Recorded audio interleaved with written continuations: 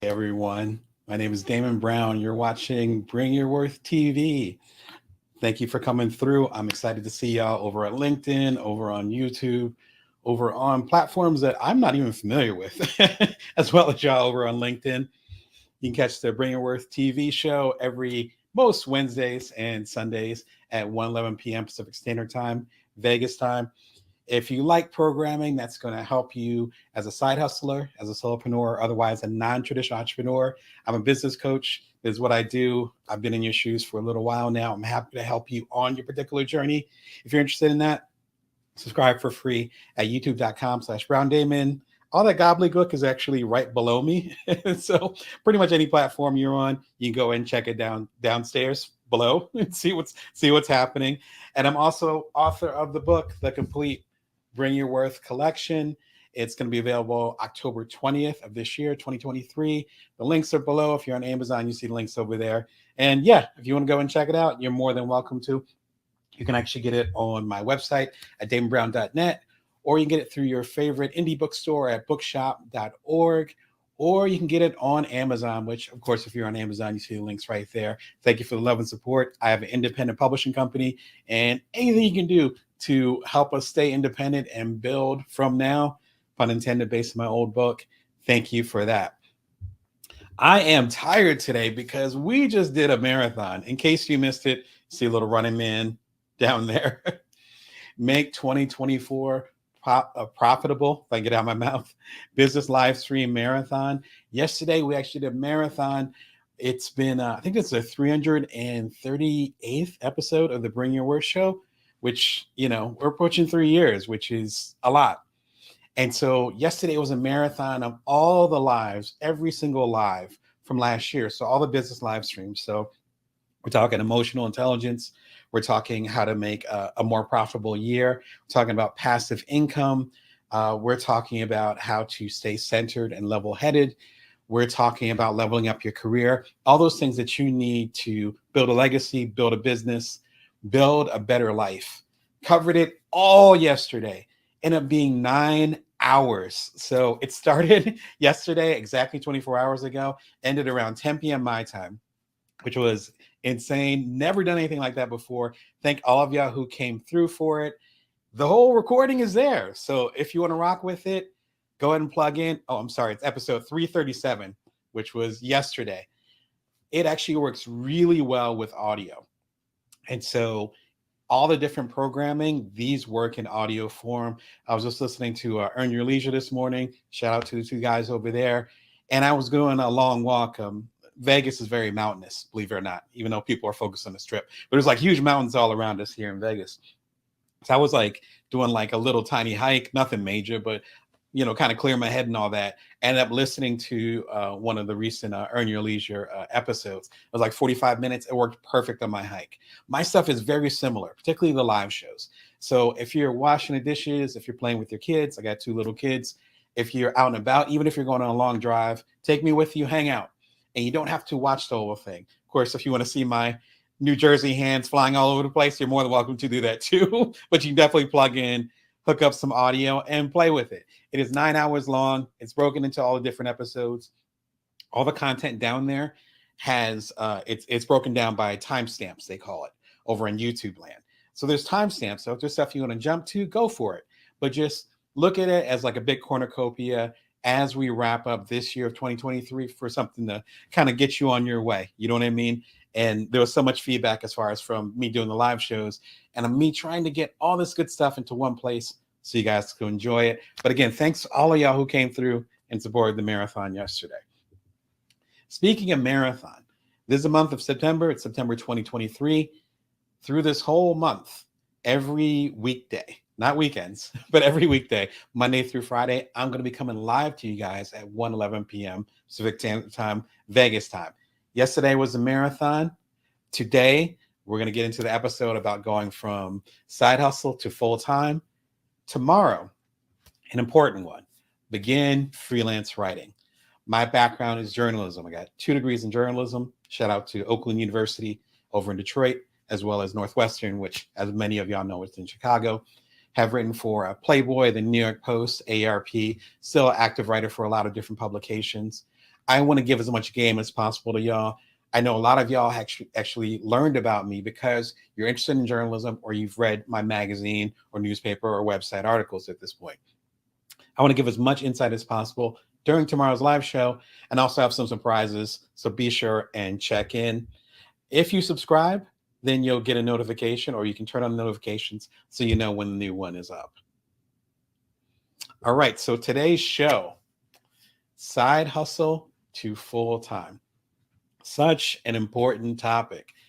There's the idea of quiet quitting, which I talked about in my previous book, Career Remix, where people are not really leaving their jobs, but they're just not doing their jobs.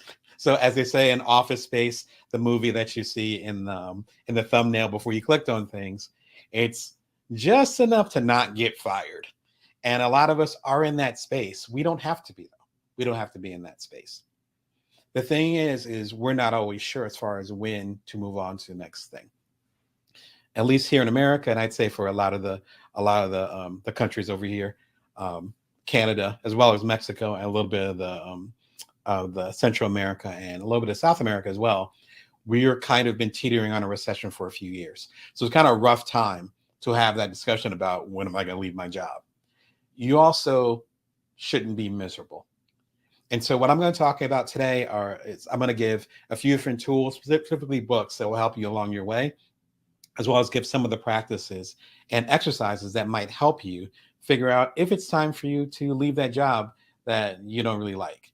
And as I implied, the side hustle to full time also means that you need to have some type of income coming in. And I would not recommend just quitting your main thing. That leads to the first question that I often get as a coach. And I think it's a really important question. Let me take the comments off right here. I feel like it's like blowing up the whole thing. There we go. It's like it's a big banner here. When do I know it's time to quit? Such an important question. I think the main thing comes down to two basic ideas. The first thing is the people that you're serving, organization that you're serving, or whatever. Is there a certain cap as far as like limitation, as far as you serving them?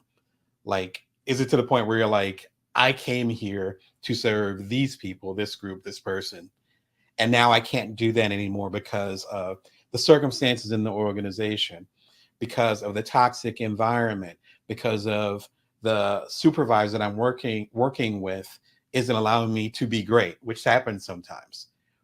Are there certain barriers that are insurmountable when it comes to you actually doing your job? Doing your job and serving the people that you're supposed to serve, to me, are the same thing. So if there are certain blocks, certain things that are immobile, like back to we'll talk about mountains some more. If there's a mountain in the way and it cannot be moved, that can be that first sign to say, you know what, this isn't going to change. And I'm putting energy into these things, but the people that I'm trying to serve aren't being served. That's a tough place to be. The second reason to quit, as far as, and it's more of a spectrum, is if there's actually another path, another direction that you're supposed to be going that allows you to serve better. So if you're saying this feels like a dead-end job, but then you're not sure what that next path is, that's kind of a tough place to be.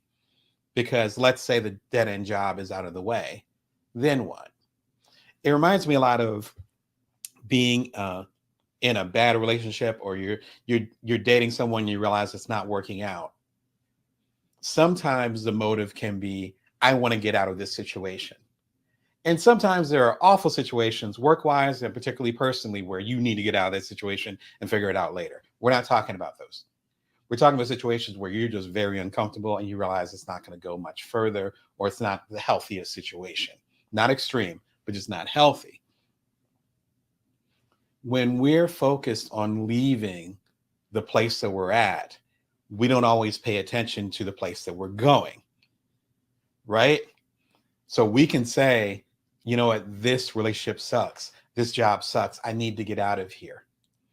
So then your intention, your focus is on getting out of there. The problem with that is that you don't actually stay focused on where you're supposed to be going. So you're not building up that better situation. And so I'm going to give a few tools today, particularly some books that might help you like map out what that situation is. And I think that's really key. The first book I would recommend is The Dip by Seth Godin. Big fan of Seth Godin. If you've been a fan of the channel, I ride with him. He's fantastic. I've actually gotten some mentorship with him too a few years ago through the marketing seminar. He does work through akimbo.com, I believe, but it's Akimbo. That's the program. He founded it, but now he's not involved anymore because he actually gave it to his employees because he's generous like that. But he has different programs. I actually worked with one of the programs, so I was able to work with him a tiny bit one-on-one. What I absolutely love about this book is that actually I have the audiobooks. I do not have the physical. But what I love about this book is that number one, it's short. Like the audiobook is maybe hour and a half long. Like right. Some of my shows are longer than that. So number one, it's super short if you're pressed for time. Number two, it makes it very clear as far as, are you going to stay or are you going to go? Shout out to The Clash. Am I going to stay or am I going to go? And he talks about, it's articulated so well. He talks about the difference between there being a dip, which means things aren't great, but like a dip, if you stay in it a little bit longer, if you use these particular tools, if you let time do what it's supposed to do, then you'll get out of that dip and you'll actually, almost like a slingshot, go higher. Then there's things called cul-de-sacs.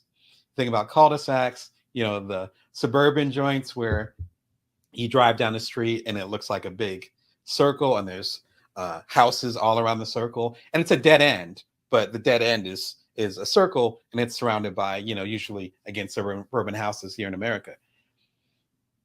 Cul-de-sacs are cute. I lived by a couple of them when I was a kid, living in my teenage years in Michigan. Cul-de-sacs are cool. You can ride your bike. It's relatively safe because, stuff's not coming in on stuff. Traffic is light, but you can't go anywhere. You're kind of just there. Like it's a dead end. It's a pretty way, a very French way. I think cul-de-sac is French. A French way of saying this is a dead end, but we're going to gussy it up. So if you have the proverbial golden handcuffs, they call it, where you're given so many different resources, so much money, so much freedom, whatever, that you don't realize that you're handcuffed, right? So you can't leave because often they call it a lifestyle creep. There's a great term for it. I'll have to break it down in one of the next videos.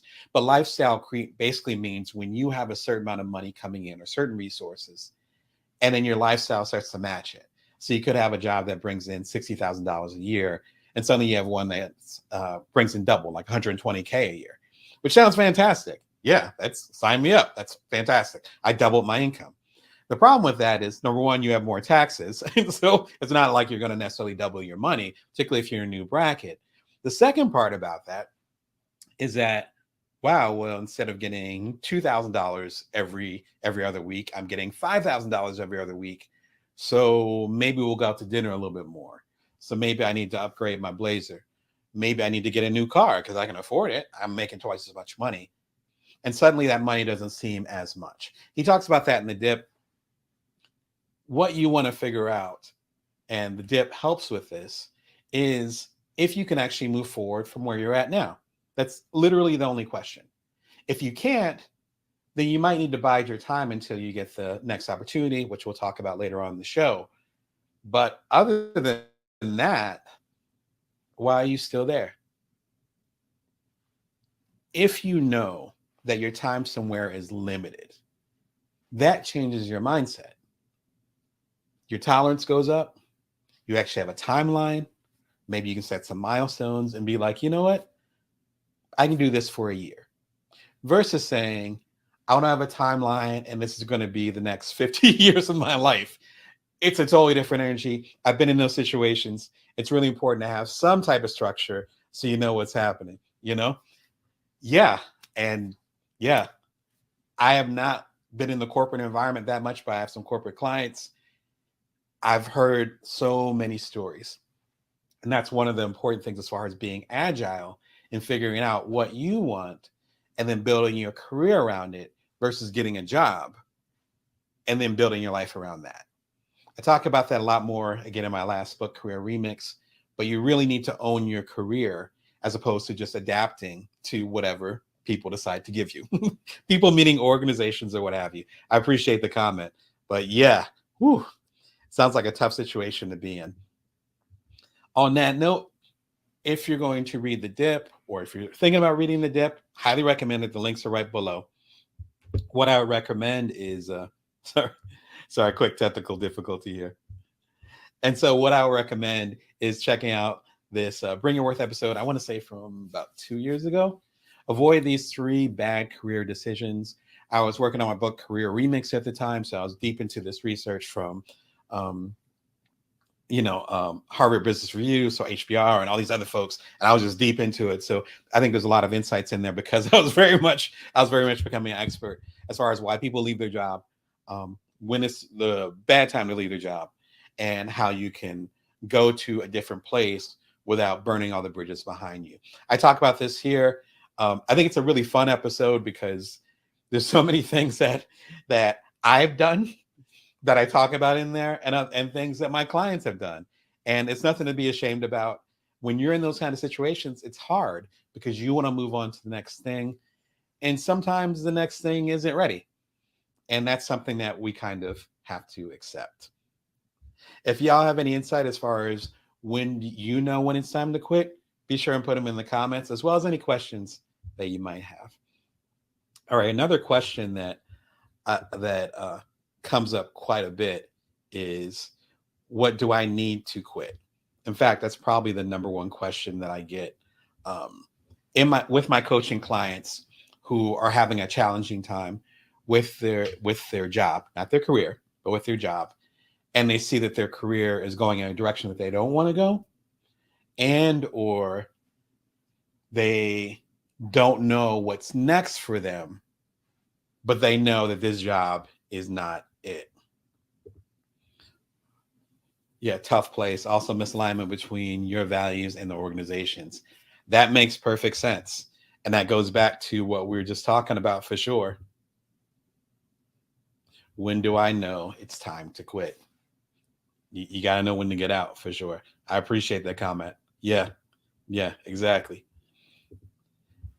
And so as far as what you need to quit, for me, it's come down to 2 basic things.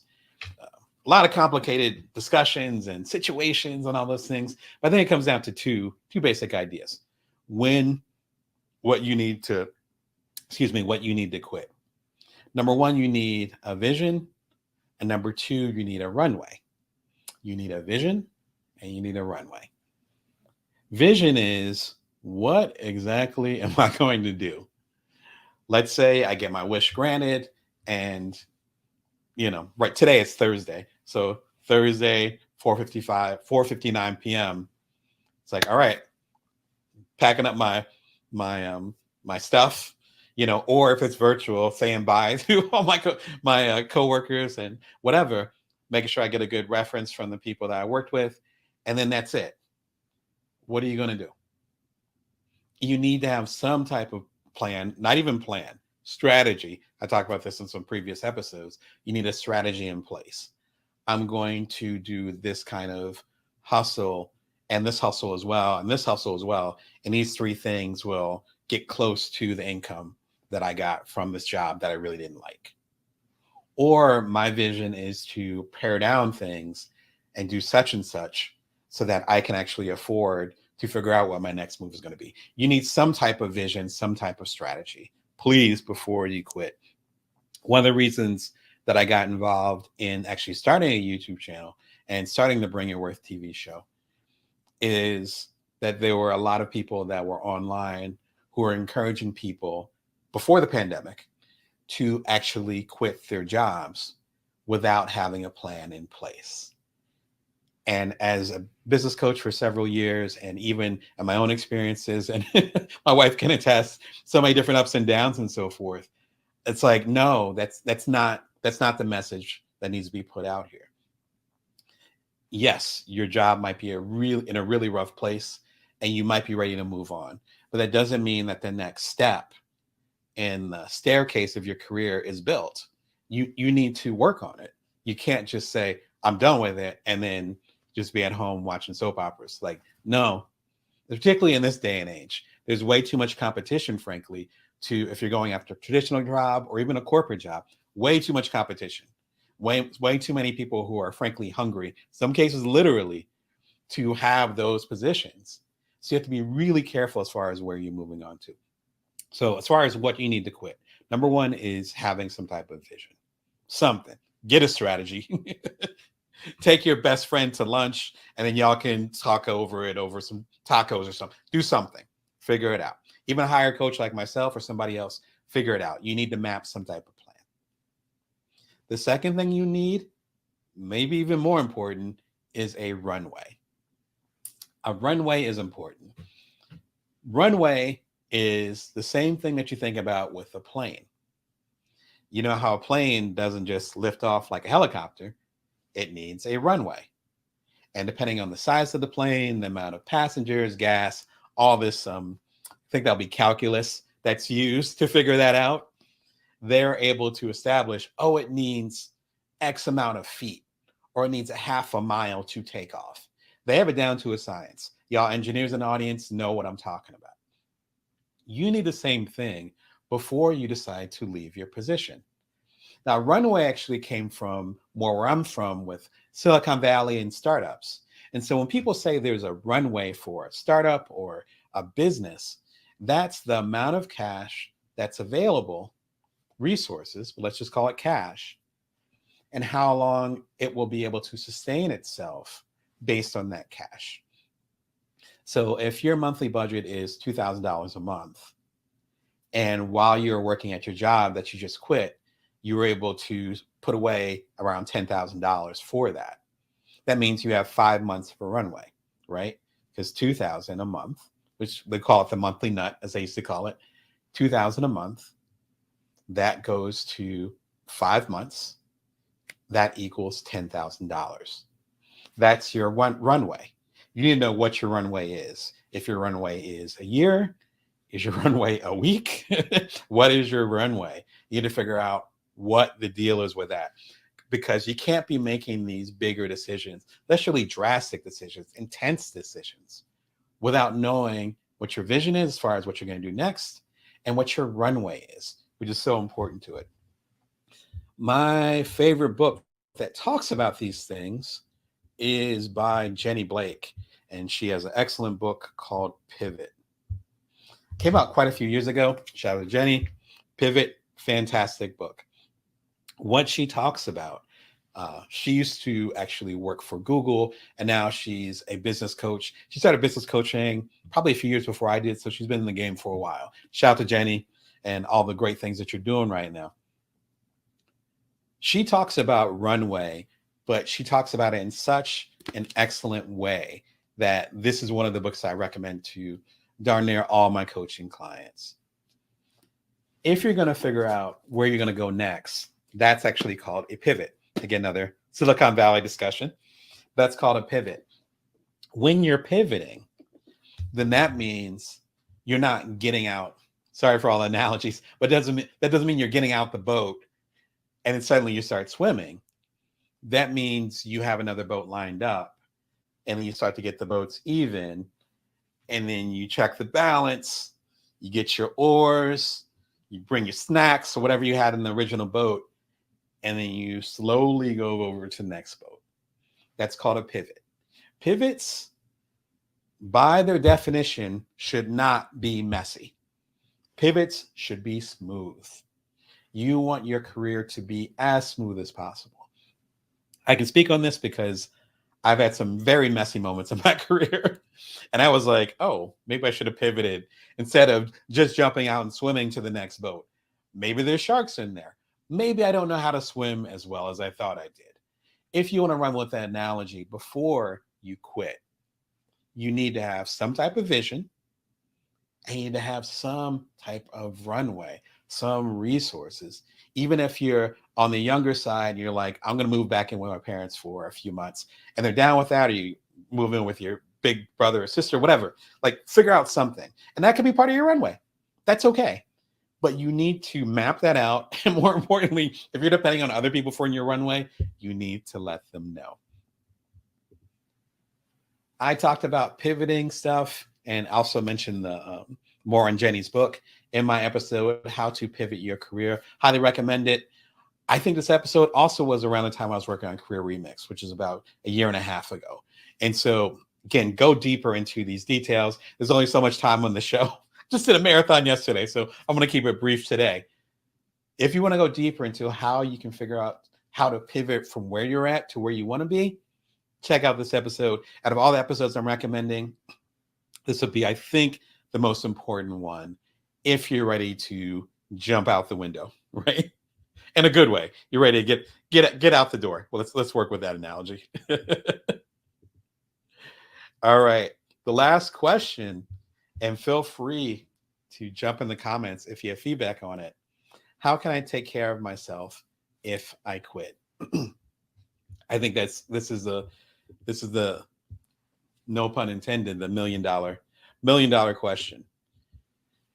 Because I remember talking to a much older relative when the quiet quitting thing was happening. I think it was like 2021. It was around the time I was researching, again, Career Remix, where you'll see a lot of these video recommendations from, because it was kind of my deep dive into the corporate world as well as why people quit and what we can do about it as far as individuals, not necessarily for organizations. Organizations will figure themselves out. I'm more worried about the individual at this point, or at least I was a couple of years ago with Career Remix. And I remember talking to an older relative, and they're like, yeah, all these people are quitting. And I was like, yeah, a lot of people are quitting. It was a great resignation, right? It feels so far back. It feels like ages ago, but just a couple of years ago. And I was like, yeah, they're calling it the Great Resignation. And my relative was like, well, how can they just quit? What are they going to do? And I was like, I don't know. Like, that's what I'm trying to, I was like, I'm researching a book right now. I'm trying to find out. Now, for the older generations and the folks that are a little bit more conservative, I'll put it like that, not politically, but more not necessarily used to taking the same types of risks. I'm a very young Gen X, very old Gen Y. And so from our generation down, we're not used to that same stability that older generations are used to. So the conversation was very radical with my older relative who was well into the baby boomer stage. And so for him, it was like, this is radical. How do you take care of things? For us, myself, and perhaps you, if you're if you're younger or around my age, we're like, well, we're really uncomfortable here. There's a mess load of opportunities out there, and I'm not going to be miserable for another day. That sounds fantastic. I've followed that model a few times. Sometimes it works. Sometimes it doesn't. And you still got your rent and your mortgage. In my case, I got a family, so you still got your family. You still got student loan payments, which are actually going to start activating here again in the United States over in the upcoming weeks. Whatever your stuff is, you still got the same stuff that you had when you had the job that you said you hated. So it's important to know how you can take care of yourself when you quit. One strong way to do that is to start building that runway beyond just, I'm going to put this money away and that can take care of me. Instead, it ends up being building whatever path you're going to take.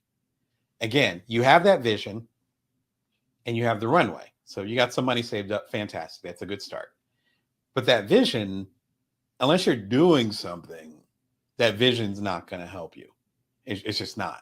Oh, I have this great idea. Fantastic. But your rent's due next week. So that great idea isn't going to take care of the landlord, right? My favorite book when it comes to side hustles, a lot of favorite books today, which I always get happy recommending my favorite books. Because sometimes the books are very good. And other times it's like, no, it stays on my shelf. I always recommend it. If you want to learn about side hustles, maybe you should get the book called Side Hustles. Shout out to Chris Gillenbaugh. He actually had a book that just came out called Gonzo Capitalism. I'm just getting into it, but congrats on the book launch and everything. Side Hustle, fantastic book. Came out several years ago, still extremely relevant. It came out well before the pandemic. What I love about the book Side Hustle is that even though it looks thick, it's extremely practical. Chris is a practical guy. He's like, okay, you start with this, you start with that, you start with that. This is how you do it.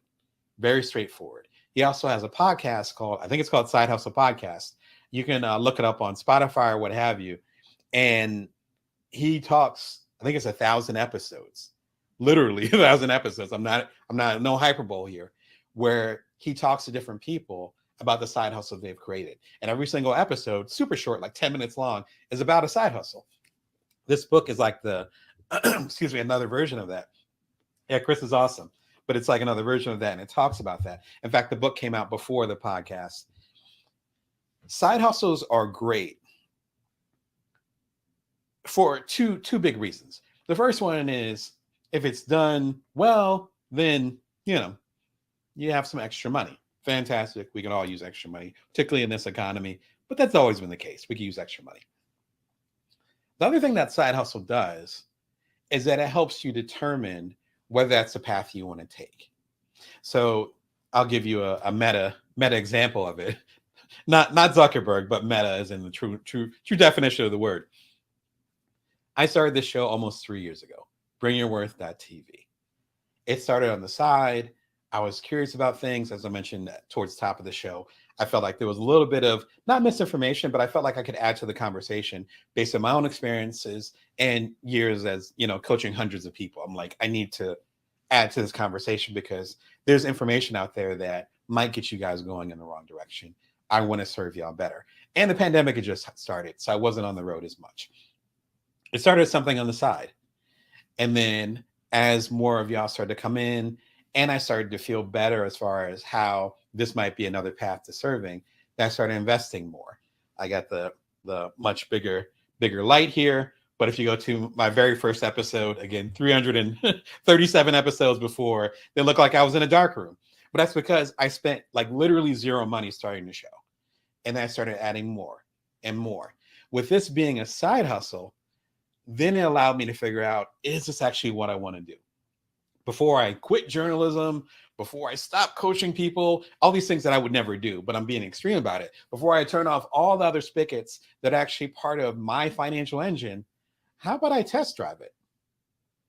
It's almost like, I love traveling. It's almost like when you vacation somewhere or you travel somewhere and you get to like the rental car place and they're like, well, I know you asked for a Camry, but there's a GT over here. And, we'll hook you up. You can get it for the same price. Even if the GT or whatever, no shade towards the GT, but even if it sucks, you're going to have it for like 3 days. I had a friend of mine that actually rented a Tesla and realized they didn't like Teslas, but they only had it for like 2-3 days. Right. And they're like, nah, this isn't the way for me. Okay. They didn't drop, 60, 70,000. I think the prices dropped. They didn't drop all that money and say, I'm going to get a Tesla and then have to go sell it.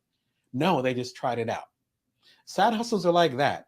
There's certain things that I love to do, as I talked about in previous episodes, that will never get monetized, that y'all will never know about, that will never turn into a book. Like my friends know about it. My family knows about it, but like, y'all don't even know about it. Those aren't side hustles. Those are hobbies.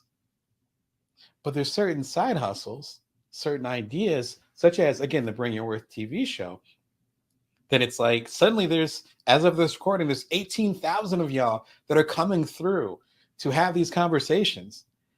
I couldn't have saw that 3 years ago. But I didn't say, I'm going to spend $50,000 on equipment and rent the street. No, this is my office. When I'm working, you see this view. Or I see this view. You wouldn't see this view because you're not in my office. But, this is the view. When you coach with me, you can learn more about that at damonbrown.net. This is the view that you see. There's nothing fancy about this. That's because it's still growing. And it's going to be one day, maybe in a few weeks, maybe over next year, where suddenly the camera is going to get better. Suddenly the lighting will be organized in a certain way where I'll look like some of the fancier folks that have TV shows. But you have to go on that journey to figure out what level works for you. And there's certain side hustles that you realize you don't want to do full time. And it's okay to have that experience. And that's an excellent, excellent point. Side hustles are a great litmus test for pivoting. Exactly. Jenny talks about that too. Excuse me. And again, the eponymous pivot. Excellent title. Like, I'm so mad she got that title. Like, it's fantastic. SEO ready, right? But she talks about that in pivot as well. If you start with something small and you don't lean everything on there, then you have the opportunity to see if it will grow. I talked about that in the complete Bring Your Worth collection. Again, available this October, next month. Can't believe it's next month already. Next month, you can check it out again in the links below. But I talk about that. To paraphrase, you don't want to put too much pressure on new ideas because they're as light and as flaky as a Parisian croissant. I'm really into Parisian food, been over there a couple times. But if you think about it like a croissant, you put the pressure of your mortgage and or your rent and whatever on top of that, it's going to fall apart. But if you're like, hey, I'm going to treat this lightly, let's see what happens. And if you have that see what happens attitude, which might be difficult if you're ready to quit, I own that, I get it. But if you have that attitude, you have a much higher chance of actually having that vision be fulfilled, that pathway, so you can sustain yourself. I did a keynote for Bedroom Candy. Shout out to them. It's a company that actually sells different intimacy products, but all the folks that are within there are individualized entrepreneurs. So they asked me to come through. Pandemic had just hit. So it had to be like a few years ago. I want to say summer of 2020.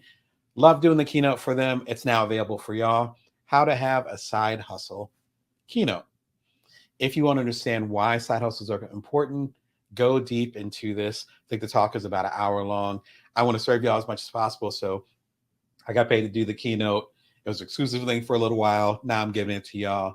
Soak up as much game as possible because, again, this is the reason why I started the show. Bring Your Worth TV, the intention is to help you as a side hustler or a solopreneur or otherwise a non-traditional entrepreneur so you can avoid some of the pitfalls of you pivoting into a different direction with your career. As I say in Career Remix, the job is theirs, but the career is ours. So we have the power when it comes to our career.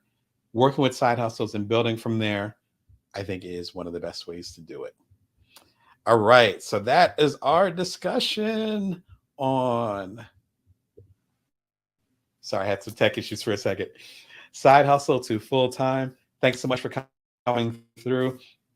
Remember, for the rest of this month, every weekday, you're going to catch me here, 1:11 p.m. Pacific Standard Time, Vegas time. I think we have another 18, 19 episodes for the remainder of September. Please come through. Join me tomorrow. Join all of us tomorrow. Beginning freelance writing. Been a freelance writer for longer than, it's getting to the point where if I say the number, it's going to be embarrassing. I've been doing it for a while. Please come through if you want more game or insight about that, or if you had specific questions about starting your freelance journalism career. My focus is on freelance writing, but a lot of stuff we're going to be talking about tomorrow, and I'm sure some of the comments coming in will be applicable to other freelance creatives. Whether you're creative, more on the advertising side, you're a creative copywriter, which also will spill over into advertising, even if you're a creative photographer. My main thing is writing, so that's what the focus is going to be on tomorrow, but I think there's some insight and game in there. And if you like the Bring Your Worth show, be sure and subscribe. I think it'll always be free. So I think I can say it's always going to be free. It's at bringyourworth.tv. It's free. It comes to you regularly, and there'll be a lot of bonus episodes this month. You don't want to miss it. There's going to be some great conversations like we had today. Until next time, remember that you can always bring your worth, and you can always build from now. Take care. Welcome to the Bring Your Worth show, Bring Your Worth TV. I am your host, Damon Brown. Let me get connected with you guys on Amazon, and then we'll keep it moving. So good to see y'all today. It's been a really interesting and busy day and fun day in a lot of ways, because I'm talking about one of my favorite subjects today, which is making a living as a freelance writer. We're about to dive in. I know some of y'all are excited about this episode too, because I reached out to y'all. Y'all heard about the episode, so I look forward to hearing from y'all later on the episode. So it's Bring Your Worth TV. come to you most Wednesdays and Sundays at 1:11 p.m. Pacific Standard Time, Vegas time. If you do not want to miss an episode, you can subscribe, you can do the little notification, all that, and you'll get a heads up whenever a new episode arrives. I am the author of the new book, The Complete Bring Your Worth Collection. My collected works, pretty much all of them from the past. Oh my gosh. The first book in the Bring Your Worth series came out when my second son he must have been a few months old. Yeah, he must have been about 6 months old when it first came out. He just turned 7 a few months ago. So there's like a 7 years of good stuff in there. The links are below. It comes out on October 20th. If you want a signed copy from me, just come to damonbrown.net. I will hook you up. Happy to send you a signed copy with all that good stuff. But you can get it on Amazon. You can also get it at bookshop.org, which supports local bookstores. I am an indie publisher, so support all of us as much as you can, particularly during these kind of chaotic times when it comes to doing your own independent business. All the links are right below. And if you're on Amazon, the link should be showing up for y'all. All right. So my main thing is helping you as a side hustler, solopreneur, otherwise a non-traditional entrepreneur. I've done 2 startups myself while taking care of my kids at home. And it's been such a fun and interesting journey.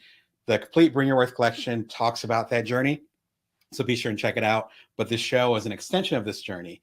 This is episode, let me check, 339. So I've been connecting with y'all 339 times as of today, and some bonus episodes here and there. Thanks for rocking with me. I appreciate y'all. If you want to support the channel, be sure and subscribe below or check it out.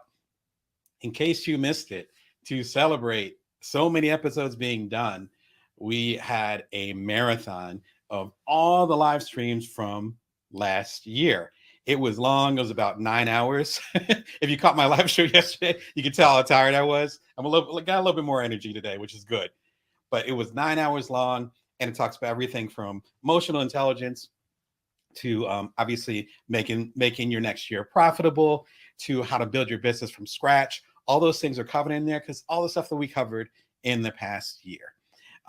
It's all time coded, which is what they call it over here in YouTube land and in TV land. And so if there's a certain episode you want to see, just click on the link. You can go to it. Or if you want to just absorb the whole thing, I love listening to these kind of podcasts in audio form. So I mentioned it yesterday, I take walks in the nearby hills and mountains around here, over here in Las Vegas.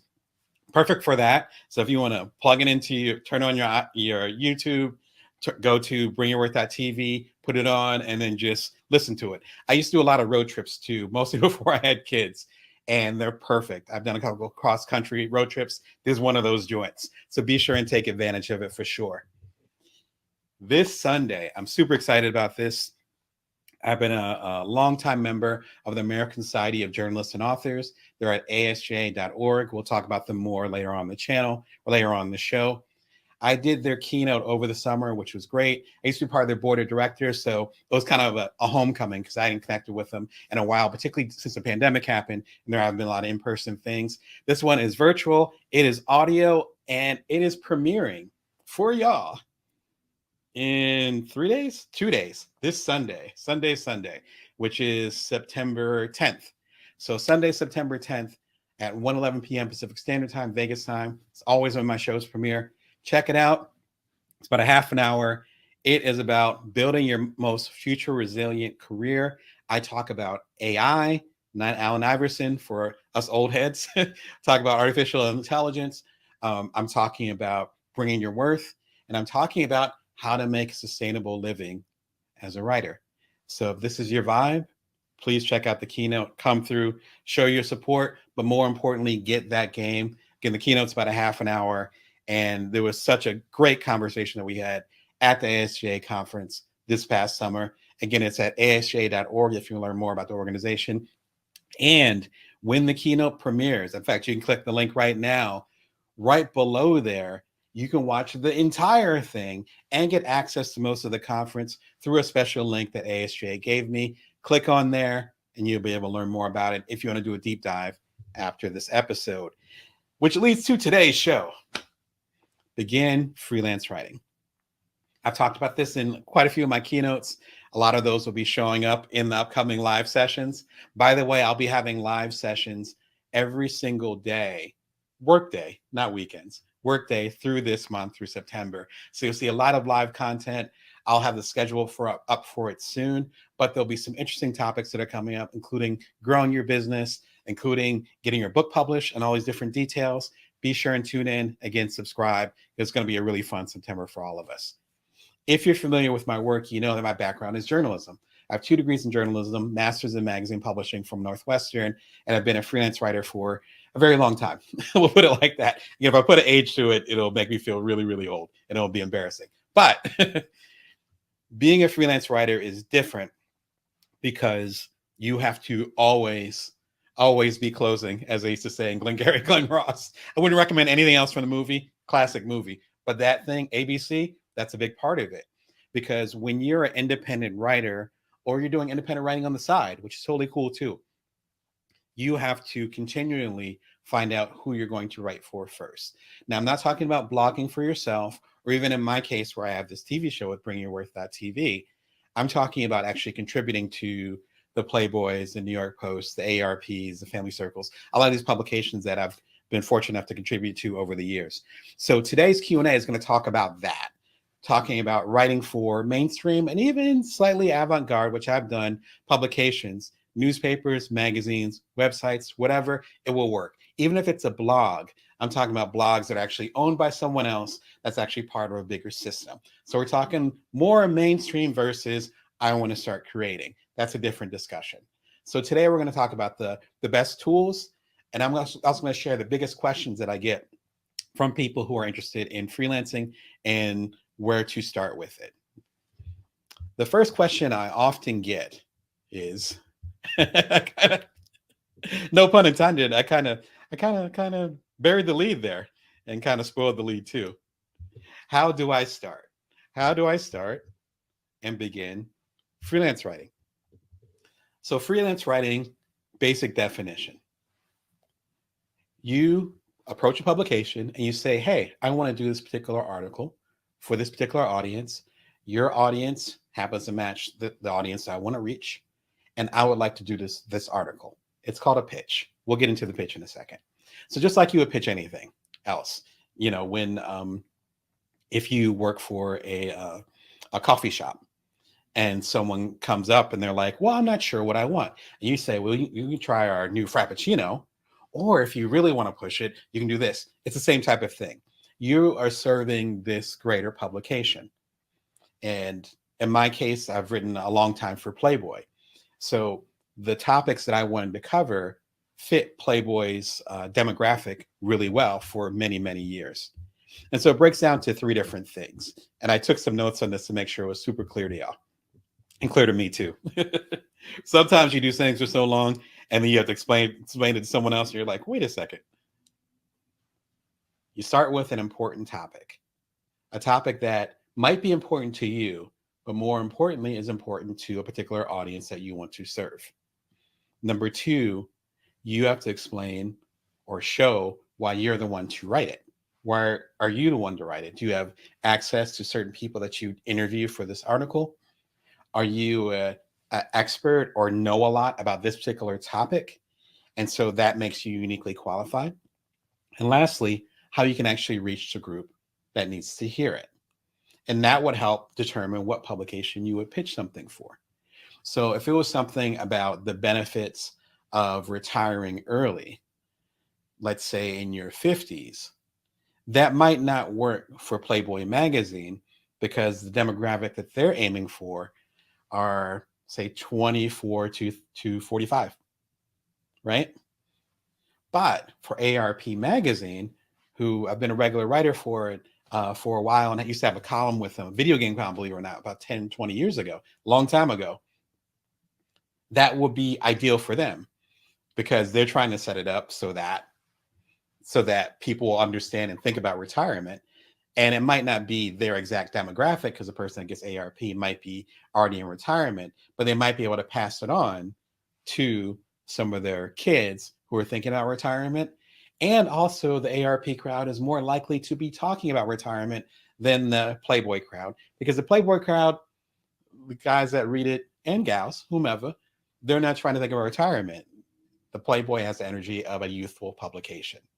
So you have to kind of think about what the topic is, why it's important, why you have a certain expertise in it, and how you should use that particular publication or work with that publication to get it out there. Hopefully that makes sense. Drop a line in the comments if there's any other details that you're curious about. That's the best way I can describe what's called a query or a pitch. If you want to go a little bit deeper, and in fact, this will be, I think, one of the first steps, check out the American Society of Journalists and Authors. I was already hyping them up at the beginning of the show. Fantastic organization. They, along with the Writers Guild, are the two premier writers organizations. You can call them unions if you like, based here in North America, and particularly in the United States, obviously with ASJA. But we have a lot of Canadian members, so shout out to you guys. You know who you are. ASJA is fantastic because they have conferences. Again, I keynoted a few months ago. They have conferences throughout the year, some of them virtual. A lot of them, though, which is where I got my bones at and really got a chance to network with people, was when they had them in person in Midtown Manhattan. I have so many memories. Excuse me, and people that I'm still cool with to this day, and people that, like, all these books right here are books I've contributed to, books I've published. Many of them would not have happened without either learning from ASJA or the connections connected to ASJA, as far as being in New York, connecting with different folks, or even virtually. And there's so many things that even come from ASJA now, even though a lot of it is remote. So be sure and check them out. I think it's a good first step. There's a certain criteria that you need to hit to become an official member. That's often, they change it every year, but I believe it's like you have to have a couple books published, and or you have to, or more the or, have a couple books published, or have a byline, which is your name, in 6 or more publications that are considered mainstream. That can be a high order. It took me a few years to get to that point when I first started my freelance career, but they have a ton of resources that are available in general for everybody. That's what you want to work with. They also have a Facebook page and other things going on that are available, I believe, to everyone. Be sure and check them out. The resources are infinite on there. And again, the keynote that I did for ASJ a few months ago will be premiering on the channel, audio only, this Sunday. And then there's a link. If you click that link, it'll link over to right below the video. It will actually link to the ASJ packages that allow anybody, whether you're a member or not, to actually get involved, check it out, and watch the whole keynote on its own, you know? Right? And ASJ is fantastic. Yeah, thank you for the note. You know, I'm not hyping them up for no reason. They're fantastic. Like, they're fantastic. And they've been integral to some of the work that I've done, and obviously for some other folks as well. If you want some hard copy material, I do not have a physical copy because I haven't had this joint in a while. The Writer's Market, 100th edition. That's how far back it goes, right? I remember getting the Writer's Market, and I was broke, living in Chicago, in a small apartment, trying to get my freelance on. And the Writer's Market is essentially, I don't even have a book that's the same size of it. Let me just take all my books. If you took my last 3 books, including the one that's coming up, put them together, heck, bring another one. It's that big, that big. That's how big it is. It's huge, right? It's like a Bible. And what it does is they spend the whole year working on this, almost like an almanac, right? They spend the whole year working on this. And then they say, all right, let's use Playboy again for an example. Okay, if you're going to pitch Playboy, these are the main editors there. These are their email addresses and or the submission for their website. This is how often they come out, like, 12 times a year, 10 times a year, whatever. I think they're still monthly, so 12 times a year. This is their circulation, or how many articles, or how many magazines they print every month. So I'm guessing Playboy circulation, nowadays, I'm guessing their circulation is about 7 million. That's just a guess. You can correct me in the comments if you happen to know. So 7 million copies of Playboy go out every month, etc. More importantly, they talk about who the head editors are, and how much they pay. We're going to get into that in a second. So it gives you the whole breakdown. You can go to different websites. Shout out to Freelance Success and all these other websites that are on there, which are fantastic. ASJ is one of them. This is actually something, though, where you just want to keep it on your desk to be like, you know what? I really have an article idea that I want to pitch to Writer's Digest. Who do I reach there? Now, of course, Dr. Google can help take care of you. Shout out to Dr. Google. It changed things because I was doing freelance writing before Google was even invented. That gives you some ideas for how long I've been doing it. But there's certain limitations to how much access you're going to have.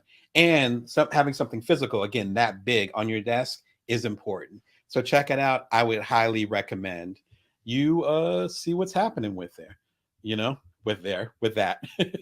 It's a Bring Your Worth TV show. Every Wednesday and Sunday, I'm doing a special where I'm going live every single day, every work day throughout this month. So be sure and tune in and you can subscribe right below. My apologies. I am in a silly mood today. All right. So that leads to the next question that happens a lot and might help you on your way. How do I pitch articles? Pitching articles comes down to three basic things. At least for me, I use a 3-paragraph system whenever I pitch something. So let's say you're talking to Writer's Digest or you're talking to Outside Magazine. Let's work with Outside Magazine. You know what you want to say to Outside Magazine. You have an article idea. You know it will work for them. You got the editor contact, or at least where to submit. Now what? Here's what you can do. Use a 3-paragraph system that has worked for me really, really well. The first paragraph is essentially like the lead or the beginning of your article. In 2019, a bunch of hikers gathered at the bottom of Mount Charleston. Many of them experienced, but some of them had no idea what they were getting into, and they're never heard from again. I just made that up. That's a lead. That's a lead. And if you treat it like article, you'll be like, oh, I want to keep reading. Well, what happened to, why were they never heard from again? And some were experienced, but I guess they weren't experienced enough to deal with whatever happened. Why did the inexperienced folks go to Mount Charleston, which is right here in Las Vegas? Why did they do that? So you want to kind of get their mouth watering, which mine is literally watering. I think I need some coffee. Mouth watering for whatever it is, right? That's the first paragraph to say, this is like the beginning of the story. Doesn't have to be long, just a few sentences. The second paragraph is saying what you're actually going to give the reader, what the story is and what you're going to give the reader. In the story for Outside Magazine, I'm going to talk about the great storm of 2019 where such and such and such and such. The Outside Magazine readers will like it because such and such and such. So that's paragraph 2. So paragraph 1, basically the beginning of your story. What's your story? Not telling them what the story is. We have this wonderful saying in journalism and also in public speaking, and I'm a public speaking coach as well. Show, don't tell. So you want to show them what the story is going to be. You're not going to tell them what it's going to be. You show them with that first paragraph. The second paragraph, you take a step back and then you start to tell them, I'm going to tell this story about such and such and why it's going to serve their readers. Outside Magazine readers are going to love this because of such and such and such. Bonus points if you can point to a particular article that's similar to the one you want to do. It's similar to the 2015 Outside Magazine article you had about the guy that got his arm stuck in the desert and had to cut it off. It's similar to that, the one they made a movie about. Like that, then they're like, oh, okay, not only do you know our audience, but you're up on our stuff. So you know what we're trying to do for our audience. You're trying to make the editor's job easier. That's what you're doing with the query/pitch. The third paragraph is going to break down why you are the one for the job. So if there was an article in Redbook about being a single mom living in Tehran, I wouldn't be like, I would not be qualified for many reasons to write that article. I'm just making stuff up, but I wouldn't be qualified. But if it was like about an entrepreneur who went through some ups and downs and now is able to figure out how to take care of his family and so forth, okay, I have some expertise in that. That's what the third paragraph is establishing why you are the writer for it. Because you can have a great idea, but if you can't access the people you need to interview for the story, and or if it's more of an opinion, POV perspective piece, if you haven't had the experience for it, then you don't know. I can do an article about selling my company because I sold my company a handful of years ago. I can't do an article about getting funding from other, from like a venture capital firm or from an investment or whatever, because my startups were actually bootstrapped. So I didn't get investment. So I can interview people about it, but I can't say I did that. Third paragraph is where you're going to establish your expertise. Why are you the person for the job? The big secret here is that all magazines have staffs. So they have writers that they full salary, health benefits, 401k, they're set.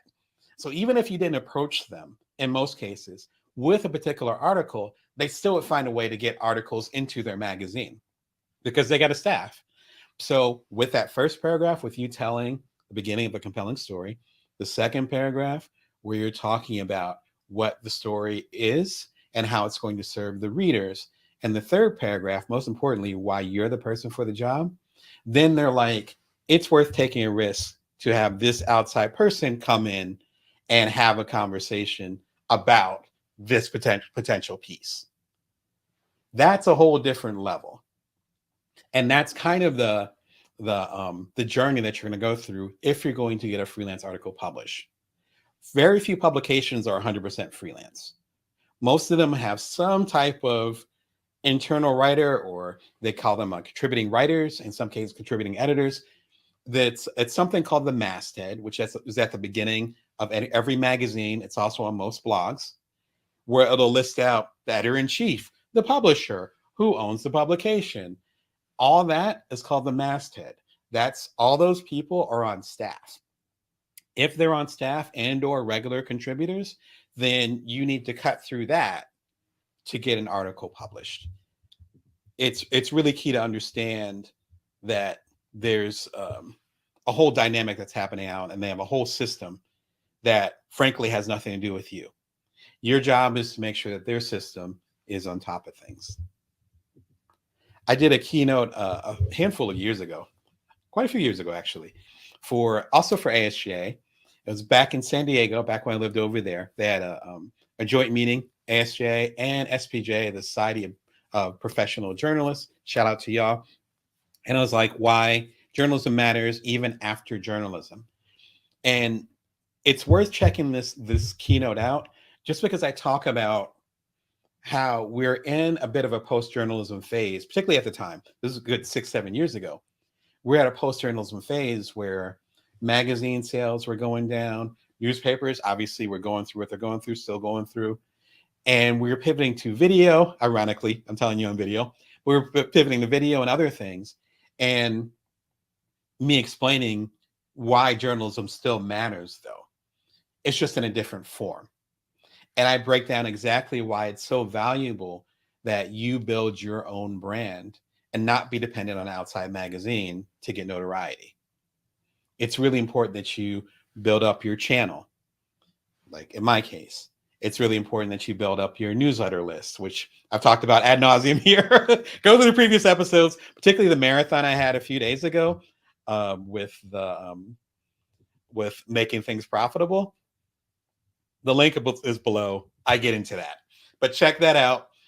It's important for us to build up ourselves and not just depend on such and such giving us the shine. So sometimes you have an article that you want to get out there and no one's rocking with it, or the publications don't hear you. And sometimes you got to publish it yourself. One of the reasons why I started this channel, and there's so many things I'm able to address here, so many ways I'm able to do it, that the publications and the folks that I was working with didn't quite see. And sometimes make your own way. And that's an important part of the process. Excuse me. If you're going to go through your process as far as making a living as a writer, and we'll talk about this more in the next question, highly recommend Six Figure Freelancing by Kelly K. James. Hope you're doing well.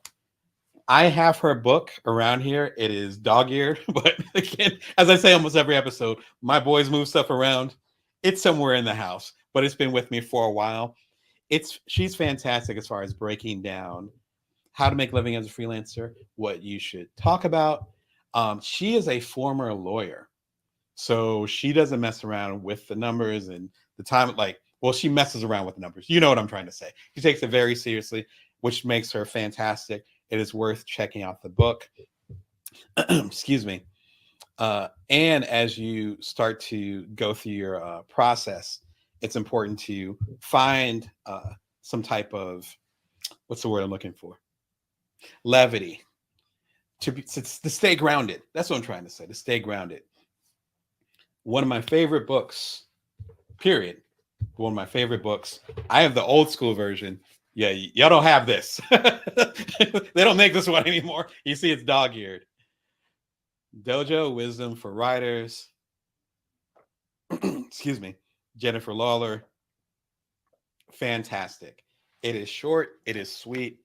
And what folks will not tell you about freelance writing, if you decide to make it a full-time profession, or even if you do it on the side, it can be very, very hectic. You can have editors that come in and want last-minute changes, but they're about to go to press, which means that they're about to publish something. So that means you can do it quickly. You might have certain sources, which means people that you're interviewing, and you might not be able to access them in a certain way. And so you're trying to do this with a deadline and all that stuff. It's even the financial ups and downs, which we'll get into in a minute. This helps you stay level. It's a fantastic book. As you can tell, there's my old copy. The new version's out. In fact, I think there's under Jennifer's publishing imprint, which is fantastic. You know, I rock with that. I got Bring Your Worth Publishing. Shout out to Jennifer. You know, I love you over there. You're doing fantastic work. And she's an author, like not just author, you know, like stuff I do, but author like fiction. You know what I mean? Like novels and stuff. The pre-order link just came up. I just got the notification of it. It's The Dreamer. I believe it'll be out in the next couple of months. I need to go ahead and double check the release date, but it'll be out soon. Probably, I think it's the launch date's close to October 20th, which is when my book comes out, the complete Bring Your Worth collection. Fantasy novel, sounds fantastic. Check it out. I would be remiss if I didn't mention that one too. If you're going to talk about writing and going deeper, you know, break that down. You know what I mean? And one quick side note on that. I was never a big fiction person. Actually, I was when I was very young. Like my sons are 10 and 7. I was around their age. I was into fiction. I got introduced to nonfiction by Anne Briggs Bunning. Rest in peace. Shout out to her. You know, I love you. I did an episode about 2 years ago when she passed away. Broke my heart, but you know, that's part of life. But she got me on the way as far as journalism and taking nonfiction seriously. And as I always say, I realized that nonfiction was way more bizarre than fiction because it's stuff that really happened. What I learned though, and that's why I want to give a shout out to Jennifer's book. What I learned was that, what I learned was that I could actually learn a lot more from fiction as far as structure and organization and so forth. Jennifer is actually head of a website called Club Ed. It's clubedfreelancers.com. I'll go and throw into the show notes after the show is done. And so you all start talking about structure and elegance and so forth. I can talk about that all day. I learned that from fiction, from the Jennifer Lawlers, can't speak today, from the F. Scott Fitzgeralds, from a Truman Capote's, which I would consider his stuff more fiction than nonfiction, like just getting that flow. And so if you want to learn how to write better, then you got to read better. I'll leave it at that. But congratulations, Jennifer. Last subject. This one's important. This one is super important. It's like, yeah, Damon, I'm going to go ahead and become a freelance writer. I'm going to do this writing on the side. Da, da, da, da. But how do I get paid? How do I get my money? I'm glad you asked. Usually, when you do a freelance article, you get paid in one of two different ways. The first way is by project, by completed article. I'm going to pay you $500 for this article, right? The other way is to get paid per word, which sounds bizarre if you're not used to this. So it could be 25 cents a word, it could be 5 cents a word, it could be $3 a word. Now, that doesn't mean that you can do a bunch of run-on sentences and just keep going.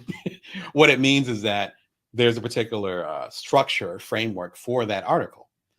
Back to the Playboy example. I did a feature for Playboy, and that feature was 1,000 words. But before I earned the right to do that feature, because I did a lot of articles before I got that Playboy feature, I was doing articles that were literally 50 words long. They were little reviews. If you guys are old school Playboy back in the 90s and in the early aughts, you know what I'm talking about, the reviews up front. So it'd be 50 words, 75 words, whatever. What happens when, as far as getting paid though, is that the length might not matter as much when it comes to per word. The length might not matter as much because they're paying so much per word.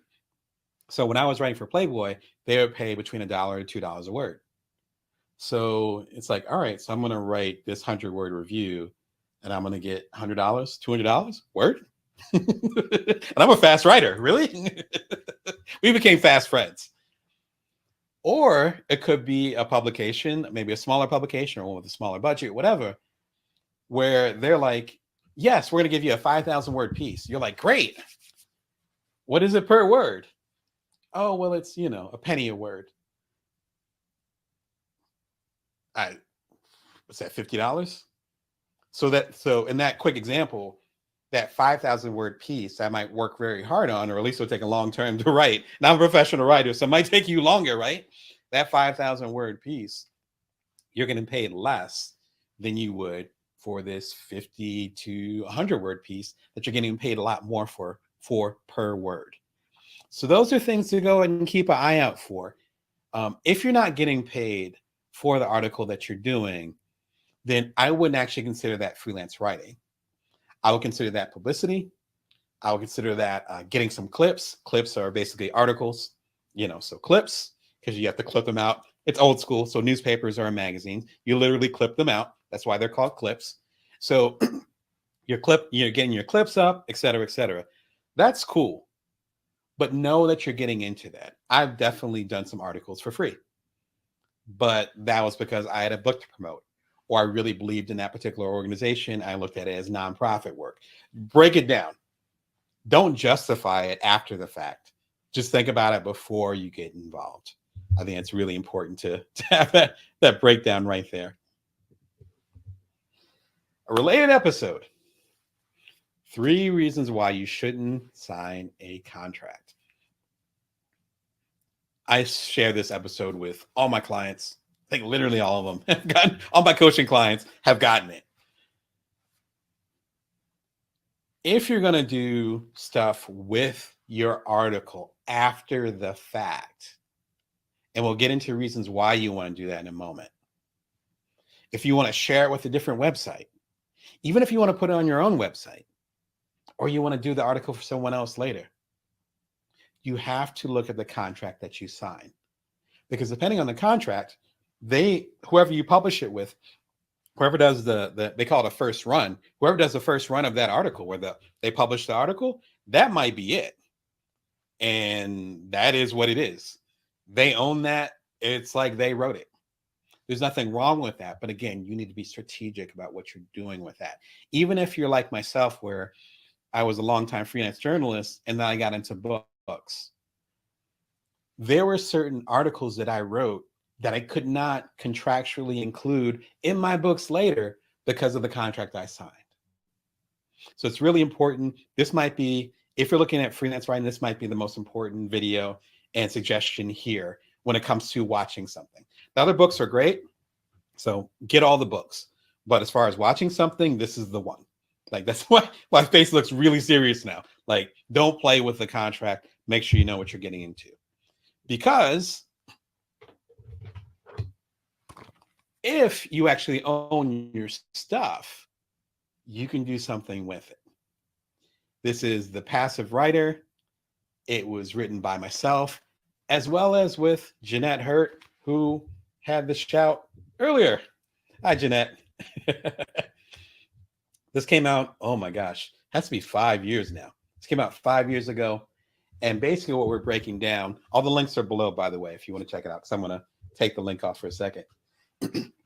We came up with this book when we realized there are so many different ways that people were freelance writers creating content, working really hard. Like, it could be a tough profession, working really hard, and then only doing one article based on that. I'll give you a really quick example. Let's say you're doing a 5,000 word piece. For a 5,000 word piece, let's say it's not opinion. Let's say you have to interview people. Maybe you're interviewing. Sorry, my mic's in the way. My book's in the way of the mic. Let's say you're interviewing people, interview like 20 people, which I've done before for shorter articles. But then you only end up using like 3 of the interviews. And then maybe there's another article in there, but that's not the article that's right for that audience. That's not what you're contractually obligated to do. And maybe the piece ends up being 15,000 words, but you only use 5,000 for the actual piece. If you have the right contract, you can actually do other things with it. And passive income, I have lots of videos on it. You can click the links below. Passive income is your way of creating something once and getting paid multiple times. The books I create, even some of the articles I create, even the stuff with this show, that's bringing in types of passive income so that when I'm hanging out with my kids or my wife, or I'm on the road, or even when I'm sleeping, which hence the subtitle, even when I'm sleeping, that money's still coming in. That is such a key part of it. We break it down and give all that kind of insight, hopefully, when it comes to passive income. So be sure and check it out. It's been well received within the writer community. So thank y'all for all the support. I think it just had a 5-year anniversary. I can't believe it's that old already, but it's still extremely relevant, maybe even more relevant now, because, a lot of us are hustling, trying to figure out what we're going to do next. Another Q&A that I did, another live stream, about a year and a half ago, become a well-paid writer. This gives a lot more gems and even goes deeper on some of the stuff that we discussed today. Be sure and check it out if you want more insight. And I have a couple bonus content things here too. This one came out relatively recently, A Beginner's Guide to Making Freelance Money. I think we're going to have an episode in the very near future that updates this as far as going deep into making money as a freelancer. Right now, we talked about pitching today, but we'll go a little bit deeper into financially what goes into it. And it gets more into the contracts, but also as far as having longevity in the game. Myself, my co-author Jeanette, and even other folks, such as Jennifer Lawler, we've been in the game for a long time. There's reasons for that. And so I'm happy to go ahead and share as much insight as I can as far as getting paid as a freelancer and going from there. This is an excellent start, though. And this is about 25, maybe 30 minutes long. It is worth your time if you're even waddling into the freelance market. My last suggestion, make infinite freelance money. It is not hyperbole. It is actually true. I talk about this 3-bucket system that allows you to continue to make a living as a freelancer and not have too much feast and not have too much famine. It's only 4 minutes long. Highly recommend this video as well. As you get into the writing game, though, yeah, I'm not going to lie. It's the contract. It's the contract one. You got to get your contracts right. Otherwise, you might be hobbling yourself later and not even realize it. And there's certain decisions that I made really early on that I would have made different decisions. Of course, hindsight 2020. But I'm here as a ghost of Christmas future to say, get your contracts right, and then it might be fruitful later on. Everything below are referrals. So some of them actually have bonuses that come with it. Other ones just give you an inside track on things. So be sure and check them out. But, that also helps out the channel. So thank you so much for the support on that. And I'm really excited to connect with y'all on Sunday. Get my link right. On Sunday, where there'll be a live official audio from the ASJ conference this past summer. Thank y'all for letting me rock with it, not only for having me speak there, but also allowing me to share the audio from the keynote with my viewers.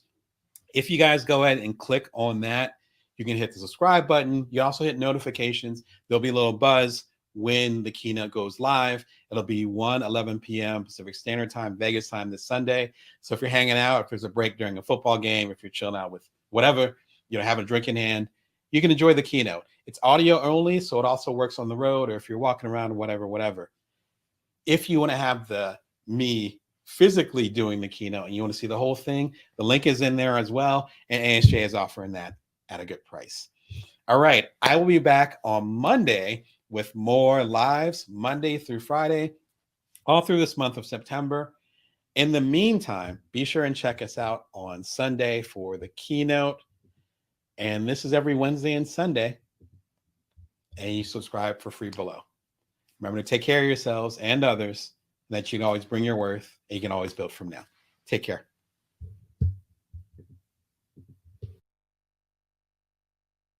Hey, welcome to the Bring Your Worth Show, Bring Your Worth TV. My name is Damon Brown, and I come to you every Wednesday and Sunday, at least most Wednesdays and Sundays at 1:11 p.m. Pacific Standard Time, Vegas time. I'm going to go and connect with y'all over on Amazon, and you can connect with me again every Wednesday and Sunday, 1:11 p.m. Pacific Standard Time, Vegas time. You might be saying, Damon, it's Monday. We're actually doing something special this month. I'm going to be connecting with y'all live every single workday, not Saturdays and Sundays. I do have a family, but regularly I'm coming through to y'all Wednesdays and Sundays. If you like what you're hearing, if you want insight as far as being a side hustler, being a solopreneur, being a non-traditional entrepreneur, as I talk about my books, be sure and chime in. It's free. In the foreseeable future, I think it'll always be free. Check it out. The link's right below. And in case you missed it, number one, I have a little bit of a sinus stuff going on, so I apologize. The weather's getting weird here in Las Vegas, so we have a cloudy day, so I got some stuff going on. But I do have my tea, which I will talk more about the tea, believe it or not. It does apply to some stuff we'll be talking about in the upcoming week. In case you missed it, though, part of the reason why I have a little bit less of a voice is because I'm coming to you every single day in this month of September live. In case you missed it, last Wednesday, marathon, make 2024 profitable. As of this recording, 2024 is in about 13, 14 weeks. It's not that far at all. The fall is going to be starting next week here in the United States, in this part of the hemisphere. Get it going. This is a marathon that I did last Wednesday. It's about 9 hours long. It has all the live streams from last year. We're talking about passive income, talking about how you can make money independently, talking about how you can center yourself, how you can rest, which I'm working on right now, as you can tell by my voice. All these different things were captured in there. A lot of y'all came through. It's one of my most popular episodes, if you want to call it episode. Marathon live stream. Be sure and check it out. You don't want to miss the boat on this content that will help you make the next year better. Also, live as of yesterday, it's my keynote for the American Society of Journalists and Authors. Shout out to y'all if you're interested in leveling up as a writer, and also how AI plays into our place as writers, as creators. Even if you're not a writer, if you're just creating stuff, you're concerned about AI, check out the keynote. It's about a half an hour long. It's available for free. It's official audio, again, sanctioned from American Society of Journalists and Authors. I used to be a board member over there. They are my people. And they're like, hey, go ahead and share this with everybody over there too. If you wanted the deeper keynote and or the other stuff that we did during the conference, be sure and check out this link, because there's a link to asji.org where they have all the programming available. That's special to y'all. Be sure and check it out. I know a lot of y'all have checked it out. Even from the last 24 hours, it's been available. The views are blowing up. A lot of y'all are getting insight from it. So thank you. I'm glad to help you get to the next level as a creator, trying to figure out the AI economy. Tomorrow, Tuesday, how to be a better public speaker. This has been asked of me a lot. I do a lot of business coaching where I help people with their public speaking. I also work with TED as well as Heroic Public Speaking. behind the scenes, helping them with their coaching, their consulting, and helping their speakers get to the next level. I want to give you all the game when it comes to that. Because if you are not a strong public speaker, or you can't articulate where you're going with your business, what you're trying to create, then it's going to be a lot more difficult for you to make a sustainable business. All that stuff is connected. Now, I have 2 degrees in journalism, so I'm super biased in that. But I found that with a lot of the creators, a lot of the business people, a lot of the entrepreneurs like yourself that I work with, if they can't articulate what their big idea is and succinctly, forget being a public speaker. Just articulating what you're trying to do in the world, the impact you're trying to make, it makes the road a heck of a lot longer because people aren't going to understand your vision and your mission. Tune in tomorrow, 1:11 p.m. Pacific Standard Time, Vegas time. The link's right below. All this stuff in the comments that you're seeing on the screen, all that's linked below. Check it out. Tune in. If you're not subscribed, you can go and subscribe, or if you want to get notified, you can click on the link and you'll get a notification right before everything goes live. It'll be another live show. So if you have specific questions about being a speaker, about dealing with stage fright, I think that the saying goes that people fear getting on stage more than they fear death, right? Like Jerry Seinfeld might have said that, but I think it was based on some type of survey that was done back in the 80s and 90s. If you want to help get over that fear, or if you want to sharpen up your speaking muscle, be sure to check out the episode. Again, exactly 24 hours from now. And the last housekeeping note, this Wednesday, another live show, but different. It's the same, but different. Live, 1:11 p.m. Pacific Standard Time, Vegas time, this Wednesday. Wednesday is when I usually have my live shows. There's no exception. But it's going to be different. It's actually a mini marathon of some of my most requested and talked about keynotes. It's motivate to change, or motivation to change the world. If you need motivation, if you're creative and you're like, I don't know why I'm doing this. I don't know why I'm waking up this morning and trying to grind out another day. I'm trying to make this impact on the world, but I don't know if I'm having the proper feedback. I don't know if I'm going in the right direction. This is the one for you. This is 3 of my keynotes. It is audio only. As you see, it's listenable, which is what lingo that everyone uses nowadays. So it's audio only. So you can just put it on and just zone out and get into the space you need to be in to make an impact and show up for another day. It's for free. The link is below. It's Wednesday. It's going to be live. So feel free to jump in the comments, give a commentary. I will be in the comments as well. It's about a 2-hour program. So, even if you're driving somewhere, as I said with the marathon last week, go and put it in and get it going. Get your day started. Excuse me. Dramatic drink of tea. All right, today's show, grow business from small to big. I'm a business coach. I work with a lot of you. In fact, some of you are watching right now. And one of the most common questions that I get and that people struggle with is, I need to get my business bigger. I need more clients. I want to hire people. I want to make a bigger impact. Back to the impact and motivation to change the world idea. The trick is that sometimes you actually need to grow. The question is how. And that's some of the tools I'm talking about today. Some of the things that we're going to be sharing will help you scale your business, but ideally help you figure out why you should scale your business and how. Scale means a few different things. Scale means hiring people. Scale means hiring yourself out.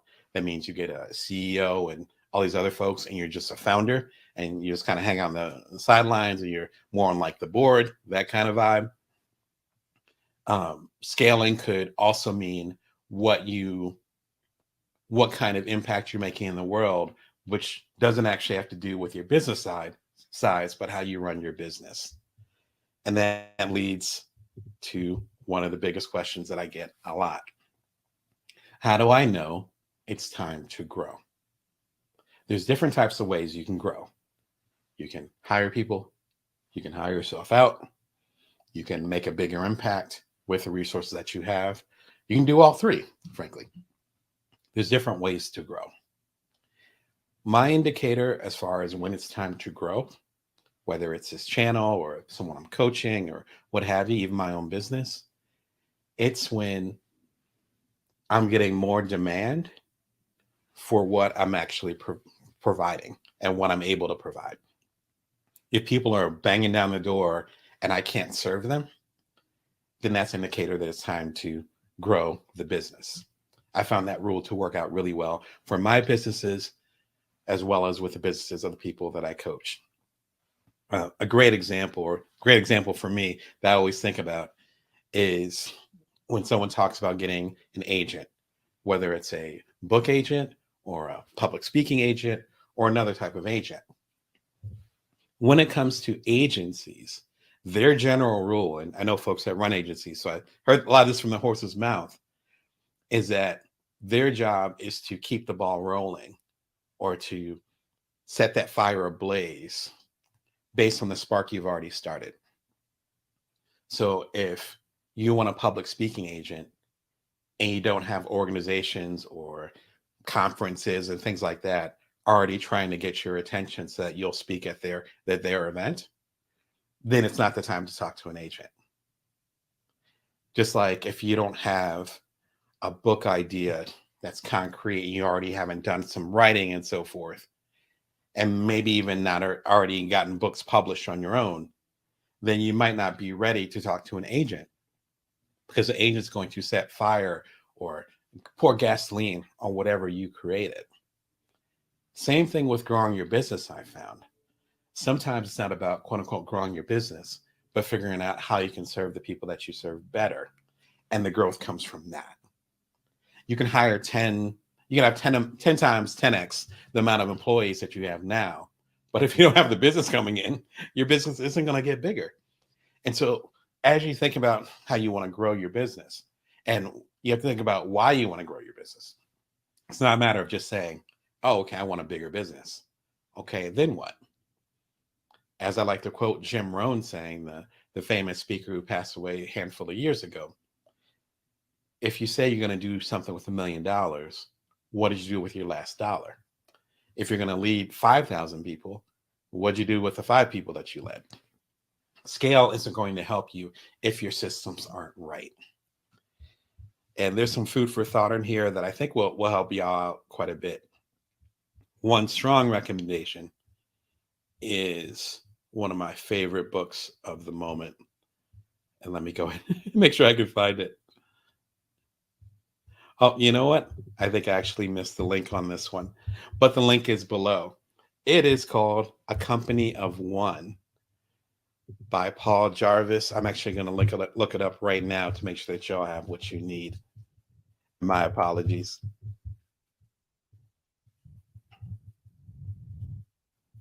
Here, the fear is typing. You know what? I need to get my tech right and get some elevator music. So the next time this happens with y'all, we're gonna put some elevator music on there. We're gonna hook it up. We're gonna make it pretty. But I actually spoke to Paul many moons ago now. I think it was pre-pandemic, 3, 4, 5 years ago, and I interviewed him for a column when the book came out. And I had been following his work anyway on social media, and I thought it was just fantastic work. And so I want to make sure that y'all get what you need because this is the good stuff right here. There we go. It should pop up in a second for y'all. There you go. Company of One. Thank you for your patience. Company of One is a fantastic book. In fact, I have the book right here. Oh, look at that. Shout out to Paul. And this subtitle is really important. Why staying small is the next big thing in business. Again, this came out a few years ago. I want to say, I won't take up any more time. I want to say 2018. Let's say 2018. So that's 5, going on 6 years ago. Speaking of 2024. This is important for a few different reasons. First of all, if you're going to grow, you want to know why you want to grow. That's one. And number 2, if you don't look at it as you have to have more, then you're going to maximize what you've got. I've talked about this with this channel here, and actually on some recent recent live calls and keynotes that I've done, where a lot of the equipment I have for the Bring Your Worst show, it's stuff that I think max on the show I've spent like $500, maybe. And the show has quite a few viewers now. You've connected and tuned in, got millions of views. I appreciate it, but I'm still working with a lot of the same equipment. What happens when you do that is that you end up maximizing whatever you have. And so number one, it's about you figuring out why you want to get bigger, what that means to you, right? How that's defined. But the second part is, if you don't assume you're going to get bigger, have you maximized the stuff you already have? Again, this isn't a treatise against not growing your company, don't grow your company, but it's more like, have you maximized the resources and what you've done so far? That's such an important part of it. On a similar note, I think it's worth checking out a couple other things where you can put some thought into it. I did a recent video. I think the episode was probably at the top of the year. Why you shouldn't scale your business. It gets more into Paul's work as well as some other resources to make you kind of think about why you want to scale, why it matters to you, what that process means. And from that standpoint, then you can say, all right, again, I'll use the Bring Your TV example. All right, I need a new camera. Okay, well, have I maximized the camera I currently have? Oh, I need a new mic. Have I maximized the mic I currently have? Like, have you maximized those resources? Because sometimes growing and saying, I need more employees, ends up being, frankly, a scapegoat for you actually being to step your game up with the resources that you currently have. Let me know in the comments if you relate to what I'm talking about. And if you're kind of struggling with wanting to grow your business, want to stay the same, I want to hear more about what you guys might be going through as well. If you're going to sharpen up your business, you have to look at your systems. Systems are an absolute requirement. You have to figure that out. I'm a systems guy, so I'm, again, 100% biased. I'm not going to lie. But if you don't have a system, then how are you going to grow? Right? Again, back to the Jim Rohn quote. You don't know what to do with $1. What are you going to do with $1 million? You don't know because you don't have a system. I know in recent times, I've come up with systems for my money and other things, and it's made it easier to me even to think about scaling. So I'm like, oh yeah, I can scale it. Yeah, whatever I'm doing now, I'll do it times 10, times 100. Not a problem. Certain systems may break down as they get bigger, but at least you have that foundation. Calendly is a big part of that foundation. It's extremely simple. You set it up. The basic plan is free, but you can go ahead and get the fancier plan. Even the fancier plan I think is like, as of this recording, like $10. But the link is right there. Let's say a new client or someone that you want to work with, some type of dynamic there. You need to set up an appointment with them.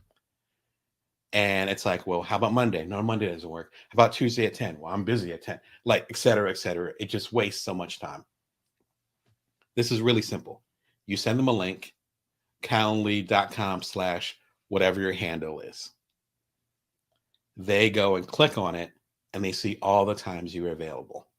You can set up different slots for different people. I have one for my one-on-one coaching, and I have others for other things. They click on it. They ask, Calendly asks how you want to connect. And it's like, I want to connect on Zoom. I want to connect on Google Meets, whatever, whatever the Microsoft Teams. I want to connect on the phone, whatever, in person. And like, great. Notification goes to your calendar. It syncs. It goes to their calendar. It syncs. And you guys just have your meeting. This might sound really small. Several years ago, when I started my coaching practice, I literally had one client. You know who we are. Shout out to you.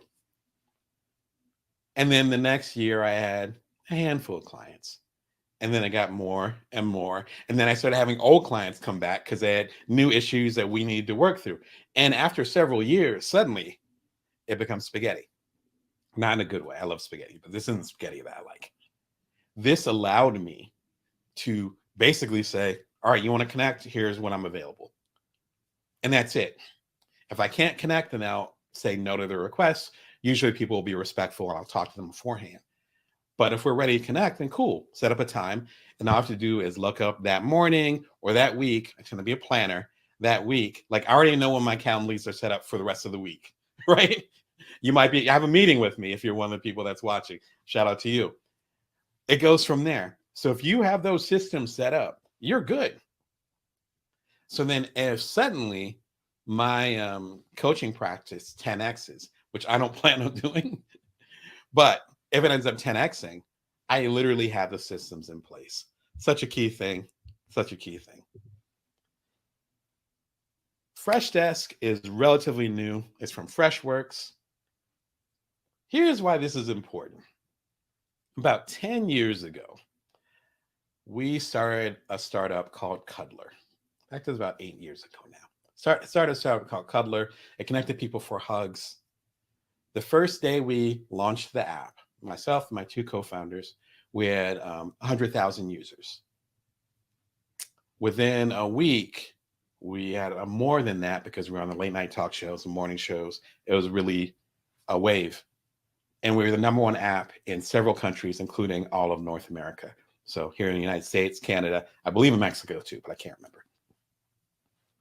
As co-founder, I was essentially the COO, the chief operating officer. So I did the day-to-day stuff, while one of my colleagues was the essentially the CEO. In that role, I was in charge of customer satisfaction. The first week we had 100,000 users. This is when social media was even more popping than it is now. So that means DMs on Facebook, ats on Twitter, formerly known as Twitter, ats on Twitter. I don't think we had anything on LinkedIn, thank God. And then email after email after email. I want to connect for a hug and it didn't connect. I had this experience and I want to share this with y'all because it was a good experience. I had this experience and it wasn't a good experience. I want y'all to fix this in the next release. On and on and on. At the very same time, stay-at-home dad, just like today, but to one child instead of two as I am now. And our kid was 1 year old. So I'm dealing with a lot of this stuff really early in the morning before my first son wakes up. All by hand. I bring this up because Freshdesk actually helps automate through AI, through human interactions and connections, different ways to automate the customer experience so you don't have to go hand by hand. You might not be able to see it, but I have they used to call it a Bible bump. And it's a little tiny cyst. And it comes from me typing so much. Now, a lot of that came from journalism. I've written 26 books. My 27th, the complete Bring Your Worth collection is coming out in a month. You see the links below. I am a writing fool. But a lot of that stress, and particularly this bump, came around that time. This could work as far as you leveling up how you connect with people, because you can scale your business to kingdom come, be bigger than Amazon. I believe in you. But if you don't have your customer service right, it's going to fail. It's not going to work out. You know those businesses that they used to be your joint, used to love them, and then they get acquired or they get a fresh round of funding and they expand 5x, which means 5 times as big. And suddenly they're not hitting right. And suddenly it's getting weird. I could name like 3 or 4 companies off the top of my head where I'm like, you used to be my company and you are not it anymore. You don't want to be one of those companies. So if you're interested in scaling, you have to come up with reasonable solutions to work with customer service. This is one of them. I've met the Freshworks people over the last year or two. Looks like you're doing really interesting stuff. I'm not doing a startup right now, but if I was, I would absolutely be looking into this. So again, if you're looking to scale, make sure you got your stuff right. Calendly, get your calendar right. Because if you become a bigger company, then how are you going to stay connected with people? You can't do it by hand. Same thing with customer service. You don't want stinky customer service. You could be having golden products. It doesn't matter, because if your customer service sucks, then your business is going to be considered sucky, for lack of a better term. And be sure and check out the link why you shouldn't scale your business, where I talk about a lot of these common issues. Again, we're talking about crack myself up today. Again, we're talking about getting your business from small to big and the challenges with that. Be sure and put your comments or questions below. Another super common question that we talk about all the time in my coaching practice, during the keynotes and other things, is how can I grow? How can I actually grow my business? That might have been the reason why you tuned in, but we had to do the PSA first. You're like, no, Damon, I absolutely want to grow my business. Okay, I'm here for you. If you want to grow your business, then we could rock like that. How can you grow?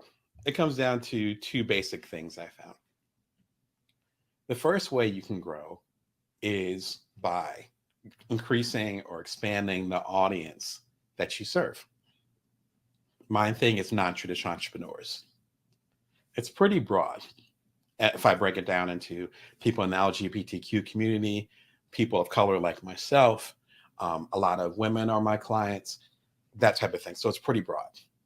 But imagine if I said, no, I only work with people from this particular culture, from this particular city. That might be fine. In fact, I've done some work like that. But if I want to expand, if I want to scale, there's only so many people I can serve, right? Now, it doesn't mean that you change your offerings per se. It just means it expands the amount of people you serve. Like one of my favorite places is Shake Shack.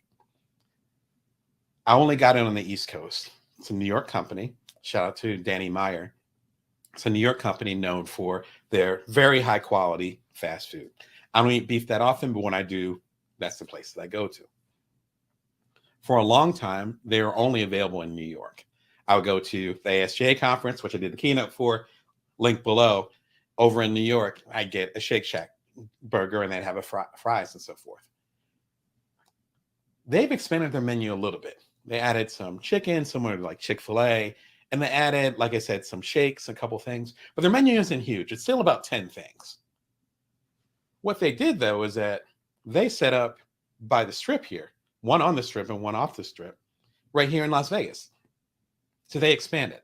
So they figured out how to ship in the fresh meat and the special russet fries or whatever they get from Idaho or whatever. They figured out how to get it to Las Vegas, and it tastes as good here as it did when I used to get it all the time in Manhattan and in the other boroughs. They didn't change that much, but they expanded the amount of people that they serve. So now I've got my boys, the Shake Shack chicken and stuff like that. Like, so, which they haven't been to New York yet, at least as of this age. Back in the day they were, but they're able to get exposed. My family's able to get exposed to Shake Shack in a way that they hadn't before, because my kids were too young to be in New York at the time. It was a cross-country trip, et cetera, et cetera. So you can expand the audience that you're serving, reach out to them, get more access to them. That's one way to do it. The second way to do it is to partner, connect with someone else. With my second startup, Cuddler, the one I was just talking about, I co-founded it with two other people. My first startup, called So Quotable, which I talk about in my books, that one actually started with just myself. I was literally that solopreneur that I coach today.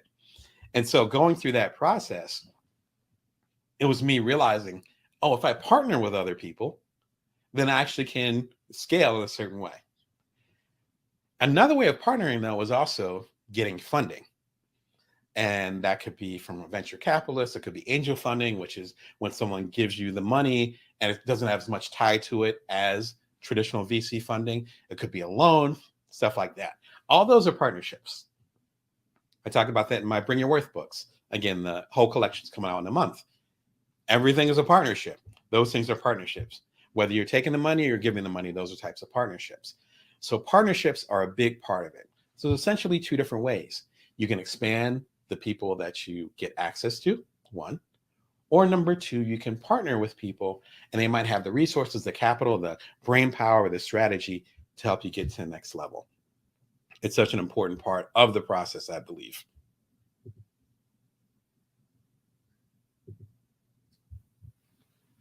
One way that you can actually expand the audience that you're trying to reach is by having better ways to get them in.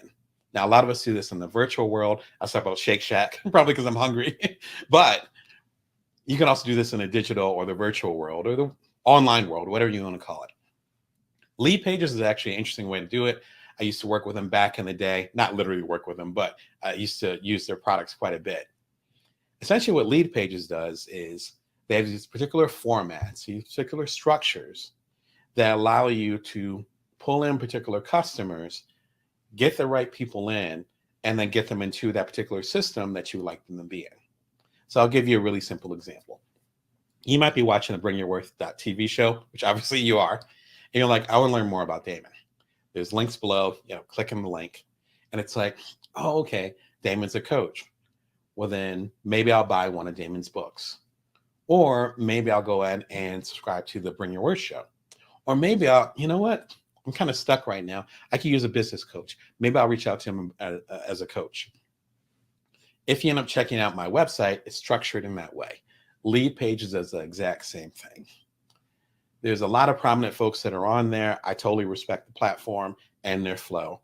Also, I had talked to them recently, which I'll send you the link in a minute, as far as with the conversation that I had with one of their leads of business. But now they're actually facilitating or organizing sales. And so if you're an independent publisher like myself, there's my own baby, there's my own little book. I sell a lot of these hand to hand, whether it's in person, if we're fortunate enough to connect at a keynote, or if it's through the website, damonbrown.net, and you want to sign a copy, again, coming out in a month, and I'm like, bet, and I sign it for you and I send it to you, and you pay me through Stripe or what have you. This is all set up in my website. Lead Pages is now doing the same thing. And so if you have a particular product or item that you want to sell, you can actually set up your store right on them versus having a Shopify or any of those guys where it ends up being external. That was one of the biggest challenges. I've talked about that on my show quite a bit. That was one of the biggest challenges when it comes to being independent, is that sometimes it ends up being 20 different directions you need to go in, right? Oh, I want to buy Damon's book, but it's not on his website. But let me go to Amazon or something. I'll buy it off there. Or I want to coach with Damon. Oh, but there's a different website for that. And then I have to put in my credit card number over it. Like, it becomes this thing. One of the things I was trying to do with damonbrown.net, the hub for everything, is that you can just go to this one-stop shop, literally, and get everything.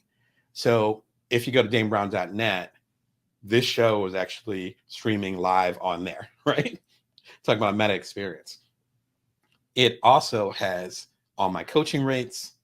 It has all my books on there. You can click on there. It has the Bring Your Worth t-shirt. This is the new version, but be sure and check out the classic version on there. It has the Bring Your Worth mugs. All that stuff is available there. Lead Pages is moving into that space. So if you're just starting to set up camp, you know what I mean? I've been doing this for a while, but if you're just starting off setting up camp and you're like, man, I need a website, but it needs to be what they call a lead magnet. So a lead magnet for the people that want to come in and also want to sell stuff. And I might have some consulting, coaching, blah, blah, blah. And I also want to have my blog in there. They're starting to consolidate all that good stuff. Be sure and check it out.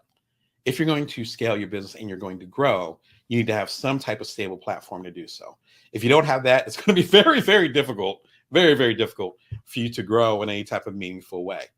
I think it's important to look at it from that standpoint. Related to that, I just had a recent interview with the head over there, one of the heads over there, Bob. Shout out to Bob. He's the head, I believe, of marketing and outreach. Sorry if I got your title wrong. We had a great conversation about how to grow businesses, the work that I do, what a non-traditional entrepreneur is, and how personally I'm trying to impact the world. You also learn a little bit more about what Lead Pages is doing. Be sure and check it out. I appreciate the feedback so far on the interview. If you guys have any questions as far as how to grow, be sure and put that in the links below. Did that rhyme? I think that rhymed. I'm hip hop, and I don't even realize I'm hip hop. That's funny. All right. So today's show, how to grow from small to big. And one of the crucial things is to understand why you want to grow, how you want to grow. And as I mentioned in the previous question, whether you're going to partner with folks or if you're going to just expand the amount of people that you're reaching. The last question, how do I handle the growth? And I think this is a really important question. I think it comes down to you having the systems that will sustain you over time. Not right now, but over time. I mentioned Calendly.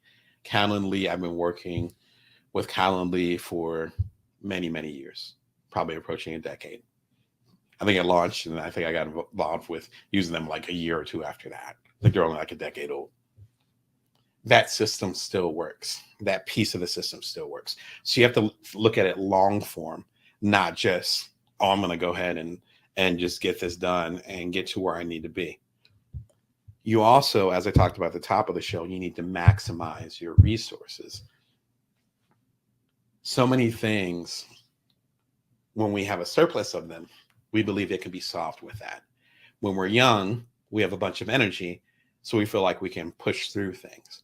So we can just do anything and, oh, I'll figure it out. Just let me go ahead and get my energy going. When we have more money, we tend to spend more money. It's called, I forget the name of it. If you remember the name of it, please put it in the link.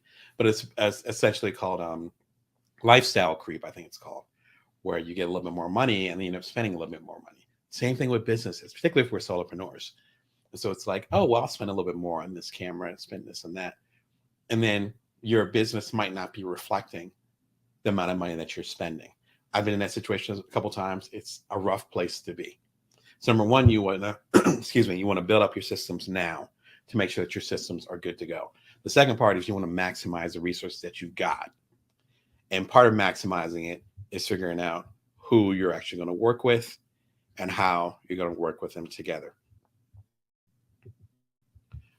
One good way to work with other people and to partner, as I talked about in the previous part, is to have some type of notes, whether it's like business cards, which are index cards, which I always talk about, whether it's Trello, which is another product that I like quite a bit. Be sure to look them up through Trello. If I remember, I'll put them in the show notes.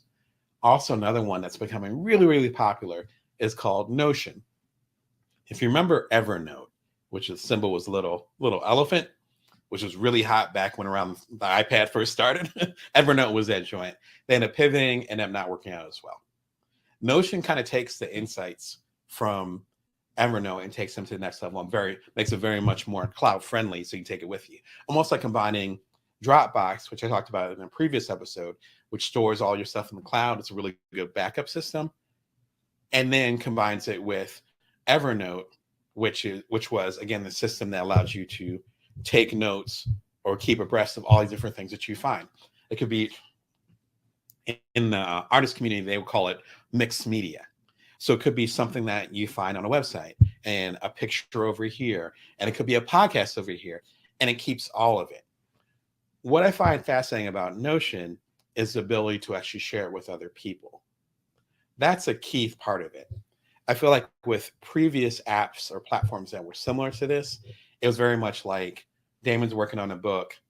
Oh, he has these different notes. Damon's going to keep all the notes on here. So as he's working on his book, then he'll be able to get it out. Notion has a different vibe where it's actually from the ground up, it feels like built for almost like communal experience. So you can still have the thing where you work on it on your own. But if you have employees, you're talking about scaling, right? If you have employees, if you have virtual assistants, if you become the founder and no longer the CEO, there's ways to share information with that. There's a special link below. I think there's some type of bonus if you guys go through the link. And all these are affiliate links, and all of them have special bonuses that they gave to me so I can give to you. So there's special treats in there for each of these. I don't know how long they're going to last, but there's definitely some bonus stuff in there if you use the link below. Check it out. I think it might be a free trial. So check it out, see what's happening with it, see if it'll help you get your business to the next level. I think the important part is when you're, in your proverbial basement or in your proverbial garage and you're working by yourself and your stuff blows up in a good way. And suddenly you need to hire people. Suddenly you get venture capital money, you get an angel investor, whatever. These things suddenly happen. You want to make sure you have these systems in place. Notion, a lot of people swear by it. A lot of people that I respect swear by it.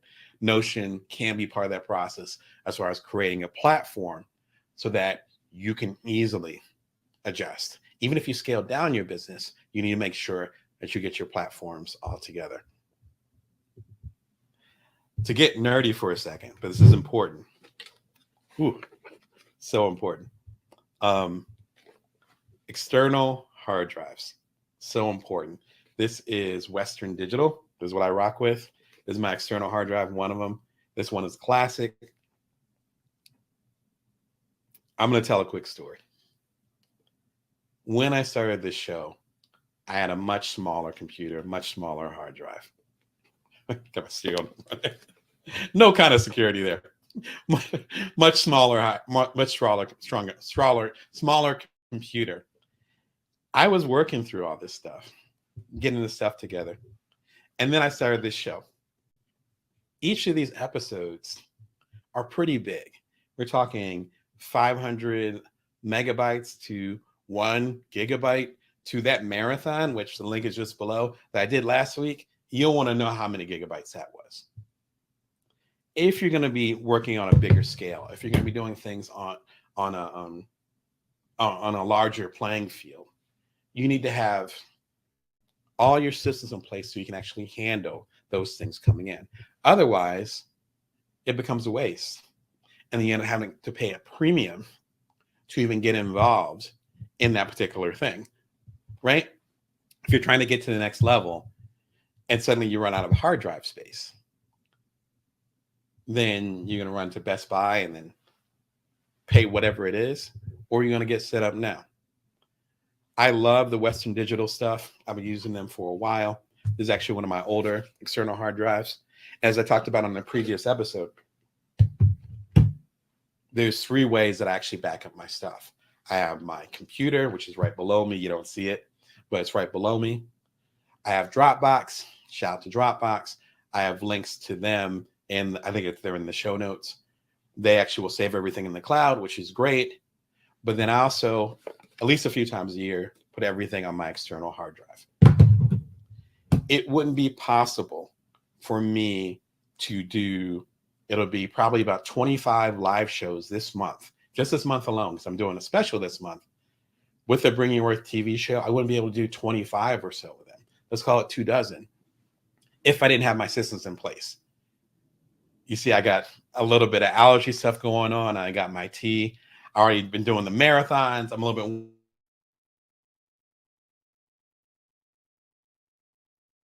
bit in place. And so it's a certain, I know my camera just went out for a second. All right, I won't curse, talk about the technology today. Hopefully you'll stay with me, please. We have some storms in the area. Hopefully that might be part of it. But at least things within my control, everything is set up now. You need that if you're going to scale. The devil truly is in the details. I know that from scaling my 2 startups, particularly the second one. I know that from scaling my publishing business with the Bring Your Worth publishing imprint. I know this with this show. And I know that's from helping hundreds of other people scale their stuff. You got to get your systems in place. Excuse me. If you don't have your systems in place, then as soon as you start to scale just a little bit, it's going to fall apart. 2 very important messages here when it comes to you scaling. Growing your audience is a key part of scaling. Be sure and check out this video. You don't want to go to uncomfortable links. Not uncomfortable for you, but uncomfortable for your business. You're going to be uncomfortable sometimes to grow your business. What you want to do is actually connect with folks and help them get to the next level. This video talks about that. As I talked about earlier in the show, there's so many different businesses, so many different companies, so many different products. I'm sure you can think of them where they were great at one period of time and then they started to scale and it's like they forgot who they were or they forgot who you were. And suddenly they're going after a different audience or their audience was so broad, they weren't taking care of you anymore. This will help you avoid that. So right now you might be wishing, I wish I had 1 million more customers. This is the beginning of that conversation. But more importantly, you have to figure out how you're going to take care of all those customers. Again, back to systems in place. And the last recommendation is actually the most important recommendation of all of these. The Beginner's Guide to Contracts and Partnerships. We end up selling our company, Cuddler, when it hit about 250,000 users. So it got acquired. We all got a check for it. It was beautiful. Our decision process to do that, though, a lot of things I talk about in this. Getting outside money, outside funding, because the Cuddler was self-funded. It was bootstrapped by the three of us. And so Quotable, my startup before that, was bootstrapped only by me. Once you get outside capital, the discussions changes. Once you say, I'm going to, instead of self-publishing, I'm going to get a traditional book deal, then other things come into play. Once you say, I want to scale, I need a co-founder, suddenly you're splitting up that pie. Suddenly you're discussing things that were internal, suddenly they become external. Where are you going to go from here? How can you get the resources you need to scale while at the same time staying true to your particular mission or ethics? This talks about all of that. I think it's one of the most important episodes that I've done. It's about 3 or 4 different blocks to the episode. I think it's about 30 minutes long. I believe it's worth your time if you're even thinking about scaling. But scaling, again, often requires making some type of compromise, whether that's bringing other people on, hiring people, getting in outside money, expanding the people that you're going to serve. And usually that involves other people. And if other people are involved, you got to make sure your contract is right.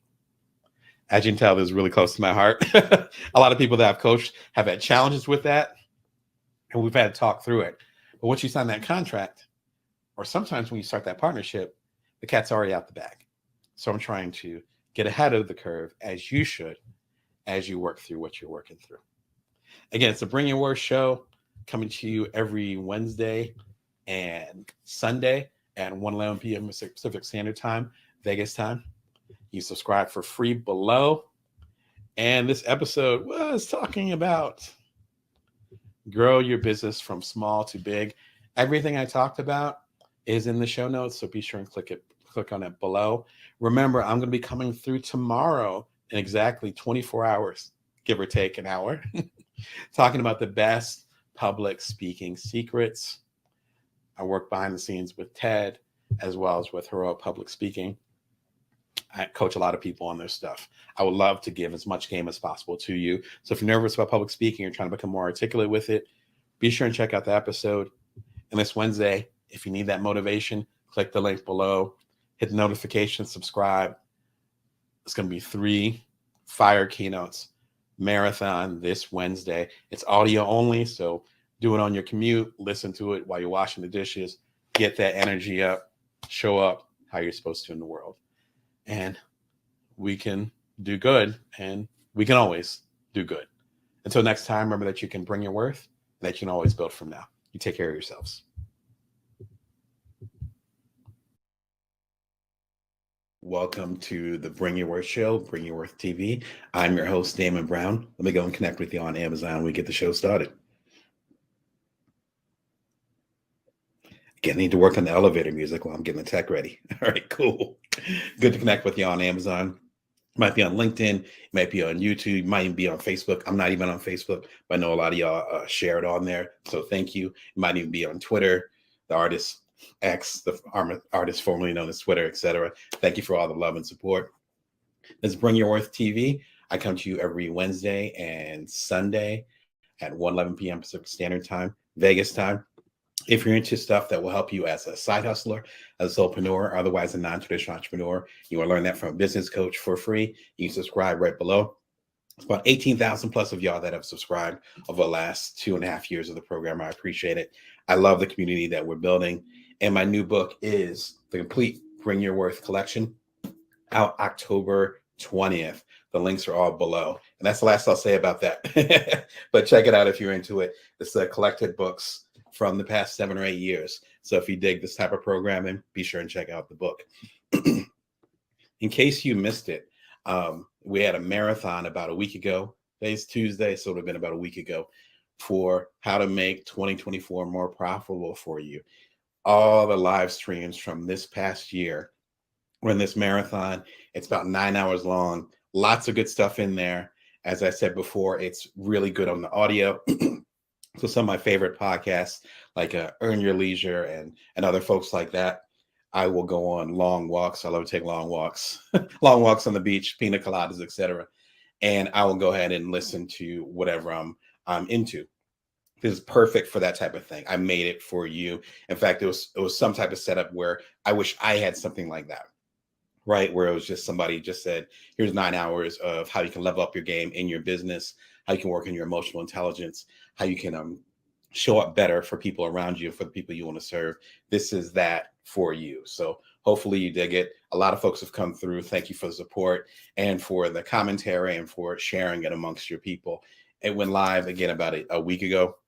Has gotten so much tremendous feedback and watches and views and discussions that have come from that. I know more of y'all are coming in. So in case you missed it, be sure and check it out. You don't want to miss, the cool stuff that's happening over here. Speaking of stuff that's happening, tomorrow, for motivational use, audio only. Again, you see the pattern here. 3 keynotes to get you motivated to create more. A lot of us are creators, and even though I coach people, I've coached hundreds of y'all, even I run out of juice sometimes. And I'm like, why am I doing this? My thing is non-traditional entrepreneurs. So people are side hustlers, people are solopreneurs. And a lot of y'all that are out there, I knew y'all existed, but I couldn't exactly connect with y'all, or y'all didn't know I existed. And so there was kind of, when you create something, there's kind of this area, this kind of desert between the oases, right? Where you're excited, you're pumped up, you start your particular journey, and then you have that promised land where you're connecting with the people. In my case, connect with y'all on Bring Your Worth TV. You're connecting with people and you're feeling the vibes of it. But before you get there, there's this space where you're working, but you're not sure if it's landing with people. These keynotes that I set up for tomorrow, it's going to be a live show, 1:11 p.m. Pacific Standard Time, Vegas time, as always with my show. These 3 are set up to get you motivated again. So to get you where you need to go. We're almost, if you're watching this live, we're almost to the last quarter. We're at almost last quarter of the year. This is a time to kind of the 23rd part of the marathon, whatever analogy you want to use. We're getting to that point. I want to kind of help you give that little push to get through that wall. As my marathon family members have talked about, you hit a certain wall at the 21st mile or whatever, you got to keep going, and I'm going to help you with that, ideally, with this content. Be sure and check it out. If you haven't subscribed, or if you haven't set up your notifications, you can click on the link below, and then it'll send you a notification when the program goes live, again, about 24 hours from now. So today, we're talking about better public speaking secrets. Now, the beautiful irony of the universe is that, as you can tell, my allergies are bothering me, and so my voice is actually weaker than it normally is. So I sound very Deborah Winger as opposed to my normal high-pitched self. So it's actually proving one of the secrets of public speaking is that you show up the best that you can with wherever you're at. So I've done 4 TED Talks, 3 TEDx's, and 1 on the second stage of TED up in Vancouver over at what they call TED Active several years ago. All of them are available in the links below that I'll share in a moment. For each of them, I was at a totally different place. One of them, I had my son at home. He was 9 months old at the time. My first time really, really being away from home. I had to leave the country because it was up in Whistler, Canada, and we were living in San Diego at the time. And so navigating all those emotional things, but also those physical things. And then the last TED Talk I did at TEDx Toledo, shout out to TEDx Toledo. I did that in fall of 2021. So it would have been about 2 years ago now, as of this recording. And we were sheltering in place, and it was a wild time. So the gap between those two TED Talks is only about 5 years, and the world changed drastically. So one of the biggest things you can do is show up the best way that you can show up.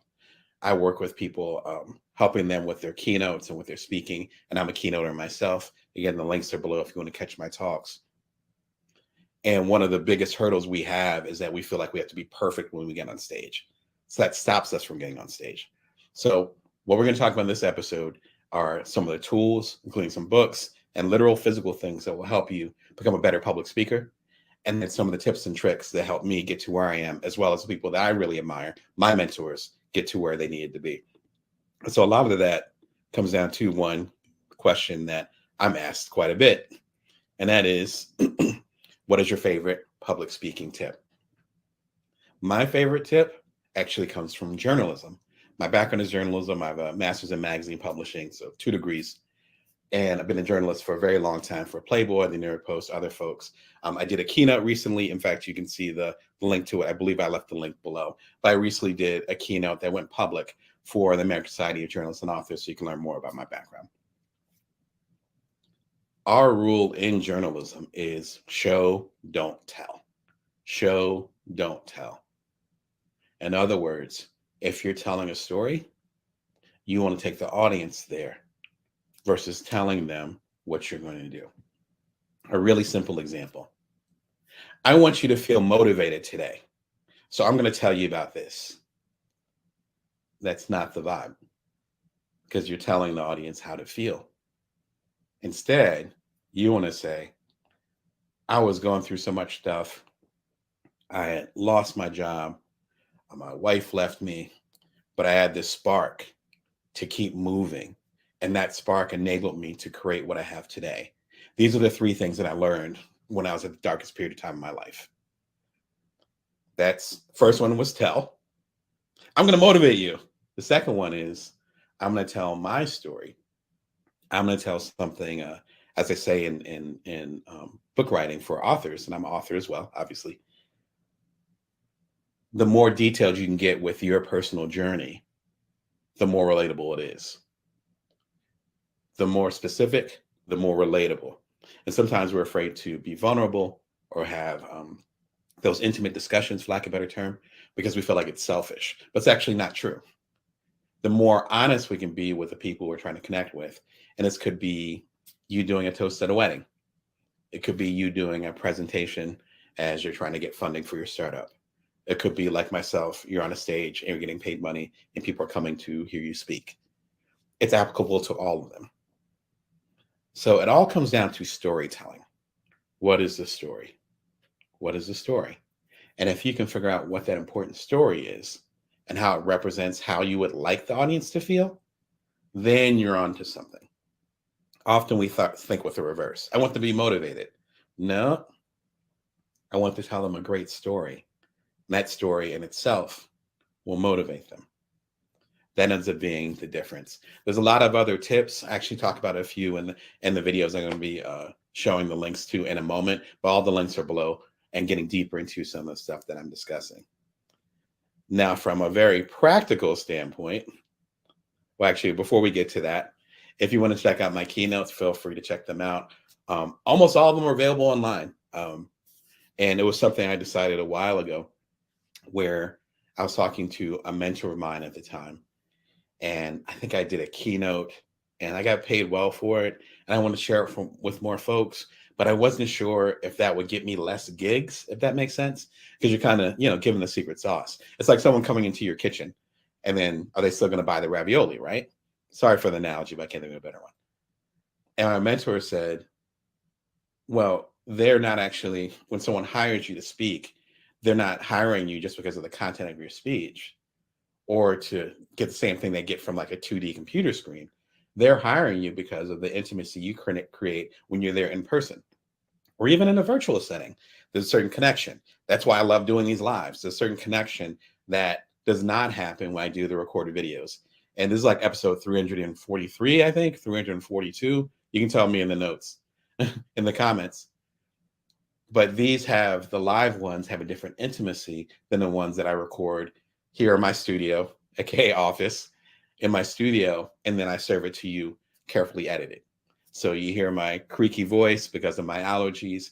You hear me stutter over certain things. There's certain intimacy with that. So when I learned that from my mentor several years ago, I was like, you know what? I'm putting just about all my stuff is available on bringyourworth.tv. So again, if you're looking for that motivation, or if you want examples of this, be sure and check out the link below. And hopefully I can walk the walk for y'all instead of just talking the talk as far as these potentially abstract ideas. If we're going to get practical for a second, which I am using it right now, Throat Coat by Traditional Medicinals Inc. I learned about these guys because if you know, you know, is one of those products. I learned about these guys when I was actually working on my last audiobook for my book Career Remix. I think it's over here. Yeah. My book Career Remix. Get the gig you want based on the skills you've got. Available everywhere, as always. And this was about, I think I did the audiobook about a year and a half ago from this recording. And I did audiobooks before, but I've always done like traditional audiobooks, or I'm sorry, at-home audiobooks, where it's like literally in my closet over here. I'll get into this in a later live episode later on this month, so check it out for future episodes. But I record the audiobooks and always have recorded audiobooks at home. So I do it on my leisure meaning after I got the kids to bed. And then I'd stay up and do it. Sometimes you can hear it in my voice with some of my earlier audiobooks. This was different, where I actually worked with Union Square, which is actually a part of Barnes & Noble Publishing. So it's very much a traditional book.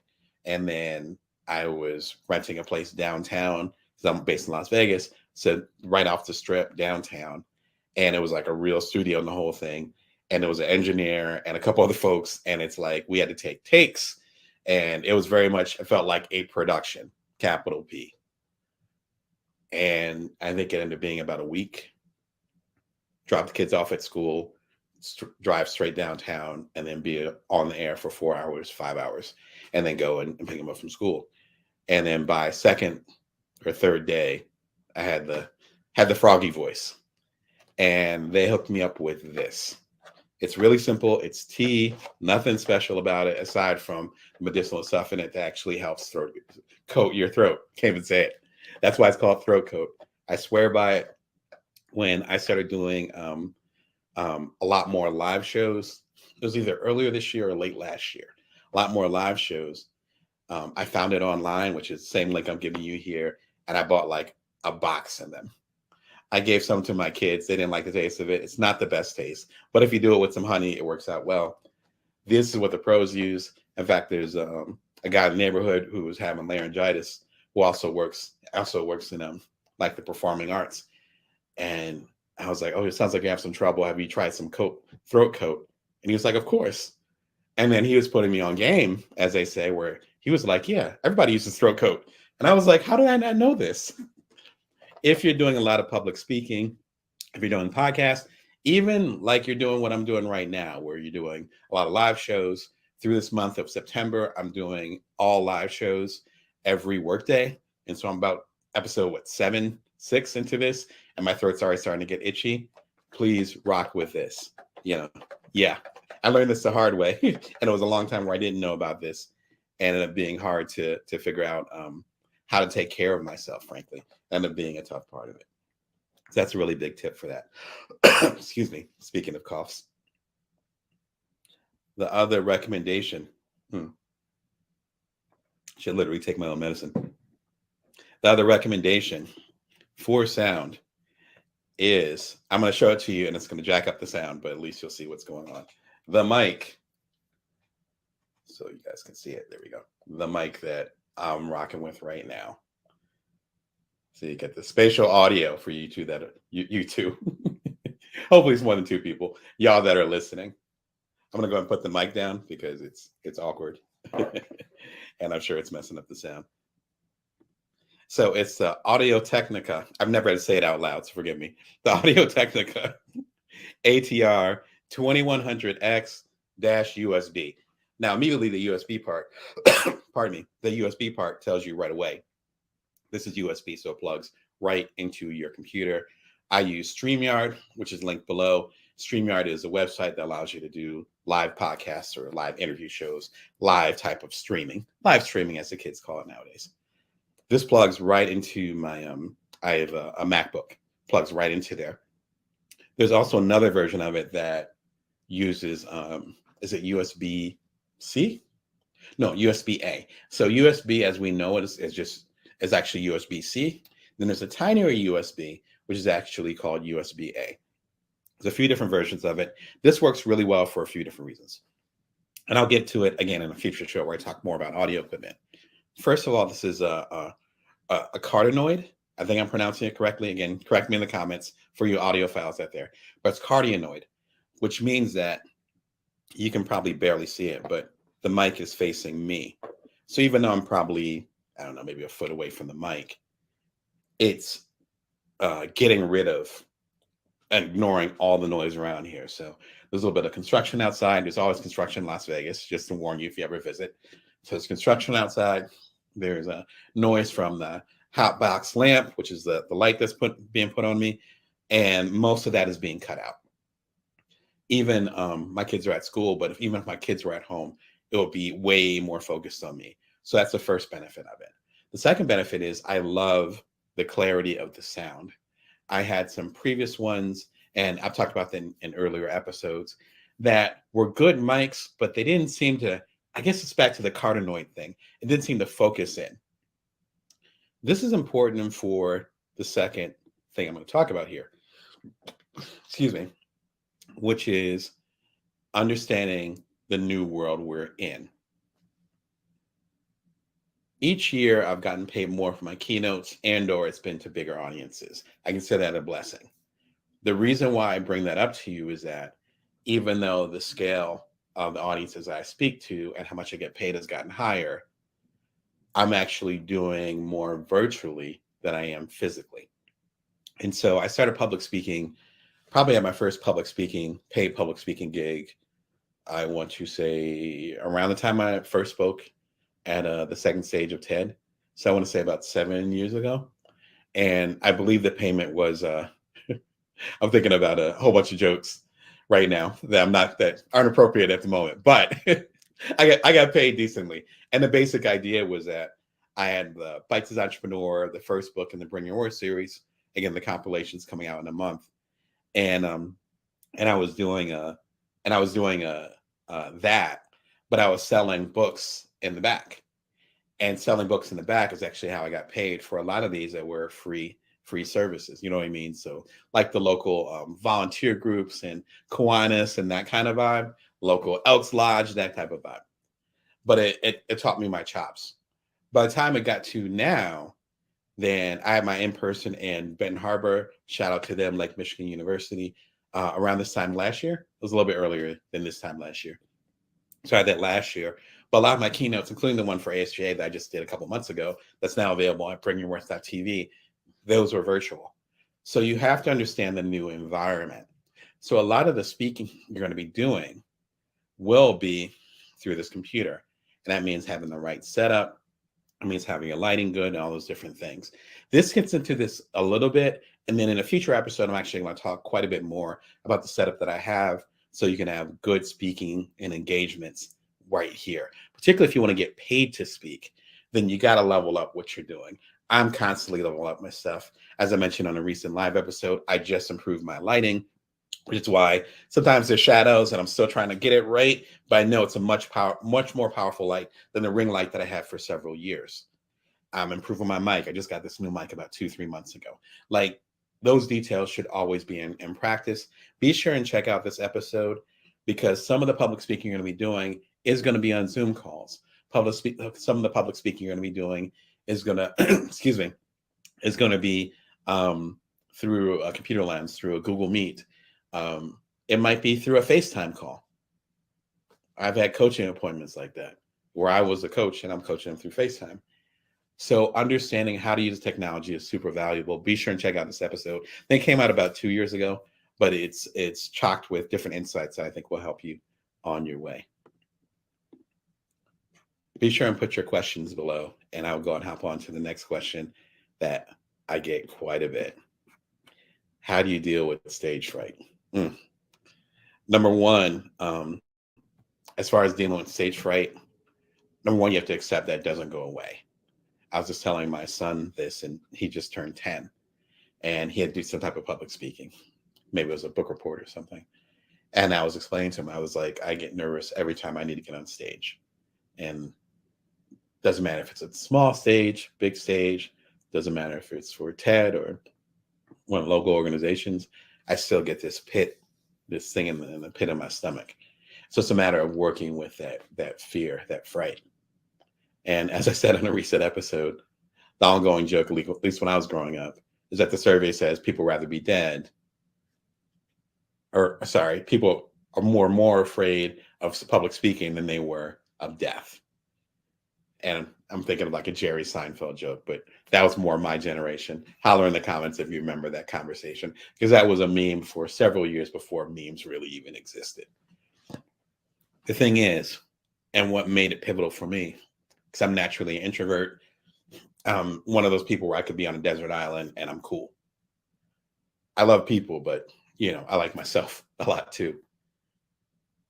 What helped me along the way, if you're dealing with stage fright, is to, number one, realize that in most cases, the people are rooting for you. So if you get paid to do a speaking engagement, if someone asks you to do a toast at their wedding, anything like that, if someone asks you to stand up and say something, at least one person thinks that whatever you have to say will be valuable.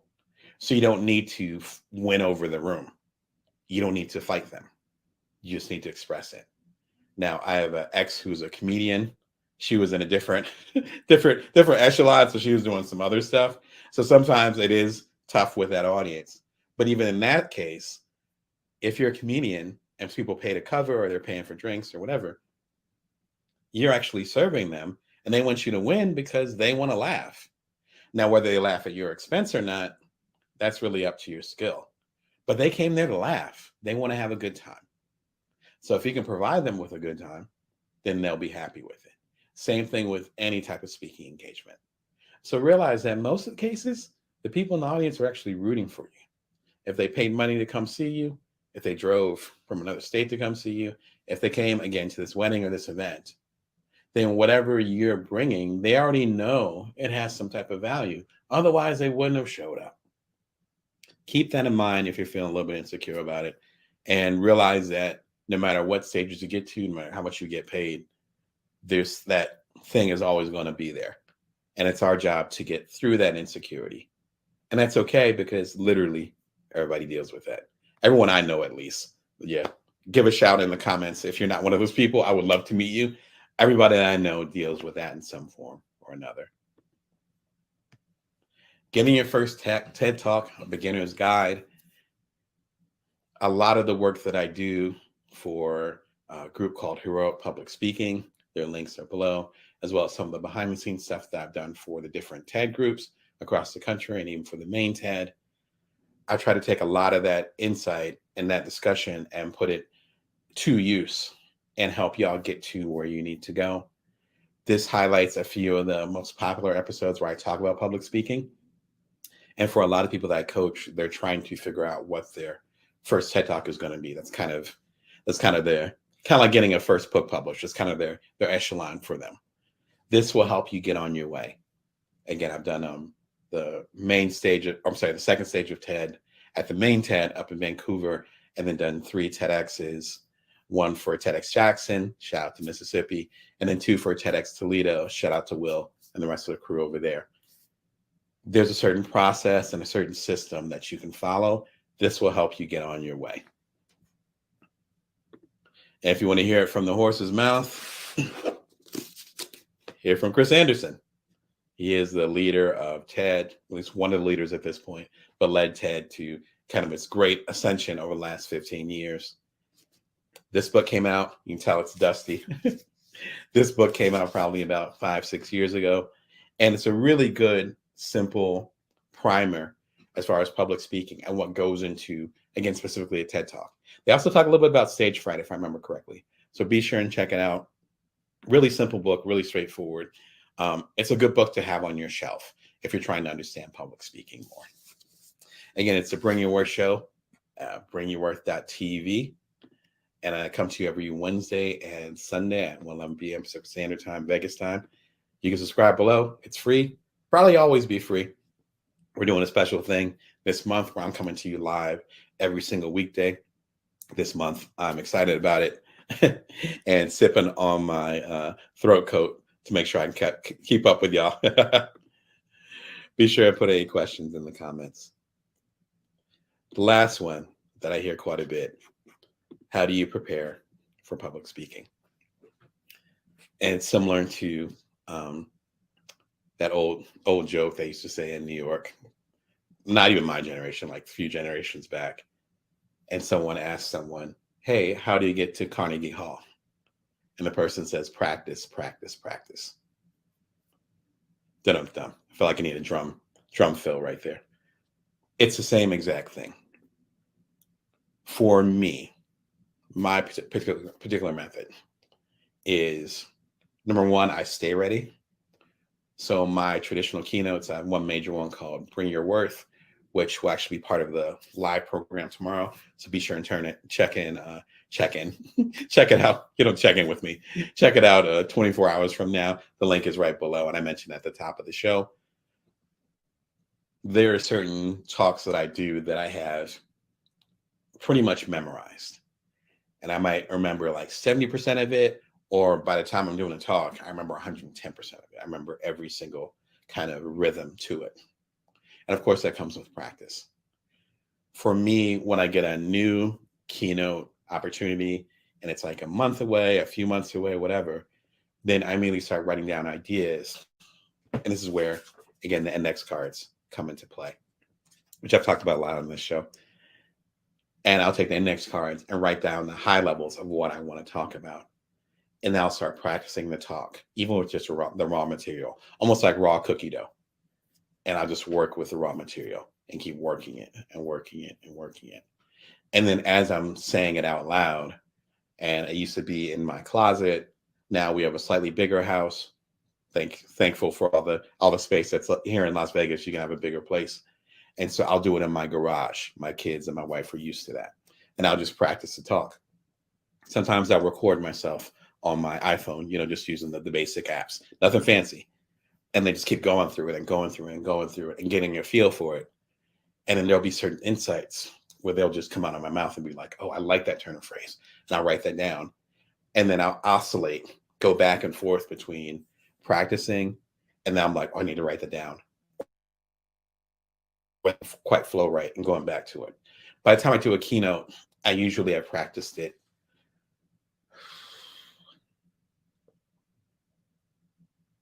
4 times. So like 40, 50 times maybe. And it's just, and maybe not all the way through. Maybe it's just the intro and I keep going. And then I get 15, because usually the keynote's like 45 minutes. I'll get 15 minutes into it and be like, wait, this isn't quite, I need to rework this, and I'll go back.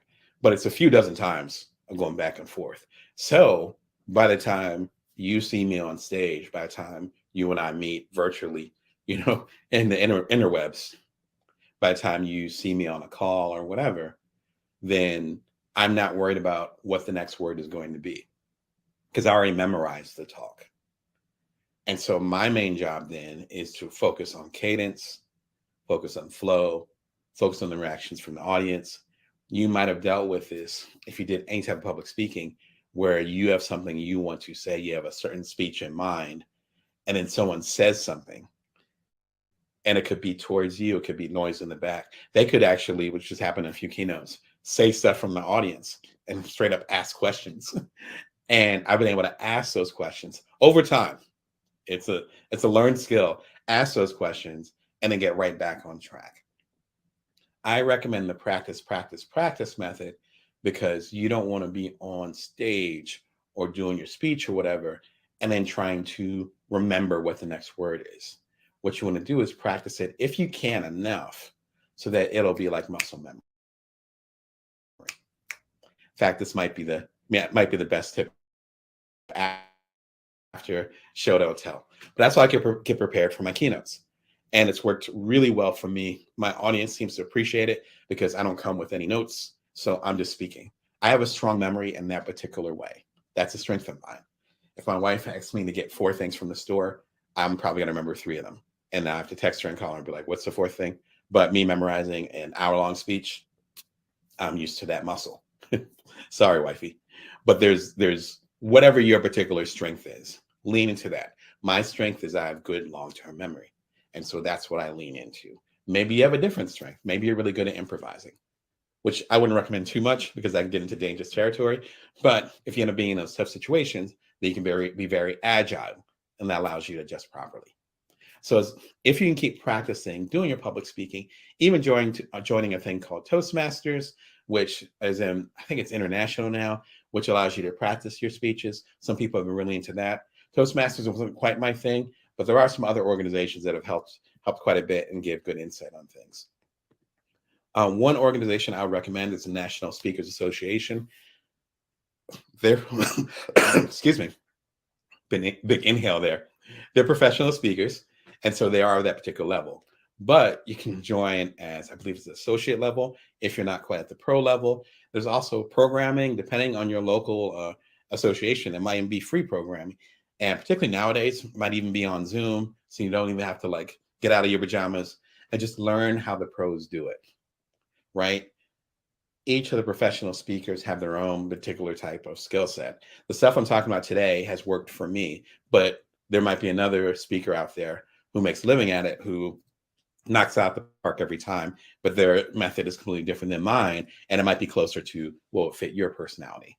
So I'd say dip your toes into that, figure out what's going on. If you want to take it to a professional level, definitely go ahead and check them out. Also, Heroic Public Speaking, I mentioned them at the top of the show. And so I actually do some coaching with them. Heroic Public Speaking is pretty cool because they have particularly have something called HPS, Heroic Public Speaking Grad, which is a multi-week program that allows you to work on your particular keynote or TED Talk with coaches. I'm one of the coaches, as well as other folks that will help it get into shape. And then they're actually based in I'd say the center of New Jersey, because I'm from Atlantic City. So it's kind of in that space between Atlantic City and Newark. So they're kind of in that in-between space, probably about an hour and a half from Philly. I think it's called Lambertville. And so over at Lambertville, they have the stage set up. And when you're part of HPS Grad, you actually fly there and they get a chance to do your keynote and or TED Talk on the stage and getting feedback from the professional speakers, including Michael Port, who was a very well-known public speaker before he decided to pivot over to teaching.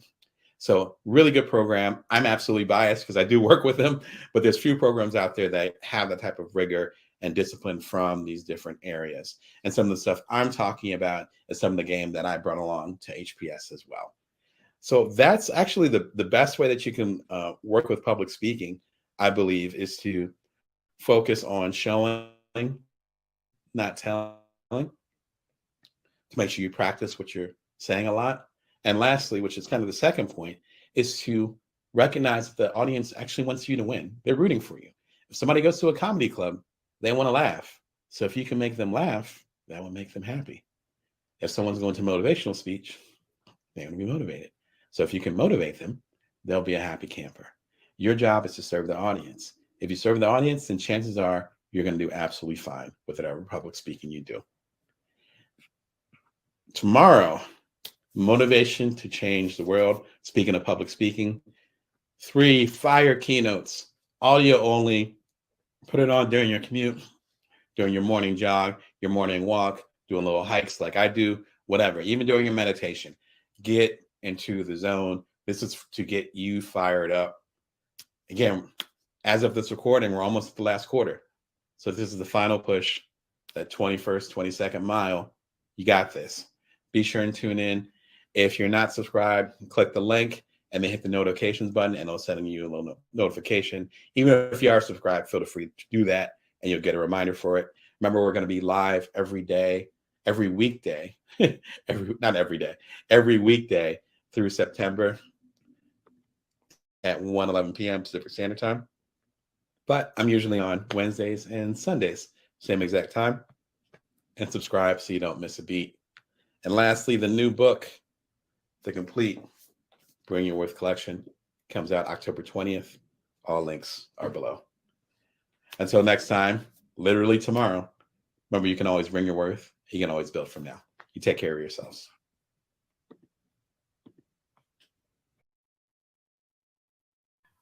Welcome. My name is Damon Brown. This is the Bring Your Worth Show, Bring Your Worth TV. Thank you for coming through. I apologize for being a little bit late today. We're actually having some really bad weather here in Las Vegas. It's affecting a lot of the technology, so everything's going a little bit slow. So thanks for your patience, especially y'all over on Amazon. I know we had some trouble connecting. Y'all on LinkedIn, y'all on YouTube at bringyourworth.tv, y'all on Amazon. Much respect for y'all. Thank you for coming through. This is the Bring Your Worth Show, coming to you every Wednesday and Sunday, most Wednesdays and Sundays at 11 p.m. Pacific Standard Time, Vegas time.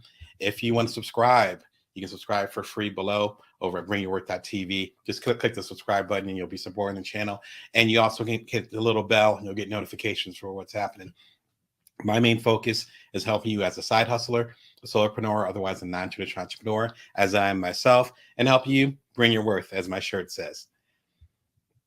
In case you missed it, just had a marathon about just over a week ago, and it's about making your business more profitable in the upcoming year. We'll be talking a lot more about that a little bit in this show, but a lot more in the live shows we have coming up this month. It was a live stream of all my live streams last year. So we're talking about 8-9 hours of talking about emotional intelligence, which actually can affect your profit, believe it or not. I break it down why in the marathon, to directly talking about how you get more indie money, to negotiating contracts and so forth. Looks like y'all have gotten a lot out of it. There's so many folks that have come through and new folks that I've connected with in this community because of the marathon. Thank you so much for the support. It works out really well as audio. I've been emphasizing this in the recent live shows because it's a visual platform and it's called bringyourworth.tv. Sometimes people are like, oh, well, I need to sit and watch. No, actually, you don't. Even though I love entertaining you and connecting with you. But I take my favorite podcasts and my favorite video series when I'm walking outside. I live here in Las Vegas, so it's pretty mountainous. So when I'm going on a really small hike or whatever, I'll take it with you. This is something for that. I've also done a ton of road tripping, gone cross country quite a few times. Take me with you on there. This is something to kind of give you that game, even if it's certain gems where you're kind of drifting off and you catch that little thing, you're like, oh my gosh, this is how I need to operate my business. This is how I should do my startup. This is how I should do my side hustle. That's trying to give you that kind of energy. So be open to it. Check it out. See what's happening. I also have my new book coming out October 20th. Oh, man, about a month away. The Complete Bring Your Worth Collection. It's actually the eponymous. We'll call it eponymous book. The book actually came out. All these books came out before Bring Your Worth.tv. So the TV show that you're watching is actually named after the book series. But all three books are in there, and they're pretty big books, as you can tell. So it's the Ultimate Bite-Sized Entrepreneur, the original bestseller, and then it's Bring Your Worth, obviously Bring Your Worth, and then Build From Now, my book that came out a couple years ago. Thanks for all the love and support of it. You can pre-order it at all the links below. So if you click below, or if you're on Amazon, you click on there and pre-order it. Support your local indie bookstores as well. You can do that through bookshop.org. All the links are below for whatever you need. If you want to support me as an indie publisher, and you also want to support your local bookstores, which frankly you should. Now live, my keynote from the American Society of Journalists and Authors Conference, Building Your Most Future Resilient Career. It is focused on creatives and it's focused on writers, but it applies to anyone who's afraid of artificial intelligence and or if any kind of creative work you do might be undervalued in the very near future. It's a concern of mine too. I broke it down. It's about a half an hour long. A lot of y'all came through for it. I did the keynote over the summer, and then I was able to partner with ASJ, and they graciously allowed me to take the audio portion of it. So it's just listening, the audio portion, and have it exclusively here on the Bring Your Worth Show. If you click on the link and you actually want to see the full keynote and get all the bonus stuff and go and get all the bundles from the conference, because they hooked it up really nice this year. If you're a creative, if you're interested in writing or journalism, definitely check it out. click on the link, and then a link below that, right below the video, then you'll see a link to asj.org, and they'll hook you up with everything over there. You can tell them that I sent you. And tomorrow, I'm excited about this one. More Profit 2024. What else can I say? I'm going to give you as much game and insight as possible so that you can make the next year better than this year. I tend to work 1 year to 5 years ahead as far as how I think strategy-wise. So my alarms are going off right now because as of this recording, we're in the middle of September. That means that we're about to get into the fourth quarter. Whatever analogy you want to run with, sports-wise, otherwise, go for it. That means that you should be prepping for however you're going to conduct your business, whether it's a new business, whether you're pivoting your business. If you haven't made much of a profit this year, you want to change that.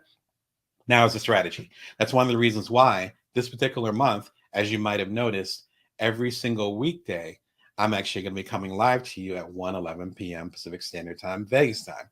So this is probably, almost in the middle of, I think we're actually literally in the middle of September right now. And so I've already done about 8 shows and marathons and some stuff on the weekends. Absorb all this content. My main goal, I'm a business coach, so my main goal is to think about strategically how I can help you get to the next level, whether it's through this TV show, through the books, including the new Bring Your Worth coming out, as a business coach, as a keynoter. All this content is available for you on the channel for free. So be sure and check it out. If you like this kind of content, again, go ahead and subscribe. So many of you have come through and you've given me personal insight and personal feedback as far as what you're getting from the show. And time for a tea break. If you tuned in on Tuesday, you know what kind of tea I'm drinking. All right.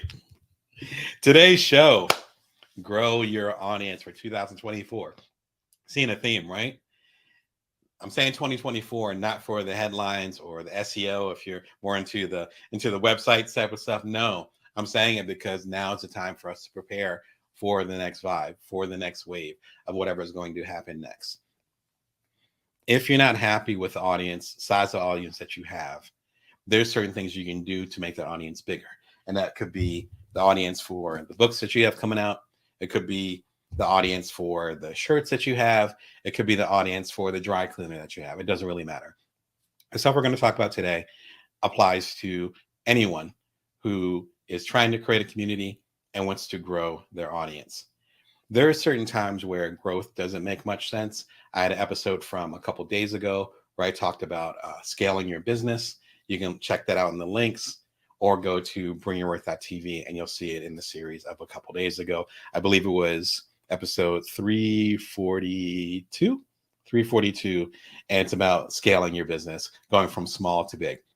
I'm so glad I started numbering these episodes because we're up to like almost 350 now. I just started numbering these joints. Otherwise, I won't know where to direct y'all. So it's around episode 341, 342. You'll see it in the links. If you know you want to get a bigger audience, though, then this is the program and the discussion for you. If you are struggling or having challenges or have big questions about growing your audience or you feel like you're stalled, go ahead and throw the question in the links. I'm happy to go ahead and give as much feedback as possible.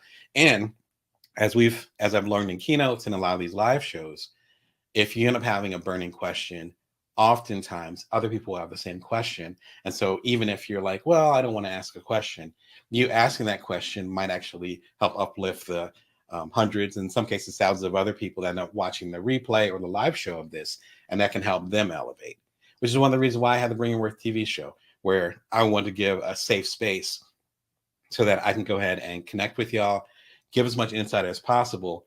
And then maybe if you're watching this episode well into the near future, in the year 2034, there might be some gem or insight that you can take from it. So don't be shy. Feel free to jump in and ask some questions about building your audience.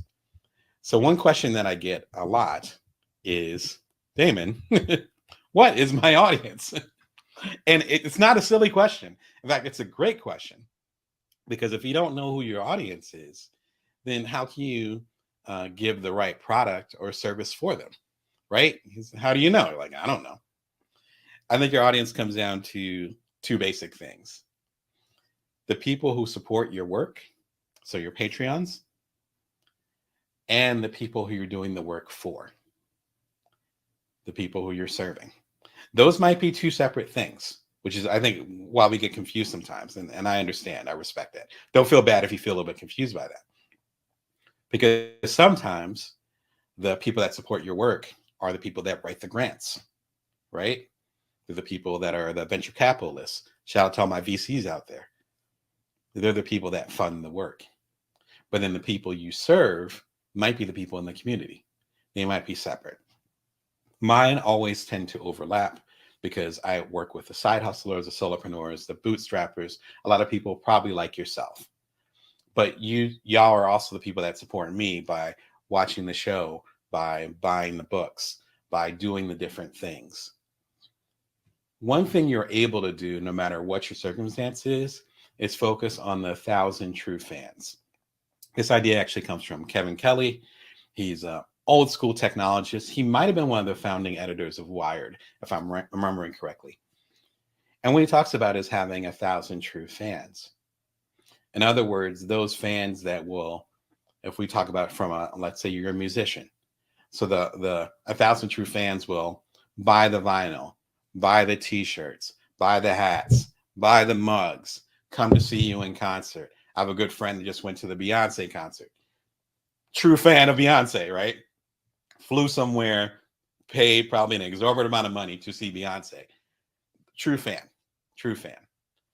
If you have 1,000 of those true fans and they give you, say, $100 a year from the different merchandise, services, whatever, you start to multiply that and you're making a living in most places here in the United States, if not Canada and Mexico.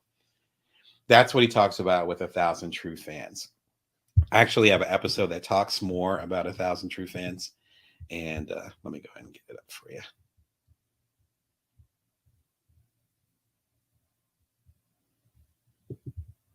So it is how to grow an audience if you have none. This episode in the links talks about all the different strategies, including 1,000 true fans. There's another strategy from Seth Godin, who, if you're familiar with the channel, you know I adore him. He talks about having a minimal viable audience. So focusing on the people that you want to serve the most. When I first started my coaching practice, I literally had one client. That was my client for 6 months to a year. And then I got a second client, and now I have several clients. But it began with that one client and serving them the best. And in serving them, I learned all these skill sets. Shout out to you. All these different skill sets that now apply to the many clients I have now. But over time, that grew an audience. If you want to call having a coaching stable an audience, that's part of that discussion. When it comes to true fans, if you want to be a true fan and or you want to rock what I'm rocking right now, there's different t-shirts I'm actually going to be wearing throughout the lives. I'll go and get rid of this humongous bar in a second. But I just found out yesterday that the company I partner with, they're called Spring. You can learn more about them actually at the link right below. They used to be called Teespring. Now they're called Spring. I got these new ones just off the press. Let me put it down here. Got these just off the press. There's a new Bring Your Worth t-shirt.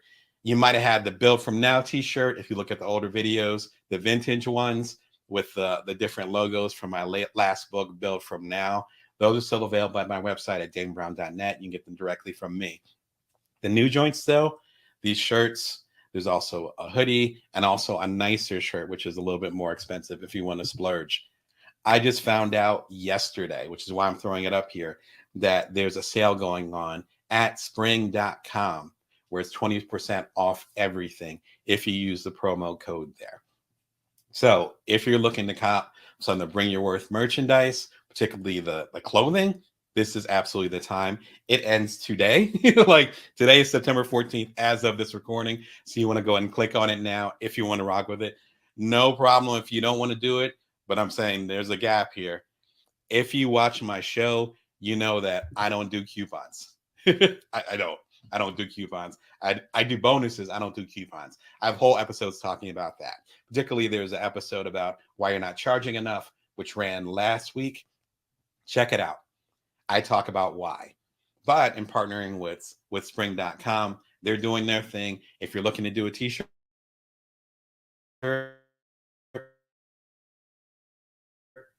check it out. This would definitely be the day to do it. You're available at damebrown.net. These are things that true fans do. They rock with it. And so there might just be a handful or a little bit more folks that have the mugs, but the folks that have the mugs are helping to create that audience. And they're basically saying, I'm helping create the community that Damon is building. I want to be part of that. There's a lot of different things that I have from stuff that I have from TED, which is all behind me. There's so much paraphernalia and me saying, oh no, I rock with this group right now. So I'm part of this tribe. Again, as Seth Godin said in one of his earlier books, these things represent something. This is part of how you can build an audience and or help the audience feel like that they're part of a greater community. Both those things are really important. For my writers out there, if you want to get hardcore, you see the dog ears. So you know I'm not just puffing smoke like, oh, this is a great book. No, I'm not.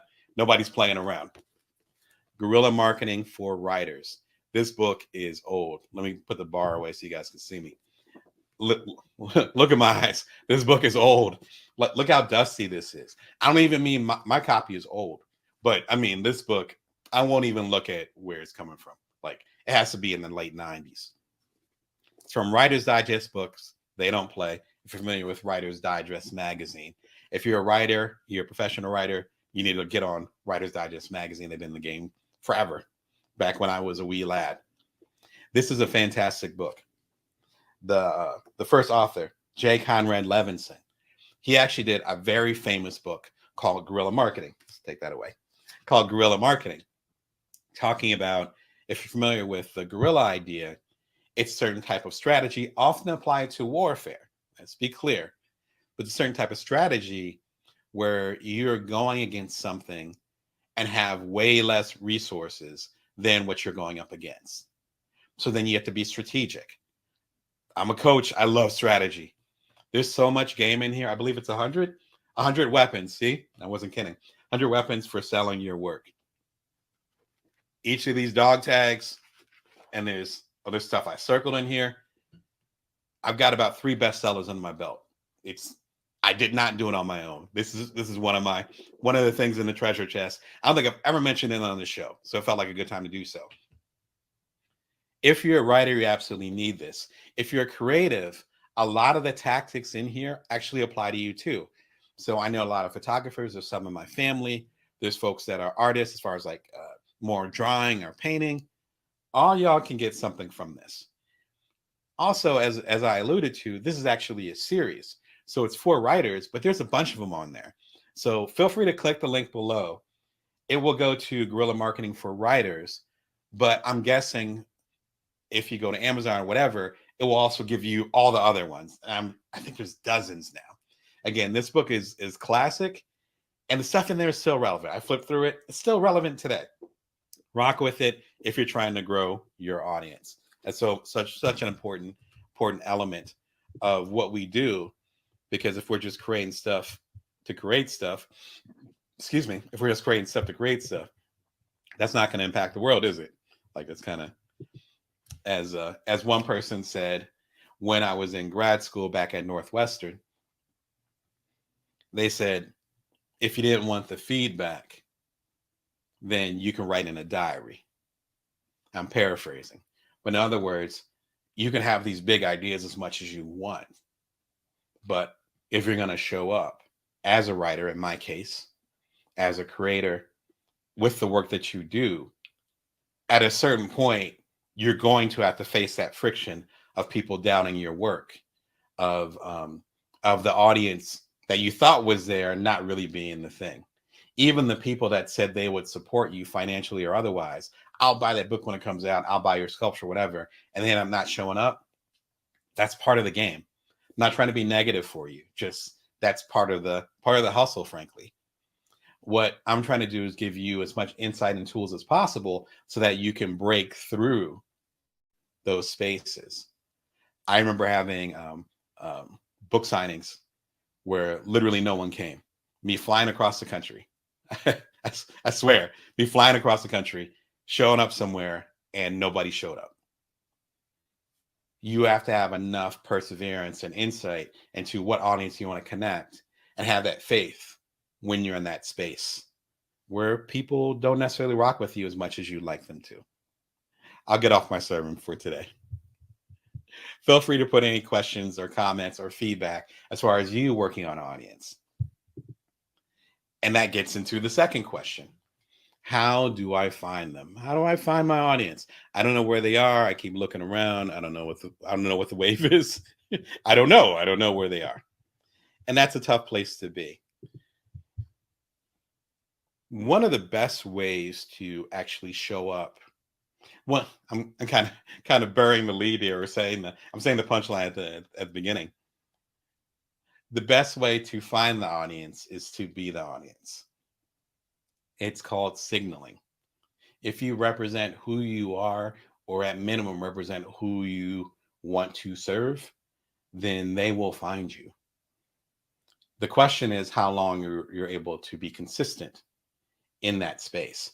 That's why it's a little bit more helpful if you're passionate, or you care, or you're really into whatever you're trying to pursue, because that's going to give you that fuel to get through, as I just talked about, those times when doubt might creep in.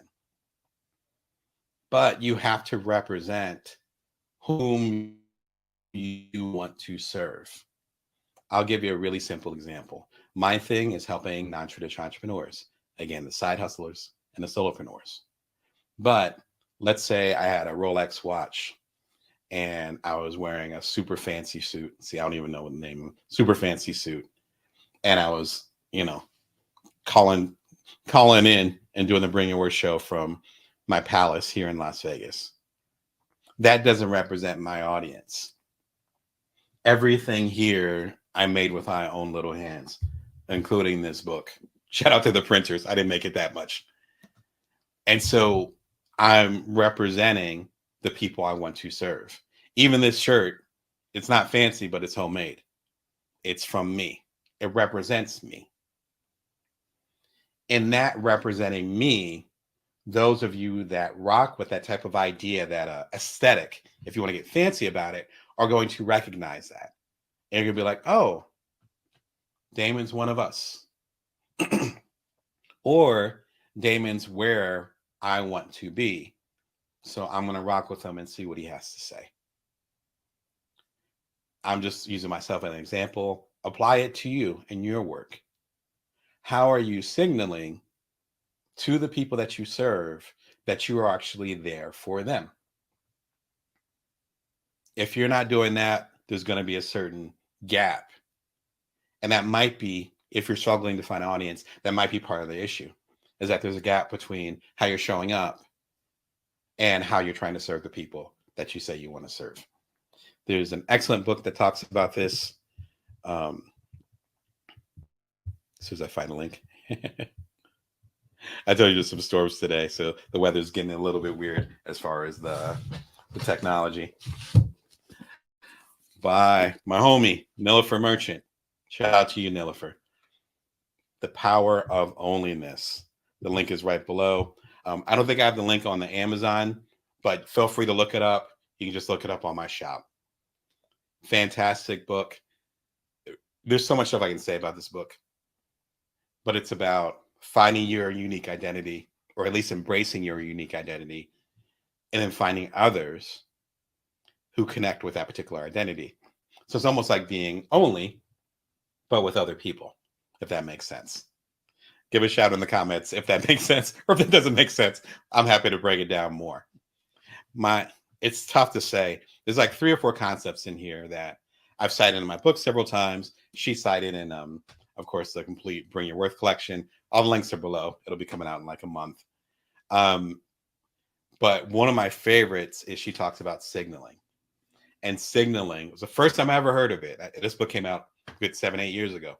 Signaling is what I just talked about. When you say, I'm going to represent a certain idea, a certain aesthetic. This is important to me. I'm going to show up this way, even if other people do not understand what I'm trying to do. I'm secure enough or at least I'll muddle through it enough to make that happen. And what happens is that it becomes a signal. And then other people say, oh, that's what you're doing?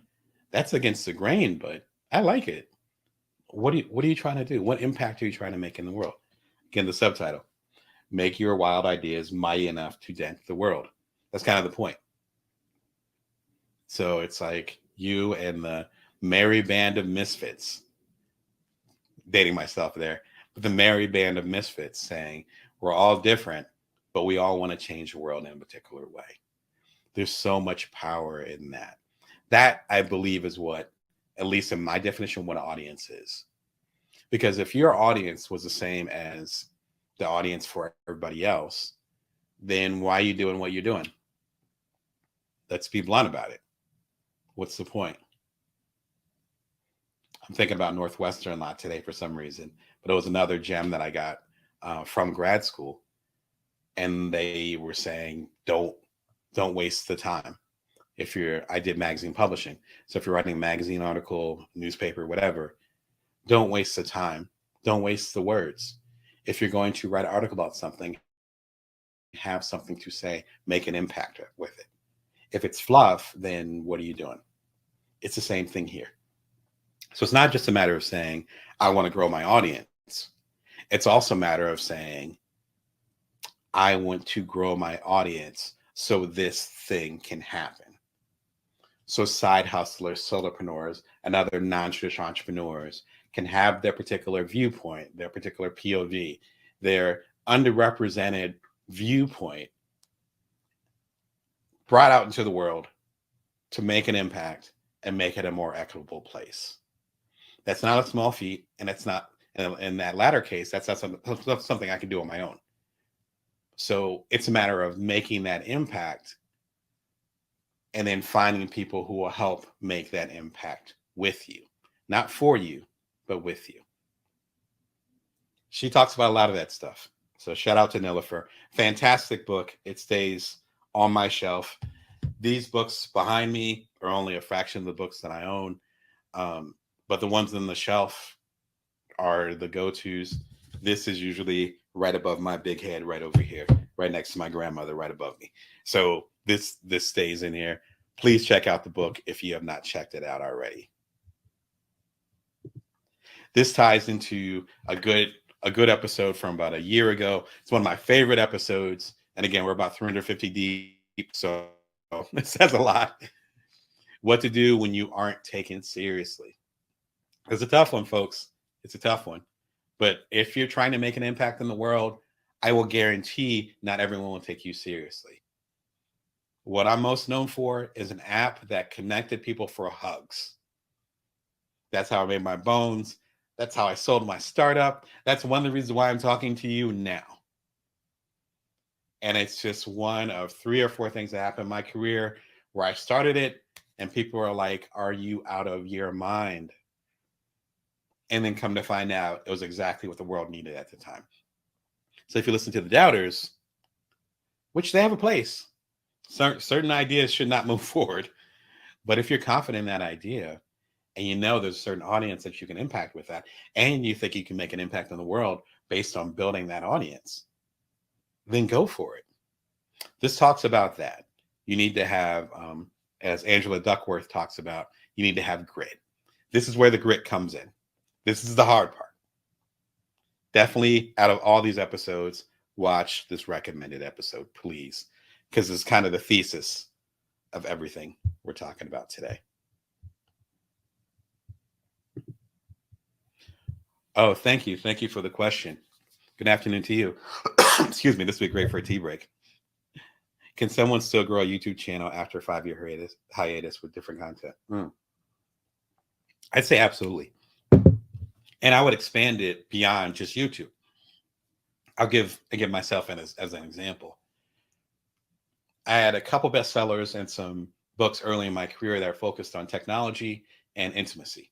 So basically how technology connected us, which eventually, as you can probably figure out, led to me co-founding a startup that connected people for hugs called Cuddler, which I talked about in the aforementioned video. After I sold my startup, Then I wanted to, as I'm talking about today, wanted to help other non-traditional entrepreneurs. Because when I sold my startup, I'm African American. I'm a stay-at-home dad at the time. Our son had turned 2 when I sold Cuddler. I wasn't living in Silicon Valley. I was approaching middle age, like all these different things that didn't match. They call it pattern matching in San Francisco. So I want to help other people who didn't pattern match the new entrepreneurship, the non-traditional entrepreneurs. All my books since then, a lot of them are in the complete Bring Your Worth collection coming out soon, are not connected to intimacy and technology. I bring this up because it's more about you serving a particular audience and you serving them well. And sometimes ends up being you going back, and I think Steve Jobs said that, where you follow the dots, but it's not until you look back where you realize how all the dots connect. And my work with intimacy and technology isn't too much different than me helping y'all leverage technology and other resources to make an impact on the world now. So in a sense, if you're doing a particular YouTube channel, particular line of books, in my case, or whatever, and it's feeding a particular audience, maybe with the new ideas you have, there's some type of like a Venn diagram. You think about the big 2 circles overlapping. Maybe there's some type of overlap that will allow you to feed the audience that you want to go to next. So yes, you can absolutely, this will be called pivoting. You could absolutely pivot into a different place, and you might even have more success, however you measure those metrics. I think the key thing though, is to figure out instead of saying, okay, the content's going to be different. Yeah. But where does the audience overlap? And I think that's really where the key thing is. Some of the people that made my books bestsellers ages ago, I won't even say how long ago, see the gray hair here, are the same folks, some of the same folks that are making my stuff bestsellers now. Even though the content is a little bit different, but they still get the vibe of it. And there's that overlap there. So I'd say focus on not how the audiences are going to be different as far as new content you want to do, but focus more on how the audiences are going to be the same. And maybe there's some type of overlap that'll make that pivot more gentle. Like what new content you want to put up is actually closest to the old content you want to put up. And once you do that, then it becomes a gradual climb, and that audience might actually go with you. If you, my 27th book, again, the complete Bring Your Worth collection, is about to come out in October. But if you look at the lineage of my books, there was no hard lefts. It was more like, okay, this is the direction we're going in. I'm interested in this. Are y'all rocking with me? Yeah. Okay, cool. We're going this direction. Oh, we're pivoting. Yep. And suddenly we're over here. So I'd say look at it less black and white and more like, where's the overlap between these two potential audiences, and how can I make content that can slowly get them into the direction I want to go in. So hopefully that gives you some insight. I appreciate the question. Feel free to throw a follow-up in there if I didn't get it exactly to where you need it to be. But yeah, that's a valid question. I respect it, because we deal with that all the time, and it's tough because we want to grow as creators, as artists, as business people, whatever moniker you want to put on yourself. But we're not always sure if the audience is going to grow with us. And that's a tough place to be. But we also have to have enough faith that we're being called in this particular direction for a particular reason. And if I was worried about, I'm known for writing about and talking about intimacy and technology, I can't explore these other things, then we literally wouldn't be talking now. So best of luck as you move your channel forward. I think there's ways that you can make the transition a little bit more gentle. So keep some of the stuff I said in mind for sure. So thank you. All right. And then the good problem we want to have, and hopefully the gentleman that just tuned in will have this problem soon. Excuse me. How do I manage my growing audience? Which is a tough one. It's a tough one. Oh, thank you. It's a tough one. Like, how do you manage your growing audience? Because Here's the thing. Eventually, you're going to get what you want. And as a business coach, I would be remiss. I'll be doing a disservice if I didn't say this. I say this to all my clients. You're eventually going to get what you want. If you stay persistent, consistent, as we talked about in reference to Nilüfer's book and all that, you're going to eventually get what you want in some form. It might come in a different package, but you're eventually going to get what you want, right? Once you get that abundance, how you manage it, how you handle it, mentally, emotionally, even physically, you got to make sure that you're fortified, that you're grounded. Because if you're not, that can go to your head. You can get a windfall of money and then just blow it. Like, I've been in those different situations, and you want to make sure that that stuff that you've been asking for, that you're actually ready for it. The audience for this channel, exactly a year ago, there was about 600, maybe 500 subscribers. Now there's 18,000 of y'all. That just happened within the last year. The only reason I bring that up is that no matter what we're doing, there's going to be a certain moment where things will move. And that stuff we've been asking for will suddenly be here. So the question is, if you have an audience of, let's say, 100,000, and you're used to having an audience of 1,000, then how are you actually going to take care of them? What are you going to do? And how you make sure that you serve them in the same way that you serve them when things are way more intimate. This is a good video to watch. Episode also came out, I think, about a year ago. How to build a following and maybe go viral. I've had big moments, like books that have gone #1, or, as I mentioned with Cutler, with the startups, or even some episodes of this channel that have suddenly caught on fire, including recently.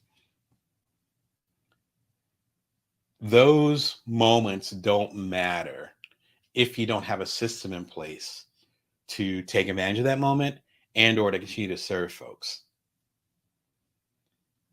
If you're saying, I want an audience of 10,000 people for this new book that I have, but you don't have a good relationship with the printer and they can only do 10 copies at a time, then it doesn't matter if you have 10,000 people that are pre-ordering.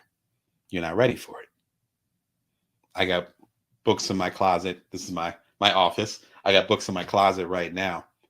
Just in case y'all want some, it's at damonbrown.net, and I can sign them and have them to you in a few days. You have to have your stuff prepared and organized when you get that moment that you've been asking for. This video talks about that. We talk about, particularly when it comes to videos, we talk about, or even social media, which whole nother discussion.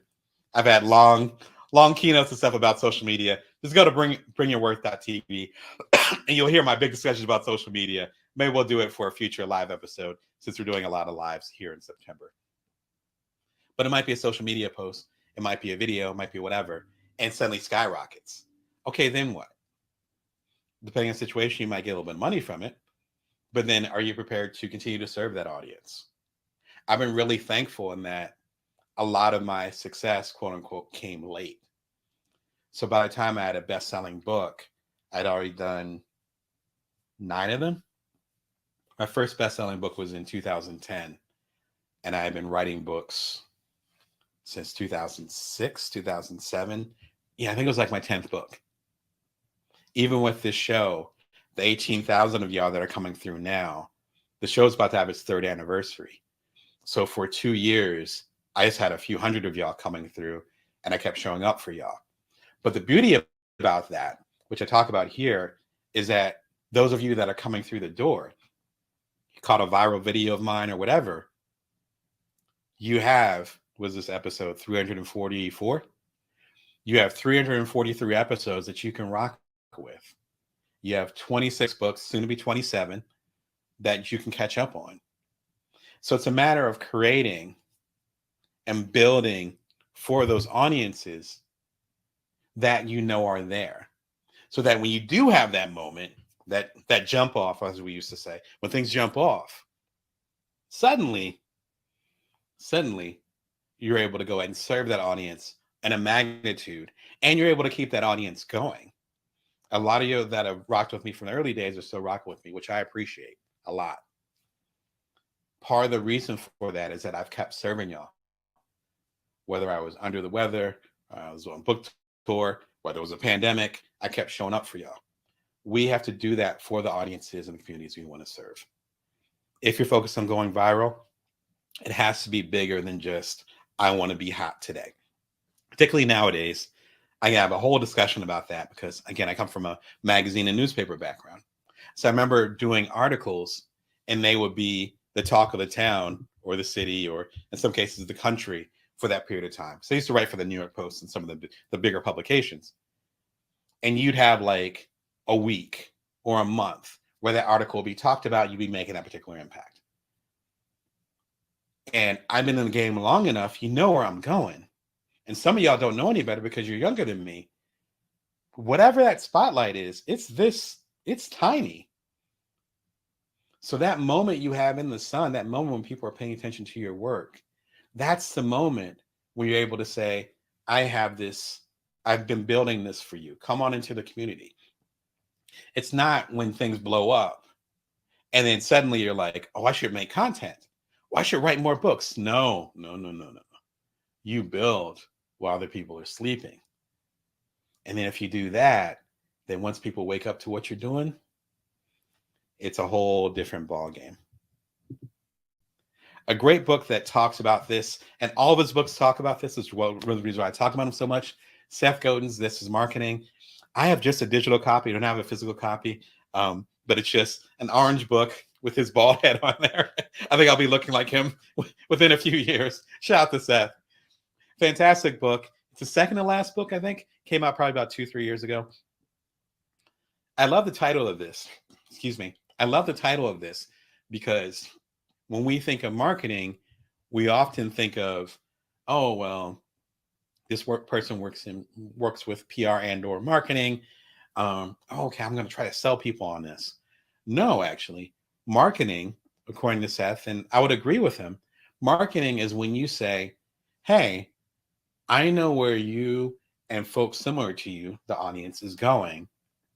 Here, if you're doing the late nights, early mornings, you got your side hustles going, why don't you have a mug? Put your tea, put your coffee, put your cha, whatever in there, something stronger if you're of age, put it in there. And then you can look in the mirror or look down when you're having a rough time. You could say, I'm going to bring my worth today. That's marketing. Not from the standpoint of, I'm going to make money off y'all. And not from the standpoint of, I'm going to hustle you, take this mug or in this t-shirt. It's more like, no, these are certain ideas, certain principles, and certain symbolism of what you as an audience care about. Here, as Seth Godin says, here, I made this. If it's not for you, cool. But if it is, I'm going to make it 500% clear of who it's for and who it's not. This mug is for you. This t-shirt is for y'all. This t-shirt is not for, the million dollar Silicon Valley folks. It's not, no shots at them. Some of them are my friends, but it's not for them. It's for you. That's marketing. It's not for everybody. Marketing is a discussion of saying, this thing is for this particular person, for you. I will use my skill set to make it clear that it is for you. I'm not going to hustle you about it. I'm going to get all the details, and then you will realize that it's perfect for you. I love Seth's works, and I love Seth. Shout out to Seth. I always appreciate you. Fantastic book. It might be my favorite book of his as of late. He has some excellent books too. All the links are in there, and there's quite a few episodes at bringingworth.tv that talk about Seth Godin. Obviously, I'm a fan and a mentee, so I rock with him. Last parting thought, and feel free to put in any last-minute questions as I wrap up, because I'm already over time because of the technology stuff. Why you don't need more press? You're like, Damon, you're a former and current journalist. Why are you saying you don't need more press? What I'm saying is, let me put the bar down because my hands are going to start going. What I'm saying is that I've seen it from both sides. So when we built up Cuddler and me being the COO, I was talking to a lot of people in the press and getting a lot of press. And obviously, as a longtime journalist, I'm used to companies, startups, founders like myself, maybe like you, coming and saying, "Hey, I'm going to do this and do that. Why don't you cover us in Inc. magazine? Why don't you cover us in whatever, whatever?" The thing is that press alone will not build you an audience. We got when we did Cuddler a handful of years ago, the startup that we sold, we got the cover of the Wall Street Journal. It was fantastic. In fact, it was the week of the Consumer Electronics Show, which I live right down the street from the Strip. So it's right down the street from where I live now, ironically enough. But it was before we moved here. And it was a fantastic week to do it because all the tech literati, if that's the right word, even though it's usually used for literature, were there. Fantastic. It made us the #1 app in the world that day, that Friday in January.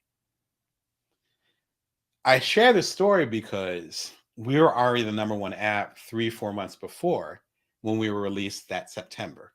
We became the #1 app that second week of our release. The last week of September. In other words, us being on the cover of the Wall Street Journal did not make us hot. We were hot already had an audience of 250,000 people using the app to hug other people. 4 months later, the Wall Street Journal decided to do a feature article on us talking about the cuddle economy. The reason I bring this up is that we get confused sometimes, all of us, including me, that we get an article written about us and suddenly we have an audience. It's usually the reverse. We build the audience and there's enough buzz so that article is written about us, and that keeps momentum going. I talked about it in the live a couple days ago when it comes to making a bigger business. And often, whether it's a book agent or a speaking agent or whatever, for us to get represented, we already have to have a buzz. What the agent or representative does is they put gasoline on that fire or spark we already started. So as you're thinking about building your audience, and as you're working through what it means to have a community, keep in mind that having an article or hunting down journalists or pushing for an article to get written, that's not going to get you your audience. What will get you your audience is all the stuff we talked about throughout this show, and hopefully all the resources that are shared here, including the videos and the books. Work on those things, and then the press will come. Build it, and they will come. Feels like a good place to stop. Thank you so much for the comments, and hopefully there's some insights for you too. Come to you every Wednesday and Sunday, except for this month, I'm doing a live every single work day. So you'll be seeing me actually tomorrow for more profit in 2024. Who doesn't want that? Like I said, it's almost set fourth quarter. Need a plan. I'm definitely working on mine. In case you missed it, make 2024 profitable, the business live stream marathon. Particularly if you're new to the show, it's a marathon of all the live business episodes from last year. Be sure and check it out. You guys can be really enjoying it. Don't miss out on that. And again, it's great for the audio. So even if you're outside playing with the kids, taking a long commute, it's definitely that kind of vibe for sure. And that's how you grow your audience for 2024. Thank you for all your insights and for your feedback. And hopefully the books will help you get on your way. And I'll see y'all tomorrow. Remember, you can always bring your worth. You can always build from now. Take care of yourselves.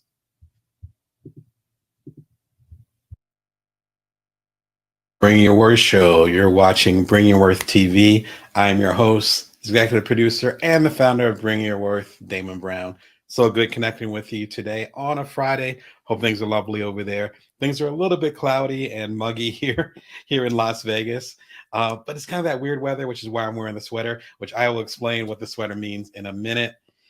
Bring Your Worth Show comes to you every Wednesday and Sunday at 1:11 p.m. Pacific Standard Time, Vegas time. If you want support as a side hustler, as a solopreneur, or otherwise a non-traditional entrepreneur, which as a business coach, and that's my specialty. And also I'm part of your community. I'm one of you. Be sure and subscribe. It's free. As far as I can tell, it'll always be free. I charge more for my business coaching. Of course, I have my books. All of them are available in the links below. This is completely free to you. So please take advantage of it. And thank you so much for supporting the community and coming through. I have my new book coming out, the complete Bring Your Worth collection, the whole collection. I've been doing business books for about 7 years, about as long as my second son has been alive. And all of them, almost all of them, are compiled in this one.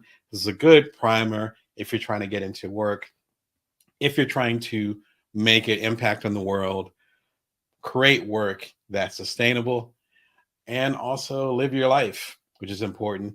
As I said in passing, I am a parent, so it's important that we show up for our kids as well, not just to do our work. In case you missed it, just did a marathon. Make 2024 profitable, which if you're watching this live stream today about making a profit, this will probably be up your alley. Business live stream marathon. As it implies, it is a marathon. It is actually all the live streams, every single one of the live streams I did last year to prepare you for this upcoming year. If you're watching this live, Q4 is upon us. We're in the middle of September as I'm recording this. That means in about 14, 15 days, it's going to be the last quarter of the year. This is the time to prepare for that. This marathon is about 9 hours long. The beautiful part is that it's a podcast. It's audio based. If you want to see my mug, you can certainly watch it on YouTube the whole time and watch my face. But if you want to get the game from it, you can just go ahead and put on your YouTube player, or if you this is broadcast on LinkedIn, it's also broadcast on Amazon Live. Shout out to y'all. You can just plug it in to your plug in your headphones. See, don't know what to do with my hands. Plug in your headphones, put your phone in your pocket, and then just go on a long walk like I do. Meditate on it, do the dishes, play with your kids or whatever, your pets, go on a long road trip. It's perfect for that. I've done a whole bunch of traveling, driven across the country a few times, traveled quite a few other places around the world, talking Japan and other places where it's those long flights. This is the vibe of that. Put it into your back pocket, literally, and get the game from there. It's talking about passive income. It's talking about emotional intelligence, which if you're not emotionally intelligent, you actually might be blocking your sales, if not your blessings, depending on your belief systems. It gets into that. Be sure and check it out. A lot of you have already come through to that and given really good feedback. I'm so honored to be able to support y'all in this particular way. Excuse me. Watch this space. We have the ultimate guide to freelance writing. My background is freelance writing. I have 2 degrees in journalism, master's in magazine publishing from Northwestern. Shout out to Northwestern. And I've written for Playboy, the New York Post, AARP, Family Circle, a lot of publications. There's so many articles and magazines and newspapers and websites that I wrote for until I pivoted into entrepreneurship about 7 or 8 years ago. I want to give as much insight as possible. I've had some recent live shows. You can click on the links below. I can talk today. Click on the links below, or just go to bringyourworth.tv. You'll see them doing a whole lot of lives recently. I did a recent live on how to begin freelance writing that got such good feedback, as well as my recent keynote that was made public that I did for the American Society of Journalists and Authors over this summer. With all that feedback, I'm realizing I want to create some type of whole resource, one-stop shop where you get all the insight that you need about freelance writing, how to pitch articles, how to get paid for articles, how to create passive income based on the articles that you write. All these things are super important. Myself and other veterans in the game, we talk about this all the time. I want to give that to y'all. I was actually planning on doing it a lot sooner, but I ran into some technical difficulties. I think it's just cranky with the weird humidity. I feel like my computer is running hot. So give a shout in the comments if you also have some weird weather like we have in Las Vegas. Anyway, today is really weird as far as the weather. I'm sure that's not helping my computer. So there's actually some issues that I'm having, technical difficulties I'm having with getting the episode together, but it'll be up very soon, as in within the next week. Be sure to subscribe. You can subscribe for free and stay plugged in. Turn on the notifications, and I will get it to y'all as soon as possible. I'm excited about it. You can hear me stuttering over here because I think it's going to be a heater. And a lot of people that I coach as a business coach are journalists or want to be journalists or working within a journalist environment. This will help you get that game that you need to do it independently, as I have for a few decades. All right. This Monday, this is exciting.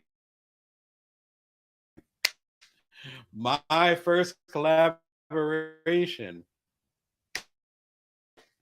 build subscribers from zero. I'm interviewing, but also I'm going to be getting interviewed.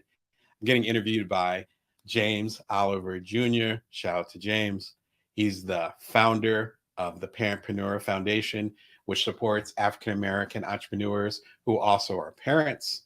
And he's also the new CEO he's CEO of the new company, I should say, Kabila. And Kabila actually is an app that matches co-founders. So if you're co-founding something, let's say you're doing a startup and you want to connect with somebody else, you want to collaborate with them, the app is super smooth where you see other people you can collaborate with. What I did my last startup, Cuddler, which is the one that my partners and I sold, I was the main one that understood media, and I also understood intimacy and technology, which made sense because our app was connecting people for hugs. Another one of my co-founders was really into technology, and he knew programming like the back of his hand. He knew how to do systems, which back in the day was really important because you didn't have as much technical support from Amazon Web Services and all these different things that we have now. We didn't have that back when we did Cuddler back in 2014. Our third co-founder was an artist. Neither one of us are graphic artists, so they were able to really shape the UX and the feel of the app. That led us to success and an eventual acquisition. Kabila would have made it super way easier to find appropriate co-founders because me being the media slash culture co-founder, connecting with someone who was called a technical co-founder, and connecting with someone who would be a UX slash artistic co-founder. This is the guy that I'm going to be chatting with. We're going to be talking about how I raised the support of this show from a year ago. It was about 500 of y'all that subscribed. And now we're just above 18,000 of y'all that have subscribed and counting. So we're going to talk about how we go from 0 to 60, or in my case, 18, 19K. We'll be talking about that. It'll be a really fun conversation. James and I go back, and he's also gone through his startups, and obviously he has a couple new startups now. So it'll be a fascinating conversation. I recently had a live, I think it was a couple of days ago. You can check in the links below about how you can build an audience. In fact, we talked about that, I think it was on Tuesday. This will be almost a continuation of that. Definitely go and plug in. If you want to learn more about James and his work, he's the co-founder of the matching app, Kabila. Check it out. I think it's in beta testing right now. I think they're going to be rolling it out to the public soon. So be sure and plug in if you are a side hustler or solopreneur. Quick sidebar on that. If you're going to be creating things and building things and you're a side hustler, then you might have the capacity to do it on your own as a solopreneur. Certain apps or certain products or services lend themselves to you creating it on your own, but you might need some help. This would be a great app to start with to figure out what help is available. And I've been a longtime supporter of the Parentpreneur Foundation for African American entrepreneurs. Click the link below. You can learn about the community that we've been fostering over there for quite a while. And then the awesome elephant in the room is my shirt. As I've talked about the other day, I'm connecting with y'all live every work day here in September. We're about halfway through right now. So halfway through this beautiful marathon and connecting with y'all. I've been putting on different shirts that I wear because if you work from home, you got different shirts that you put on, different gear. This is one of them. So this is courtesy of Black to Business. Oh, wrong arm. See, everything gets mirrored here, mirrored and mirrored. This has the colors of the African colors and so forth. And this is kind of an old school. I'm of that generation where you wore like sweatshirts and you made sure that you looked fly. Shout out to the 1990s. This is one of those shirts. If you're interested in checking out the shirt, you can get it at the link below. Black to Business. They're an organization. They support, again, African American entrepreneurs who are making an impact. Shout out to y'all. Thank you for this shirt or sweatshirt as well. They have t-shirts, they have sweatshirts and so forth. Even though I'm based here in Las Vegas, if you've come here during the wintertime, you know it can get cold as hell. And so there's actually a use for this. Brooks Brothers is one of my favorite outlets. And so I have a couple of really thin Brooks Brothers sweaters that I put on during wintertime, like it's no joke. It gets very cold here in Las Vegas because there's no protection. Think about in the desert, you ever seen it in one of the movies where someone's lost in a desert and their skin is chapped and they're all sunburned and jacked up. But then by the time the sun goes down and suddenly they're freezing cold, we live in the middle of the desert here in Las Vegas. So that's the vibes. So no matter where you live, even in the desert, these kind of sweaters will work for you. The link is below. Again, I'll put it on the screen for y'all too. And about a year and a half ago, it was a minute ago, maybe 2 years ago, I had a chance to talk with the folks over at Black to Business Podcast. Shout out to the folks over there. Owning Your Power and Growing Your Hustle with Damon Brown. It was one of my favorite interviews of that time. And it was a period of time where I was really trying to articulate what that next level was going to be. I'm not even sure. In fact, when I did this program, I think the show might have just launched. So I'm about to hit the 3rd anniversary of the bringyourworth.tv in December. So this was about 2.5 years ago. So I would implore y'all not only for the game and the insight that hopefully I was able to pass on to y'all, and through Aquise, who's the person who interviewed me, shout out to you, but also with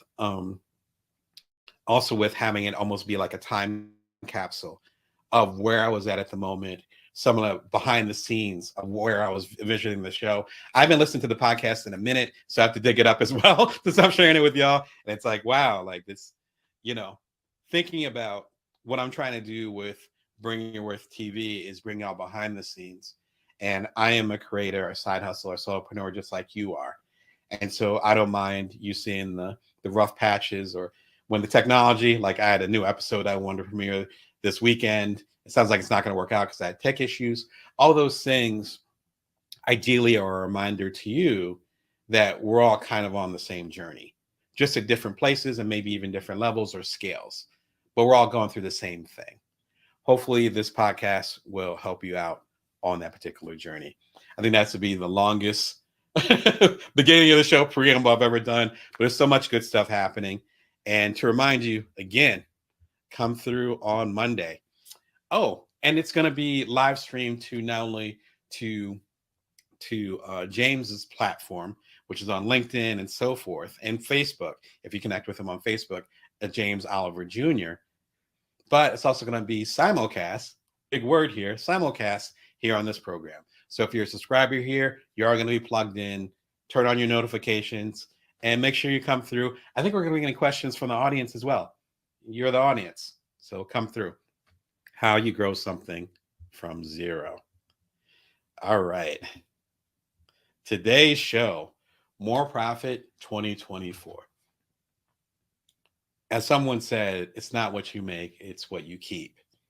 And part of what we keep is based on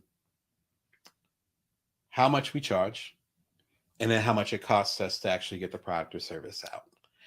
That gap ends up being defining if we have a good year or a bad year, even if we make it to the next year. I hate to be extreme like that, but that's kind of the way that it works. When you're working independently, whether you're doing a startup, you're doing a product from the proverbial kitchen sink, you're starting from something from scratch, you're building a TV show, whatever, there often is not a blueprint for that particular path unless you have good mentorship. That's why I was recommending the communities I recommend at the top of the show. As you go into the next year, you need to be strategic, not only about your business, which is your execution, but the business of the business. What are your margins? What are your systems? How are you going to set things up? Are there certain tax preparation things you need to do with the system that you have? Do you need to get employees this upcoming year? All those things will impact your profit in the upcoming year or at any time. But the new year is the perfect time to do so. So we're going to dive into how you can increase your profit and how you can build some systems to make sure you can even tell if you have a profit or not. I've built some things. I didn't even know if I was making a profit or not. And I was like, how am I supposed to figure this part out? And I had to work backwards and work it out. That's not the position you want to be in. I'm passionate about this because, I've been in the arena a few times. I know what it's like out there. I know some of the mistakes that can happen because we're so focused on creating versus being focused on the business. So let's get to the bottom line, quite literally, actually, that we talk about quite a bit in the coaching practice that I have, and in many other areas, and that is, how can I make more money? This, how's it come together? There's two big ways you can make more money that I found, and this is a business 101. You know, it's something that people that have successful businesses, they understand and know. There's two metrics that you can adjust to make more money. The first metric is to have more customers, have more people you serve, have a bigger audience. The second metric is to charge more, to charge more for what you're doing. That second part has a little bit of a caveat, because you might not have necessarily have to charge more. You might just make your work a little bit less expensive. I would caution you on that second part though, because once you start to make yourself a little bit cheaper, then you're sliding from a a French Laundry or a really fancy restaurant and slowly sliding to McDonald's. You don't worry about McDonald's ingredients. I'm pretty sure they don't worry about it either. No shots at McDonald's. I know folks that work with McDonald's. No offense to y'all. The main focus, though, is on making the most of the money and making the profit margin as big as possible versus necessarily having the highest quality ingredients. That ends up being the balance that you strike. When I have my coaching practice, it's at damonbrown.net, and I started to build it up. And it kind of goes in waves. If y'all are coaches, or you're a therapist, or any type of service organization where you're working with people one-on-one, you have ebbs and flows. I have some years where I have so many coaching clients, like my head is spinning.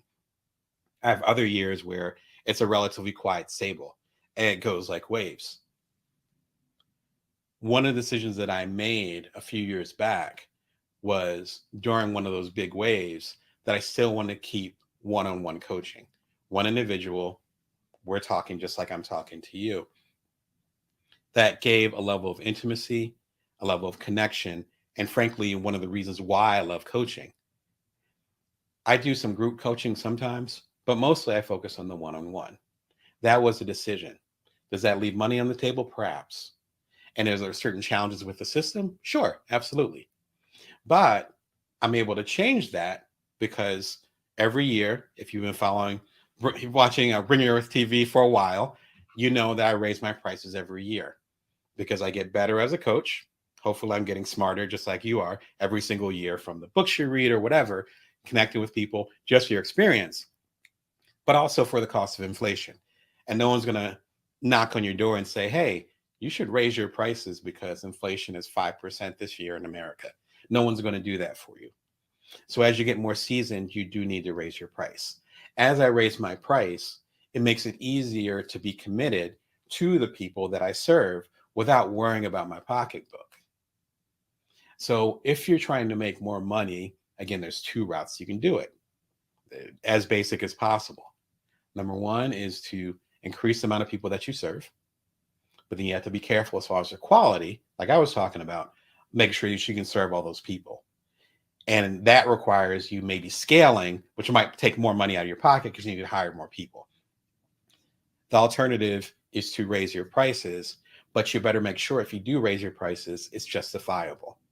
I know I'm a better coach year to year, from working with y'all, from doing new books, from coaching additional people, from doing this TV show, from going to the TED conference, all these different things. So I know I'm up in my game to justify my prices. Get my prices right on my website at damonbrown.net. So if you're going to raise your prices, you need to make sure that you show up in a way that's reflective of those prices. And if you're going to serve more people, it might bring you in more money, but then you need to make sure you're not costing the service that you're going to give to those people, and or you might end up losing your margins on that and whatever benefit you have, because you might need to hire more people to take care of your bigger audience. Be sure and jump in the comments if you have any questions in regards to how you can make more money.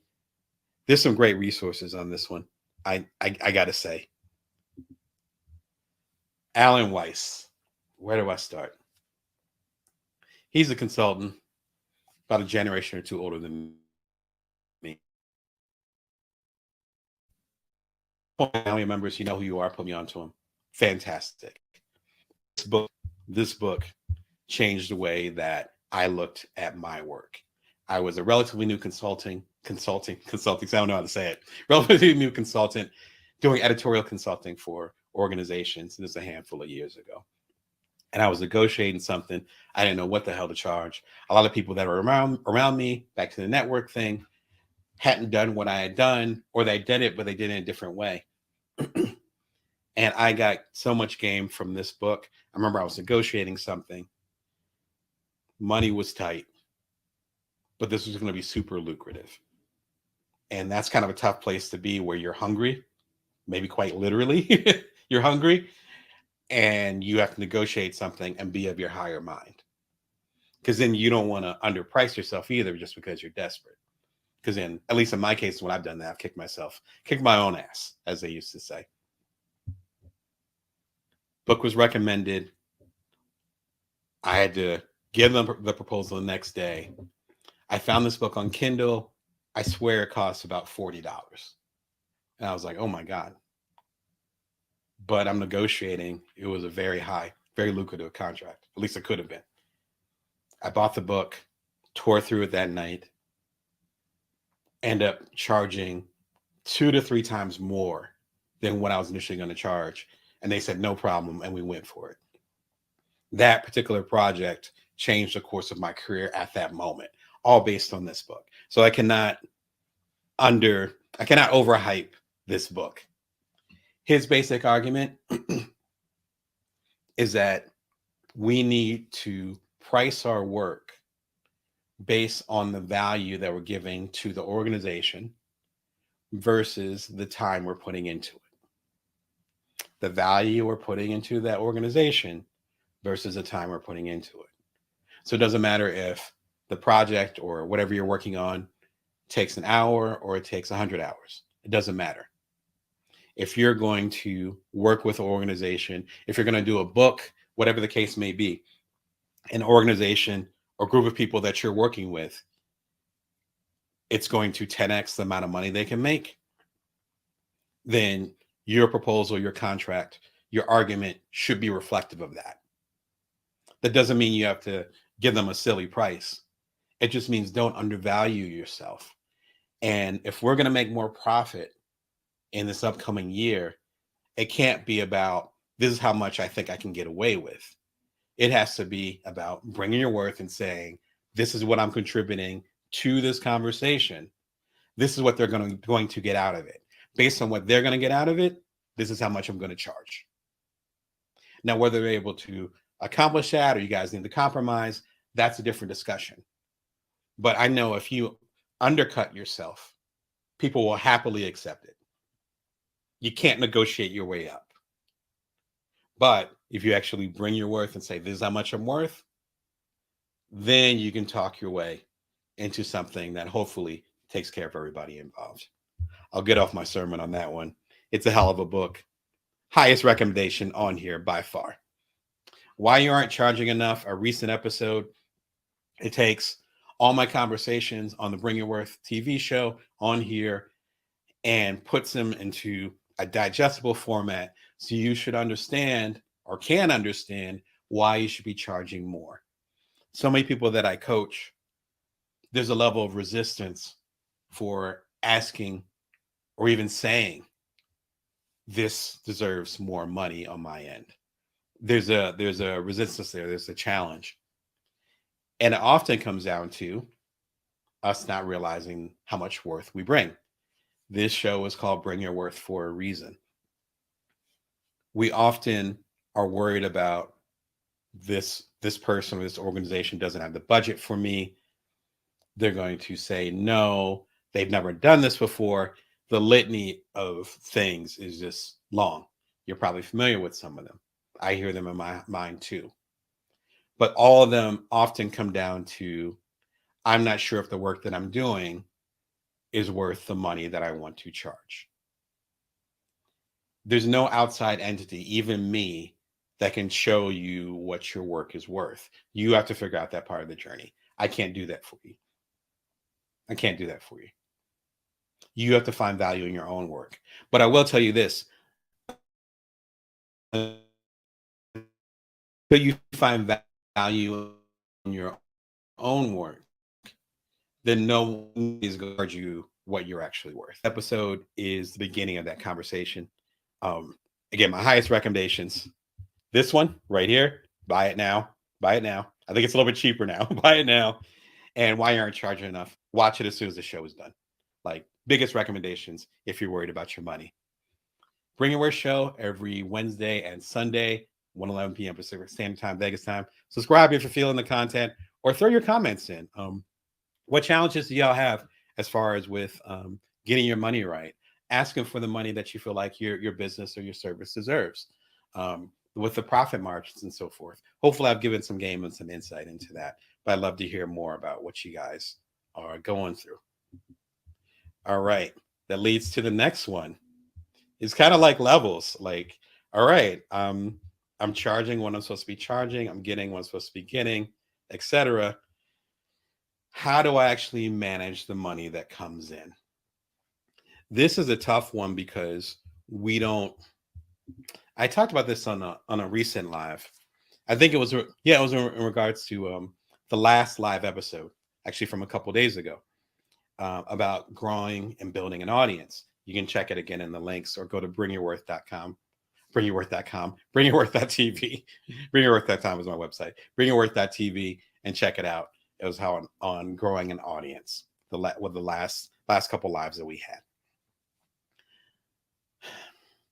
We can do so much visioning as far as what we want, particularly when it's something we don't have.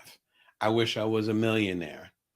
I wish I was a little bit taller. I wish I was a baller, etc. We can just keep going and going and going. But then what happens when we do become a millionaire? What happens when we are a baller? What happens when we have the best-selling book? What happens is that we don't often prepare for the other side of the mountain. I've had a couple bestsellers. I've had some successes. Maybe you have too. And if you have, you recognize that when you have that success, there's a whole nother mountain to climb and or more things to manage. And if you don't strategize what you're going to do after that, then you're going to end up in trouble. And often you end up losing whatever you gained. An excellent book that talks about this, one of my favorite books, favorite books. It's called Sudden Money. This is so old. You see the dog ears.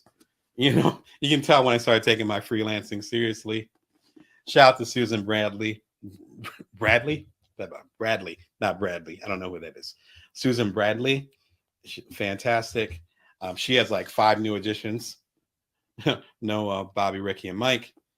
Excellent book.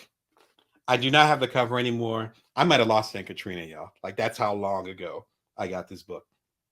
There's another very expensive book. I'm not gonna lie. As of this recording, it's gonna cost you about $50 for that book. But let me tell you what the book is about. I got to keep it in my hand because, man, this book is fantastic. There's a reason why I've had it for going on 2 decades. It talks about what happens when you get a financial windfall. In fact, I think the subtitle is How to Handle a Windfall, something to that effect. This talks about how we go from barely getting by or being middle class or whatever your station might be, and suddenly we're able to eat out every night, suddenly we can buy a new car. Some of us who are really balling can buy a plane or some crazy stuff. Like, what is the psychological experience of that? As a business coach, as an author, I love the idea of not just saying I want to make $1 million, being like, no, like, what's the mindset that I need to get into when I do become a millionaire? Because chances are, I've worked with a lot of folks, chances are whatever you're aiming for, it eventually will come true. Maybe not in the form that you want it, but it eventually will come through. It might just be in a different form. But if you're persistent at it, most of us do get that thing that we want because we're laser focused on it. And then whatever your belief system happens to be. What we don't prepare for, though, is actually winning. This talks about that. And it talks about the case for athletes. It talks about lottery winners, and then might be more applicable to most of us that are connecting here on this program, what it's like to make it big as an artist. My last startup was acquired, and I went through this period of time where I wasn't sure what my identity was anymore, because I was the founder of this startup. We got 250,000 users, and then suddenly it got acquired by our choice. It wasn't aggressive. We decided to sell it. But even when it's in your hands, there's still identity shift, maybe even identity crisis that happens. Not to mention, there's a beautiful term she uses in here. It's called sliding down the money chute. That basically means, let's say you get a phone call. I would say a DM, but that doesn't sound legitimate. But you get a phone call, you get a letter in the mail, and it's like, hey, whatever you make a year, this thing took off. I want to buy the rights to this, blah, blah, blah. Here's 10 times that. Here's 50 times that. Here you go. Where's your bank account so I can wire it to you? Think about that experience. See how it feels in your body. That's falling down the money chute. Suddenly, all these things that you found stable and that you took as who you are, suddenly those things are shifting. And I'm not a very money focused person. And even for me, when I've gotten a lot of money or my stuff got acquired or whatever, I went through all kinds of emotions. If you're a money driven person, please get this book, because I'm not even money driven in that kind of way. And I went through this stuff, still going through it. Grab this book so you can understand, when you get that higher profit, how to psychologically handle it. She even has 5 steps, a 5-step process to go through that her clients and other folks, I think she's a CFA, her clients and other folks have gone through to deal with that process. That's why I'm emphasizing it so much. Make sure that you're psychologically ready to get that windfall. And on that note, what to do with a financial windfall, episode 254. So glad I started numbering these. So I want to say the episode came out about a year ago. One of my favorite episodes. It's super short. It's like 6 minutes long. And it talks about some of the stuff that Susan talks about in the book, as well as me working with clients and other folks who are going through these major transitions. And what happens when you actually, quote unquote, win. People don't talk about that. They talk about getting up from failure and all those things, which is cool. I've written books about it. That's fantastic. But we don't talk about what happens when we actually win. And as Elizabeth Gilbert talked about in her, she had a beautiful TED Talk about 10 years ago, talking about success and failure. And to us, psychologically, it feels the same way. All we know is that the way that we're used to doing things, the way that we feel stable, doesn't exist anymore. That's the main thing that we know. Other than that, the rest of it's just little details. So how do you psychologically prime yourself to make more money? In this case, in 2024, a lot of it begins with this episode. So be sure and throw any quotes. If you want to throw a quote in there, you can, or comments. How are you managing the money that comes in?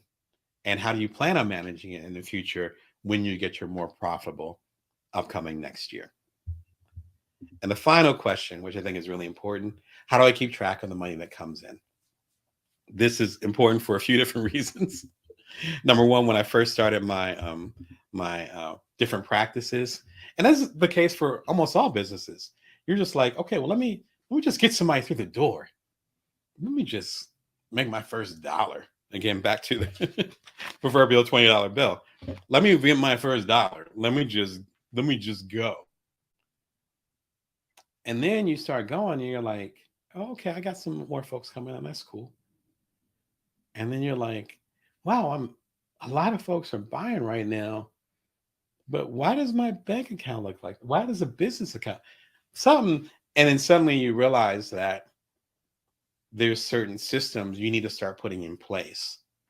Now, putting them in place from the beginning sometimes can be helpful. I'm a big systems guy. That can be helpful. But sometimes you don't know if your business or your thing is going to work enough for you to create a whole system around it. Kind of like hiring a virtual assistant for a business you haven't started yet. It's like, well, you might eventually need a VA, but you're just starting. But if you're looking to make more profit in 2024, you need to have an infrastructure in place to do so. I am constantly building my infrastructure. There's some weak points I have here. I'm literally working on those every single day. So even for myself, even though I'm a coach, even though I've been through some stuff, ups and downs financially, even though I've sold my companies, I'm still going through that too. This is not a linear process. It's almost like a 3-step process, but you're going through the cycle. I look at every year as going through the cycle over and over again. If you're having challenges keeping track of your money, or you're kind of trying to play catch up right here, a great example would be QuickBooks. I mentioned them before. I got into QuickBooks when I was actually living in the South. So I was living in New Orleans, and I was doing my own taxes. And it was just this period of time when I was like, this is too much. I'm doing too many things. As I talked about, I've been a long-time freelance journalist. And as a freelancer, you might have, if you're having a decent year, you might have a dozen to 2 dozen clients. So you got receipts, stuff all over the place. I used to do a lot more traveling. And so I traveled to Japan to cover a video game conference. All those receipts or things related to it. I'm not a tax preparer, so don't quote me on this. But at the time I was doing it, all those things were at least partially tax deductible under the, I think it's a meals and entertainment portion of taxes. Whole nother discussion.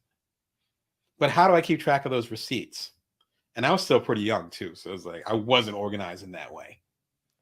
I started using QuickBooks way back then. Old school QuickBooks. Like, right, there was no broadband or nothing. It was just, I think you might have to get a CD, if I remember correctly. I don't even think it was a DVD that far back. They are super old school until recently. Now they'll actually will help you with the tax preparations. I believe they will help you with the receipts. And there's all kinds of automated systems, way more complicated than I can get into in this episode, that actually will help you get yourself off the ground.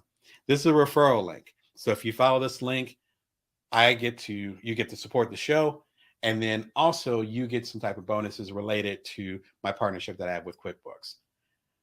I'm sharing them because they got me out of some challenges when I was in over my head trying to get my taxes and receipts organized way back when I was living in New Orleans ages ago. So I know they're good on their work and they're good on their word. And they're also a lot stronger as far as the software that they're doing nowadays.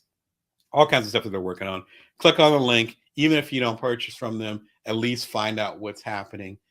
If you're going to level up your profit, you need to know how much is coming in and how much is going out. That's literally the definition of profit.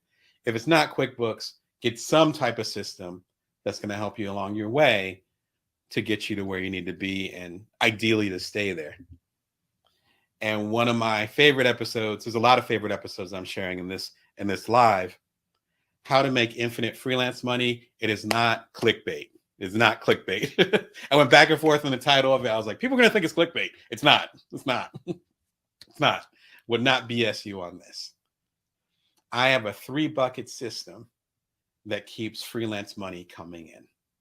A lot of y'all who are freelancers who have been veterans like myself for a while, you're familiar with what I'm going to be talking about in the video. But if you're new to freelancing or you're not sure how to keep the money flowing, be sure to check out the video. It's extremely short. That episode is about 4 minutes, maybe 5 minutes long. It's short on purpose because it was one of those things where I was either talking to a colleague or maybe it was a new freelancer I was talking to. And I was like, oh yeah, you do it like this, that, and that. And they just kind of looked at me and I was like, oh, I need to make an episode about this. I need to pass this on. The stuff in this episode, I learned the hard way. I'm trying to give it to y'all in 4 minutes. Be sure and check out the episode. As you see me beaming, I love the episode, and I'm happy to kind of help y'all get to the next level. That's it for all the questions. If you had a last minute question as I wrap up, be sure and throw it in there. But I hope it gave you some insight and some game. Come through on Monday. When, see, I told you I was having tech issues. Give me a second. There we go. This Monday, 1:11 p.m. Pacific Standard Time, Vegas time. It's me being interviewed and also interviewing James Oliver Jr. of Parentpreneur and Kabila fame. We're going to be talking about how I got the Bring Your Worth show, Bring Your Worth TV, from a few hundred subscribers exactly a year ago to the 18,000 plus that are rocking with us now. Be sure and check it out if you're interested in any types of stuff in that thing, for sure. Thank you. I appreciate that, and I hope it gets you to the next level. Especially with, I'm familiar with your work, so particularly with the creative stuff that you're doing. There's so many of us that are creators that are just trying to get by, like Talib Kweli, right? And what I'm trying to do is give as much insight as possible so that more of us can make a living, or at least a partial living, in the creating that we're doing, and that we can keep showing up year after year to support the communities that we're in this for. So thank you. I'm glad the insights are getting you where you need to go. Bring Your Worth show every Wednesday and Sunday, 1:11 p.m. Pacific Standard Time, Vegas time. I'm going to be live every weekday this month, and I will see you on Monday. Be sure to subscribe if you like the content. Until Monday, remember, you can always bring your worth. You can always build from now. Take care of yourselves.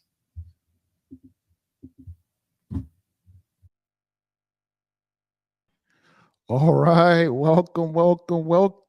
I am James Oliver Jr., CEO of the Parentpreneur Foundation, where we empower Black parentpreneurs so they can leave a legacy for their beautiful Black children. And today I have a very special guest, a good friend of mine, Damon Brown, who's going to help you figure out how to go from 0 to 20,000, almost 20,000 subscribers on YouTube. So let me read his bio very quickly, and then I'll bring Damon Brown up. So Damon helps side hustlers, solopreneurs, and other non-traditional creatives bloom. He co-founded a popular platonic connection app, Cuddler, and led it to acquisition within a year, all while being the primary caretaker of his infant first son, which is, that's just amazing, right? That's parentpreneur nirvana right there. He now guides others through his counseling, through his consulting, his Inc.com column, and public speaking on platforms like TED. Damon's latest book is Build From Now, How to Know Your Power, See Your Abundance, and Nourish the World. The follow-up to Bring Your Worth, Level Up Your Creative Power, Value, and Service to the World. And his bestseller, The Ultimate Bite-Sized Entrepreneur, 76 Ways to Boost Time, Focus, and Productivity on Your Big Idea. What's up, Damon Brown? What's going on? And I got my new book coming out, the complete Bring Your Worth collection. It's coming out October 20th. So, man. I'm excited to connect with y'all. Right. Yeah. You got more stuff going on than a long-tailed cat in a room full of rocking chairs, man. I have to do TV right. Got to show the book. I'm working on my TV presence, Thank you for having me on. It's always good to connect with you, man. Oh, my pleasure. So if you're listening out there, we're streaming live on YouTube, on Damon's YouTube show, Bring Your Worth.tv, on Twitter, on LinkedIn, on Facebook, all the places and spaces. If you're out there listening, if you could drop in the comments, let us know where you're listening right now. And also, get ready to, we'll save some time for questions. We'll try to get to the questions on the fly here. So if you have a question, just drop them in the comment section or whatever platform you're watching on, and we'll do our best to get to all of your questions. I can't wait to hear them. So Damon, look, man, you're doing all the things on YouTube. I've just been slowly watching you because you're, a beloved member of the Parentpreneur Foundation community. Thank you. And I've been watching you do your YouTube stuff for a couple of years now. I'm just like, man, like you're killing it over there. And I know a lot of people who have tried to do YouTube unsuccessfully. Hey, Dana Fry, trying to do YouTube, trying to figure out how to make that thing work for them. So I said, why don't we just come and you could give people 3 tips to go from 0 to 20,000 subscribers on YouTube. So what's tip number 1, man? How do we do this thing? Wow. My biggest lesson, it'll be a 3-year anniversary of Bring Your Worth.tv on the equinox, not this one coming up, but the one, the summer or winter solstice. So I think that's December 22nd, 23rd. It'll be 3 years. And the audience was relatively flat for like 2 years. I'm just going to keep it real with you. And flat it was about as a year. What? It was flat as in I had maybe 50 subscribers just on the strength. I did a TED talk about 6, 7, 8 years ago now. It was a while ago now.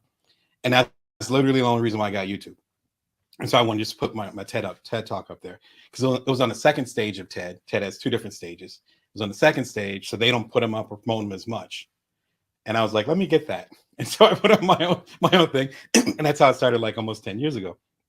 So I had like 50 subscribers. You know, my grandma, rest in peace, would subscribe, that kind of thing. God bless grandma. Grandma was good for that. You had 50 Yeah, subscribers she's right for above 2 me, years? actually. It's a picture of her right up there. What's that? You had 50 subscribers on YouTube for 2 years? Yeah, something like that. And you kept going? Yeah, it was 50, I want to say about a year ago. Because remember, it's 3 years. Let's work backwards. So yeah, for 2 years. It's almost 3 years. Almost 2 years you yeah, had about yeah, probably 50 subscribers. probably by my second anniversary, I probably had about maybe 600. So if you think about that, like, you know, grinding it out and doing it for 2 years. And then what happened was a couple of different things. Number one, this is kind of the best tip. Let's try to stay focused on your tip here.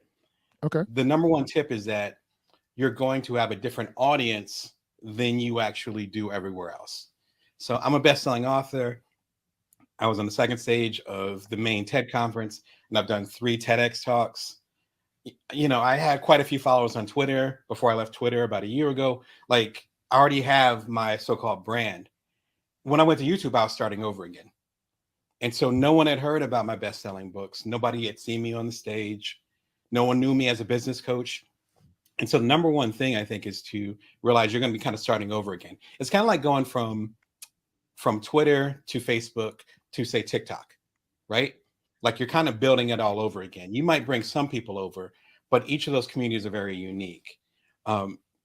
If you go to bringingworth.tv, or if you go to youtube.com/BrownDamon, or whatever works easier for you, there's a little tab that says community. You click on the community tab, and YouTube has its own social media.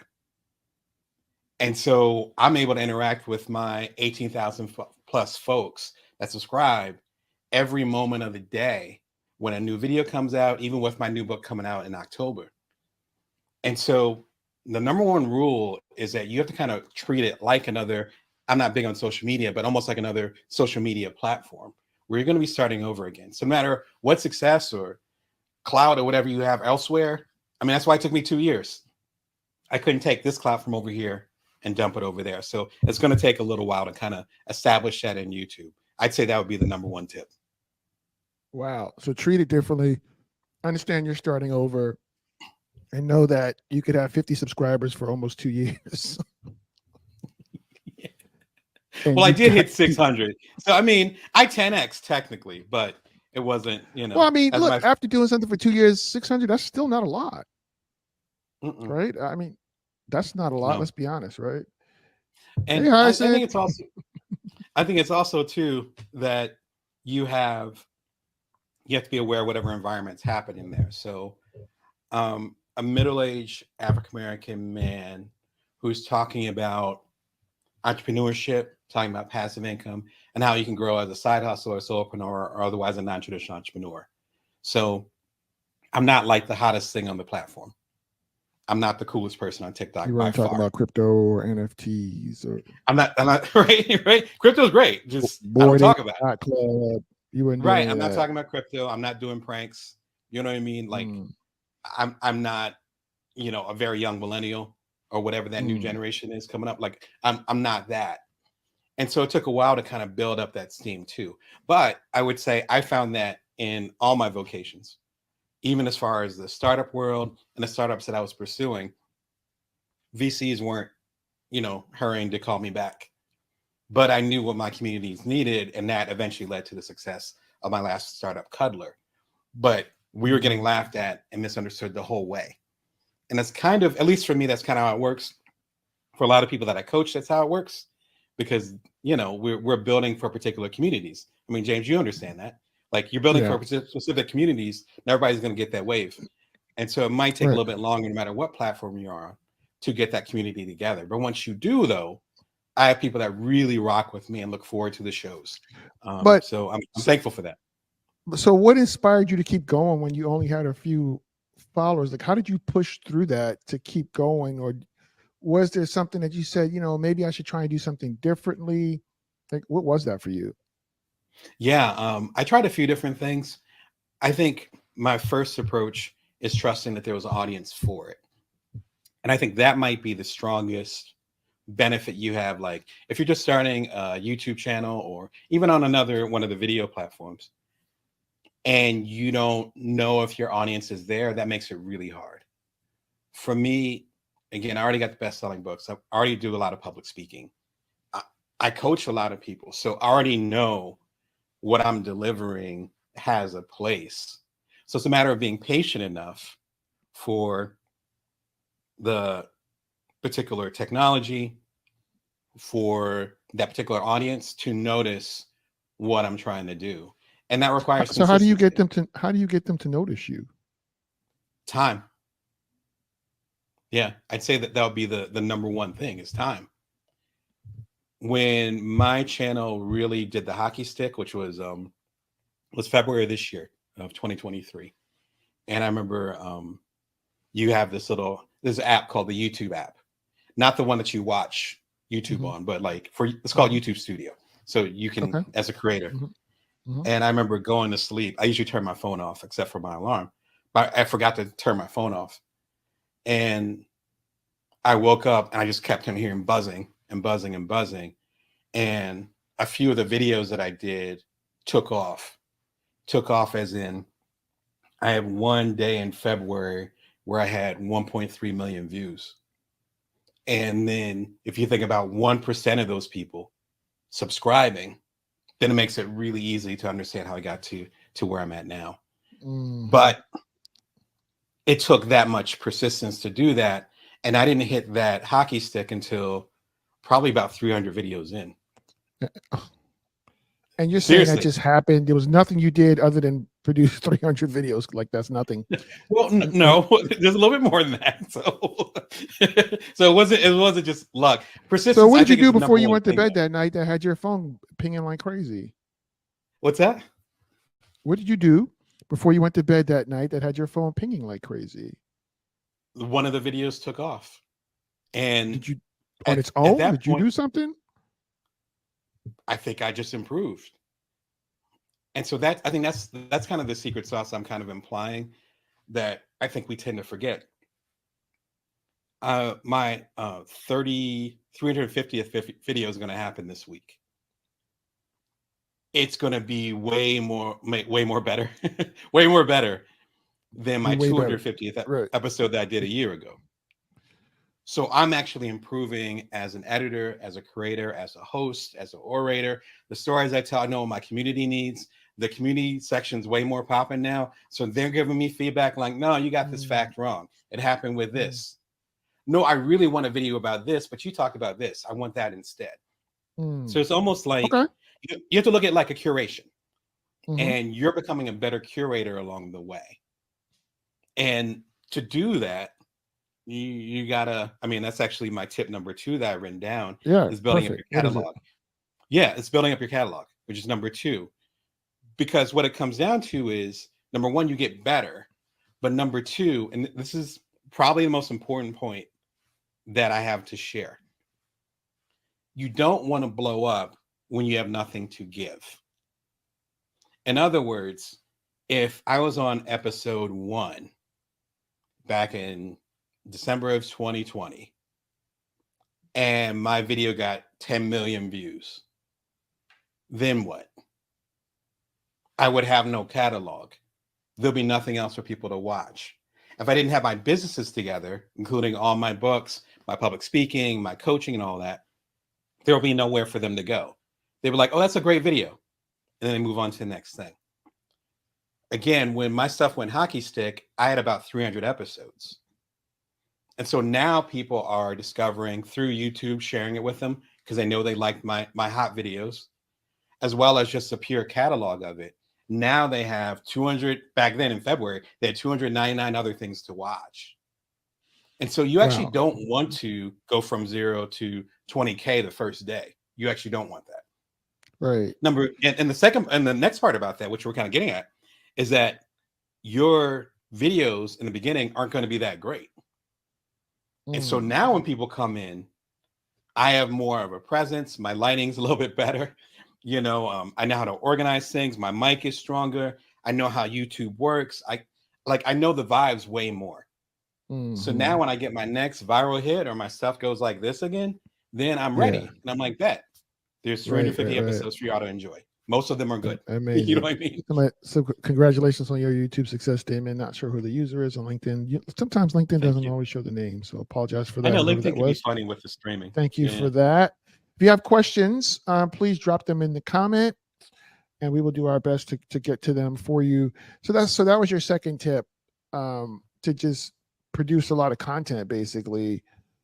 And then, so do you feel like there's any similarities in that regard with like podcasting, or that's just like a totally different beast? Absolutely. Yeah. I have a lot of mentors and friends who are podcasters, There's Jamila. including yourself. Hey, Jamila. Shout out to you. Say again. I'm sorry. I said I have a lot of friends and mentors who are podcasters, including yourself. Oh, yeah. And a lot of the folks that I've talked with who have been in the game for a long time, like they were podcasting well before the Joe Rogan era, talking like 15 years ago, back when you had to have an RSS feed and all that. Yeah. And they were saying the same thing that I've been sharing with y'all, where you don't want to launch a podcast with one episode. Right. Let's see the shameless plug of this thing scrolling across the bottom of the screen there. Parents. There you go. Talk about it. Talk about it. I have no problem with plugs, so do that thing. I mean, listen, right? This is Parentpreneur Foundation. If you're a parent and entrepreneur, you like to listen to podcasts, check out parentsmakingprofits.com. It was just voted the number 10 podcast for entrepreneurship by FeedSpot. So there you go. Ooh, those are numbers. That's hard too. That's hard. I don't know how we did that, but we're number 10. Well, you know what I'm saying, but you kept showing up, right? I don't know how that happened. So somebody was saying that y'all had the podcast for a good couple of years, so you've been doing your thing. Yeah. So the Joe Rogan thing, they said, what about Joe Rogan? No, I was saying it was well before the Joe Rogan era. Yeah. So the people that have been mentoring me have had podcasts for like 15 years.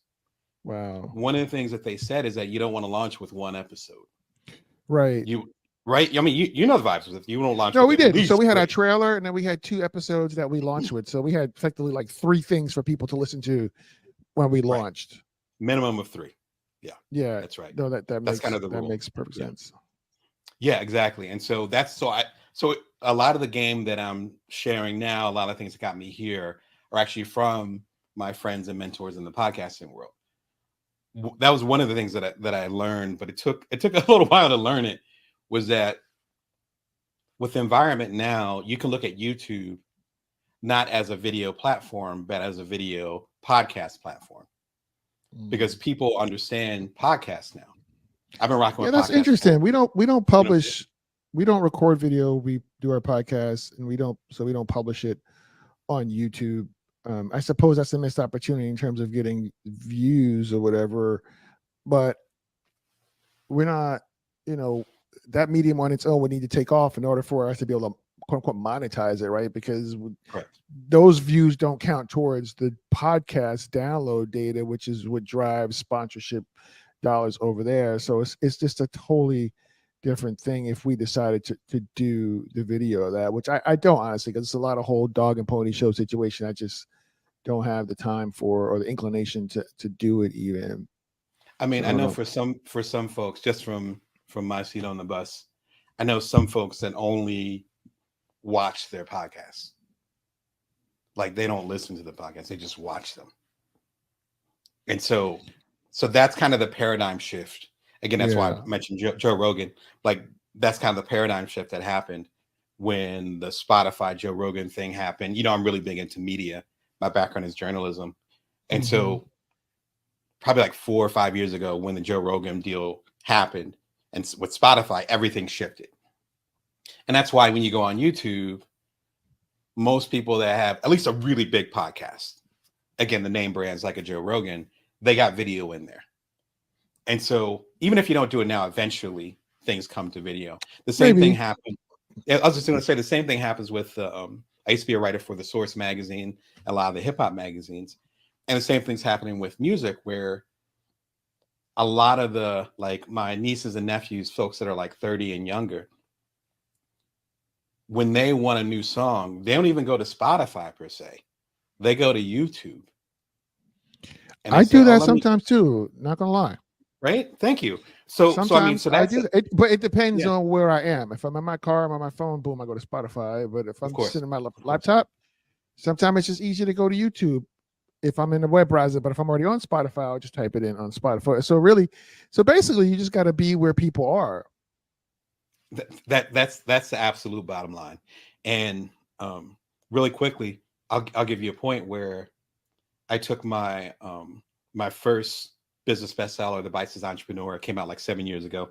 Again, it's included in the complete Bring Your Worth collection. And I actually did AI graphics. I learned more about AI using a thing called midjourney.ai.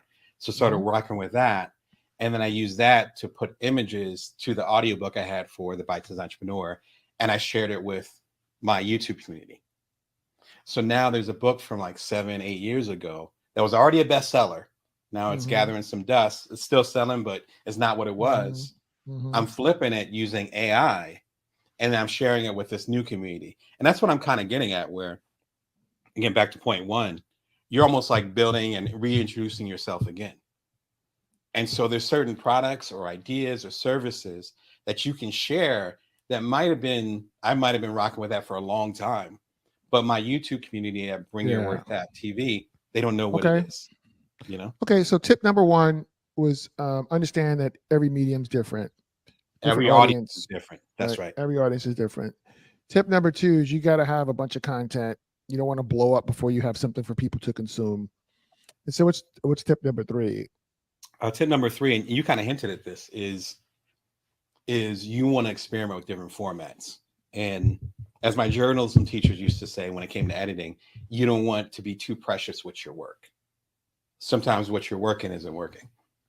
And so you need Mhm. to recast it. You need to change it from third person to first person or whatever, when it comes to writing. I found the same thing when it comes to this medium. So my first major video is about Brene Brown and emotional intelligence. And it Mhm. was about 6 months until I started getting really serious. Around the time I started getting really serious with YouTube. So it's probably March or April of 2021. And I got about 10,000 views, which is a lot for me. Mhm. Mhm. And so I did more of that kind of content. I study a lot about emotional intelligence. I worked with my coaches through it, or the people I coach, I worked them through it. And so I did more of that. And there are a lot of other videos that did well, but not as quite as well as this one video. Then I started playing around with the shorts format, which is similar to TikTok or Mhm. Instagram Reels, that kind of thing, Mhm. where it's like 60 seconds or less. Mhm. I started playing with that. It was almost exactly a year ago. So it was about a year ago I started playing with that. I started doing a short a day just to experiment with it. That was one of them. In February, one of the shorts ended up getting 10 million views, and it was a wrap. It's like, okay, that's where the hockey stick is right now. I'm still Wow. doing lots of different shorts, having fun with that. But now, this month in September, every workday, I'm going live at this exact time, 1:11 p.m. Pacific Standard Time. I'm going live with y'all to get your questions, to deal with certain topics, as far as the startup world, as far as mental and emotional health, things of that nature, things that side hustlers and solopreneurs deal with. Mhm. And then now I have certain lives where I'm connecting with y'all, where a couple thousand of y'all have come through. That's a Mhm. different vibe right now. So I think that's kind of the third tip, is to not say this is what my show is. Notice I keep calling it the show. It's not a YouTube channel, it's a Mhm. show. So treat it like Mhm. that. So it's like, all right, this season, I'm going live all September. Let's go. What do people want to talk about? The community down here. Let's see what's going on. What do Mhm. y'all want to hear? And that's going to be the vibe for this month. And there's certain people that have come in right now that were kind of on the sidelines that are getting more involved with the community I'm building at bringyourworth.tv, because I'm going live every day. And so don't be afraid to like mix it up, change it up, go in different directions and see what works. Doesn't mean you have to throw away what does work. It just means don't be afraid to grow. And again, I'm approaching 3 years with bringyourworth.tv, so I'm sure the environment on YouTube is way different than it was in 2020. And Yeah. so embrace that change. You know what I mean? So what's the biggest mistake you see creators make on YouTube? Trying to go with the trend right now. That's the, but I that's across the board. You know me well What do you enough. mean? I've talked about this. What I mean is that right now, what might be hot on YouTube is quick cuts and me jumping in my seat and doing this, whatever. On TikTok, it might be doing a dance with 4 penguins, which if you're on TikTok, you know exactly what I'm talking about. I'm not. That's cool. I love to dance, and you should see me at karaoke.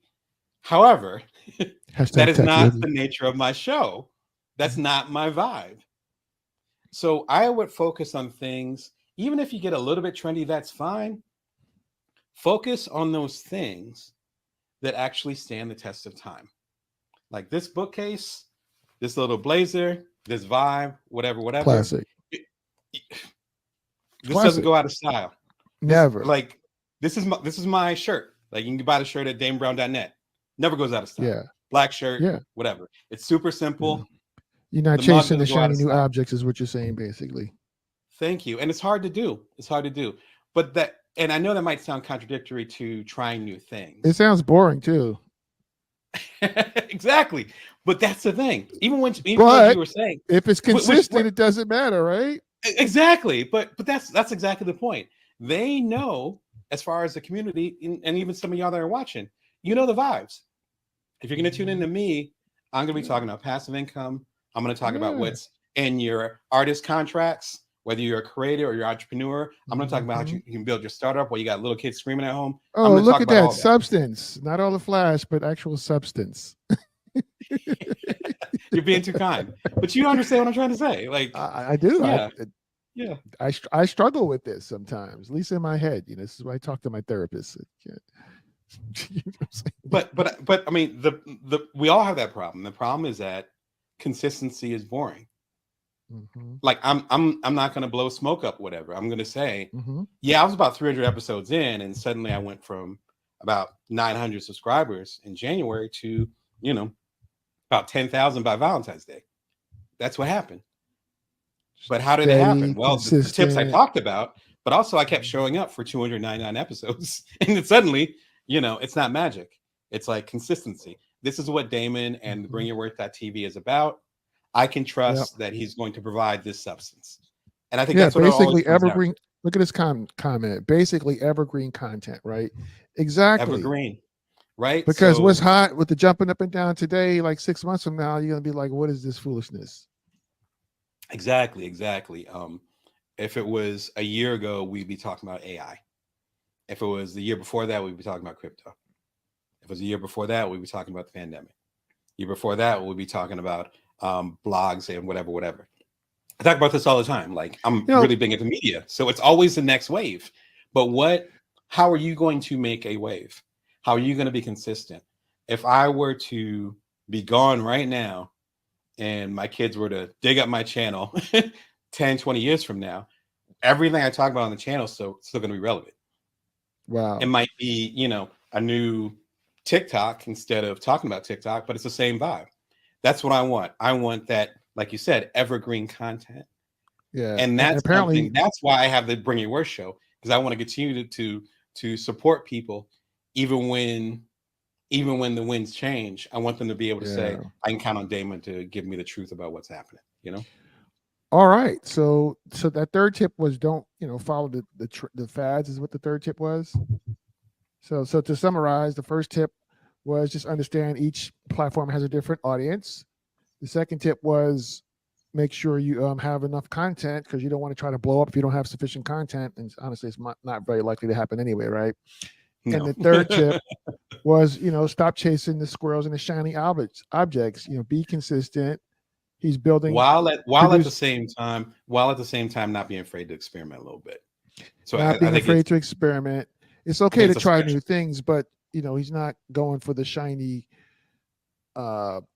squirrel type things. It's okay to try new things, because if the platform is going to be promoting shorts and you're still doing long form content, well, that's not necessarily smart if you want more people to see your stuff. If you don't care, that's fine, but you have to be open to changing as well. So those 3 tips basically is how Damon went from 0 to he's got almost 20,000 followers or subscribers on his YouTube channel now. You can go to bringyourworth.tv over on Thank you. YouTube. It's Damon Brown. You're watching the Bring Your Worth show, Bring Your Worth TV, coming to you every Wednesday and Saturday and Sunday. Sometimes Saturdays too, but some other days. Thank you for coming through. I'm going to get y'all set up on Amazon. I'm excited. 3, 2, 1. Welcome to the show, Bring Your Worth TV. Thank you for your patience. Ironically, we had some technical difficulties on the day. We're going to talk about how you put a video and or audio podcast together. Thanks for joining me. Again, my name is Damon Brown. I come to you every Wednesday and every Sunday at 1:11 p.m. Pacific Standard Time, Vegas time. I'm doing something special this month where I'm coming to you live every single workday of the month. The days that I'm not coming live, I actually have some special program for y'all, so be sure and come through. I'll be talking about the special thing I'll be doing tomorrow on Wednesday, the 20th. If you want more support as a side hustler, as a solopreneur, otherwise a non-traditional entrepreneur, I'm a business coach. I've done 2 startups, sold the second one, done a few TED Talks, one on the second stage of the main TED, and then a few TEDx's. I'm here to support you on your particular journey. If you like that kind of information and you want to get it for free, be sure and subscribe. It's free. I think it'll always be free. As I say every year. Going on the 3-year anniversary. This is episode 348. Thank you for riding with me. I appreciate y'all. If you want to learn more about my work, I have my new book coming out. In fact, it's a new book of old books, otherwise known as the collection. The complete Bring Your Worth collection. The whole thing's in there, dating back to 2016. Do you remember what you were doing in 2016? I was writing these. 2016 was a minute ago. All my collected works, aside from a couple of things here and there that I did with some other organizations, but it'll actually get you to the point where you can level up your work, emotional intelligence, your side hustle, your passive income. All those things are covered in here. In total, it's about 6 books in this one collection. It's coming out October 20th, almost exactly a month from now. Be sure and plug in. The links are all below if you're interested in that. In case you missed it, the top of this month, again, it's a special month. I just wanted to support you in a different type of way. I usually just do lives on Wednesday, but I've been doing lives almost every single day since Labor Day over here in the States. So since September 5th, so I've been doing lives every weekday for about 2 weeks now. As y'all know from last week, I had to get like some of my special equipment because my throat was starting to get worn out. I'll mention some of that here too.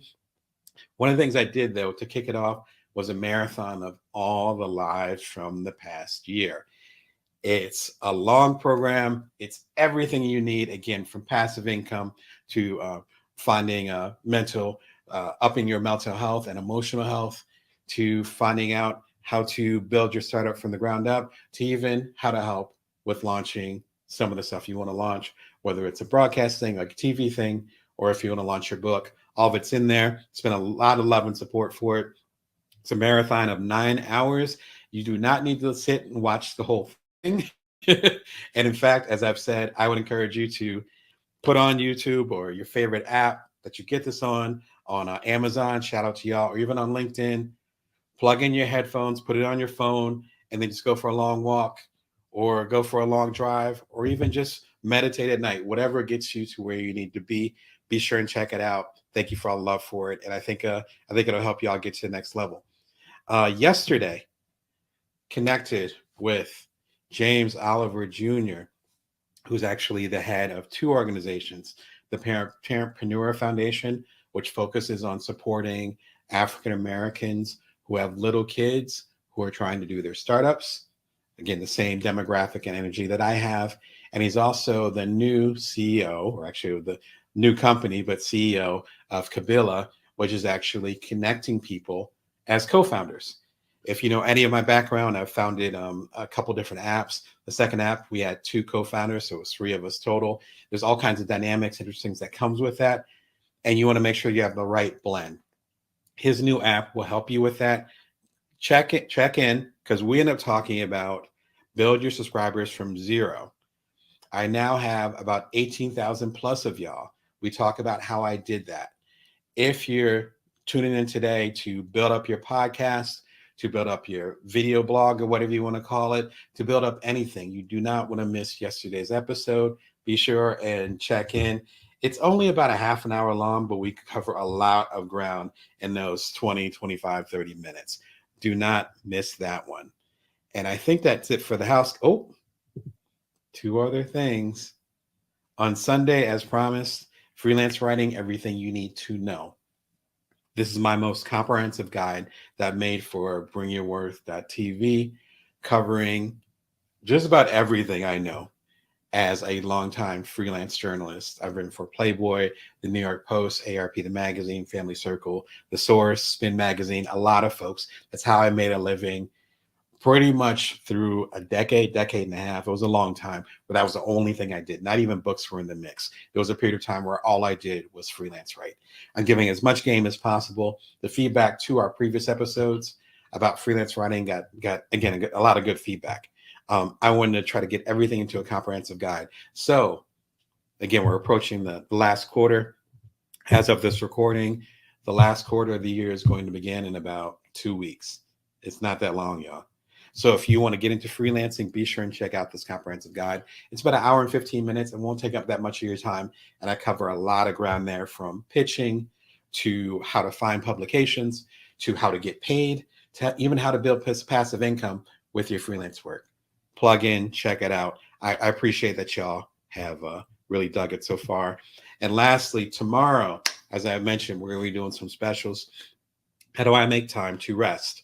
Trust me, after this marathon in September, I'm going to be resting. So it's definitely on my mind. And this covers all the lives where I talk about how you can find balance in your life. I know a lot of y'all are driven like I am. If you're driven that hard, you need to make time to rest. There's a lot of my friends and colleagues, you know who you are. I hope you are doing better, who have pushed themselves so hard or are going through health things and realizing how precious that health is. This is kind of to give as much game as possible, any insight that I have to you, so that you find a way to balance those things out. One of the reasons why I'm able to, the complete Bring Your Worth collection, again, out on October 20th. One of the reasons why I was able to do all those books, it's actually my 27th book. And one of the reasons why I was able to do all those things is that I was able to find balance in between, whether it's taking a nap, taking long walks, spend time with my family, spend time with my friends, just not working sometimes. And as entrepreneurs and as creators, we're so passionate, we can forget that we actually need to take a break. And those insights come from that break. There's a marathon. I believe it's going to be about 3 hours long. So just like the rule here, it's going to be live. So it's going to be a podcast format.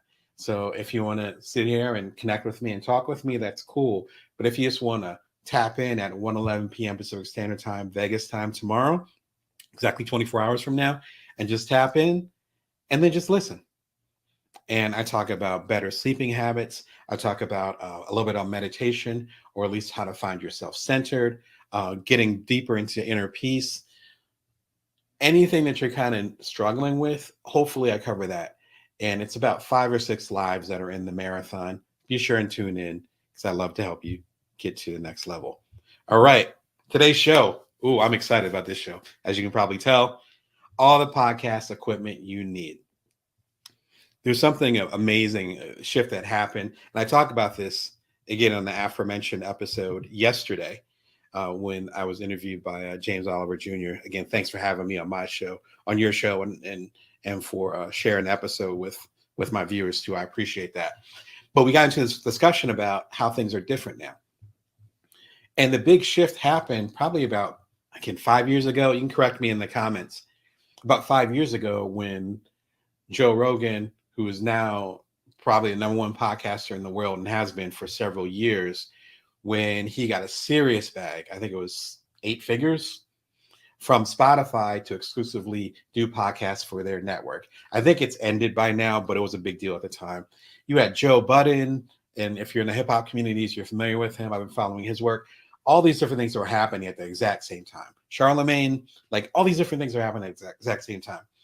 And what occurred was that podcasting, number one, became a lucrative business, at least for a handful of folks. I know sometimes it doesn't quite work out, but also there were more people than ever that are interested in podcasting.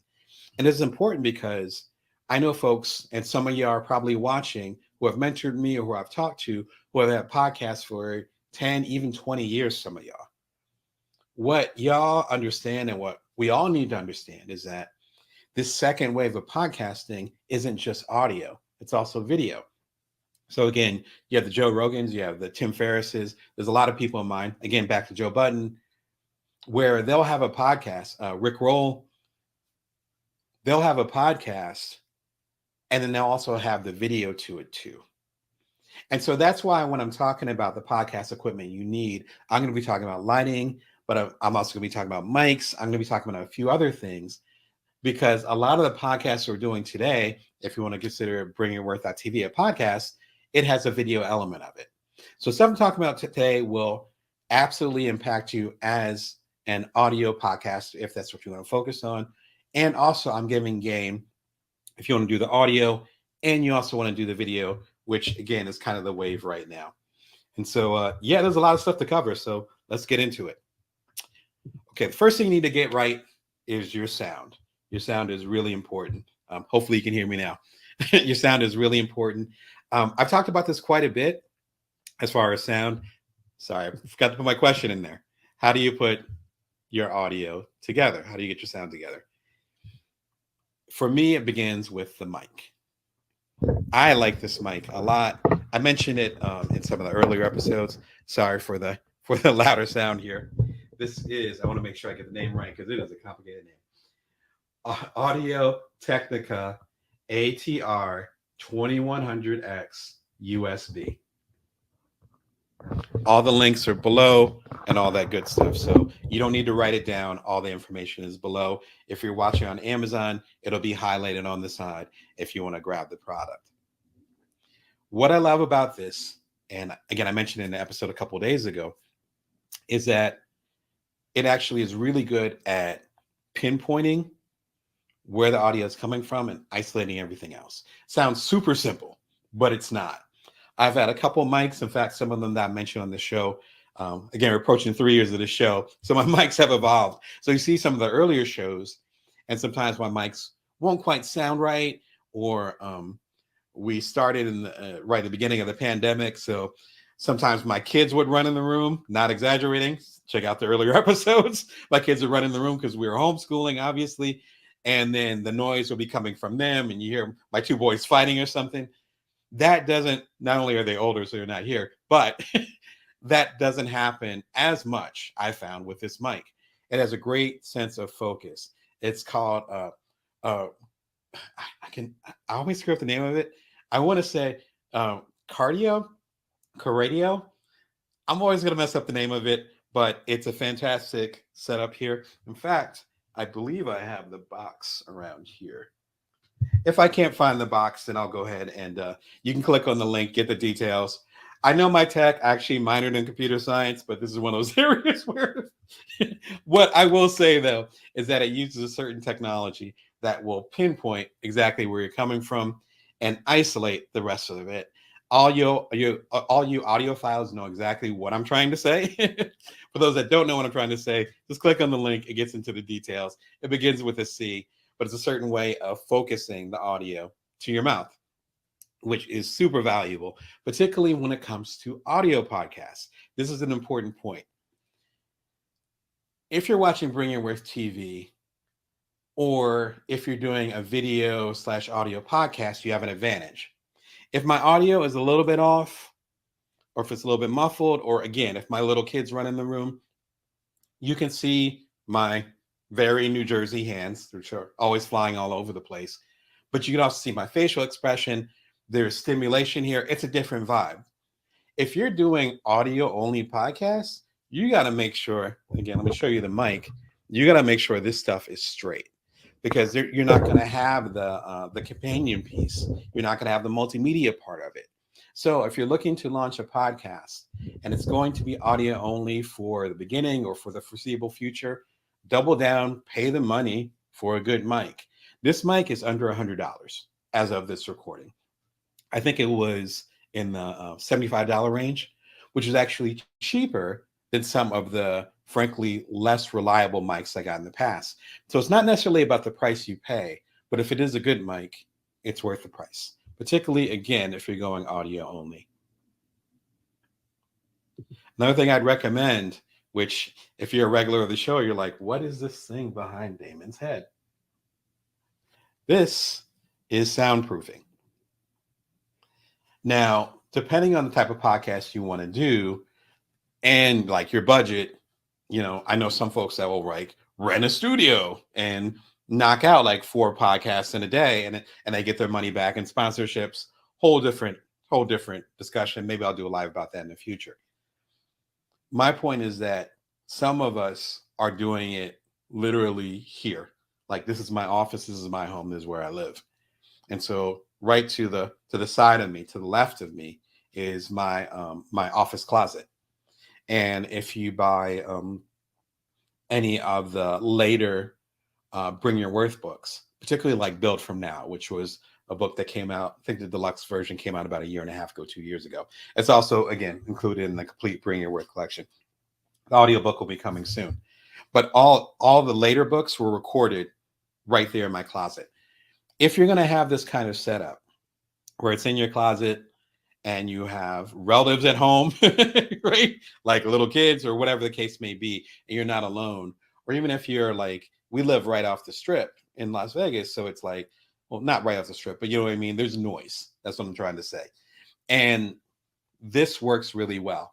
What it does not do is keep all the noises from coming in based on what an engineer told me. What it does do is make sure your voices don't leak out, if that makes sense. So it's not, it won't completely quiet all the noise from the outside, but it will make sure your voice doesn't leave wherever you're recording from, which is just as powerful. And if we don't have these things set up, again, in my little closet here, if we don't have these kind of things set up, then our voice will, I would call it like leaking. Our voice will leak. And so it won't be as powerful. So we could have the best mic in the world, but then if our voice is leaking all over the house, then the voice is going to sound like this, and it's not going to work out. These are extremely affordable. This edition that I have does not exist anymore. It's out of print or out of print until I'm used to publishing. It's out of stock, or I think they might have just discontinued it. These work great. The link that you have below is actually for the newfangled ones. They're actually pyramid design, which, as you can picture it, is little pyramids over here. You know what I mean? So check those out if you're going to be recording at home.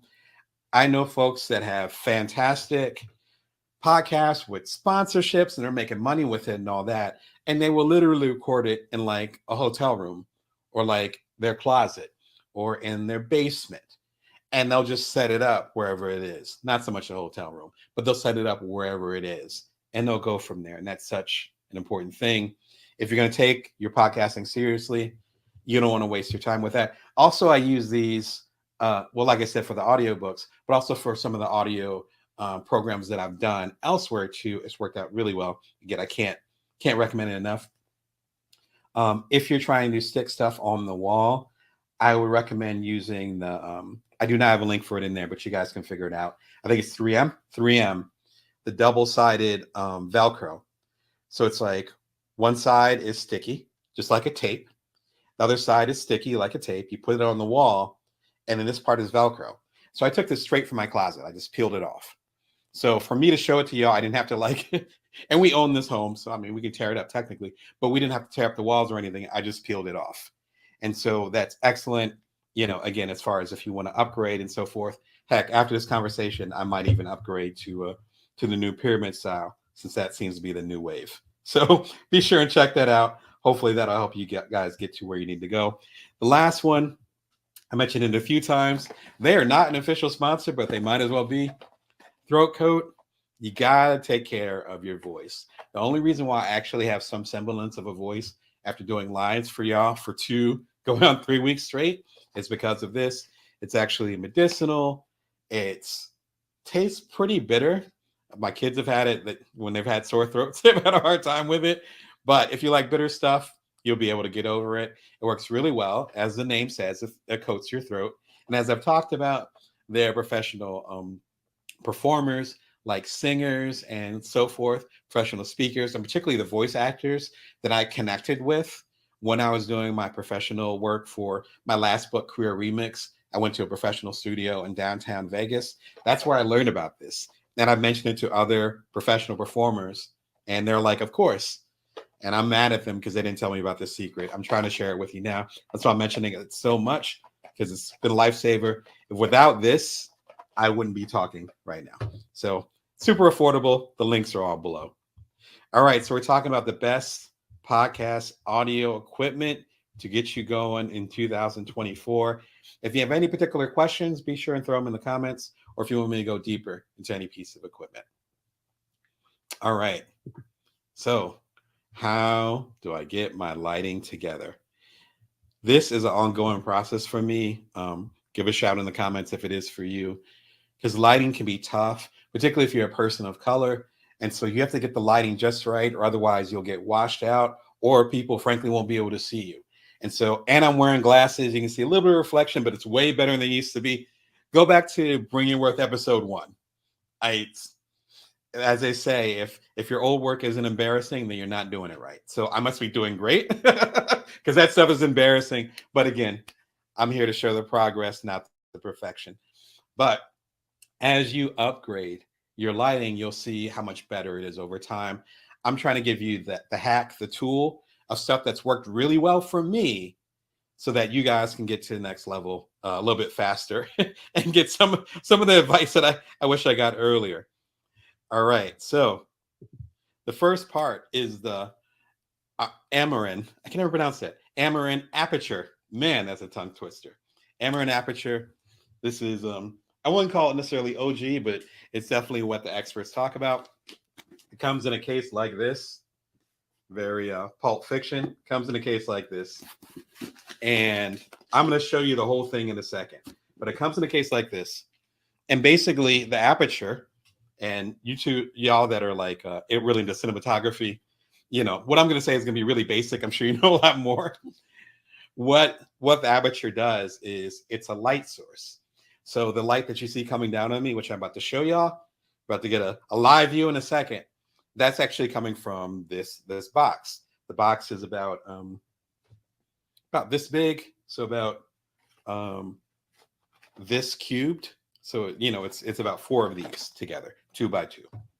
It gets really hot, and you can actually control the how intense it is by a percentage point. So you can get it down to like 50% or get it all the way up to 100%. I'll show y'all in a second. Highly recommend this.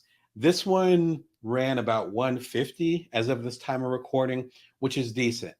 You can go all out with these kinds of things. Just to give some context, everything that I'm mentioning here, you can probably get this whole setup for between $400 and $500. And I've gotten it over time, so it wasn't a big issue for me. But if you want to kind of dive in, you're like, Damon, that's what I want. That's about how much it's going to run you. No more than $500. If you think about it like you starting a podcast or starting a video podcast, and it could bring in sponsorship, depending on where you're at and how you do it, you can bring in advertisers. You can even bring in clients, as I do as a business coach or as a public speaker. Then that $500 investment is relatively small if you can get a $500, $5,000, or even more gig from it. Something to keep in mind, particularly if you have books coming out. It could be a really good time to support your book with content related to it. And again, I'm going to show you guys all this because it's all together, but let me go and get through this 3-part list to let you know what's happening. Then it's the Lantern softbox. I didn't know what a softbox was. I'm going to be honest with y'all. But if you're a photographer, you already know the vibe. A softbox is basically like a big balloon. So if you have this really intense light, in this case from the Amarin, which again, you see on my complexion, you see on my face, you have this really intense light. If you just beam the light on yourself, not only could you hurt your ocular has happened, but also too, it's going to be too harsh. The softbox is kind of like the name implies, it's like a big balloon. And it's a big balloon, it blows up, it makes a whole bunch of noise, but it blows up really quickly. I'll show you. In fact, I can show you the device right now. You plug this into the wall, and then you plug this into the softbox. The softbox is like a big balloon. Again, I'll show you all in a second. And then you blow it up, and then you click it on. And once you click it on, you have the aperture that's bringing the light, but then you have the soft box that's diffusing the light. And so it makes it spread. So that's why, James over here and John over here and my buildings, my books, they are like buildings, but the books in the back, that's why they're set up in a certain way. That's why they have the glow on them. That's why they don't look like they're in the shadows. That's part of the softbox. Otherwise, the light would just be one laser beam and only be hitting me. The last thing, which funny enough, I didn't know this part, but nobody told me, is that you actually need a tripod. And so you're going to see some of my older lights. I have an older ring light. In fact, it's a newer light, NEEWER, which worked fine in the beginning, but I had some issues with it later. It's a fine product. It just wasn't my thing. You'll see some of my older lights here. And the older lights actually have their own stand. Once you start to get into the professional mode, which is when you're talking about apertures and soft boxes, let me get this out of my hand before it flies out. Soft boxes, told you to talk with my hands, right? Soft boxes and so forth. Then everything is separate. Just like if you buy a camera, once you get beyond the brownie cameras or the click and shoot cameras, you got to get your own lens. But nobody really says that. That's why I'm trying to break it down to y'all, where it's like, I got this stuff and I was like, oh, wait. Well, how do I put this up? Now I got a soft box and an aperture on the floor. What am I supposed to do with this? It's like, oh, I need a tripod. Luckily, I was able to overnight a tripod. It was super affordable. I happen to have a link in there for a cheaper one. I don't think it's any more than $20, maybe 30. Really affordable compared to the other stuff that we're talking about. Or you can use your own tripod if you're already in the photographer mode. All right. We're going to go ahead and take a quick tour because that is required to break it down for y'all. So let me go and take the mic. There we go.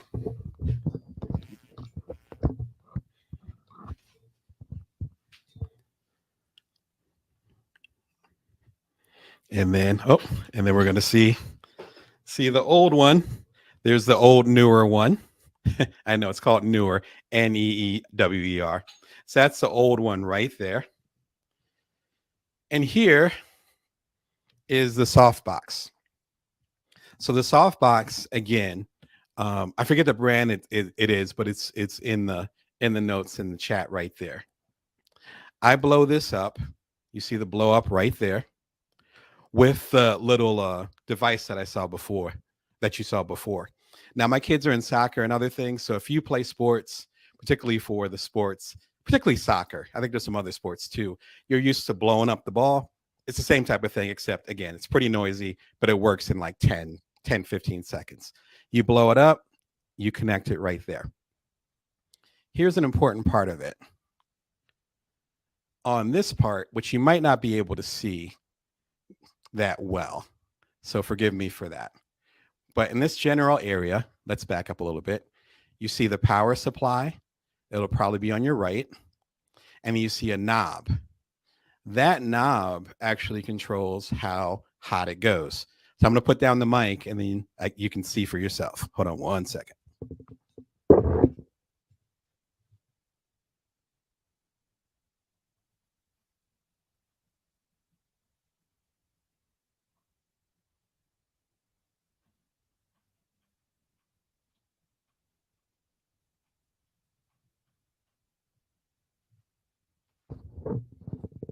So hopefully you caught it on the camera. It's very subtle.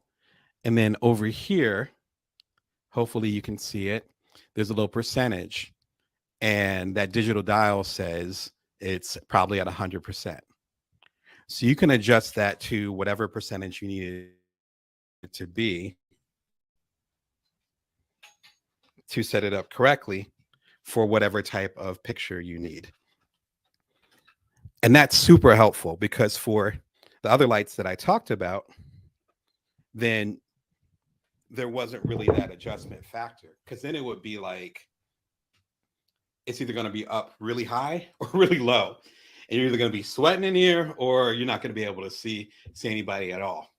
This works really well with the combination that I have. I will keep y'all posted. I just upgraded it earlier in the summer. In fact, one of my kids broke one of my lights, which is one of the reasons for the upgrade. But as they say, sometimes necessity is it's not the root of all evil, but it's mother of invention. That's what it is. I was like, it's not the root of all evil. Again, help me in the chat. I'm struggling today. But hopefully that gives y'all some insight as far as how my setup is set up. And then if you're ready to go ahead and let me highlight it for y'all on Amazon as well. All right. So as of this recording in September of 2023, then the aperture, which is the light, think light when you hear aperture, or the light source, it's just under $200. And then the lantern softbox, which is the balloon that diffuses the light, that's running under 100. Let's just say under 100. And again, the what's it called? The tripod is relatively affordable. In fact, the link that I have right here, number one, there's a deal on it right now, like as of this recording. So if you want to hop on it, you can check it out. Again, I'm trying to make sure that you stay on budget and whatever you're trying to do, no matter how many resources you got. You know what I mean? That's kind of the key to side hustling or creating. You make sure you stay in budget, no matter how many resources you got. But then the deal right now, which again, I clicked on there, or I put the link in there. It's actually 2 of these for the normal price. So I have extra one right here. And obviously you saw the one being used. That's about, 6-7 feet up in the air. And it's worked out really well. Be sure to throw any questions or comments that you have as far as with how it's set up, how it works. If there's anything I missed, please don't be shy. Let me know how I can support. All right. So that's getting your lighting together. We already talked about getting your audio together. And again, we're talking about the podcast equipment you need, video or otherwise, to go ahead and start in this upcoming year. And even if you're watching this in some of the replays, that's okay too. Go ahead and check in, see what's happening. And some of this equipment will get upgraded. I think the key thing when it comes to any type of technology is to worry less about the piece of equipment and worry more about the brand and how reliable they are. So I happen to rock with Apple. I know Apple does really good products. So whenever I get my next Apple phone, I'm not worried about the phone as much, but more about if the company's going to be around, if they make good product, and if they're going to support the product after I buy it. And the stuff that I'm mentioning here, so far so good.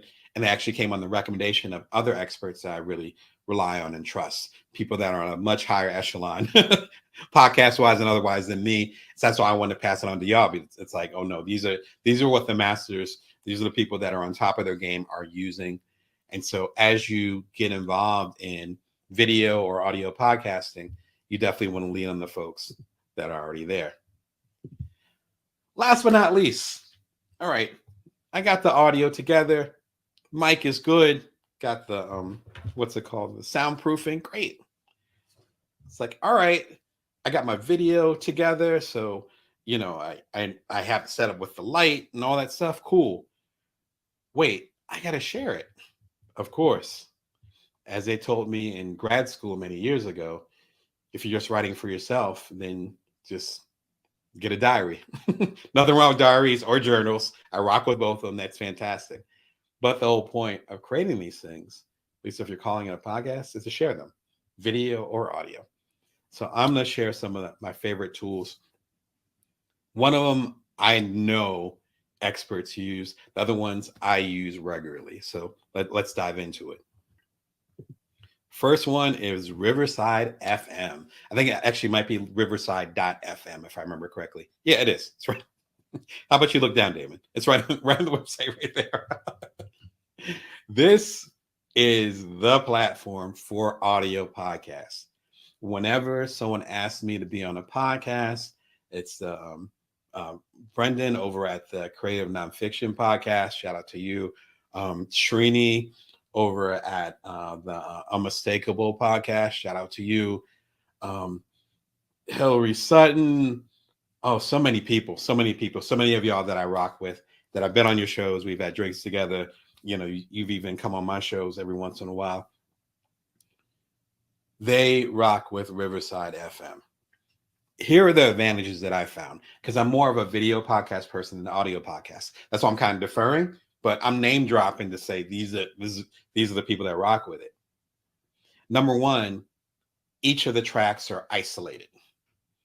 So if I have you on a podcast and we do it virtually, as most podcasts are, we do it virtually, your audio track will be in one file. And then my audio track asking questions or whatever I'm saying over here, interviewing you, will be on another one.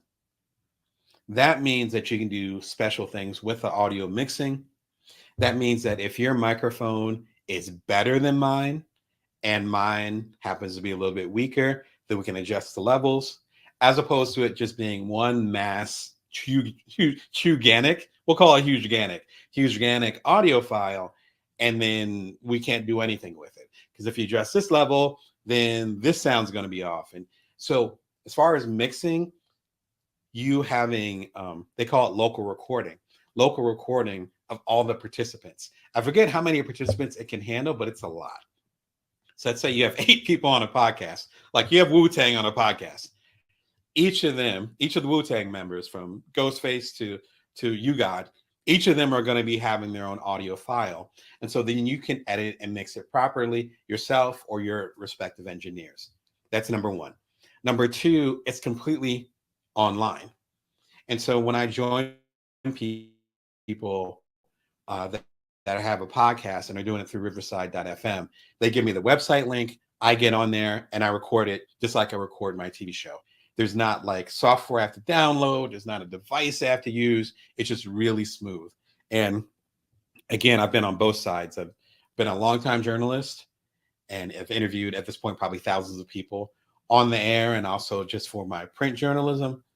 And then, of course, I've had the pleasure of having my best-selling books and doing other things where I'm being interviewed a lot. So I know it from both sides. That's all I'm trying to say. This seems to work out really well for both sides. Be sure to check out the link. I'm an affiliate for, I think, almost all of these, but they are solid recommendations, again, based on the people that really know what they're doing, even beyond me. I think there's a special discount you get if you use my link. So be sure and check it out. I think it might be 20% off the first month or something. Those things change all the time. But if you're interested in it, be sure and check it out.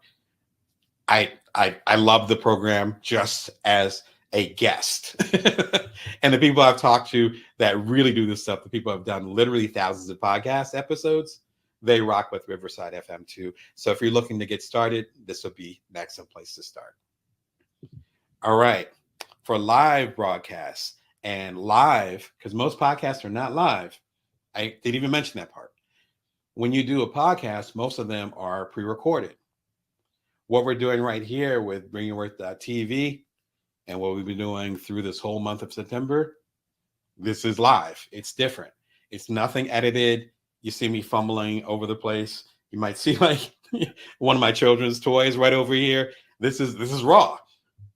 If you're doing this type of raw programming, as far as live streaming, what people now call a video podcast, which is essentially what I'm doing right now, StreamYard is a fantastic option.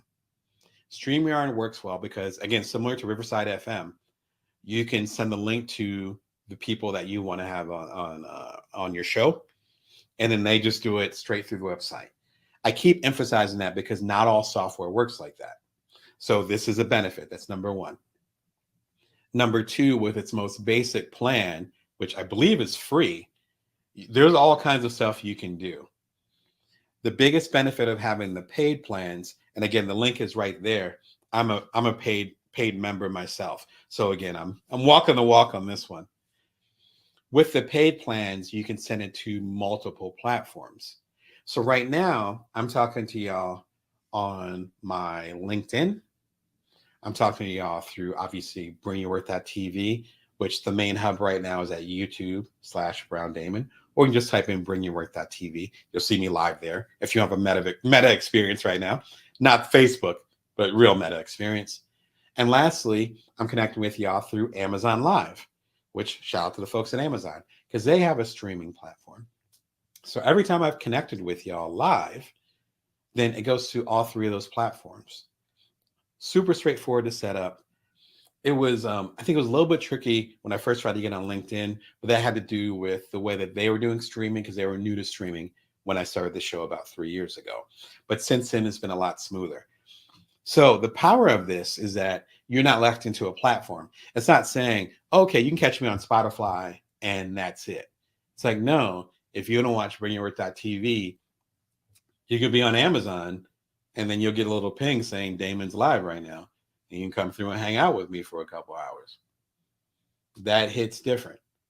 You don't always have to go to, say, YouTube, or even if you happen to be connected with me on LinkedIn or see my LinkedIn profile, now you'll see a little icon that says live, and you can come through, put in your comments, or catch whatever I'm saying. There's a different type of vibe with that. StreamYard encompasses that. I want to say with the most basic plan, you can go to 3 different platforms. For the higher plans, I think you can go to like 8, maybe 24 platforms. I'm talking like 20 platforms or something. So if you're still on X, formerly known as Twitter, if you're on Facebook, which if you've been watching for a while, I left Facebook a while ago.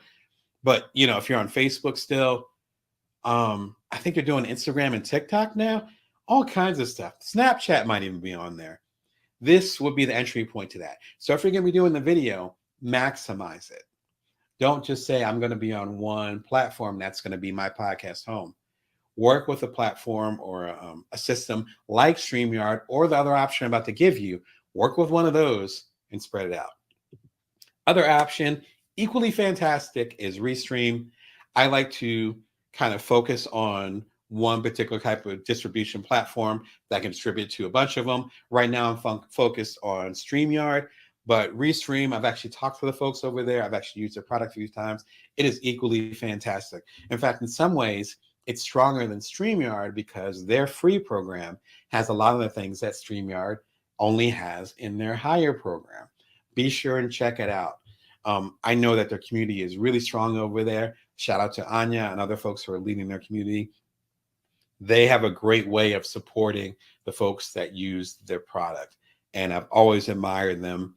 If you want other options, then this is a great other option. Check out both. I definitely went back and forth with both when I first started. And again, it's that's the one caution I would have is that evaluate both of them and then choose one.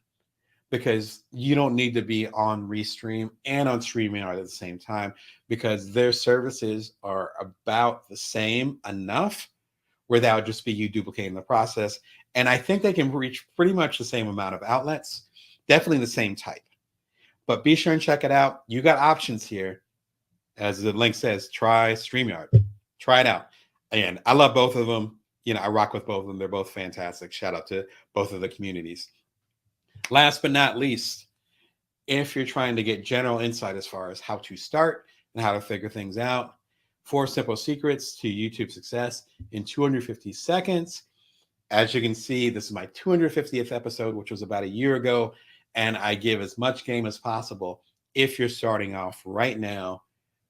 If I was starting another channel, what I would do, all those hard-earned insights I got from the first 249 episodes, I share them in 250 seconds here. And I so appreciate that episode because even for myself, I was able to solidify all those things that I learned along the way. And again, you look back at my first couple of episodes and they looked pretty rough, but that actually shows the progress because we start at the bottom and most of y'all can probably finish the line. Listen, there's a lot of information there. If you want to start your podcast, audio or video in 2024, please start. But you absolutely need a strategy. Think about your strategy. The conversation, which dovetailed really nicely, that I had with James Oliver yesterday would be a good aperitif follow-up. Digestive. I always forget the name of that. It would be a good digestive to this big conversation. Consider this a big buffet. This would be your digestive, so you can kind of solidify all the things we talked about. I really want to get into the tactical and the equipment today, but you also need context as far as why you're doing a podcast. You need a strategy as far as how you're going to connect with whom you want to connect with. And again, today, you got the equipment. All right. Thank you for all the support every Wednesday and every Sunday at 1:11 p.m. Pacific Standard Time, Vegas time. We're going live all this month, every weekday. You can subscribe for free. And tomorrow, a mini marathon. It'll be about 3 hours long. How do I make time to rest and enjoy the marathon while I get a little bit of rest on Wednesday? Wednesday. See, getting tongue-tied. It's time to call it off. Much love to y'all. Remember, you can always bring your worth. You can always build from now. Take care of yourselves.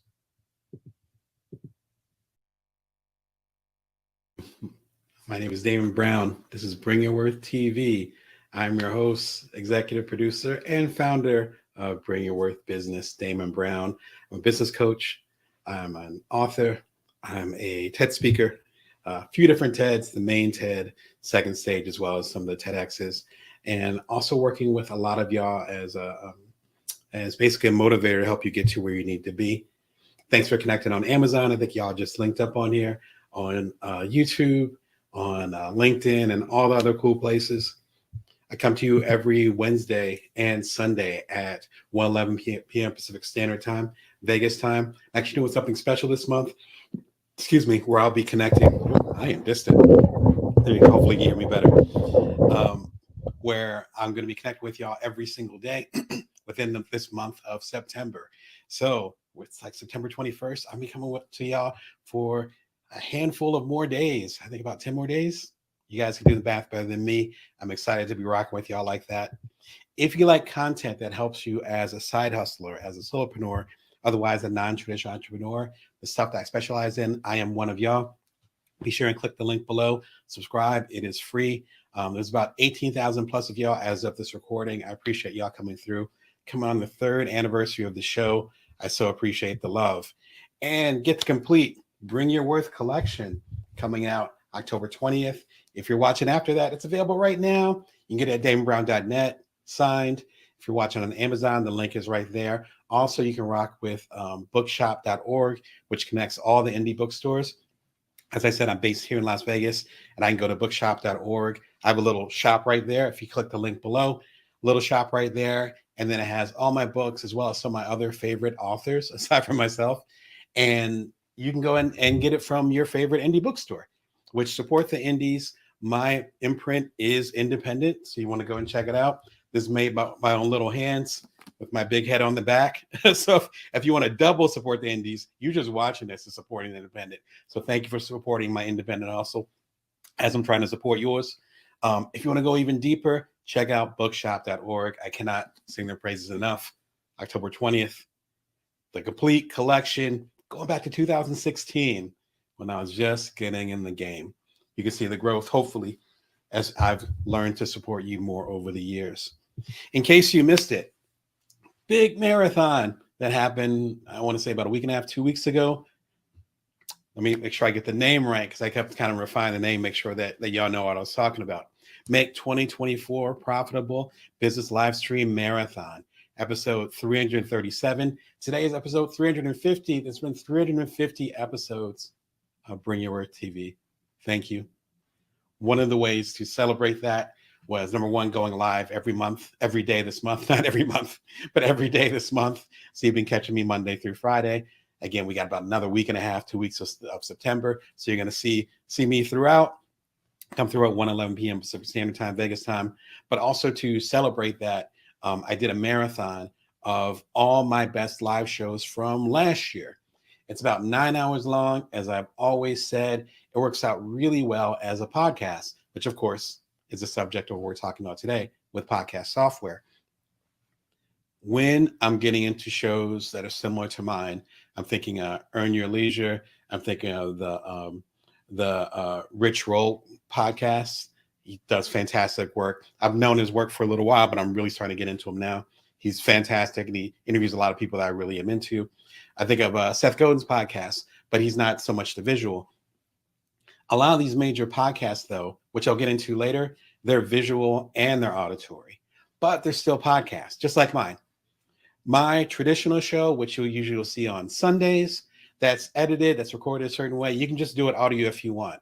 The live shows, though, which I've done about, I think I'm approaching 100 of them. They've done 80, 85. You guys let me know in the comments. In fact, I think I've done 90 because I think I'm about to hit 100 this month, which is just dawning on me. Thank you so much again for rocking with me this long. All of them are built to be listened to too. So if you don't want to see my ugly mug, you can just listen to it. If you're going on a long walk, we have, a lot of mountains and hills here in Vegas. I'll go on a long walk, little mini hike. I'm not a big hiker, but like walk up a hill or something. I'll listen to my favorite podcasts, like the aforementioned ones I talked about.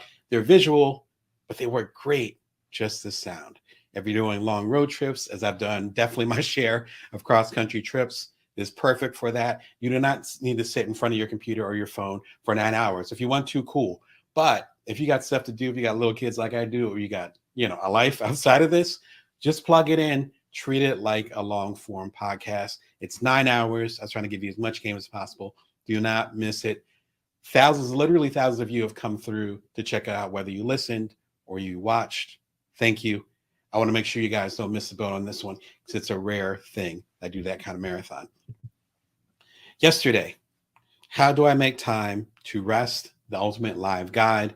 I took 3 or 4, in fact, it might have been 5 of my best live shows that talked about how we rest, how we can sleep better, how we can stay centered, how we can find that peace of mind and balance ourselves when we're juggling different things, how we can deal with being overworked and borderline burnout. I talk about all those things. It's a handful of episodes put together. It was live yesterday. It's still available for y'all. Be sure and check it out. Thanks to y'all that came through and said hi. I appreciate all of y'all.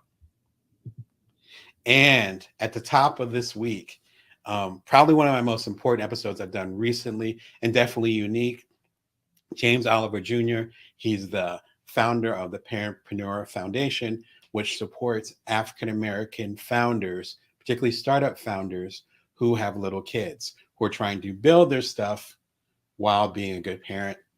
Basically the work that I do, but he and I linked up and had this great conversation about how I went from exactly a year ago having a few hundred subscribers to this channel at bringyourworth.tv to having 18,000 plus of y'all right now. I give the exact blueprint, 3 major tips, a lot of major keys in there. Great conversation. Thank you for having me, James, because it was simulcast on his Parentpreneur platform as well. I appreciate you having me. Links are below. When you click on that, links are below also to the work that he's doing with his new startup called Kabila, which actually connects people as co-founders. If you're familiar with my work, and I talk about it all throughout all the different books, again, all in the complete Bring Your Worth collection, you know that I've had several different co-founders and I've co-authored books, a lot of them behind my big head over here. And so I understand and respect that part of the process. If you don't have the right partner or partners, then your journey is going to be a lot harder if you make it at all. If you're interested in Kabila, as well as work with the Parentpreneur Foundation, be sure and click on the link on the actual page at bringyourworth.tv is all the links for James. So thank you, James, for having me. All right. Today, all the podcasts, something from Boston, all the podcast software you need. Excuse me. Now, this is a strong and important episode because a few days ago, and let me make sure that I can get the link in there. Oh, let me go and make sure I got the link for what you guys need. And so yesterday, actually, I'm sorry, a couple days ago, on Tuesday, excuse me, I did essentially part 1 of this, where I talked about all the hardware you would need. I talked about well, you can't see it now. Now you can see it. Talk about the microphone. You even got a glimpse at my little cute office here. At least I think it's cute. My little cute office here. And you're able to see the lighting and how I keep the sound out, because again, I got 2 little kids. all those different things. I broke that all down on Tuesday. Thank you all that came through for any questions you had and all the other stuff. Be sure and check that out. There's like a companion piece of it. We talked about all the podcast equipment you need to get ready for your podcast debut by 2024, which as of this recording, we're getting to the final quarter. So the new year is about to begin in a matter of weeks. Today, we're going to talk about the other side of it, all the podcast software you need. There's a little bit of overlap here. And what occurred is that I went ahead and did the podcast equipment episode. A lot of great feedback on it. Thank you all that came through. And then I realized that there was a whole other half of it. So I tagged a couple software things on Tuesday's episode. Again, you check it out. But I realized I didn't go deep enough, at least based on the feedback that I was getting from y'all as far as saying, I really need this episode. And I'm like, well, I went over all the equipment, but podcasting is so software oriented now. Let me make sure that you are covered on that. And so that's what we're going to do today. Look at it as a companion piece, an addendum, or a part 2 to what we talked about on Tuesday. Again, don't forget about the link right there. Definitely you want to go back and watch part 1. Excuse me. You can tell it just rained here in Vegas because, man, it is allergy season for sure. All right. How do I record my podcast? It sounds super basic, but you can have all this great equipment. At least I think it's great equipment, all this stuff. And you're like, wait, how do I actually record the thing? How does that work? And we touched on it very briefly a couple of days ago, but I want to make sure that you guys get the insight that you need as much as possible. For your audio podcast, I cannot recommend enough riverside.fm. How it works is that, number one, it's based completely in the website. So I've been a guest on dozens of podcasts, probably more than that at this point, but many, many different podcasts. I can tell the difference between the earlier days before Riverside, before people started really rocking with Riverside, and now. Now, when I get a request or I ask to be on a podcast, they're like, great, here's the link. I click on the link, they make sure my mic is right, and we're off to the races. Back in the day, and you old school and OG podcasters know, back in the day, it was a process. Sometimes the people that you were podcasting with had to get their own individual thing, and you had to make sure their mic was right, but you couldn't do that because you were remote. Riverside FM takes care of that. The first thing it does is that it's completely within the website. So I usually use Chrome, so Google Chrome to do it. It does not work with Safari, which is my favorite browser. No endorsement, just happens to be what I like. And so it doesn't work that well with Safari, which is kind of standard with the Apple computers, which is what I tend to lean towards. It works really well with Google Chrome. I believe it works with Opera as well, which is my second choice for a web browser. But you click on there, you give that link to whoever you're going to have on your podcast, and then you're good to go. So that's one. This sounds simple, but it can get really complex. The people that you're having on your podcast show don't need to call in a phone number and all that. They can do it right on their computer with the mic. Fantastic. Again, I've been on both sides of that. The second thing is that it separates all the audio. And so if my mic sounds just okay, and then you as a podcast host, your mic is like a professional mic, like one of those $1,000 joints, then if it was all recorded in one audio take, there's no way you could fix my audio because it's tied to your audio. So if my audio was low and yours was super, even normal, if you turn up my audio, your audio is going to be jacked up. And of course, vice versa. Riverside works really well because it separates all the audio. And if I'm terming it correctly, it records them locally. Now, not actually on the person that you're interviewing, not on their computer locally, but as a local file. That's saved. And then as a podcast host, you get access to all of it.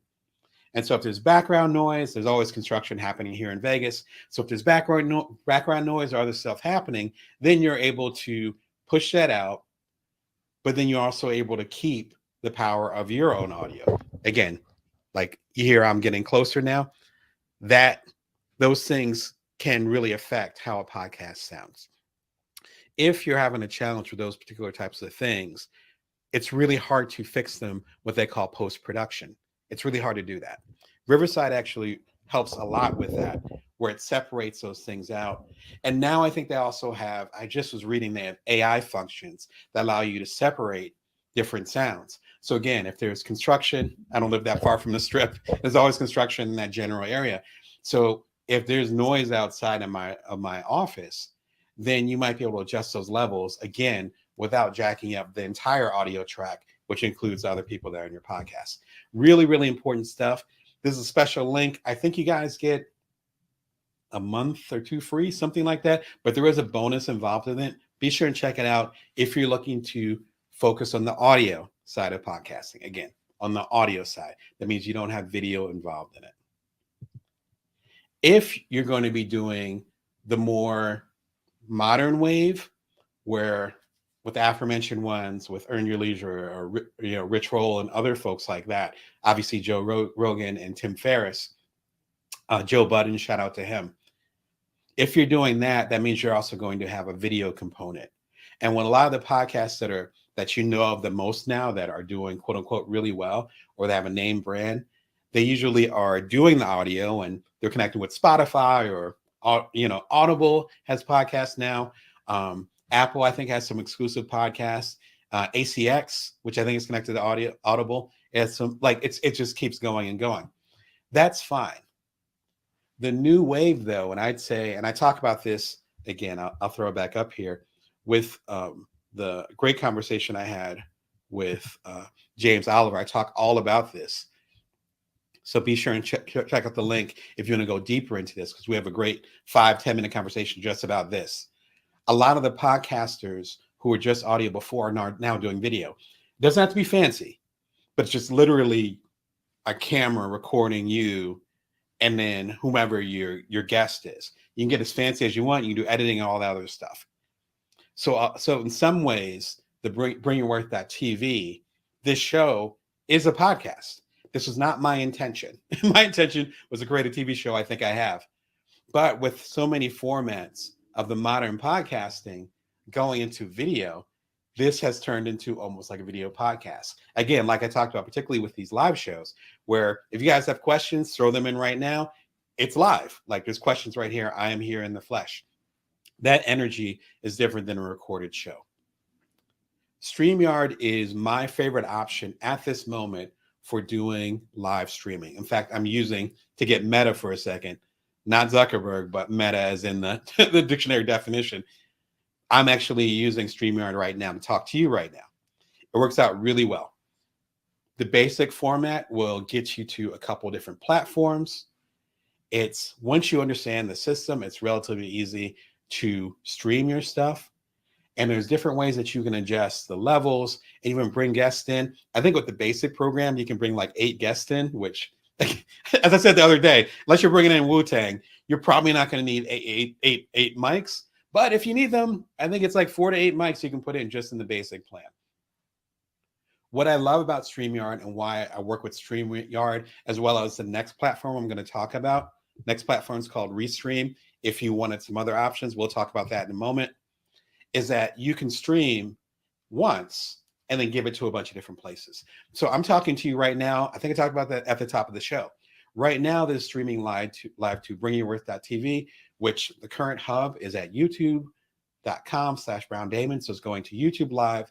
It's going to my LinkedIn page. So if you go to my LinkedIn page, or if you're connected with me on LinkedIn, there'll be a live button. It's going there too. And then shout out to y'all over on Amazon, which I'm connecting y'all through my iPad I got on the side here. And so you can put comments in there. It's all streaming through StreamYard. So if you're used to saying, I'm going to go live on this platform, and that's all I'm going to do, you have options now. I'm not on Facebook anymore, but Facebook Live is an option. I'm not as active on Instagram anymore, but Instagram Live, I believe, is an option now. I think they're working on getting TikTok Live as an option. And so the days of you saying, I'm going to go live on Instagram, let me do that, and then maybe I'll go live on Facebook later, those days are coming to a close. StreamYard is part of that wave. Definitely check it out. There's another link where you have some type of bonus involved.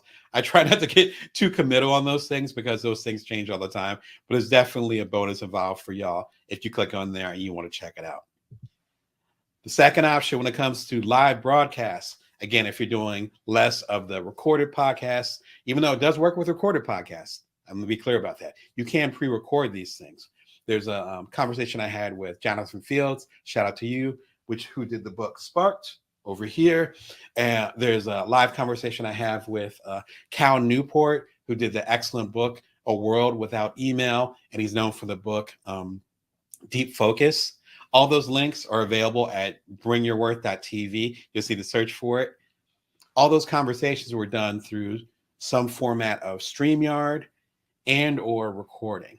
So you can actually pre-record things too. If it's, again, I respect Cal as well as Jonathan a lot.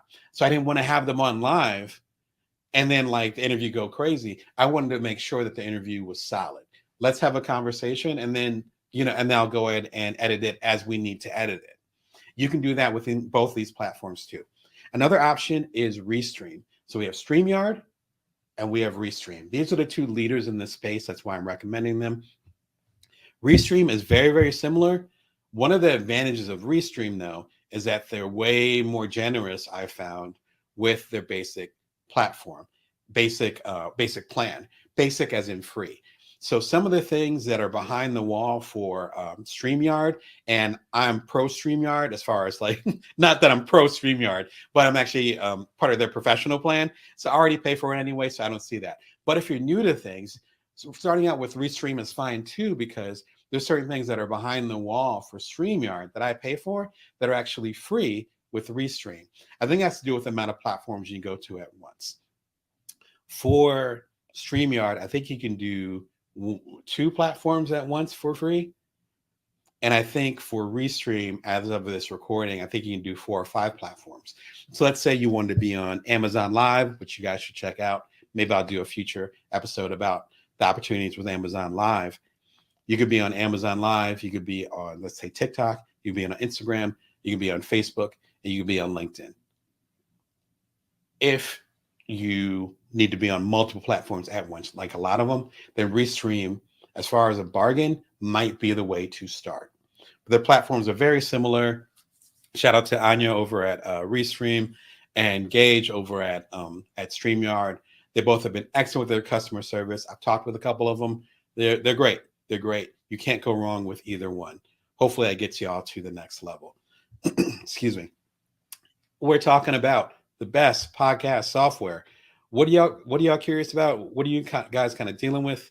What are kind of the challenges as far as with software and things of that nature when it comes to getting your podcast off the ground? How can I get you guys prepared to have a successful podcast in the upcoming year? Drop a line below. Let me know any questions that you got as far as a podcast. This question is really important, and I think we tend to, when we're starting a podcast, we tend to underestimate that.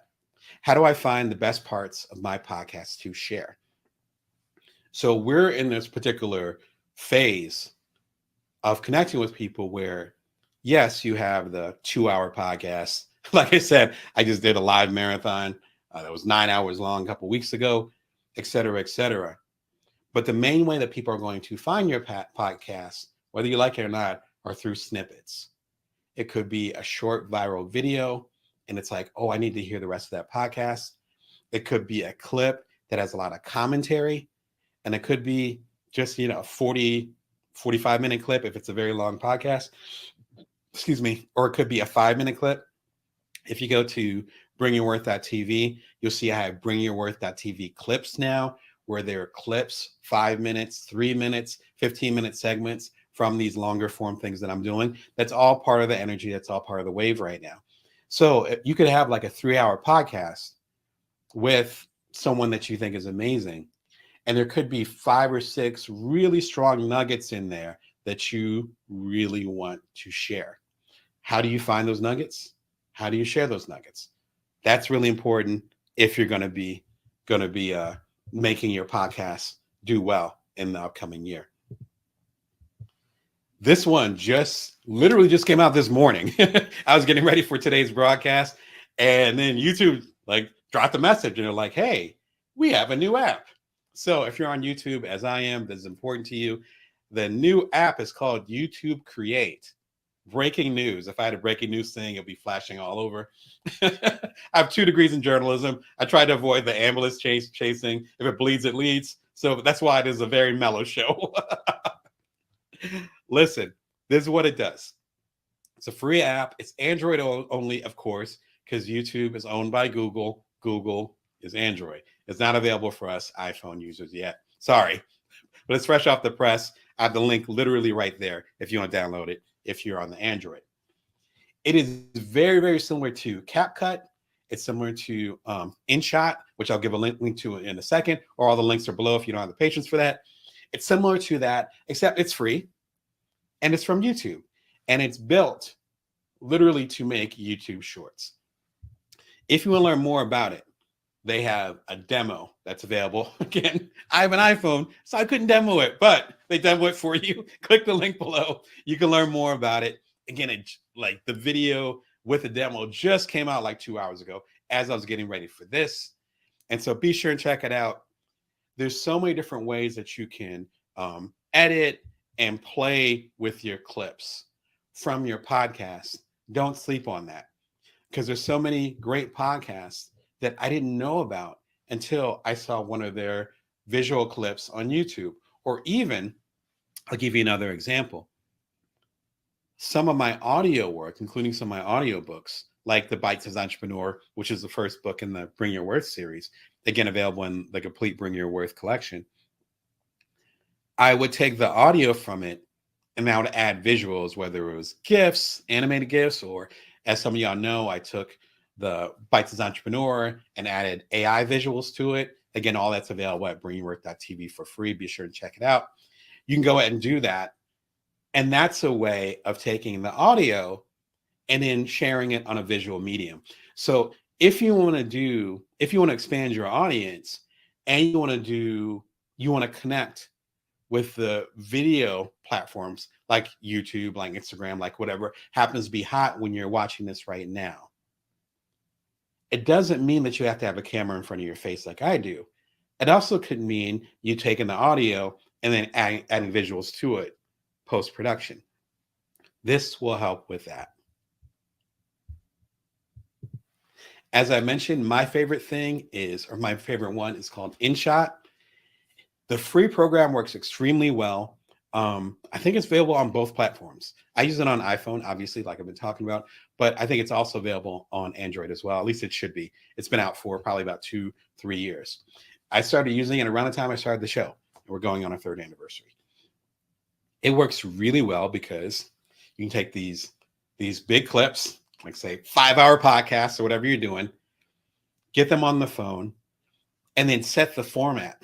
So just to be clear, YouTube Create, give you a link there. YouTube Create is focused on basically shorts. That means the traditional like vertical, right? I'm holding them. I'm using my phone, but I would hold it, but you know what I mean? It's vertical. The first 250 episodes of Bring Your Worth.tv that you watch were made in InShot. In other words, it works great for shorts, but also works great for the traditional horizontal. I forget the dimensions. If you remember the dimensions, feel free to put for you deeper tech files than I am. Be sure and feel free to put them in the comments. But whatever dimensions they are, almost like a television, it works really well. And so it works good for that. And so even if you see, I'm thinking of like Colin and Samir, which is a very popular podcast where they talk to video creators, particularly YouTubers on YouTube. You can just Google Colin and Samir in YouTube and find them. They're really easy to find. They have like 1 million subscribers now. Shout out to them. But when you see their stuff, it's in traditional format. They could do their stuff in InShot. Works out really well for the free program. I had the free program for a while. If you want the better aspects of it, though, it's super cheap. I want to say their annual plan is maybe $20, maybe $25, and I believe it's annual. It might not even be annual anymore. It's so low cost. I don't even think about it. I just buy it. And it's fantastic. It works out really well. I'm starting to play with other programs now that my videos are getting a lot bigger. And if you've seen the recent videos like Freelancer, are you a freelancer or are you an entrepreneur? Or the video that I did about Jay-Z, Prince, and Michael Jackson, and their 3 very different ways of conquering the music industry. Again, all available at bringyourworth.tv. You'll see the production's a lot higher. Certain things for InShot, it will get overwhelmed with it. And I started to find that with some of my later, more complex videos. But if you're doing clips from podcasts and so forth, and your earlier stuff, it'll work out great. This is where it gets fun. So you're like, Damon, I had like a 2-hour interview with somebody, or you're similar to me where it's like, oh yeah, I did like a 2-hour live show, whatever. I don't know which parts are good. I don't know. I'm a little bit overwhelmed by the whole process. I'm not sure what to do. AI can actually help with that. As I used to say back in my day, there's an app for that. My 2 favorite apps for finding clips. Again, this is episode 350. So I get it. If you got, I must have thousands of hours worth of content right now. Which are the joints that I should turn into clips? Which are the ones that I should share? Which ones should I turn into clips and they can be their own individual episodes? This helps with that. Opus Pro works like this. I'm going to go and do a quick demo for you guys. So hold on to your seatbelts. All right. Give a shout if you can see it. All right. So Opus Pro works like this. It uses AI to find the best parts in the conversations that you have. Now, a lot of my stuff is solo, but if you go to bringyourworth.tv, and I can throw a link in there, my latest short was a conversation with me and James, as I talked about on Monday, with how to bring your subscribers from 0 to where I'm at, which is in the tens of thousands. It will automatically figure out the juiciest parts of the conversation and then organize it for you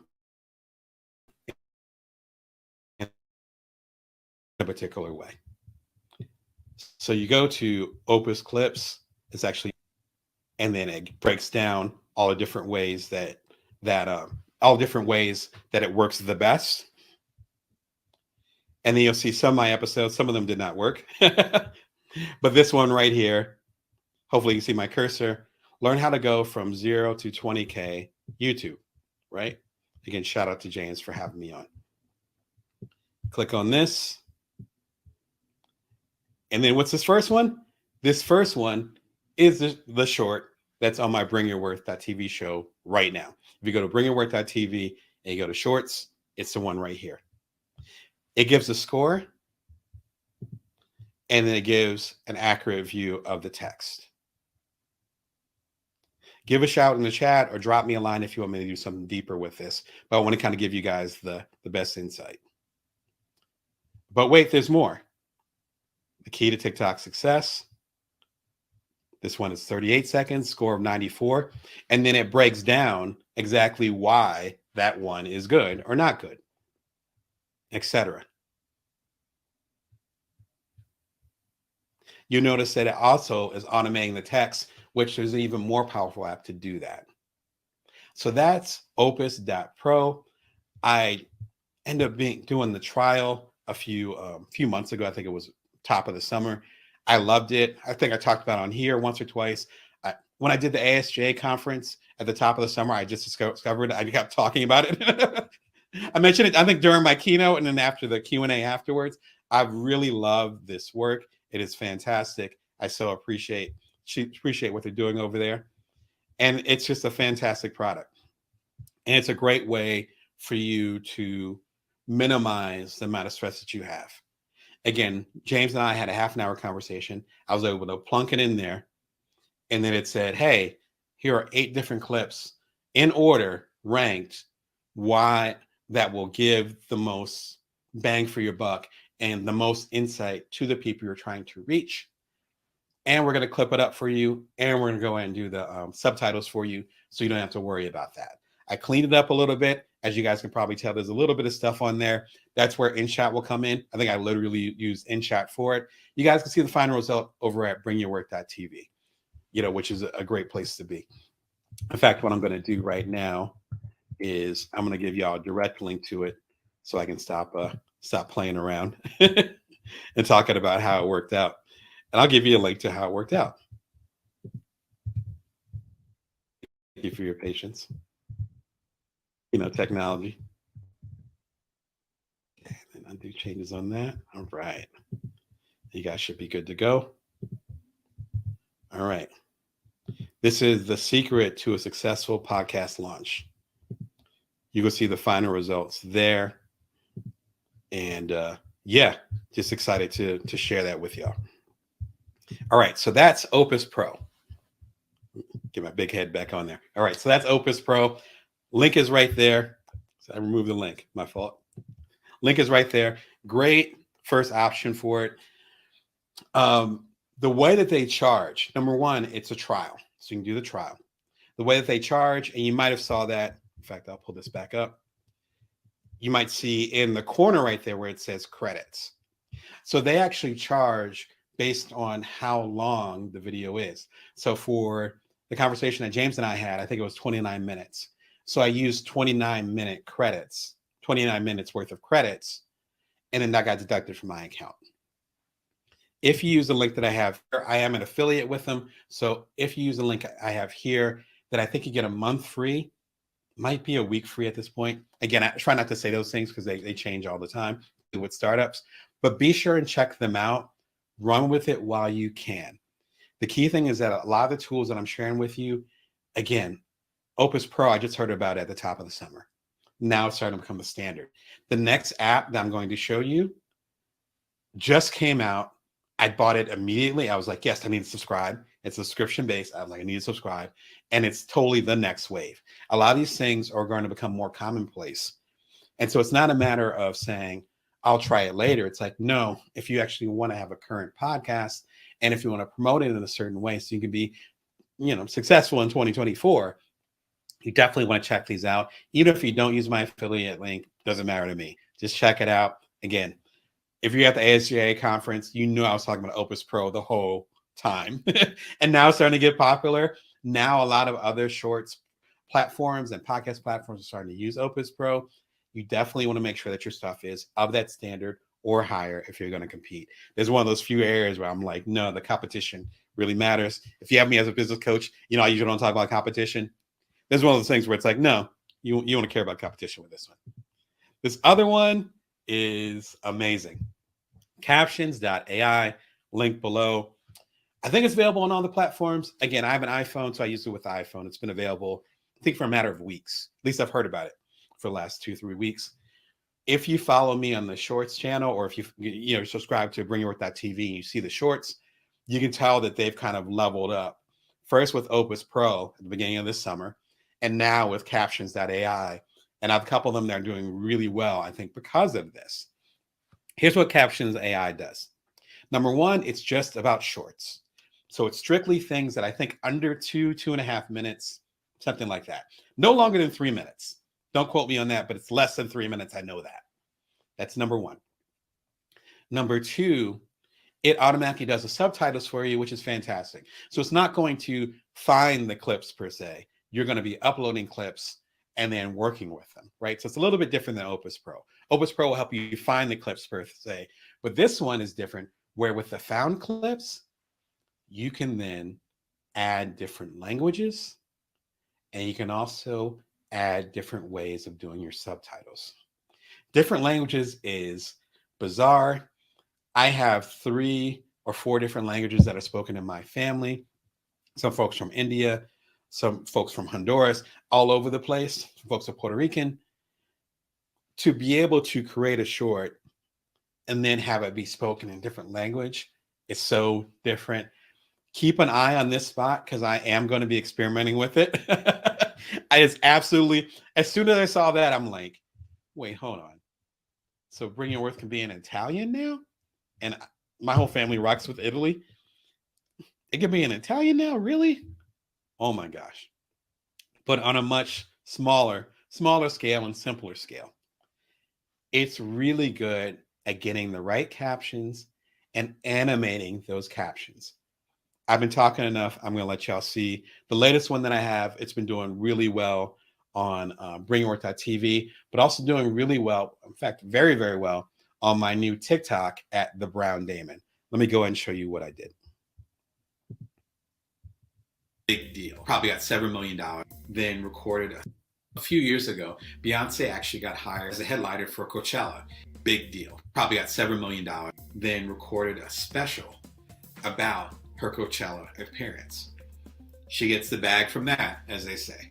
So she got another 10 mil. 6 months or so later, she drops an album called Homecoming. So she's making money 3 ways from 1 2-hour appearance. So that's how you appear everywhere at once. Yeah, and so you compare that style of app to, say, the ones that are, or not app, that style of short, where I'm doing a podcast style. Compare that to, say, some of my earlier shorts, or maybe some of the shorts that you've seen with podcasts. It's a whole different level. The text is animated. I was able to split it so that Beyonce's dancing above my head. Shout out to Beyonce. And then I'm talking about her business moves below. And this is actually based on an older episode. For you guys that are OGs that have been subscribing for a while, this is actually based on, sorry, I got 20 things going at once here. Here we go. It's based on how Beyonce makes money off of money. That's the one at the bottom. And then the short itself is, this one move made Beyonce millions. Again, the shorts are available over at bringingworth.tv, as is the long form episode. I forgot to put the link in there, but the link will be below when you see the replay of this. What you're able to do with captions essentially is add flavor and animation to the podcast or the work that you're already doing. Please check it out, because number one, you can add that animation and that flavor to it. It's a totally different feel. And it wasn't that much more work than me putting in the captions myself. AI has a purpose. Number two is that the language translation, you're going to be seeing a lot more of this. Mark my words. No pun intended. The automatic translation, the ability to have YouTube or whatever platform translate the language that you're saying, perhaps I'd say within the next 3 to 4 years in real time, to the language of the person that you're speaking to. So if you're listening to me right now, by the time you watch this 3 or 4 years from now, I could be speaking to you in your native language. That's already starting to happen. It's available in captions.ai now, like right now. I've already been using it. Not sure what I'm going to do with it, but it's a powerful tool. Even if you decide not to use these particular tools, at least check them out so you know the direction that things are going. Such an important thing. If you guys have any questions or comments in regards to finding the best parts of the podcast to share, please plug them in below. And the final question that I've been getting a lot, and I think it's really important, is how do I increase my podcast reach? I think that rhymes. So my favorite tool for this, and I think some of y'all, I might have been on your podcast and you put me onto this. So shout out to y'all. Headliner. Headliner for the last few years has been one of my favorite platforms. Here's how it works. You go to Headliner app. The link is right there. It's a referral link, so you get a bonus for there. Then you get a month free. You go there and you put in a link to your podcast. Your podcast usually has something called an RSS feed. Don't test me on what it says or what it stands for, because I'm way out of computer science now. But at one point I knew what it stood for. Again, you throw it in the comments if you remember. And so you put in the RSS, only 2 S's, RSS feed. You put it in there, and then it'll automatically start pulling in your podcast. Here's the thing. For all the podcast episodes, it will actually pull it in and then automatically start to format them so you can share them on the different platforms, whether it's social media like TikTok and Facebook, whatever, or if you actually want to have a standalone episode. When I appear on a podcast, I usually ask permission from the podcast host to take a snippet so I can share it with y'all so y'all can learn more about what we were talking about and ideally click on the link so you can listen to the podcast conversation. All those things that are formatted, you go to bringyourwork.tv and check them out. Just look up podcasts or just go through the episodes. All of those are formatted using Headliner. Really straightforward to use. It's completely in the browser. You notice a pattern here. I love that. Similar to riverside.fm. It's all in the browser. And then when new podcast episodes come out, like when you deliver a new episode, say, let's say you're like me, deliver episode every Wednesday and every Sunday, you get a notification email that'll say, hey, you just did another episode. It's Wednesday. You did another episode. Click on here, and then we got it formatted for you. It's ready to go. And then you just clean it up, and you can share it with your audience. Such a powerful tip. I think it's really important to streamline this as much as possible.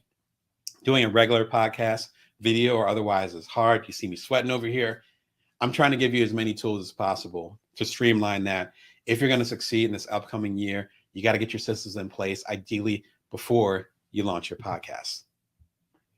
All right. Another format, TubeBuddy. Big fan of theirs. I've been a TubeBuddy user for 2 years. I think on the professional level, I think it's called Legend. Their highest level for about a year when I started getting really serious about bringyourwork.tv. Here's what TubeBuddy does. When you're working in YouTube, which you gotta get the tube part, when you're working in YouTube and you're uploading something, it'll recommend the best tags for it. Tags are similar to hashtags. If you know Twitter, formerly known as Twitter, or the other things, tags on YouTube are similar to hashtags. So you have tags on there.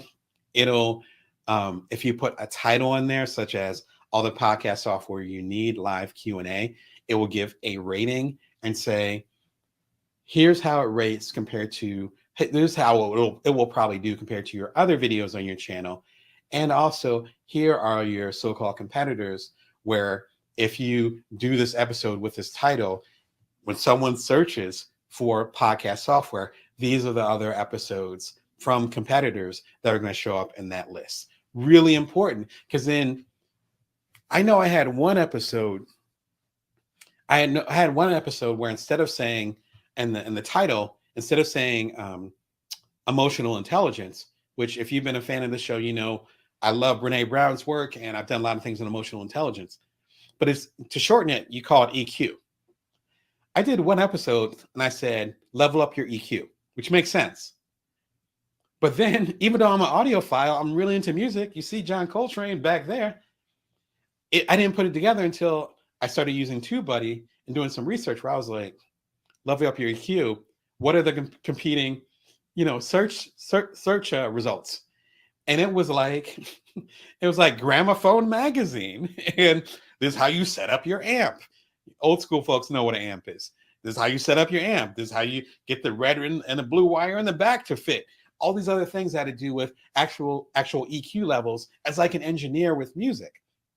Because EQ stands for equilibrium. But it also equalizer. See?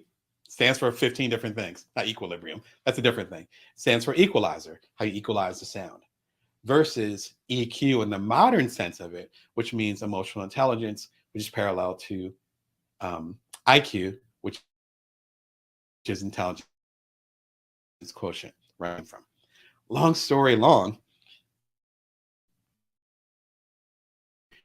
because if you do EQ, the only people that are going to be finding you are people that have speakers in the back of their car. Like, they're not going to rock with you like that. And the people that are interested in shame, Brene Brown, and those deeper subjects, they're not going to find you. So I changed my title. If you're going to have a video podcast, this is essential. They have a free version too. So, and the other one I'm going to recommend, which is called vidIQ, also has a free version, similar to Restream and StreamYard. The key thing here, though, is that if you have a video podcast that you're going to launch, yes, you absolutely need some type of tool like this, particularly if you're going to be on YouTube. But even if you're doing an audio podcast, if you're going to be promoting these things on different platforms, you need some way. Back in the day, we would call it SEO, right? Search engine optimization. There's like a new version of that where you need some way for people to find your work. if you're going to be sharing snippets of your podcast on the different platforms, and then you're going to run with it. Do you know what I mean? Like there's a challenge with that. If you're able to take your audio podcast and then optimize it properly for the work that you're doing when you share it on different platforms, then your reach and your opportunities to get new listeners is way higher. So the stuff I'm talking about, you might start to tune out and be like, oh, that's for video.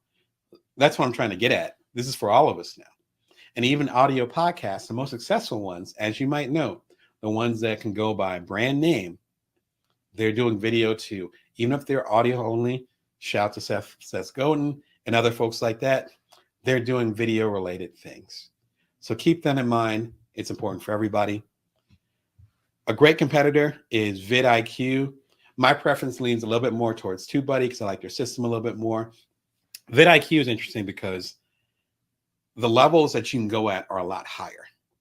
So if you go for their like super duper plan, you actually can work with a coach, like one-on-one, someone's talking to you, helping you with your channel. You get the particular insights with AI, way more than TubeBuddy, I would argue at this point. You get the insights with AI where they're like, hey, do this title, do that title.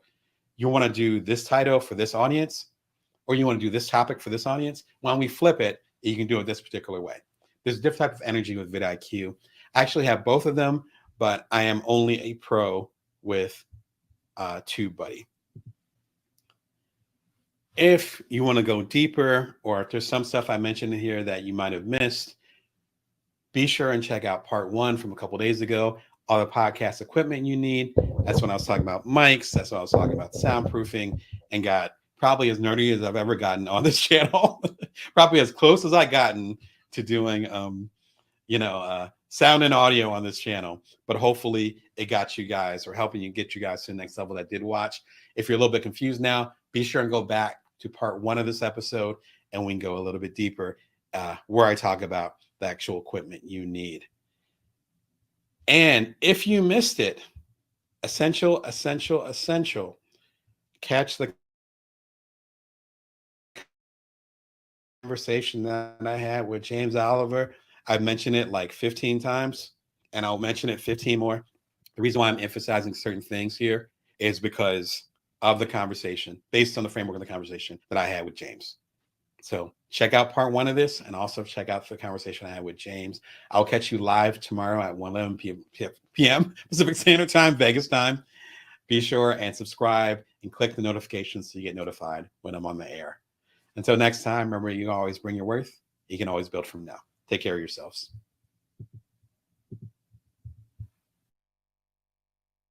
Welcome. I'm Damon Brown. I'm the host of BringingWorth.tv. You can watch me every Wednesday and Sunday at 1:11 p.m. Pacific Standard Time, Vegas time. It's an interesting month. We're doing a lot of special things this month because I'm coming to you live every single workday. We're almost at the end of September, the recording of this. So it's been about 21 episodes, something like that. Your math is probably better than mine, but it's been a wonderful month connecting with y'all. Usually you can catch me Wednesdays and Sundays at 1:11 p.m. Pacific Standard Time, Vegas time, if I can get it out of my mouth.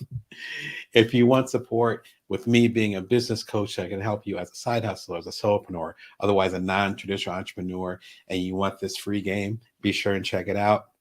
Subscribe for free at the links below. If you're on Amazon, you can follow me on there. Whatever platform you're at, connect with me, and I'll be coming through to support you on your way. And my new book's coming out almost exactly a month from now, less than a month from now.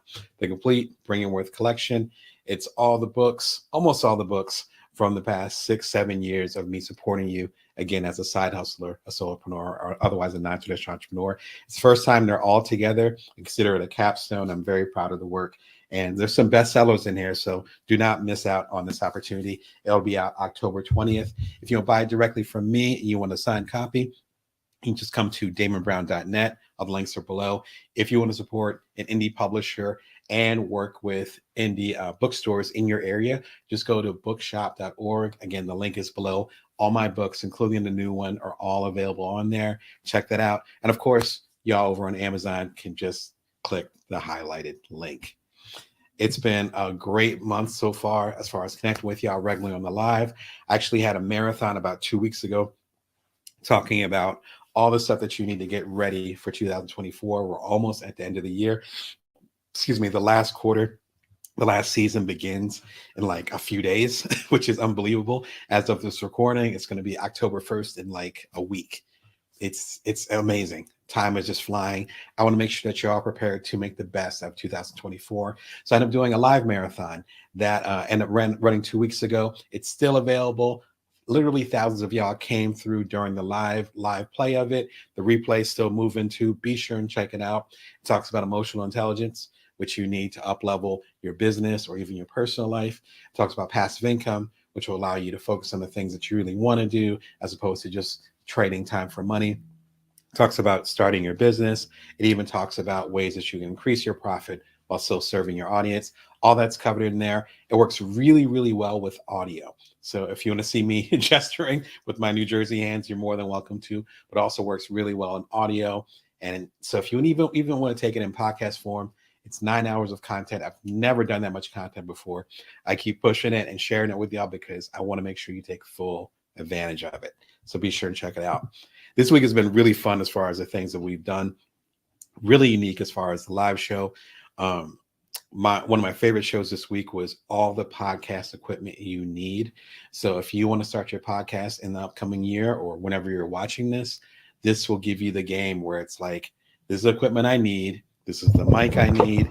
These are the other, the accoutrements, as they say. So the lighting, all that stuff. Because as I said in the episodes this week, a lot of the audio podcasts, if you're planning on going audio, a lot of them are actually recording video. So they have video podcasts, which are similar to mine, or they have an audio podcast, but they end up adding video later. So people on platforms like YouTube and TikTok get access to it. Do not miss this episode if you're starting any type of podcast in the future. Be sure and check it out. This is all the equipment that you need. All the things I list in there, I think you can do it for less than $500, which if you think about it is a really good deal. So it's around $500 to go and get that set up that I'm proposing.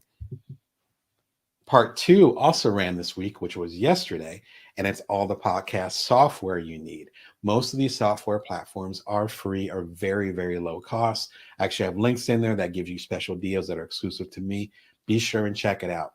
So you got your, you have your equipment, and then you got your software. Put those together. All you need is a solo host, such as myself, or you need guests that come on, and you're good to go. Midweek, we also had a rest marathon where I think it was 5, maybe 6, but I think it was 5 of my live episodes just about rest. We're talking about getting your mental health together. We're talking about learning how to nap and how to rest even better at nighttime.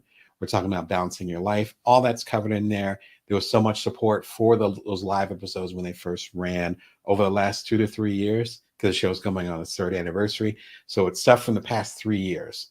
All put together. It's about a 3-hour program. Again, works really well with audio, but feel free to watch too. Do not miss it. I want to make sure that you guys are well rested for the upcoming year too.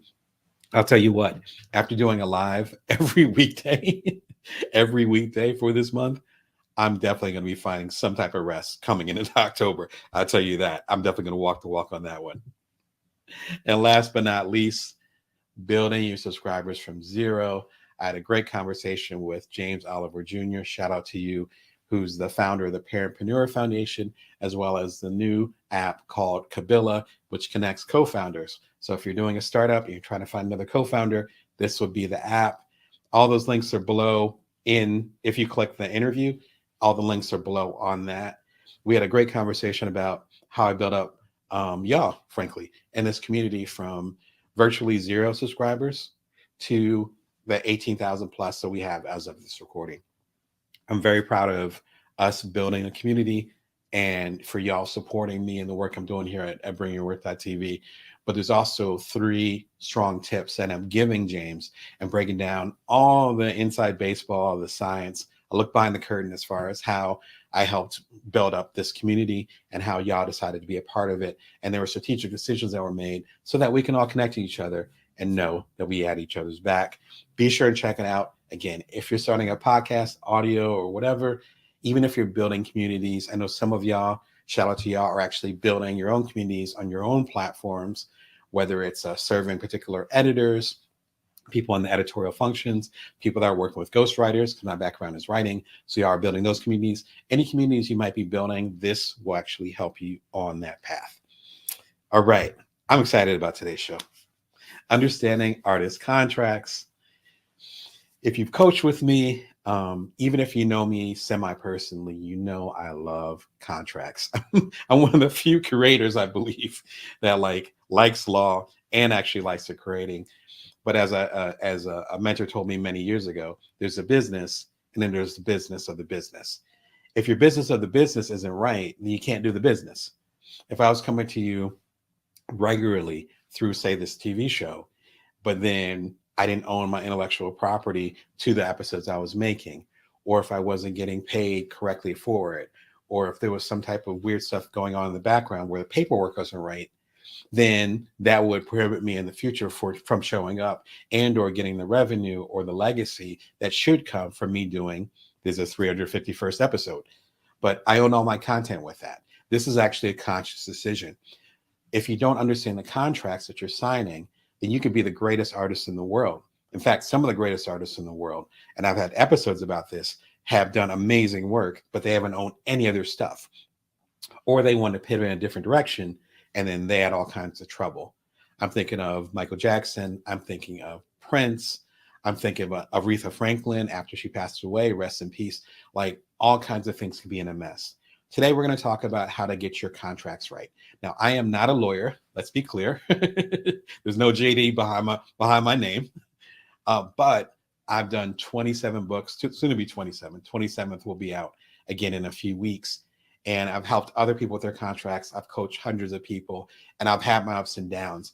I want to share as much game as possible so that you can avoid some of those pitfalls. And if you're new to the artist community, whether you're a photographer, you're a writer, you're a painter, even if you're a multimedia creator like myself, then you can get those basics so that when you do sign a contract, and all of us eventually sign some type of contract, then you'll know what you're getting into. So if you have any questions as far as artist contracts, be sure to drop a line below. But I have some questions that I get all the time. We're going to jump into it. First question, which I think is great first question, is what is intellectual property? What is IP? And more importantly, what it is not. Intellectual property, based on my definition, is the execution of an idea that was thought of, not the idea itself. You cannot copyright an idea. I can have the idea of saying, I'm going to go ahead and have something called the Bring Your Work Show, and I'm going to be connecting with people twice a week. I can't copyright or have intellectual property around that idea. But me executing the idea, which in a meta way I'm actually doing right now, me actually having this show, this actually being a product, a service, a thing, this is intellectual property. I own this show. This is in my family's name. That's the difference. So when people talk about IP or intellectual property, they're not talking about the idea. The idea doesn't mean anything, frankly. Respectfully, whatever big ideas you have, they're fantastic. But you can't hold ideas. You can't copyright ideas. And if eventually over time, you can't even tell who came up with the idea first. Right now, we're celebrating hip hop's 50th anniversary. It just turned 50 about 2-3 weeks ago in August, right? Because it started in 1973. No one can copyright hip hop because it's an idea. Now we attribute it to Kool Herc over at Sedgwick Ave and all those things, if you know your hip hop history back in 73. But we attribute it to him, but we don't actually know, like, it's not copywritten. But Grandmaster Flash and the Furious Five's, The Message, that's intellectual property. That's putting hip hop into a context and saying, here it is on a vinyl, on a record. I'm dating myself, but that's how it came out, on a record. Here it is on a record. Here it is on a cassette tape or 8-track. That is actual intellectual property. And so if someone did something with Grandmaster Flash's and the Furious Five's The Message, like Ice Cube or whoever sampling it later, which means they take a piece of the song and they turn it into another song, they have to pay the copyright owners, the people that own the intellectual property, a proper amount of money based on what they negotiate. That's intellectual property. Now, a key thing that there's a lot of discussions about with, I do videos about intellectual property again at bringyourworth.tv. There's a whole playlist about intellectual property, and then there's also some things about contracts. And in fact, I have some ultimate guides about contracts. All the links are below, or you'll see them on the side in the chat. If you see some of the discussions in the comment section, there can be some argument and confusion where it's like, oh, well, as soon as we create something, then we own the intellectual property, so we should own it forever. Maybe in a universe way, maybe in an ideal world, to be honest, but that's not how it works. When we sign a contract, when we decide to distribute something through a, say, Sony Music, if you're a musician, through Penguin Random House, because I've been an author many times over. I've done a bunch of books with Penguin. You see him right behind my head. You sign a contract with Penguin Random House or whatever. Once you do that, then your intellectual property isn't based on you just creating something. It's actually based on whatever contract you sign. So that's why you see artists, again, Prince. I have a couple videos about Prince at bringyourworth.tv. You can check them out right now, that talk about how he had to fight to get his intellectual property back. About Michael Jackson, him trying to get the rights back, and even getting the rights to some of the Beatles catalog for a long period of time until after his death. All those different things mean that we need to separate the person who's creating things and our artistic right from making something from what we decide to give away or share, what we decide to partner with to get something distributed. Now, I own my own publishing company. It's Bring Your Worth. That's why I talk about being indie. So it's a complete Bring Your Worth collection. It's under my family name. If you go to Library of Congress, you'll see it there, right? Under the Brown name. So I'm not giving away anything.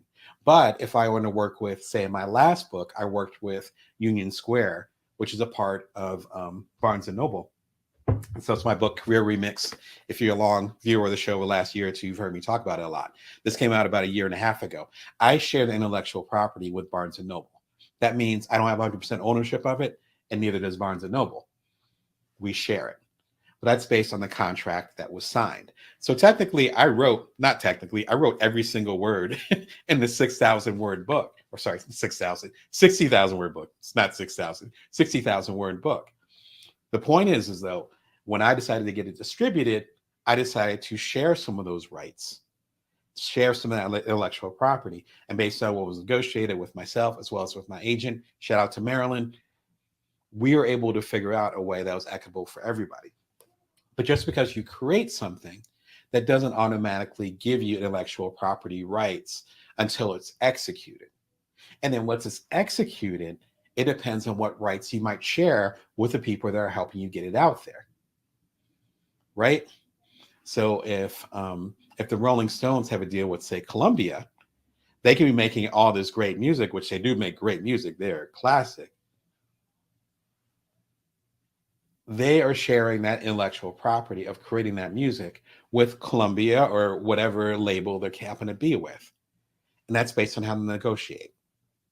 Hopefully that's clear, but I think it's really important to separate those things, because sometimes we feel like it's unfair because we're artists and we want to create things and I created something, so I own it. Well, yeah, as soon as you create it, you own it technically. But if you actually want to get out into the world, or if there's other facilities, like say if you end up working with a Sony or a music label, and then they end up saying, okay, we'll put you in the studio. That studio time isn't free. You might be giving up part of your intellectual property to do so. Keep that in mind as you get involved with different contracts, because it's not just the nature of, again, the business, but the business of the business. And there's so many artists, including some that I've coached over the years, that end up signing contracts and didn't realize what they were getting into. That's the difference between having an idea and then the intellectual property is actually the execution of that idea. And your rights around that idea that you execute is based on whatever contracts you sign or don't sign. Really important distinction there. You got to keep that in mind. I'll get off my soapbox on that. But hopefully that's clear. Such an important part of things, because we put our blood, sweat, and tears into these things, and then we don't realize what we're giving away. And I've signed some rough contracts, so I speak from experience. A good place to start is I did a series of shorts earlier this summer. Understand intellectual property in 10 shorts. 10 shorts, if you're not familiar, are similar to TikToks or Instagram Reels. They're 60 seconds or less, and they talk about one particular topic. I have a few hundred shorts on my channel, so feel free to check them out at bringyourworth.tv. I collected all the shorts that have to do with intellectual property, though, and put them onto one compilation. I think it's only like 7, 8 minutes long. It's very brief. It goes over some of the things that will help you navigate your artist contract. We'll get into more into some other resources too, but this is a great place to start. Again, it's only a few minutes long. They're shorts. So I'm explaining points and percentages.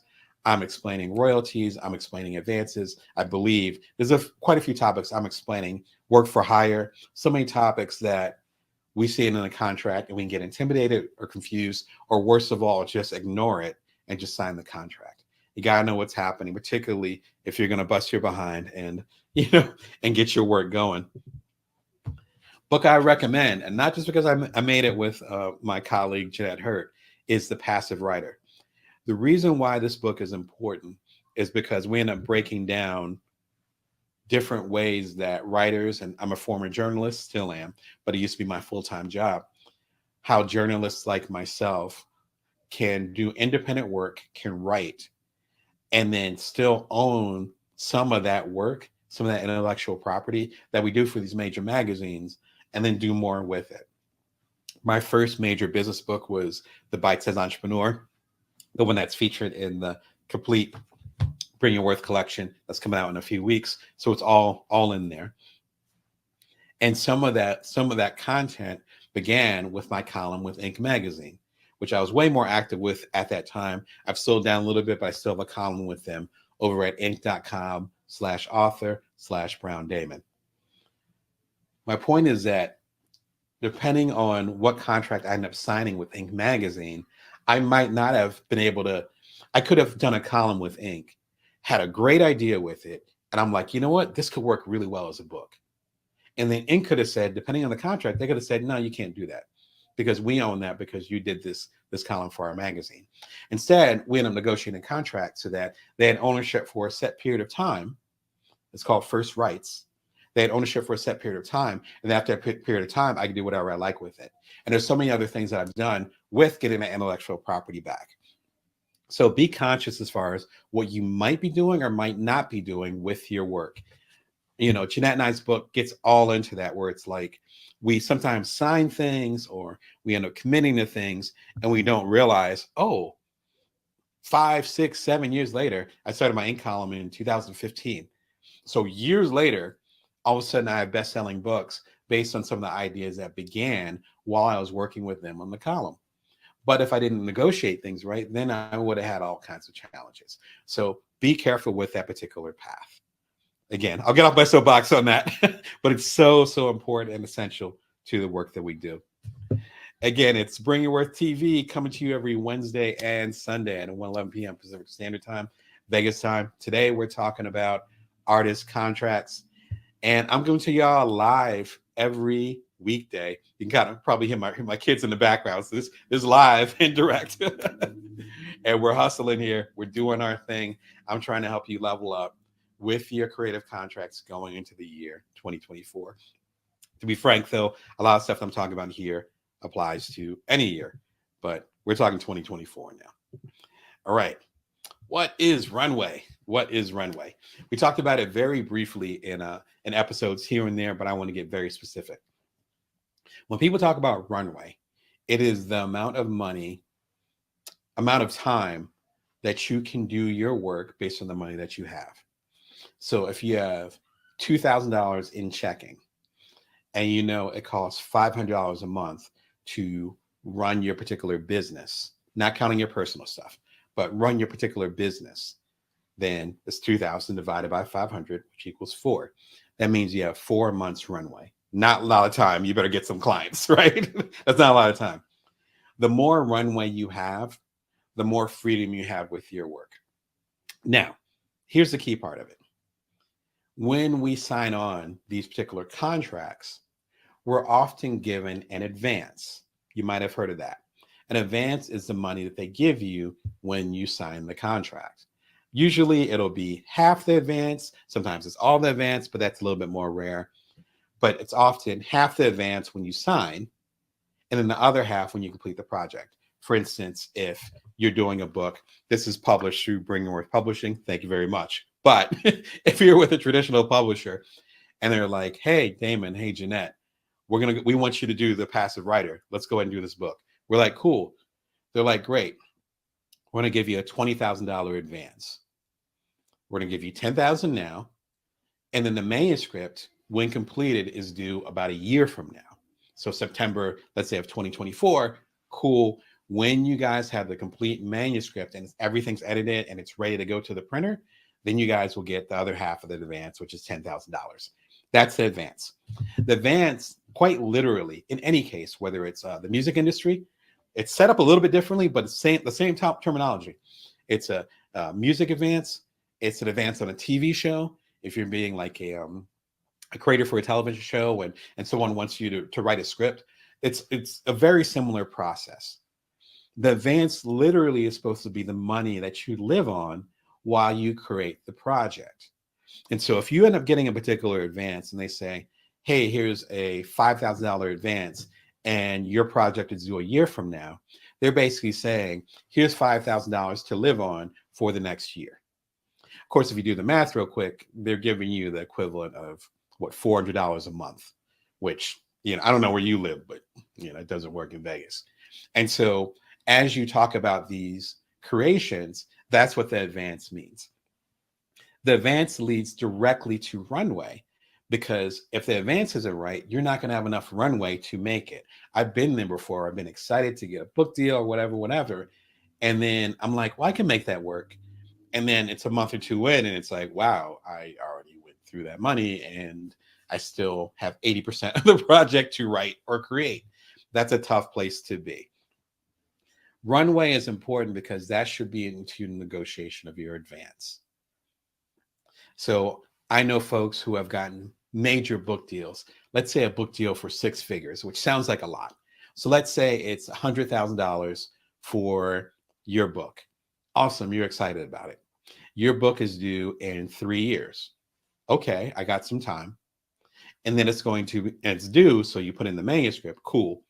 But then it's actually not going to get published because publishing industry is slow. It's not going to come out for another year after that because they need to schedule it. All right. So that means 4 years. You're not going to make any more money related to that book until you get royalties from the book being sold. And that's after those royalties make up for the money that they gave you in advance, which is why it's called the advance. So you might not get those first royalty opportunities until the year after it's out. So we're talking 5 years. So they give you $100,000, 3 years to work on the book. Follow the math here.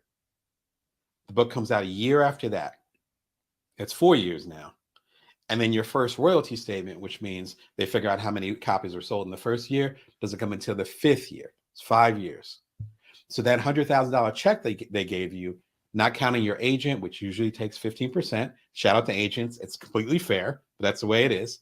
They take 15%, not counting taxes. Taxes, depending on the amount, you're talking 20 to 30%, maybe more if you're a baller like that. Not counting any of that. You're living on $20,000 a year for the next 5 years. Now, you might have teaching positions. You might do a whole lot of other things. I have like 5, 6 different businesses that I run. That's part of the reason why I have the passive income and I'm involved in so many different things. Because if you're just saying, I got a $100,000 check, I'm good, let me go buy a house, that's not going to happen. Because you got to take the taxes, you got to take the agent out of it. And also it needs to last you for those 5 years. And that's if you're fortunate enough to sell through, which is the term, sell through those amount of books so that your royalties at that end of that first year are more than the 100,000 that they gave you. That's a lot of serious math. Feel free to watch the replay and, rewind there, what have you. But that's the basic core of how we make a living as artists. particularly if we have traditional systems, which is why being independent and having your own publishing company and other things, there's risk involved, but it can be way more advantageous because you get the money sooner. My point is that when you sign these contracts, it has to be based on whatever your runway is. That's why you have to know your budget. That's why you have to know what you need. And that's why you have to know, which is why I bring your worth, what your work is worth. Because then you end up signing a contract and then ends up being way below market value or what you're actually worth. You might be stuck with that particular contract for a very long time. There's certain contracts that I signed early on that I've just started to be able to negotiate, just starting to get my rights back on certain things, just starting to negotiate that. And I've been in the game for a long time. You see the gray hairs. So whatever you sign, you want to make sure that it fits what your particular runway is. So do me a favor right now, calculate what your runway is. So as you're going to look at these artist contracts and you break it down year to year, if it ends up being that long term, figure out if it actually fits the vibe and the space that you're in. If it doesn't, it might be worthwhile going forward anyway, but finding other alternative financial resources to do so. Or it might be worth negotiating harder or maybe even passing up on the deal. Be sure and throw your questions or feedback below. But I know it's a lot of information, but it's so important. That's one of the reasons why I coach people so much, is that so many of us artists aren't familiar with that type of thing. One of the best books that you can check out on this is by Jenny Blake. Shout out to Jenny. Hope you're doing wonderful. Fantastic book. I've recommended it a few times on here. It leans more towards the entrepreneurship world, but it also fits really well into the creativity and the work that we do. This book, out of many of the books that I've read, living in Silicon Valley a few years back, the whole thing, having my own startups, this has perhaps one of the best definitions of runway. That's why I'm bringing it up here. I think there's a whole chapter dedicated to it. If not a chapter, it's a whole section, several pages. Check out the book, see her breakdown of runway. Because when you're starting something new, when you're building a business, even when you're pursuing something that's long-term artistic, like writing a book, that's like a 2-3 year process for a lot of us. My first major book took me 5 years. That was 5 years of my life, and I was still pretty young. So if you're going to be taking that leap or looking into it, you need to have the longer view and understand your runway. This has, again, out of all the books I've read, one of the best definitions of runway and one of the best ways to figure out if your runway is enough based on what you have coming in, and more importantly, the contract that you're potentially going to sign. All right. We're talking heat today. This stuff is important. Again, it doesn't matter if you have the best work in the world. If your contract's not right, then you won't necessarily have a legacy. You won't necessarily be getting the income that you want to get. And more importantly, you won't have the creative control that you think you might deserve, because it really depends on the contract that you sign. Feel free to jump in. Let me know if there's any particular questions or insights that you guys have as far as with your contracts or anything, any jams you might be in, and we might be able to talk it through a little bit. Be sure and check out the link below too, as far as with the Understanding Intellectual Property in 10 Shorts. If there's anything on this replay or in this live show that you might sound confusing, I'm happy to break it down in those shorts. All right. Last question, unless you guys have more. What is ownership? It sounds silly. Like, what is ownership? What does ownership mean? It actually does mean something. It's not as simple as saying, I created it, so I own it. Ownership means who has the creative control over a particular property, idea, even service. That's what ownership means. Ownership comes down to one of my favorite terms, and I talk about it again in the guide to intellectual property in 10 shorts, Understanding Intellectual Property in 10 Shorts. Got the name of it suddenly. The link is right below or in the chat. Be sure and check it out. That will probably be the most essential episode, aside from the next episode I'm going to share with you, that you should watch. But if you're cramped on time, just get the definitions. One of my favorite terms is points or percentages. Depending on the creative area you're in or your medium, you'll hear either points or percentages. Even in if you dealt with mortgages, if you bought a house or if you're a mortgage broker or whatever, people will talk about points. If you're involved in the music business, they'll talk about points. If you're involved in the media business, as far as with books, they'll talk about percentages. These all mean essentially either royalties and or ownership. When you create something, again, from your idea, your intellectual property, and you create it on your own, you own all the percentages. You own 100%, 100 points, the whole thing. You got it. The whole thing is yours. If and when you partner with other folks, such as a distribution company that will get your stuff out there. In the music world, it might be Empire, which is something, a business that just distributes music for indie artists. They take a smaller cut than a traditional music label like a Def Jam, but they still take their cut and they distribute it through their channels. They might press up some CDs for the 5 of you that are still buying CDs. Shout out to y'all. But they'll do that. But then they won't actually take ownership per se of the work, as far as I know.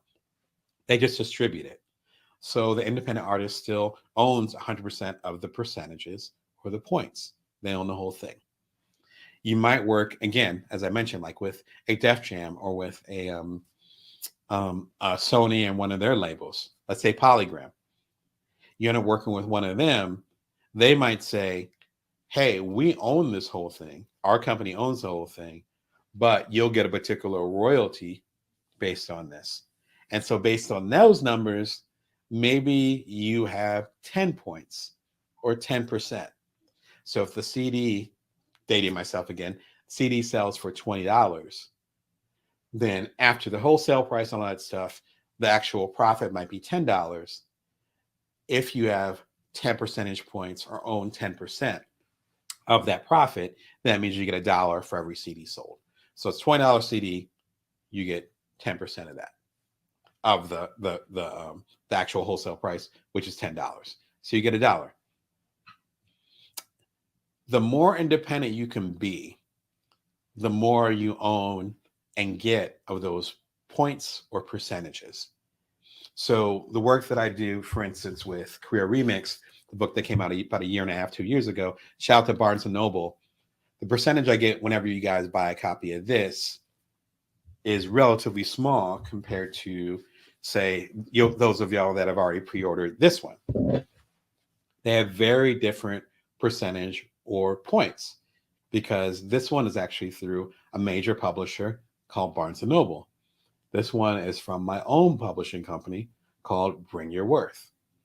The ownership and the percentages owned, or the points owned or gotten, are very different between these two things. I knew that going into it, but I felt like it was a partnership that was worthwhile to work with Barnes & Noble because I worked with them in the past. We had some bestsellers. It makes perfect sense to me. What you need to do is walk into these situations with your eyes open. So know that if you go independent, that percentage that you own could be 100%, as is the case with my stuff. Or if you're going to go into certain partnerships or signing a certain contract, then there's only going to be so much you'll be able to own because obviously there's other people involved. And if you end up signing particularly intense contracts, you might not own anything. And that means they can kind of run with it. I remember having a conversation with someone about the music business ages ago. Had to be 10, 20 years ago. Long time ago, back when I lived in Chicago. And they were talking about a major rock group. I won't even mention their name because I didn't want to spread any rumors.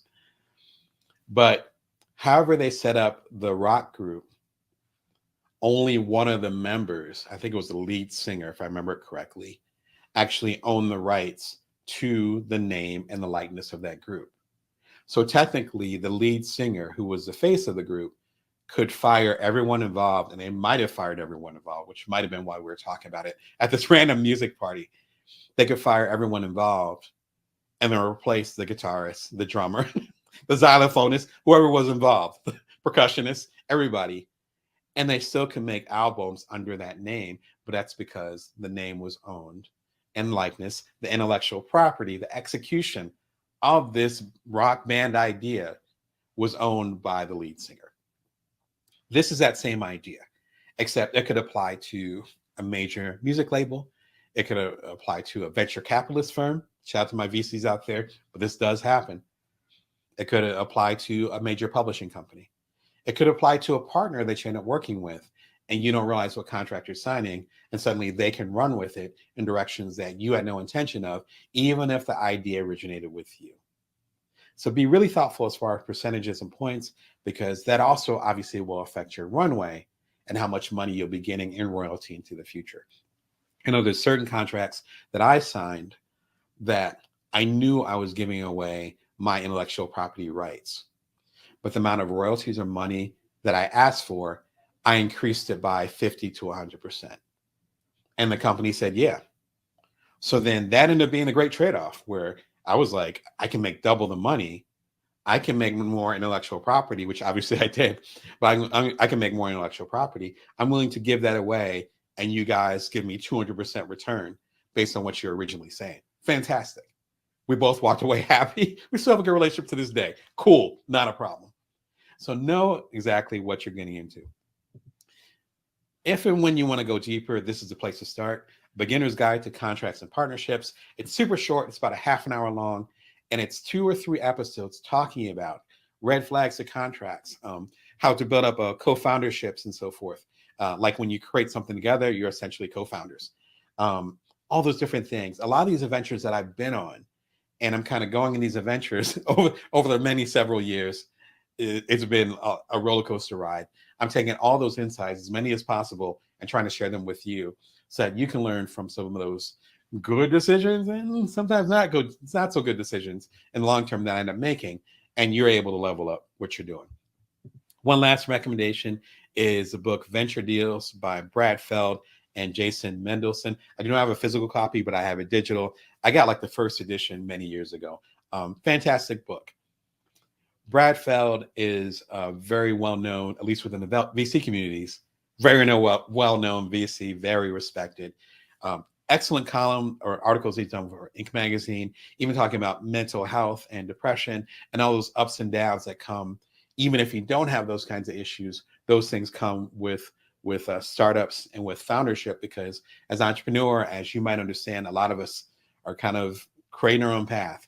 And it's yet to find that mental toughness. He talks about that. He's always been very vulnerable about it. I respect him and I love his work. I think this is his only book.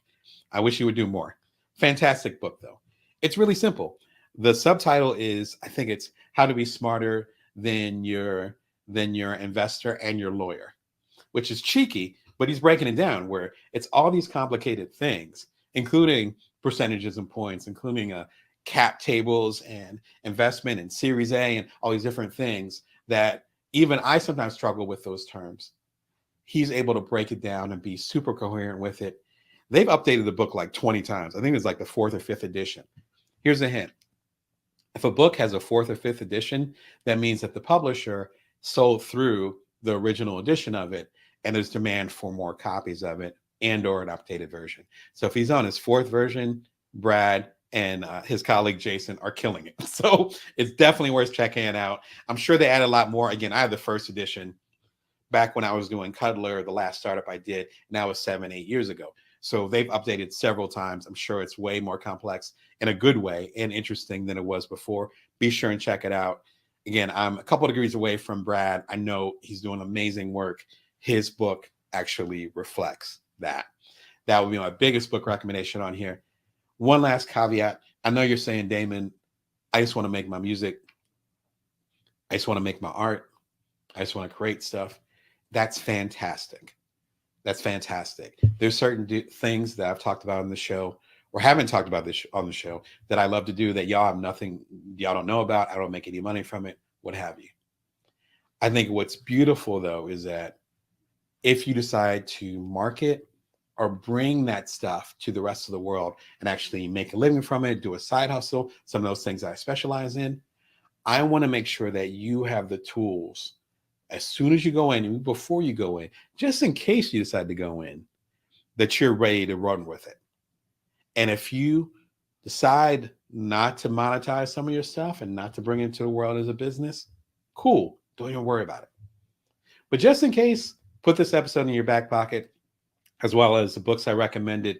Again, Jeanette and I's own book, particularly for you writers out there, the passive writer. We talk a little bit about intellectual property more, how to get your work out there. Recommend Jenny Blake's book. Shout out to you. This book is about 15 years old. It's still fantastic. Fantastic book. Great definition of what runway means. And finally, Venture Deals by Brad Feld and Jason Mendelson. Fantastic book. Just to get insight into what direction you're trying to go in. And eventually, if you want to monetize your work. I think that's everything. We'll probably have a new episode on Sunday, but I'm having some technical difficulties. So just like last week, it's just one of those times. Be sure and keep a lookout. And I definitely will be live on Monday. Ooh, I'm setting up a good Monday episode for y'all. I'm excited. If you don't want to miss anything, come to you every Wednesday and Sunday at 1:11 p.m. Pacific Standard Time, Vegas time. And you can subscribe. Hit the notification. That's the little tiny bell icon so you don't miss a beat.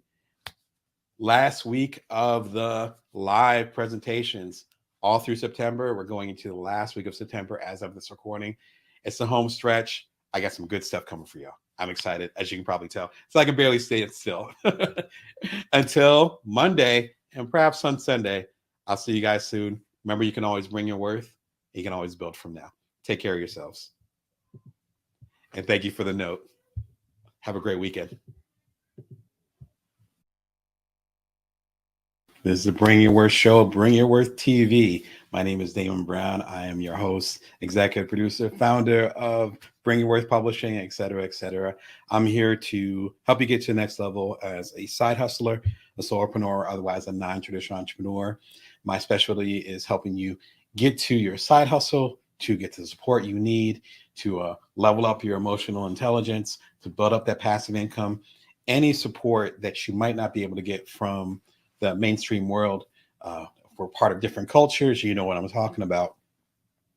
I'm here to help you build that infrastructure that you need to get to the next level. I come to you every Wednesday and Sunday, at least most Wednesdays and Sundays, always at 1:11 p.m. Pacific Standard Time, Vegas time. If you like these kind of vibes, if you want to learn from a business coach and someone who's helped hundreds of people at this point, I've even sold my own startups. Be sure and subscribe to get as much game as possible. It is free. Just click the link below or just go to bringyourworth.tv and check it out. If you're over on Amazon, you can follow me on there. If you're following me or checking me out on LinkedIn, then you can always click all the links below. I don't think all the links are available on Amazon, but for all the stuff I'm going to be talking about, Amazon, y'all have the advantage where if there's anything you want to purchase, you can just click and go from there, and check it out. And my new book coming out October 20th, just under a month from now, the complete Bring Your Worth collection. It's almost all my collected works, definitely all my independent work from the past, 7 years. The first Bring Your Worth book called The Bite-Sized Entrepreneur, y'all made it a bestseller, so thank you. That came out around the time my second son was born. He just turned 7 a few months ago. This is almost all the work from that period of time. It's about 6-7 books in here. I am not exaggerating. Be sure and check it out. It's the first time I've had them all together. It just felt like a good time to kind of put a capstone on it. There's so much stuff we talked about. It's about 100,000 words in here, y'all. I am not exaggerating. So be sure and check it out. It's a great deal if you're looking to catch up on my collected works, the stuff we talked about in the Bring Your Worth show, or if you're a completist like I am, you want the complete collection, this is a good place to start. You can get it at all the links below. Obviously on Amazon, y'all have the links right there, but the links are also below my big head down here. You can also get it from the indie bookstores at bookshop.org. The links are right below. I'm an indie publisher, so if you want to do, double word score and buy from an indie publisher, from an indie bookstore, just go to bookshop.org. They have lots of deals going on. Banned Book Week is coming up in a week or two. I think it's first week of October. Shout out to all the banned books that I've written. We'll talk about that in another episode, but be sure and support them as they make sure that media is free. Not free as in low cost, but free as far as available to everybody. And of course, you can get it through damonbrown.net if you want a signed copy from my little hands. In case you missed it, it's been a bonanza this whole month. Right now, we're recording this towards the end of September. It's the last week of September. Almost every single work day, aside from when we are celebrating Labor Day here in the States, I've been every workday I've been live with y'all at 1:11 p.m. Pacific Standard Time, Vegas time. And this all kicked off with a marathon. This is 9 hours long. Make 2024 profitable. All the insight and game that I have over the past year compiled into one 9-hour session. We're talking about emotional intelligence. We're talking about passive income. We're talking about building something from nothing, which I talk about is a theme of a lot of the books that I've written. All the energy is in there. Thousands of y'all tuned in. Be sure and check it out. You do not want to miss this. And as I've always said in the many episodes we've done this month, this works really well as an audio podcast. You do not need to look at my mug the whole time. So if you're washing dishes, if you're playing with your kids as I do, if you're doing a road trip, if you did a long walk, as I did a very long walk this morning, I'll talk about that in a second. This is perfect vibe for that. Tune into the audio, check it out. I made this for y'all, and it's actually the longest episode we've ever done. Like I said, I think it's just under 9 hours. Ooh, it took a lot, but I'm happy to provide that kind of energy for y'all to help you get ready. Again, as of this recording, it's the end of September. 2024 is knocking. Let's get right? My favorite episode, one of my favorite episodes from last week was on Friday. Might have been the most important live episode I've ever done. I do not take this lightly. According to all the statistics, this is my 90th live with the Bring Your Worth show. This might have been my favorite one that I did, which was the one I did last Friday. It was understanding artist contracts. If you've coached with me, if you've worked with me, hell, if you've even gotten a drink with me, we had a conversation at TED or at the ASJ conference. Shout out to both of y'all or whatever. Eventually we're going to talk about ownership.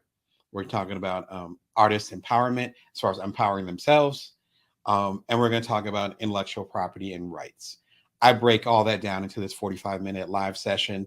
Try to answer some of y'all's questions. I am not a lawyer. Let's be clear. I just love law. My 27th book, again, the complete Bring Your Worth collection, is coming out in October. And so I'm familiar with these different types of arenas. I've signed bad contracts, quote unquote. I've signed really good ones. I've negotiated out of bad ones. I've been in those situations. Some of y'all are actually in that situation now. I'm trying to get as much insight as possible. Please do not miss this episode. Out of all the episodes I'm recommending, catch this one. It's a very important episode. If y'all have been watching me for a while, you know I do not say that often, but this might have been the best live episode we've done yet. Be sure and check it out. Do not miss it. And last week was a blockbuster. Exactly a week ago, we had James Oliver Jr. on the program, or actually he had me on his program. Shout out to James. He's the founder of the Parentpreneur Foundation, which is all about supporting African-American entrepreneurs who are also parents, usually with little kids.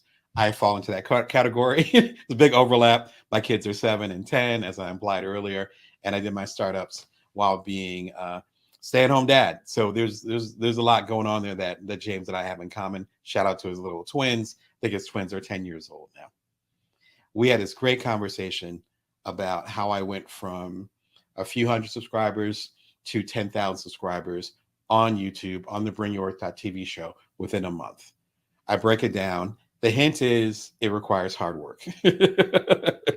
As many of y'all said in the comments, y'all appreciate the honesty there. There's no magical hack. There's no, nothing up my sleeve. There's no fancy stuff here. It's just showing up for the community, in this case, y'all, as much as possible within the means that you have available. But I break it down into 3 actionable tips. Hope y'all can run with it and build up your own stuff. All right, today's show is a special show. We're talking about 40 books to transform your life. Today is my birthday, and I am above 40. I'll put it out there, but 40 seemed like a really nice number. And books have been so transformative from when I was much younger than my second son, all the way to now. I mean, if you've been watching the show, there's books recently that have just blown my mind. Shout out to Seth Godin. Shout out to, oh my gosh, there's so many people. It's a long list. Anyway, all the books that I talk about today and then some are right below. If you're watching on Amazon, it's on my iPad over here. You're watching on Amazon. All the books are available there. Check it out. Feed your head, get that good energy. So I figured with this rotation around the sun, it felt like a good time to kind of take stock. Yeah, I guess I am that old, but take stock, but also to reflect and pay homage or homage, however you want to do it, homage to the creators, particularly the authors that helped me get to the next level. And so the best thing I can do as a president is share that with y'all, which I so appreciate. Hey, salute. Thank you. Thank you. And speaking of, because I know you would respect this, my shirt also represents where I'm from, which is New Jersey. Now, that general area from Old Bay, which is closer to Maryland, all the way up to Atlantic City, which is where I was born X amount of years ago. We won't say how many years. That represents that. Camilo, I know New Jersey is close to your heart as well. This Old Bay shirt means a lot because Old Bay seasoning has been a staple for the different seafoods and the different family gatherings that I've had over the years. They are not, right? Talk about it. They are not a sponsor of the show. I repeat, they're not a sponsor of the show. But Old Bay, if you want to talk to me, you can make it happen. Happy to holler. I've done full food episodes, as some of y'all know. So let's represent that too. Represent it well. I actually asked for this shirt from a recent holiday, and some family members were able to hook me up with it. It's a hard to find shirt. Now it's actually more available. Let me put this away so you can see some of it. So it's basically the stuff that you would see on the side of the box. It's an amazing seasoning. It actually works really well on eggs and like steak and other types of meats, but it's really made for seafood. So you got the mirror camera here. See little crab here, which also represents me and my culture. I figured I'd share it on my big day. If you want the Old Bay shirt, it's actually available in a lot more places. My family had to hunt for this shirt. It was out of stock for a while. Be sure and check it out. The links are below, and that's what I could pass on. All right. And thanks for the feedback, Camilo. I appreciate the love. All right. So I want to hear from y'all. I'm going to post some questions up there. How have books impacted you? I have 4 questions. Let me know what books or audiobooks, which I'll get into in a second, have influenced your life and helped you for the period of time you've been in. All right. So let's start with the beginning. What book showed you what was possible? This was really important to me, and feel free to play along. If you're on Amazon, all 40 of the books are on there,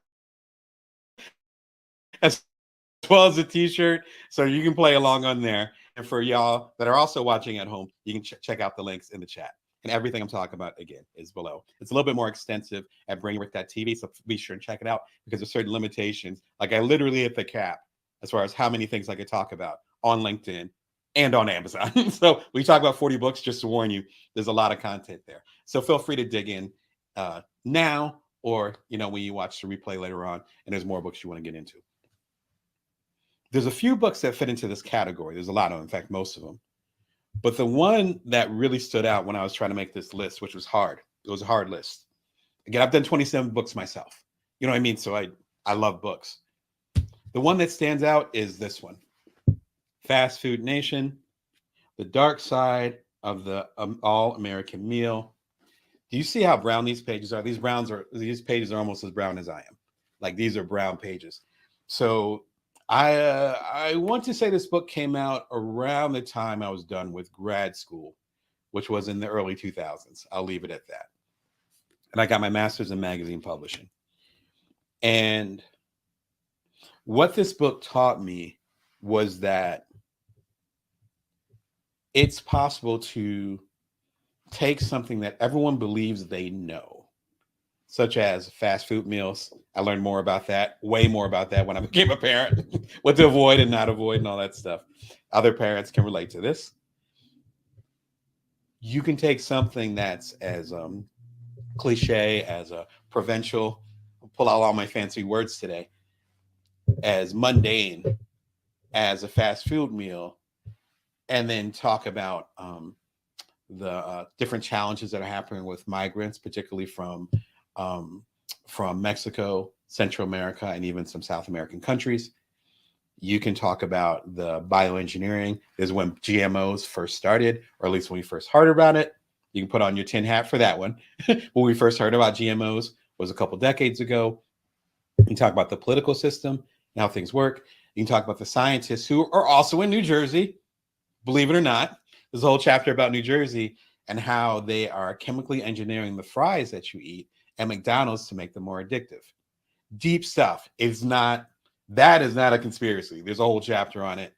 This guy, Eric Schlosser, shout out to him, is a well-known and respected journalist. I got my master's in magazine publishing, so I respect and see the craft in this. And it was one of the best books I ever read to show not only what was possible as far as educating the public, but also what was possible as far as the other side of it, as far as being a creator, as far as being a journalist. You could be a hard nose, as I scratch my nose. You could be a hard nosed journalist, or you can be one of the feature writers, which is a lot of stuff that I did, like the softer journalism, as they call it, or people stories, things of that nature. But then you could take those skills from the newspaper world, from the magazine world, from the online world, because blogs and online publishing was just starting at that time, again, a couple decades ago. And you could apply it to a 600-page book. This became a bestseller many times over. This is the first paperback edition, but there's many new editions of it. I think there's even movies connected to it. They came out and sold the movie rights. So there's a movie that's based on it loosely, talking about the system that goes into getting your kids chicken nuggets. The depth and the power of it really changed the course of my career, because I was like, oh, I can talk about anything. I can talk about the golden arches and what, because I didn't have kids yet. So it's like a cheap meal, like a Big Mac or whatever, that my friends and I might get. And I can have a whole discussion about the history of America. This gets to the history of America. When I was heavily involved in the publishing industry, they would call this a micro history, which means you take one particular thing, like a Happy Meal, and you're able to tell the history, the All American Meal, the history of America based on that. And we're talking about racism. We're talking about immigration. We're talking about, again, public policies. We're talking about health. We're talking about science. We're talking about genetic engineering and GMOs. Right when they started becoming a discussion point, like just the amount of eye-opening things in here. I read this regularly. I used to read it every year. Now I read it like every other year. In fact, it's about time for me to read it now. Fantastic book. If you have not checked it out, if you are a creator, as in a writer or a journalist or an author, you need this on your shelf to see what's possible, even to this day, as the meme says. If you are into consuming food, which most of us are, and or you want to understand the dynamics that go into immigration and or policies, there's even shout out to Upton Sinclair with his book The Jungle, which came out at the turn of the last century, about a century and 20 years ago, which was inspiration for this. You go back and read that, and there are so many things that he reformed that end up being reformed based on that book, which was based in Chicago and the stockyards. Shout out to Chicago. As I said, I was a graduate at Northwestern. All that history, all that change can happen from just one book. Eric did the exact same thing on a bigger scale, obviously, because things are way more global now with Fast Food Nation. Even some of the stuff that's being revealed in, you give a shout out in the comments if you know what I'm talking about.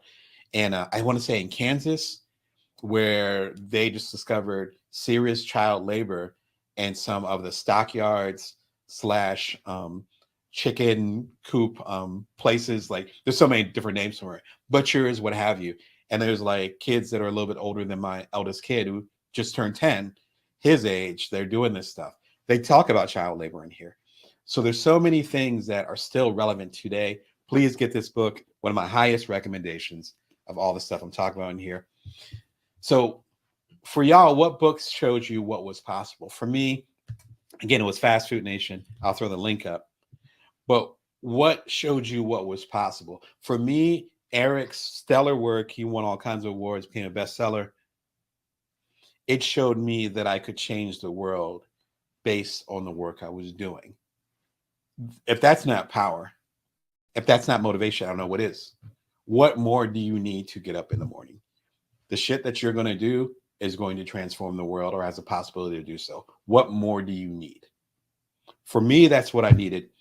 His work has still over 1 million copies sold, so I'm not the only one. I just noticed that at the top. And it's back in the day. I'm sure it's done 2 or 3 mil. Again, shout out to Eric. Again, this was enough to put the battery in my back. So what motivated y'all? I'd love to hear in the comments. Throw something below.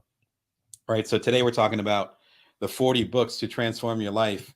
And we're talking about the books that transform mine. Again, all links are below. If you're watching on Amazon, I'm checking y'all over on the iPad. If you're watching on Amazon or what have you, all these books, I think maybe one book isn't linked in there, but all those links are available at the bringyourworth.tv website. This is an important one. This is an important one. This is an important one. All the stuff that we do, all the stuff that we read, the things that we read do not have to make us happy. And a lot of the stuff I read is nonfiction. My background is journalism again. And so the stuff that I'm reading, can be even more heart-wrenching because it's real. Like it's real. Like it really happened. You know, it's not like this fictional account. Nothing wrong with fictional accounts. Shout out to Truman Capote, who would also be on my list, but I'm focusing more on straight up nonfiction as opposed to creative nonfiction. But there's a place for that. But when something's nonfiction, like every single word and everything is about as accurate as it can get from a journalistic perspective, it hits different. One of the books that did it for me, and I have a physical copy around here, is The People's History of the United States by Howard Zinn. He passed away a handful of years ago. I think he was already an older gentleman when this book came out. I discovered this book, I think, shortly after grad school. So it's a lot of books that I discovered right fresh out of grad school. Again, a very malleable time because I was still relatively young and trying to, again, find my voice and find my energy.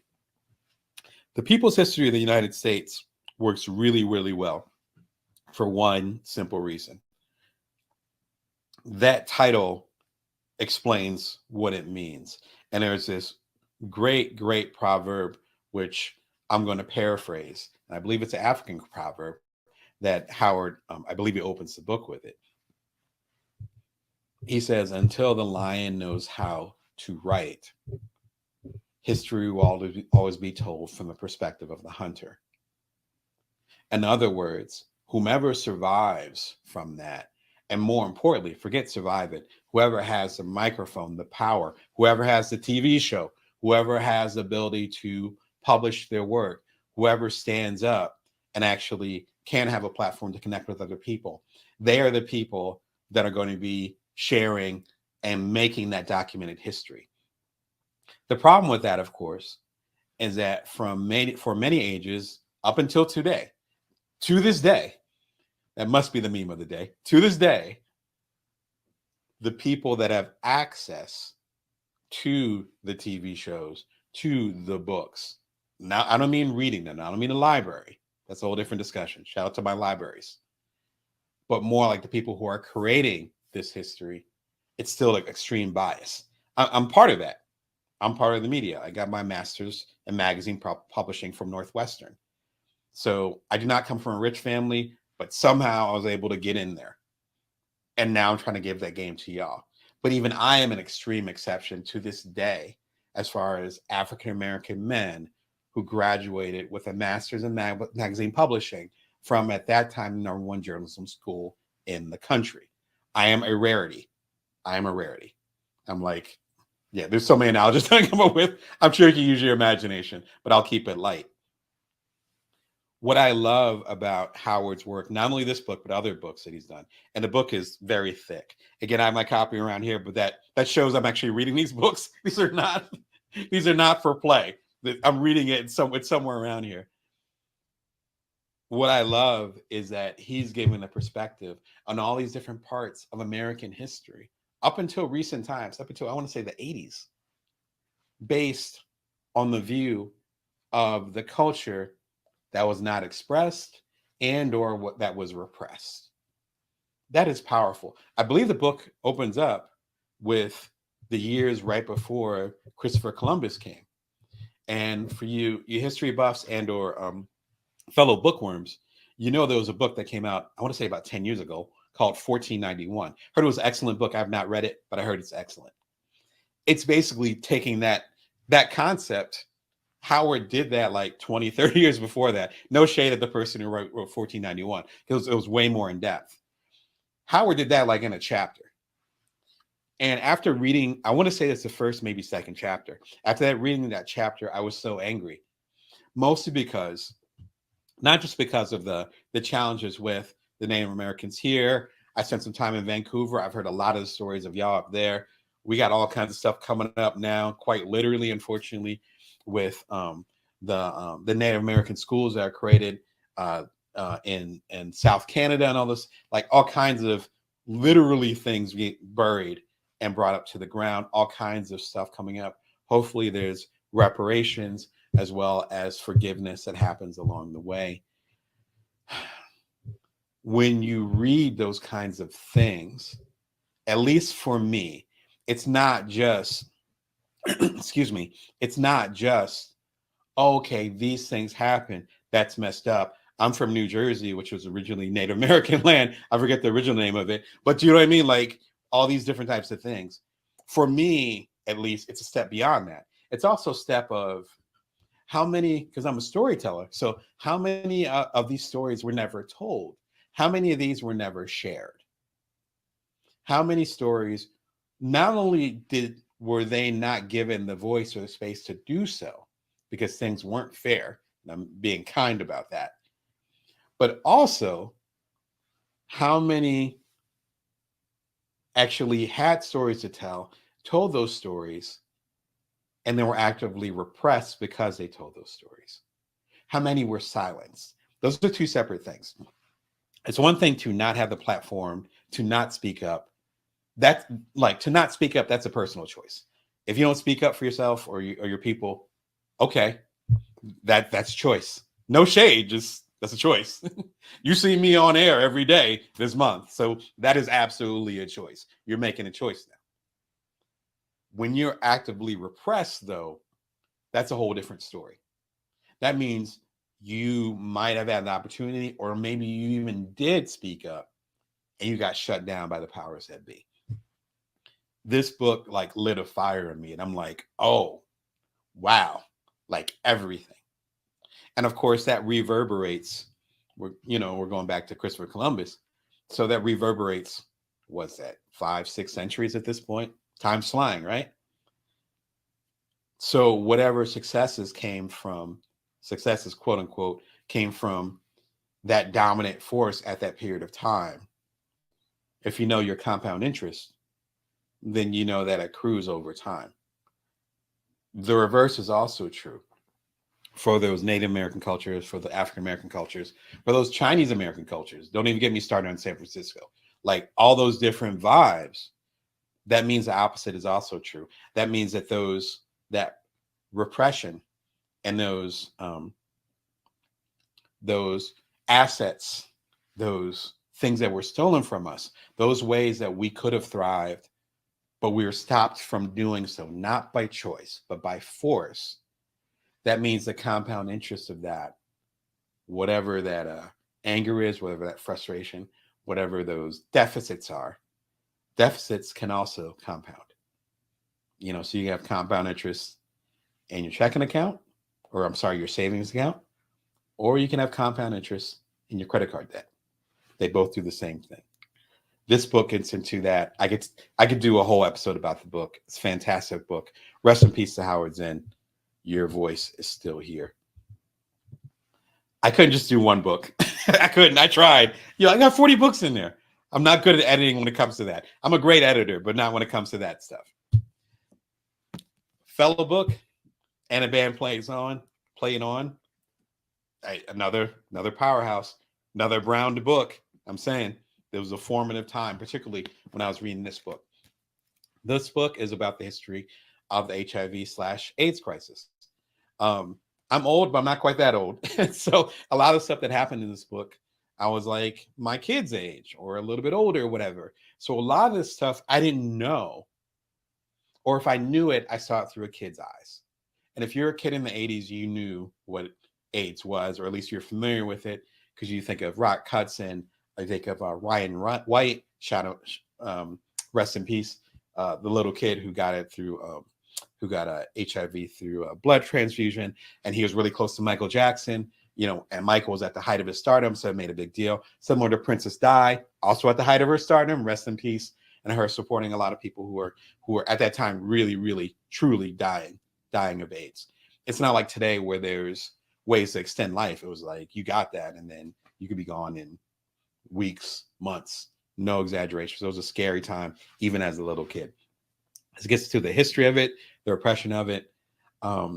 Again, for so many people that I know and love in the LGBTQ community and their uncles, their mentors, people that they loved and respected, they are gone. You got me teary-eyed over here, but they are gone. You can be mad and upset about HIV and AIDS and the millions of lives, tens of millions probably at this point, that it's touched and or that people have been passed away. But then similar to Howard Zinn's work, and shout out to Randy, I think he might have passed away in recent years. With Randy's work, it's also hard, similar to reading Zinn stuff, because we could have done better. And again, this is filled with the ghosts and the memories of people who could perhaps have lived. And we made decisions as a whole, as a country, maybe even as a world power, if you want to use that term, that changed the course of many lives, including my own. And so it's kind of deep to kind of see that impact of people that I love and care about and see them in pain because of decisions that were made well before many of us were born or even had the power to influence the world. That's why you got to speak up, use your voice. Between this and the people's history in the United States, again, gets me emotional because powerful stuff. Fantastic book, by the way. None of these books are garbage. None of these are garbage writers. Like, I'm not going to recommend a book and the writing is just okay. No, these are like powerhouse writers. Eric Schlosser does not play. Howard Zinn, rest in peace, does not play. And Randy does not play with this book. They're not coming to play with y'all. Fantastic book. Be sure and check it out. So with y'all, like y'all that are watching, y'all that are connecting, what book has made you angry / motivated? Like what put the fire underneath your behind to say like, okay, I have to make these impacts. You know what I'm trying to say? I have to make an impact in a certain way. I have to move things in a certain way. What I'm doing isn't enough. I need to take it to the next level. If you wanted more insight as far as more good books to read after you get through the 40 below, no pun intended, the best books of 2023 so far. I did this back in May of this year. I want to say April or May. Check it out.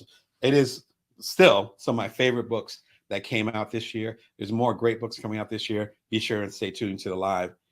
Again, if you're liking the vibe of the show, be sure and subscribe. And I come to you every Wednesday and Sunday at 1:11 p.m. Pacific Standard Time, Vegas time. And this month, the month of September 2023, I will be coming to you every day with the live energy, every work day. You won't see me on the weekends. I do have a life. All right. What audiobook motivated you the most? Why is that huge? Oh my God, that's huge. Why is that so huge? That is hilarious. All right, let me see if I can fix this. Please scroll it. Oh my gosh. The technology is messing with it. I was like, oh my God. Thought I need new glasses. Again, I'm getting old, but I didn't think I was getting old that fast. All right. So what audiobooks motivated you the most? There's some great audiobooks, but this is like a layup. This is an easy one.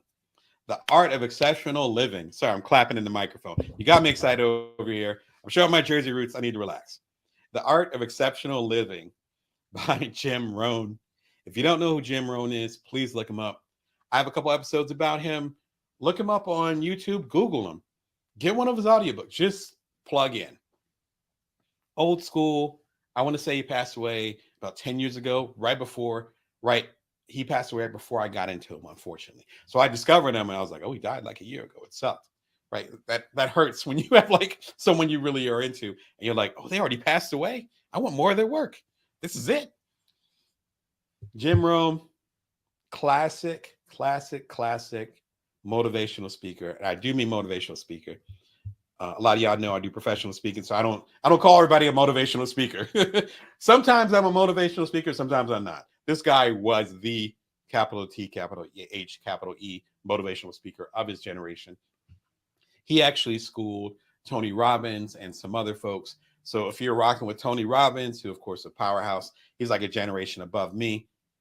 He learned from Jim Rohn. So you'll see some of that energy. Not as frenetic, but definitely as passionate. This audiobook is like his best of.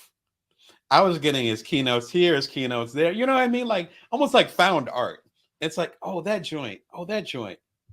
This is the one where it was just like everything. And in fact, this is my poor attempt to do the art of exceptional living. I got a strong ego, but I'm not going to pretend like I'm on his level. This is my attempt to do that. Taking with a complete Bring Your Worth collection. Again, all the links are below. It'll be out in a month. This one is amazing. I remember getting this audiobook a handful of years ago. Around the time I wrote Bring Your Worth, which is, of course, the name of the show, but it's actually a book called Bring Your Worth, which I have. There we go. Can't miss the yellow. You guys have been watching for a while, and you know this little book. I wrote it around the time that I got really inspired by Jim Rohn, which was, again, a handful of years ago. Rough personal time in my life, as well as career-wise. And what I love about Jim's work is that he works from wherever you are. There's some motivational speakers, they'll be like, oh, well, you should do this, do that. You should do this. Why aren't you doing that? That's not, at least from me, that's not his energy. His energy is more like, okay, well, you got 50 cents. Well, let's see how you can turn it into $1. And then he'll break down the situations he was in. And he was in some situations. And I remember walking around, because I always do walks as I did this morning. I remember walking around for like an hour, just listening to him and being like, oh, he gets it. He gets it. Excuse me. And I love the energy of it because, again, he's not saying that you're screwing up. That's not how I do things as a coach either. Some coaches do it. Some of you are motivated that way. I'm not motivated that way, so I don't coach like that. You can tell he's a business coach, though. Like, you can just feel the energy. Instead, his argument is saying, what if you actually had enough to change your life? Not that you have to get the $1 million check, not you have to be in the perfect relationship, not you have to be the perfect father or mother or whatever, not that you have to live in the perfect city. What if you had enough resources to impact the world based on where you're at right now? Does that sound familiar? That's why this guy with Jim Rohn, was such an impactful audiobook for me. I will listen to it regularly. It is fantastic. And just because he doesn't blame me, at the same time, he does very much call you to task. Be like, are you really doing the most that you can? Are you maximizing with the resources that you have? Are you maximizing your impact in the world? Are you maximizing how you can take care of your family? Are you doing the good service? Not even in a religious way, but just like service. Like, how are you serving the world based on the resources you got? And chances are there's other people, which it's not even competition, but more understanding. There are other people that have way less resources than you that are out there killing it in a good way. So what are you going to do today? What are you going to do today?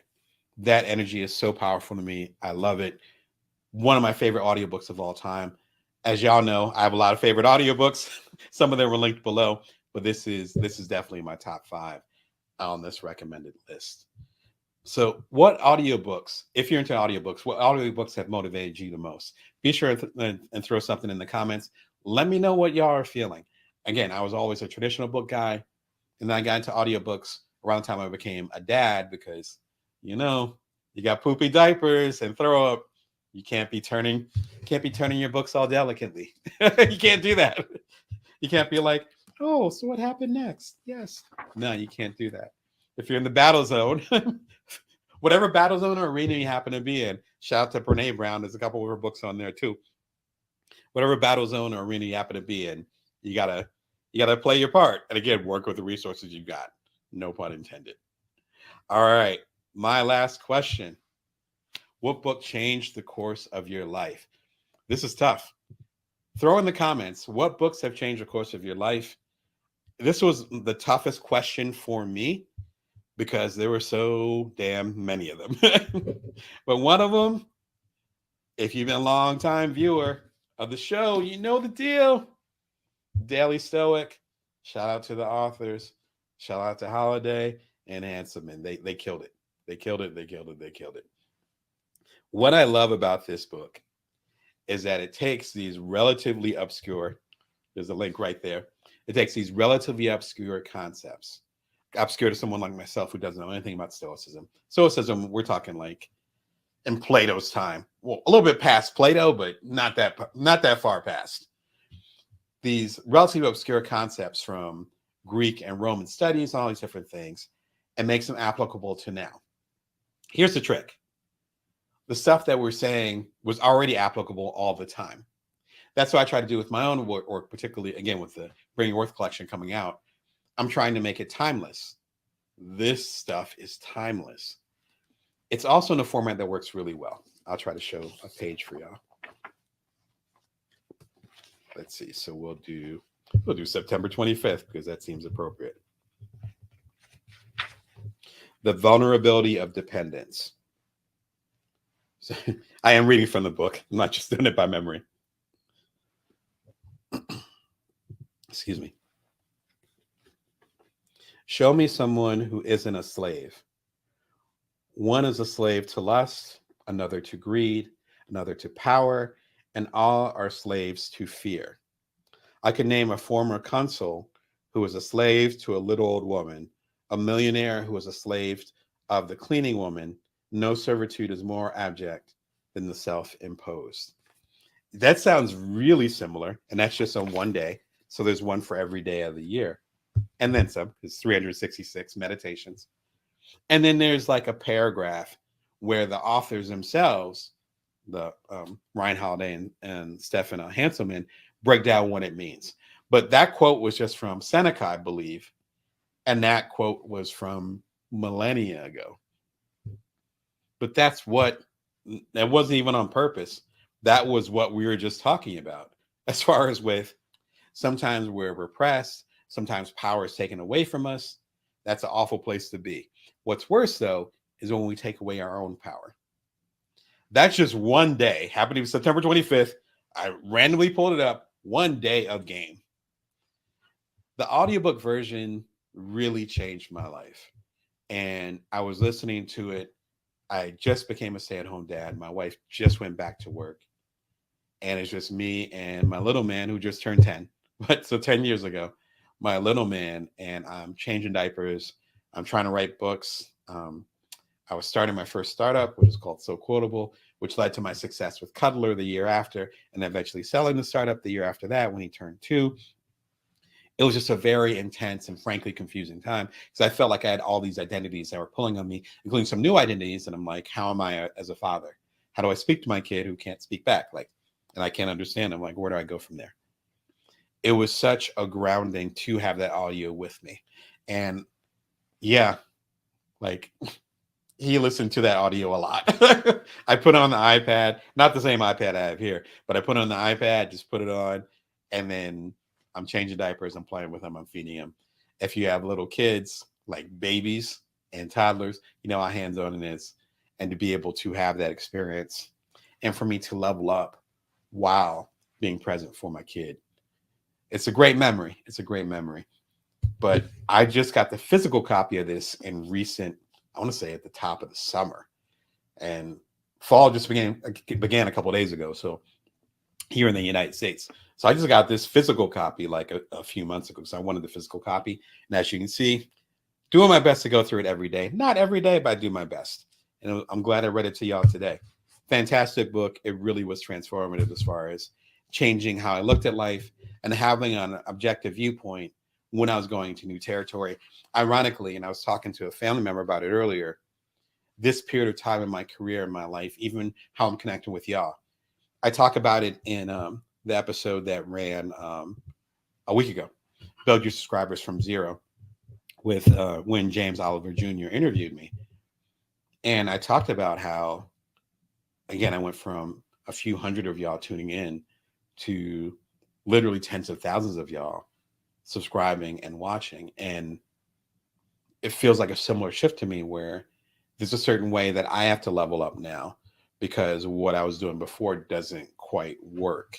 Not in a bad way, but like wanting to give my most and best to y'all, and knowing that the way that I continue to show up, I have to be open to finding better ways to serve y'all.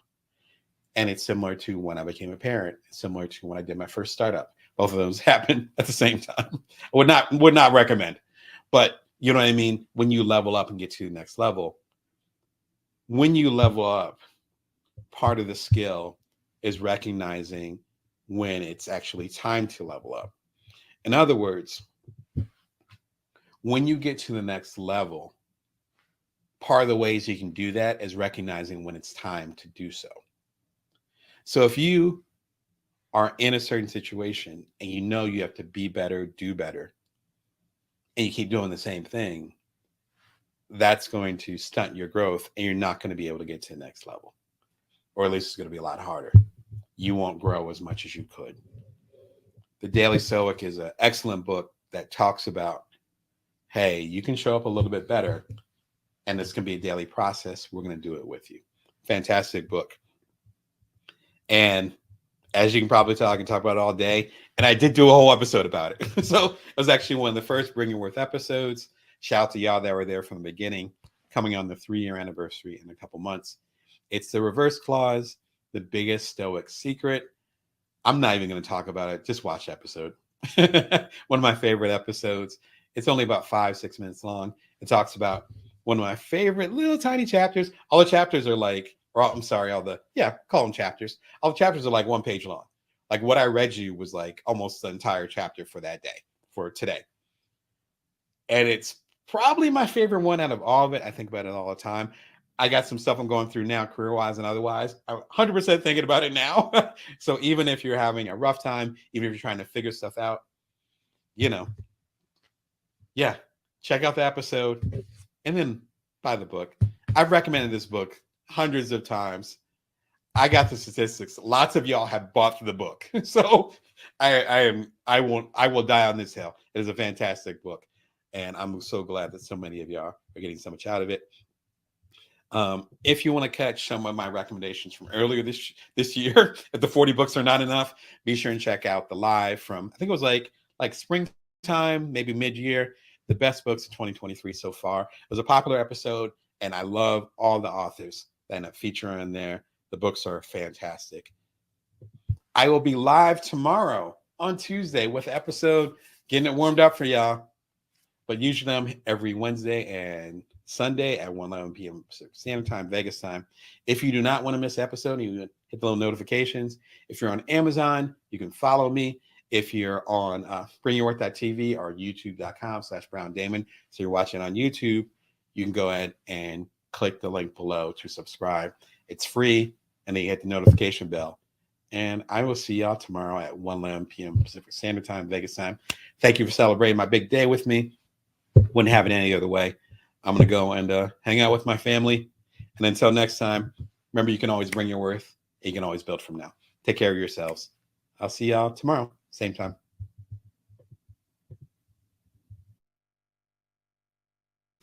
My name is Damon Brown. You're watching the Bring Your Worth show at bringyourworth.tv. Thank you for coming through. Shout out to y'all on LinkedIn. Shout out to y'all on YouTube at bringyourworth.tv. Shout out to y'all on all the different platforms, including on Amazon. Hello to you and all the other platforms, even y'all that are streaming on Facebook. I'm not on Facebook anymore, but I know some of y'all watching on Facebook, Twitter, formerly known as Twitter, et cetera, et cetera. I come to you every Wednesday and Sunday at 11 p.m. Pacific Standard Time, Vegas time, right here, not too far from the Strip. If you want support as a side hustler, a solopreneur, otherwise a non-traditional entrepreneur, I am one of you. I ended up selling my last startup a handful of years back while I was a stay-at-home dad with my wife and I's first little kid. It was around the time he turned 2. So shout out to y'all. It's such a process to to learn the different ways that we can connect with each other, different ways that we can learn how to build from now. Shout out to my second to last book, and the different ways that we can create things. And I'd love to be part of that process for you. I have a new book coming out in less than a month, the complete Bring Your Worth collection. All the books that I've done, almost all the books that I've done over the past 7 years, believe it or not, it's been about a book a year. So it's about 6, 7 books in here. My wife and I's youngest son, it was when he was about 6 months old that the first Bite-Sized Entrepreneur came out, which y'all made a bestseller. Thank you. And it's actually what ended up becoming the first in the Bring Your Worth series. He just turned 7 earlier this year. So that tells you how long y'all have been rocking with me, and I have been rocking with you. So thank you. There's a gift to you. All my books in one place. You can avoid my ugly mug there. But the books right up there. Again, there's some best sellers in this joint. I wanted to have one capstone that just captured everything that we've been talking about. All the links are below. If you're watching on Amazon, then you can go ahead and check it out on the Amazon links. In case you missed it, yesterday was a great episode. I so enjoyed having a special day with y'all. It was 40 books to transform your life, and we had a Q&A. It was a lot of fun, and it was 40, believe it or not, it really was 40 books that I ended up highlighting. All the links are below. If you end up clicking this link, all the links are below in that video. Do not miss it. If you're trying to get your next year on earth right, definitely do not miss that episode. And my favorite recent show of the past, 3-4 weeks, I've been going live every single weekday with y'all. This is like episode 14 or 15. I lost count. We'll talk about that later of this month. It's only the 26th of September of 2023 as I'm recording this. Again, thanks for rocking with me. One of my favorite live episodes in this marathon of lives, understanding artist contracts. If you've coached with me, if you've read my books, even if you know me personally, we had a drink together, you know how much I love talking about intellectual property, artist rights, contracts, things of that nature, and how we can not only handle our business, but handle the business of the business. I get into all that in this live show. I think it's one of the most important shows or episodes that I've done in recent memories. Please do not let it pass you by, particularly if you're trying to get in the game, have a little bit more control over your intellectual property. Even if you're not sure what intellectual property is, tune in, check it out. And tomorrow, I'm getting a little misty-eyed. Tomorrow is the final live of the month. It is about how to publish your book independently, step by step. This was done independently with an independent editor, independent cover designer, and an independent author who owns his independent publishing company. I pull back the curtains and break it down step by step, how you can get your book from an idea to actually having it available independently. Really important episode. I wanted to end on this note just because it's something we got to talk about. Again, it's been a fantastic month here in the States. We had Labor Day, and that was usually the first weekend of September. We'll have that Monday off. And then I started, I think, the lives at Tuesday or Wednesday. So I've been coming live to y'all. Again, you can tell me in the comments if you want. I can't even keep track anymore. But I think it's like the 20th live of the month, 18th. Again, still trying to figure it out. I'm going to show some info, though, that you guys might get a chuckle out of because of all the researching and strategy that goes behind the scenes if you're going to go live on the air darn near every single day. But thank you for supporting it. Thank you for giving that love. And looks like you guys have some issues on LinkedIn. So hopefully you can see me on there. If you're having issues on LinkedIn and the stream coming through, because I think there's some tech issues, maybe with the weather. The weather's kind of weird here in Vegas. Feel free to come over to bringyourworth.tv. You can watch the rest of the episode. Of course, you can always watch the restream or the replay if you're watching in the future. Anyway, tomorrow, Wednesday, 1:11 p.m. Pacific Standard Time, Vegas time. Do not miss the final live episode of this amazing month of live episodes. All right, so today we are talking about how to organize your thoughts with AI and more. One of the biggest questions I get when I'm on a podcast, when I'm coaching someone, when I'm doing a keynote, and we have the Q&A afterwards, is how do you kind of keep your stuff together? If you could see some of the stuff on my desk, I'm still fresh from yesterday's episode where I went through 40 books. So there's a lot of stuff going on here behind the curtain on the outside of the screen. One of the questions I get all the time is, how am I able to manage all these different projects? Now, I have a wonderful family that gives lots of support, lots of love. I've had lots of good mentorship that has got me to this point. That's my 27th book is about to come out. I give all that glory to the people that have helped me along the way. That said, I think it's also important to have the right tools in your toolbox. If you're familiar with the show, if you've coached with me, you know I talk about toolboxes a lot. If you end up leaving a job, if you end up leaving a relationship, if there's a certain situation that you end up not being a part of anymore, by your choice or not by your choice, you take your toolbox with you. In other words, the insights, the skills, in some cases, the literal tools that help you thrive, you take those with you.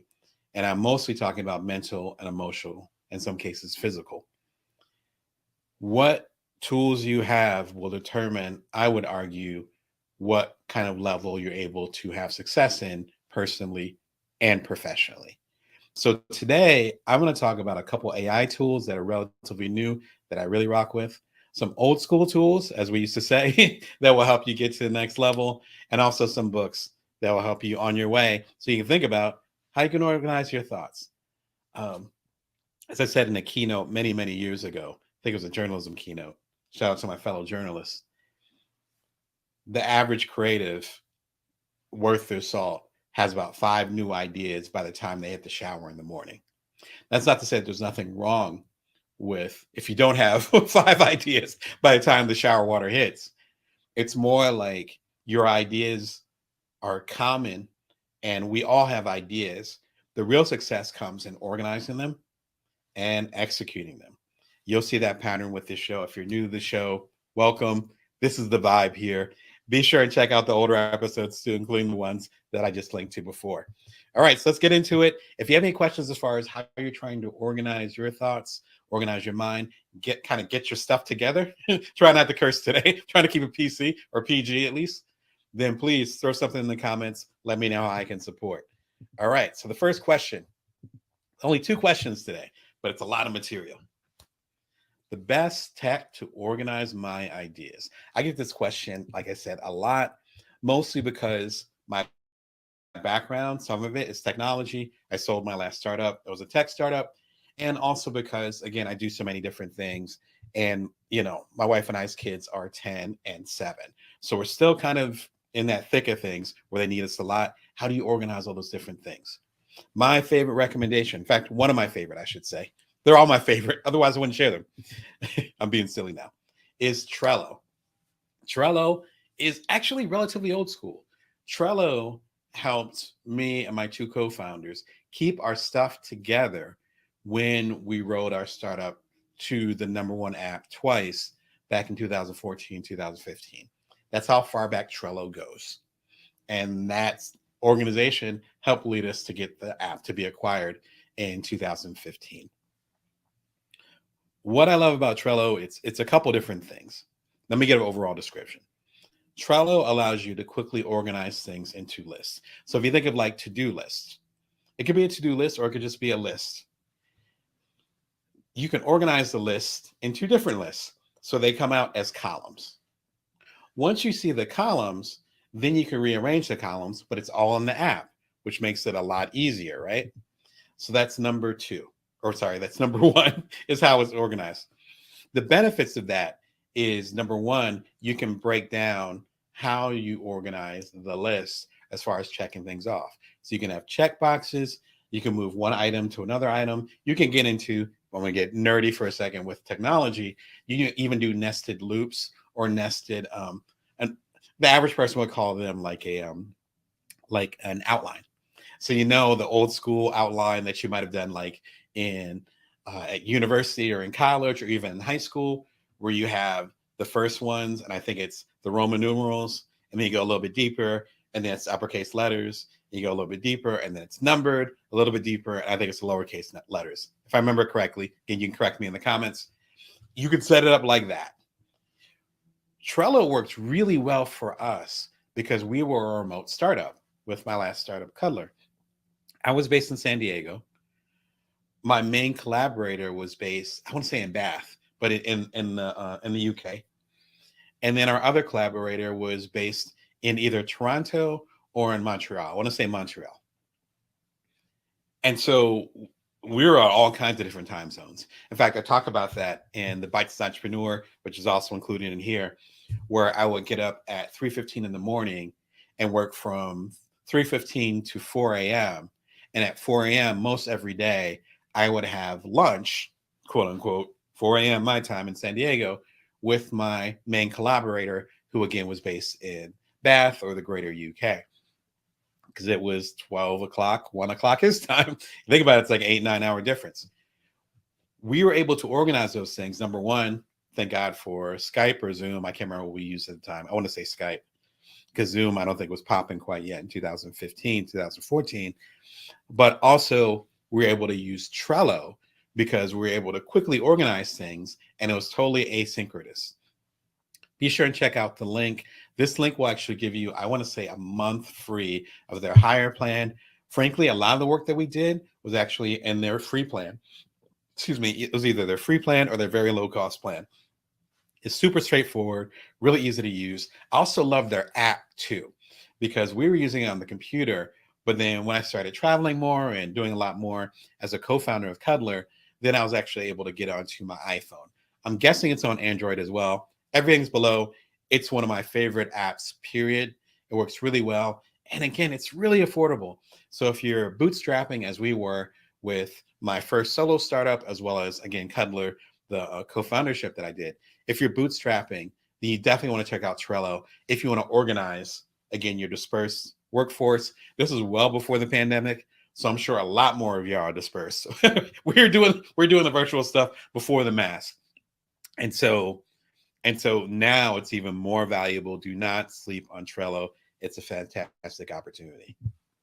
Another one, I was just talking to a coaching client about it recently, and I remember hearing about it a few years back, and they blossomed, they bloomed. Otter AI, which as it implies is AI, does one simple thing really, really well, has a bunch of features. The best feature: it will automatically transcribe whatever you're saying. Otter AI will automatically transcribe whatever you're saying. So I learned about it when I was speaking at conferences or when I was attending conferences. And then they're like, hey, if you want the captions to this, just click on this for Otter AI. And I was like, what's that? And I click on it. And as I'm speaking or as I'm watching someone else speak and I want to see the captions, sometimes our family does do the captions because everyone's hearing's at a different level. And, sometimes the kids are talking, you know what I mean? Sometimes that's the vibe. Sometimes you're in a noisy area. So I love captions. Shout out to the people that rely on captions. I try to make sure as much as possible I caption in many different languages the stuff you see on bringingwork.tv. Trying to support y'all for all the different abilities that we have. Soapbox aside, really important point, but soapbox aside, Otter AI, now it's set up, which is why I'm giving you the info on it, the goods, is that now it's set up so that it ties into, similar to Zapier, if you're on the tech side and you're used to doing that, or other types of platforms like Slack, it will actually start to communicate with the different apps you use. Good example of this. I do usually do my coaching calls like on Zoom or on Skype or sometimes on FaceTime, whatever my clients need, sometimes over the phone. If I'm having a coaching call, I can tie Otter AI to my Zoom account. And then as soon as the coaching call is done, then it'll go and say, okay, this is a conversation with Damon and so, and it'll all be transcribed. Now, if you've coached with me, if you want to learn more about my coaching, just go to damonbrown.net or click the links below.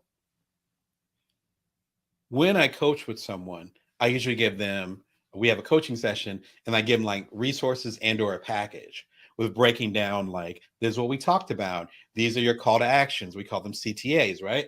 These are your call to actions. These are your concerns. These are the things we talked about. Just kind of like an overview post-mortem of that particular session we had. And if we have multiple sessions, then it becomes like a catalog for you to lean on even if we don't coach in the future, you'll have that resource forever, right? This takes it to a whole nother level. So that's just one aspect, two aspects. Number one, me as a public speaker, and if you're doing public speaking or stuff like that, have your stuff automatically transcribed so that everyone can be involved, not just the people that are of strong hearing. That's a plus. Number two, you have the opportunity to use AI in your particular work or practice. In my case, I have a coaching practice. So now I can automatically transcribe the many, I have coaching sessions that are 45 minutes long. So it's like 45 minutes, which usually about 6,000 words, maybe a little bit more, maybe 8,000 words, depending how fast we talk. I'm from Jersey, so I talk fast. But ends up being 6 to 10,000 words. They're all transcribed by AI. The third thing here, which I think is really important, and that's one of the recent conversations I had, is that Otter AI gives you the opportunity to get your thoughts down without having to transcribe them. And if you think about, I'm middle-aged, so if you think about if you're of my generation, like young Gen X or older, when people had the commute and they were driving somewhere, and I'm thinking of like LA out here out west, and folks will have like the tape recorder, and they're like, when I get to the office, this such and such and such. Watch some of the old school movies from the 80s and 90s. You'll see a lot of that. People stuck in traffic, and they'll probably be usually a guy, unfortunately, but things become more equitable. But it'll be a business guy, and he's like, when I get to the office, I'll have Susan, blah, blah, blah, blah, whatever. Or this is the memo I'm going to write to my client as soon as I get there, because we didn't have cell phones at the time, right? Believe it or not. This is that energy to a whole different level. And so now you're able to go and say, oh, I have this idea that I want to get down. Why don't I open up? Otter AI has an app now too, which again, is all new stuff. I was the old wave of Otter AI a couple years ago. It has a new app, new to me at least, a new app. And you can go ahead and just speak into the app and it'll transcribe it for you. My background is journalism, 2 degrees in journalism, master's in magazine publishing. I am a writing nerd. I'm that muscle is like super heavy in me, where I have a big idea and I'll write it down. Other people, though, perhaps like yourself, are trained in a different way. Perhaps you're used to speaking whatever you have to say, but not writing it down. Sometimes you have big ideas, but then your memory might not be that good. I have my issues too, so I'm not judging you. Your memory might not be that good. And then suddenly it goes away and you're like, oh, what did I say? Otter AI. Just literally say it, and then it will capture it. And I believe it also has translation functions. This is a referral link. Most of these are, which means that I get support for the channel, but more importantly, you get support as far as getting special bonuses. I think with this currently, it actually allows you to, I think you get a month free. I try not to say these out loud because some of y'all are watching the replays like in the future. You're like, Damon, where's the hookup? As of right now, September 26, 2023, the hookup is there. So be sure and check it out. Again, I'm gushing over it because Otter AI was a lot more focused.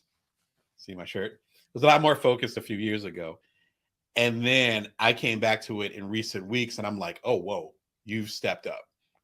And it's very much of this energy and of this generation. Shout out to y'all. It's fantastic. I can't argue more for it. All right. And one that I've talked about quite a bit over the last summer is Notion. Again, folks of my generation, or if you're doing startups about a decade ago, then you've heard of something called Evernote. Evernote, Evernote allows you to grab what they would call mixed media. So you find a website. Okay, well, you can put the link in there and the website is captured in there, just the text if you want it. And then you might see an app.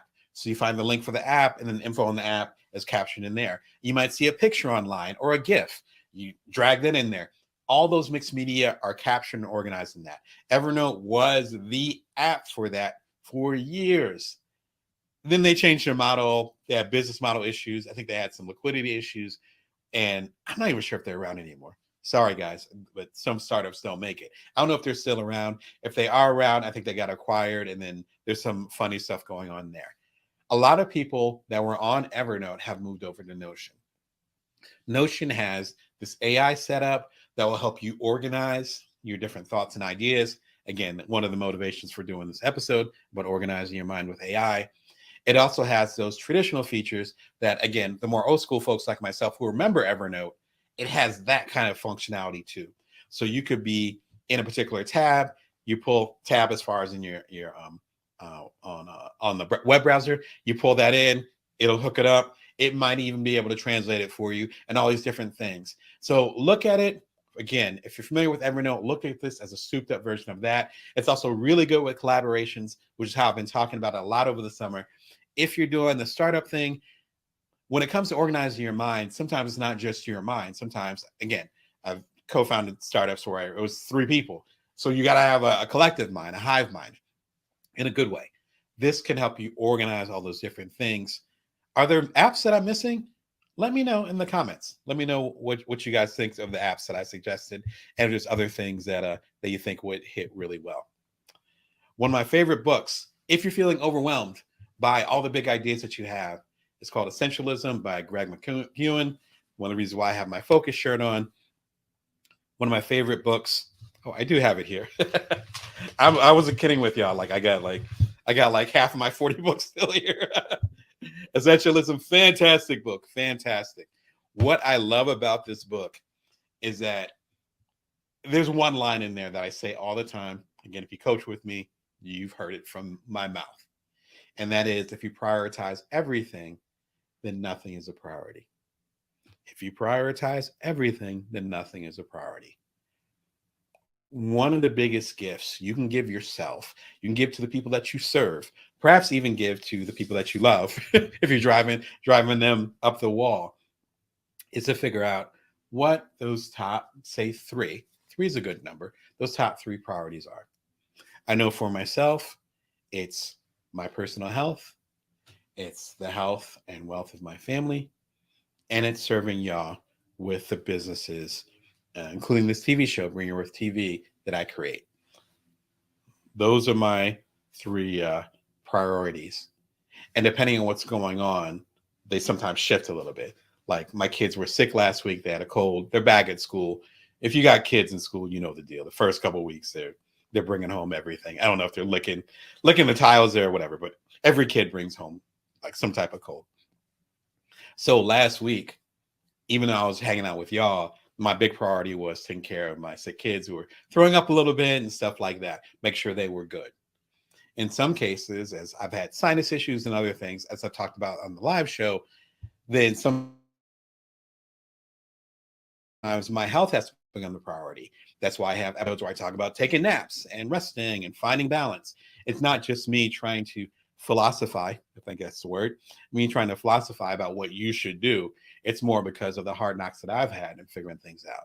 And of course, in some cases, as with, I don't know, I decided to come live with y'all every weekday this month. And sometimes at 11 p.m. Pacific Standard Time, Vegas time, during the weekdays, y'all are the priority. It's not saying that you have to have the same fixed priorities. That's my point. What I love about this discussion is saying you have to be conscious about what your priorities are. That's it. That's the big argument of this book. Because you could say your priority is this, that, and the third, but if it's not actually your priority, that will come across in your actions and they end up being scattered. If my kid is puking right now, then I'm not hanging out with y'all. I'll be like, sorry, there's no live show today. That's called a priority. And so you have to make those decisions. And frankly, this year and some other years too, but even this year for me, sometimes those priorities come in conflict. Essentialism talks about what to do when you're in those situations. I bring this up because organizing your mind isn't just about having a filing system. It's also about creating an environment where you know really quickly how and when you are going to prioritize something. So again, if my kids are sick, I'm not hanging out with y'all. Sorry. But if I have a coaching client and my kids are okay, then I'm hanging out with y'all 100%. Those are priorities. Essentialism is basically saying, what is the main way that I'm going to live my life? What am I prioritizing in my life? And how can I design my life to keep it at the top? That's the best way I can describe it. Just grab the book. Fantastic book. One of my favorites. Live Q&A.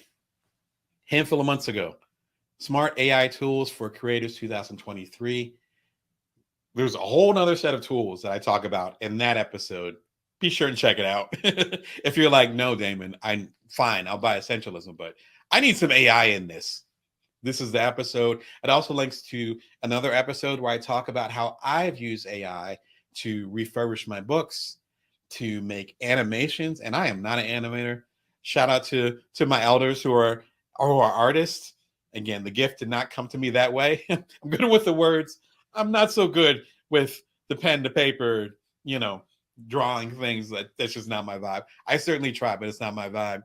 If you're also in that camp and you can barely draw a stick figure, be sure to check out this episode. Sometimes drawing things quite literally will help you get to where you need to be.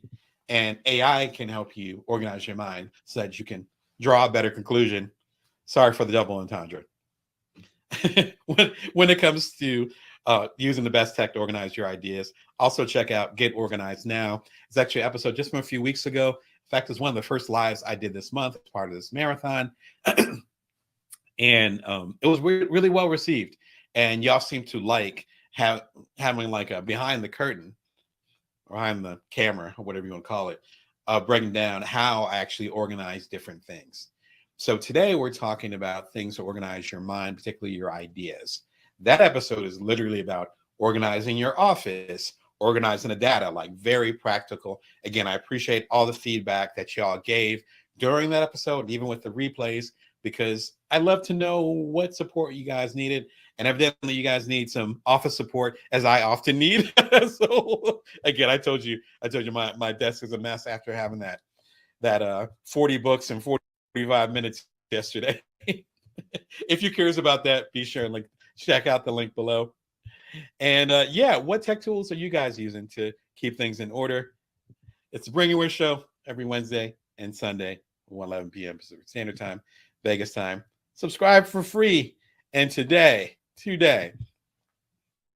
we're organizing our thoughts using AI and more. Let's get to the and more stuff. The best old school methods to organize my thoughts. Ooh, I love old school methods. I have, as I said, 2 degrees in journalism, but those degrees, one was in Detroit, shout out to Oakland University, and my second one was at Northwestern, shout out to Chicago, and it's suburb Evanston. So the folks that I learned from were the old dogs. Rest in peace to some of them, but I think they would respect that I call them old dogs. So they are old school. So I'm not a spring chicken, and I was a spring chicken when these folks who are older than I am now were schooling me on newspapers, on magazines, on how things worked at the Chicago Tribune or the Detroit Free Press or the Daily News and etc. The Chicago Reader. Like I can go on and on. Like so much game. The reason why I bring this up is that as I got more into technology, as a lot of people of my generation have gotten into technology and doing our startups and stuff, my basic aesthetic, even back to when I was, around the age of my kids and a little bit older, all through high school, my aesthetic was very old school. What's great is that you end up having value for both the old school and the new school. I give this preface because I have as much technology as I talk about in this show. There's something about pen to paper, something about the physical. I'll get into all this different stuff. There's about 4 or 5 things that I think will help you get to the next level that are old school as hell. That is my longest preface ever, but I want to make sure I gave some context because this stuff is good. You know the vibes. Oxford, got to get the Oxford brand. Don't get cheap on it. Oxford brand 3x5 index cards. They come in a pack of 300 or 500. I think the links below. It's 500, whatever works for you. These are perfect. I got my to-do list. If you pause the video, you can see it really quickly. My to-do list on it today. Talk about organizing my mind. I got all these different tools. Shout out to the tools. I use most of y'all. I still end up falling back on this joint. There's something that's permanent and beautiful about this. Oh, see? All right.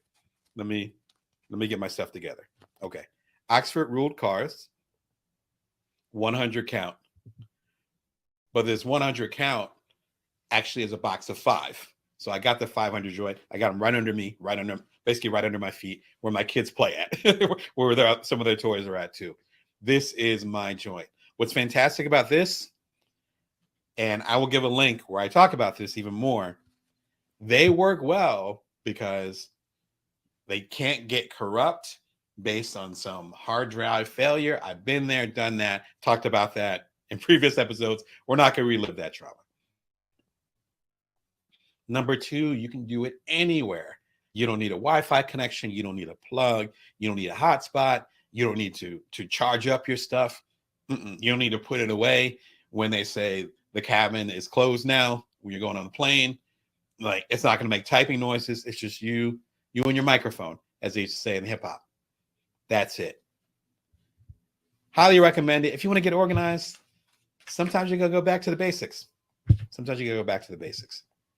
If you want to learn more about this, my second TED Talk, my first TEDx talk, shout out to TEDx Jackson, to David, and all the wonderful folks down in Jackson, Mississippi. Hope you are doing wonderful. They invited me down. This is only like 3-4 months after I did a TED Talk at the main TED conference at second stage of that over in Whistler, Canada. So I was fresh.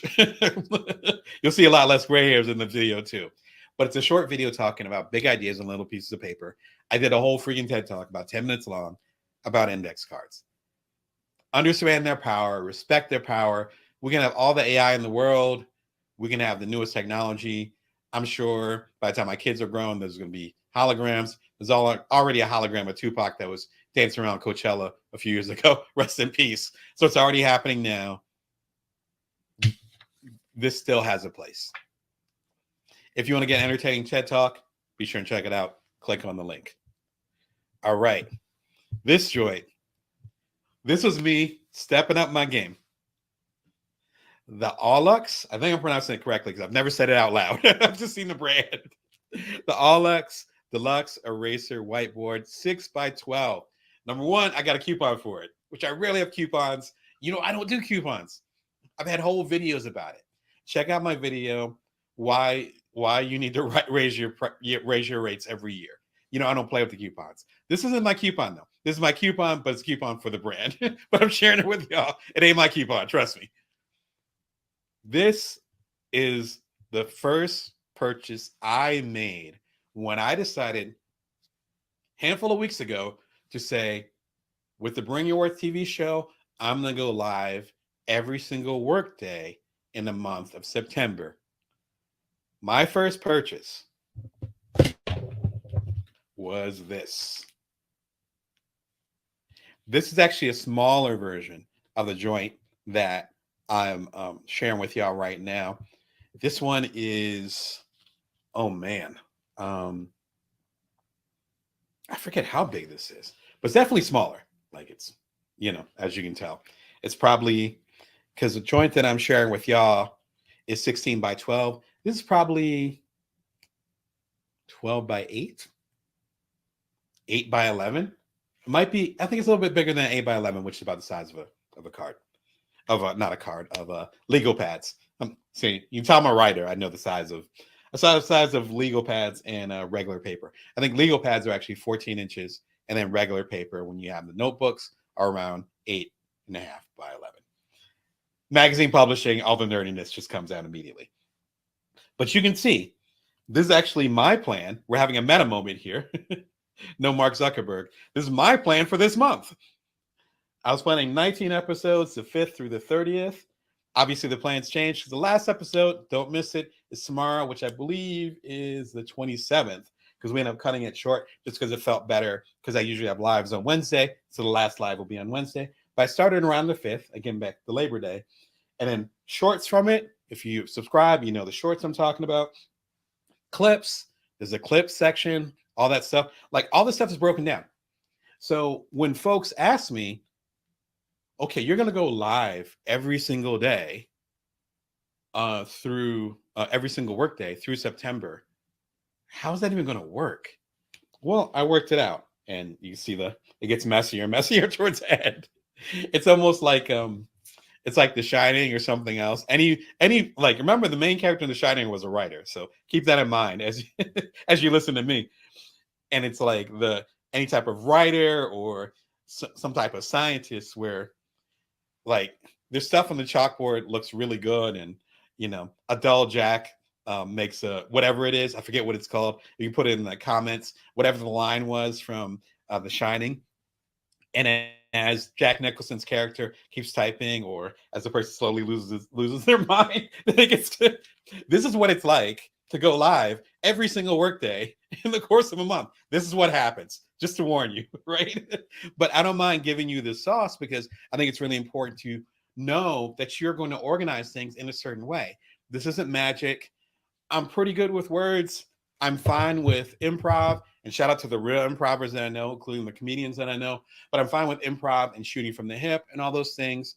I'm comfortable with that. I've worked that muscle. Even for me, I got a plan. This was my plan. This is actually just part of it. This was the plan. Because I had that strategy, two things happened. The first thing is that I didn't have to worry about what I was going to do from day to day. I knew how many episodes I wanted to do. I plan on doing 19. I think it's going to end up being about 17 or 18, which ended up being great. Ended up being more episodes in there too, what I was planning on doing. So it ended up evening out. So I didn't have to stress every single day, like, am I going to go live today or not? It's like, no, I'm going to go live every single workday. And I'll have a couple rerun episodes or marathons to put that in there so I get a little bit of a break, or if I got stuff going on with my kids, right? Makes sense. The second part of it, though, is that actually gave me the freedom to create more things. So about a week and a half ago, you can check out the link below. I had a great conversation with James Oliver, the founder of the Parentpreneur Foundation and the co-founder and CEO of Kabila, which is an app that allows co-founders to find each other. Again, all the links are below, or you can go to bringyourwork.tv and check out the episode there in the playlist. There's about 8 episodes ago.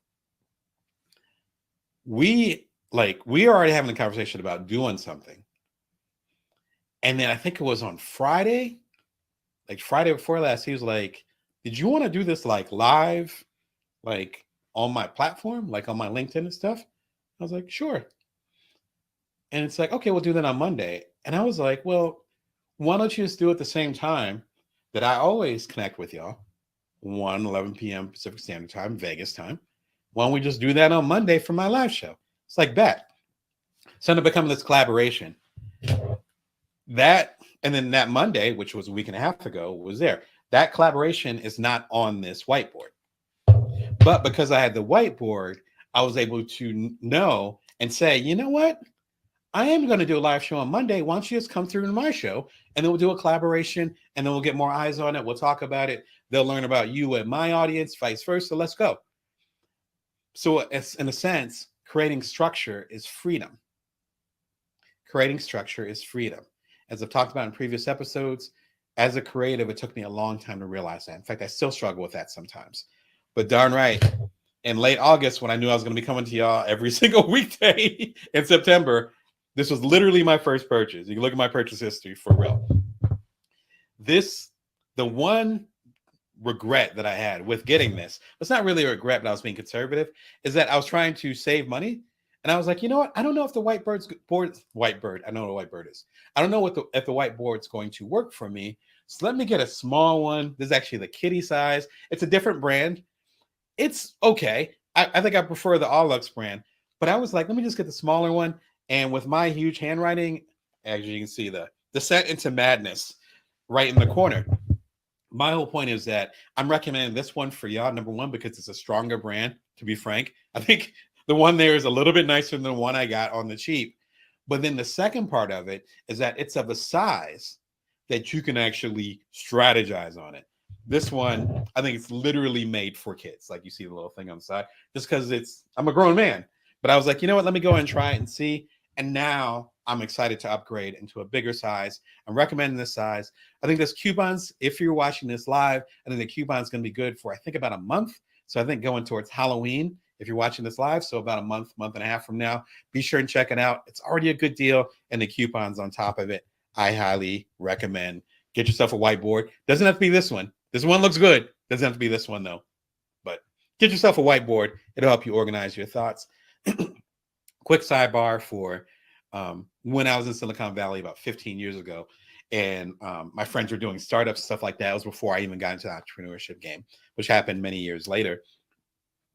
And they would have whiteboards, yeah, but they would also, like, if they had a balcony, they would just be writing on the sliding door because it's glass, and they just have the erasable mark and they just write on there because they had so many ideas that like 10, 15, 100 employees, wherever they were scaling to at the time, and they had to keep all that together. So this game isn't just me saying, hey, you should get a whiteboard. This is like the stuff that those startups, which are household names now, me seeing the origins of them 15 years ago, they were rocking the whiteboards. So if these tech leaders now were rocking with the whiteboard that got them to where they need to be, getting a dry erase board or a whiteboard is what you should be doing. Again, we're talking about ways to organize your mind. Best self journal. Another coupon. I got you with the coupons today. I'm taking care of you. I am a journal guy. This is a small journal that I got right there. I think I got some journals up here. I got journals underneath my desk. I got probably about 20, 30, let's say 24 journals. And about half of them are filled. Some of them are waiting for the thing. The thing about journals, it's twofold. Number one, this journal is structured similar to like the bullet journal, if you've heard of that and things like that. It's structured similar to that. It's actually a new kid on the block as far as I can tell. Excuse me. And it looks pretty good. It's I don't think it's leather bound, but it's a nice setup. It's organized to help you organize your thoughts, and as a byproduct of that, to help with your mental health. Here's the key thing with this. Journals actually matter for a couple different reasons. The first reason is the one that we grew up with, right? Where it's like, oh, you should journal your thoughts. Fantastic. I do that too, particularly when I have big emotions or big feelings. I'm a writer. The writing is going to come out. It's going to come out somehow, right? So it's like that expression is native to me. So perhaps you've had a diary or a journal, whatever you want to call it. They're super handy, really good with your mental health. The other side of it, though, because we are talking business, this is the Bring Your Worth show, is your ideas are gold. I talked about that in the artist contract episode, which the link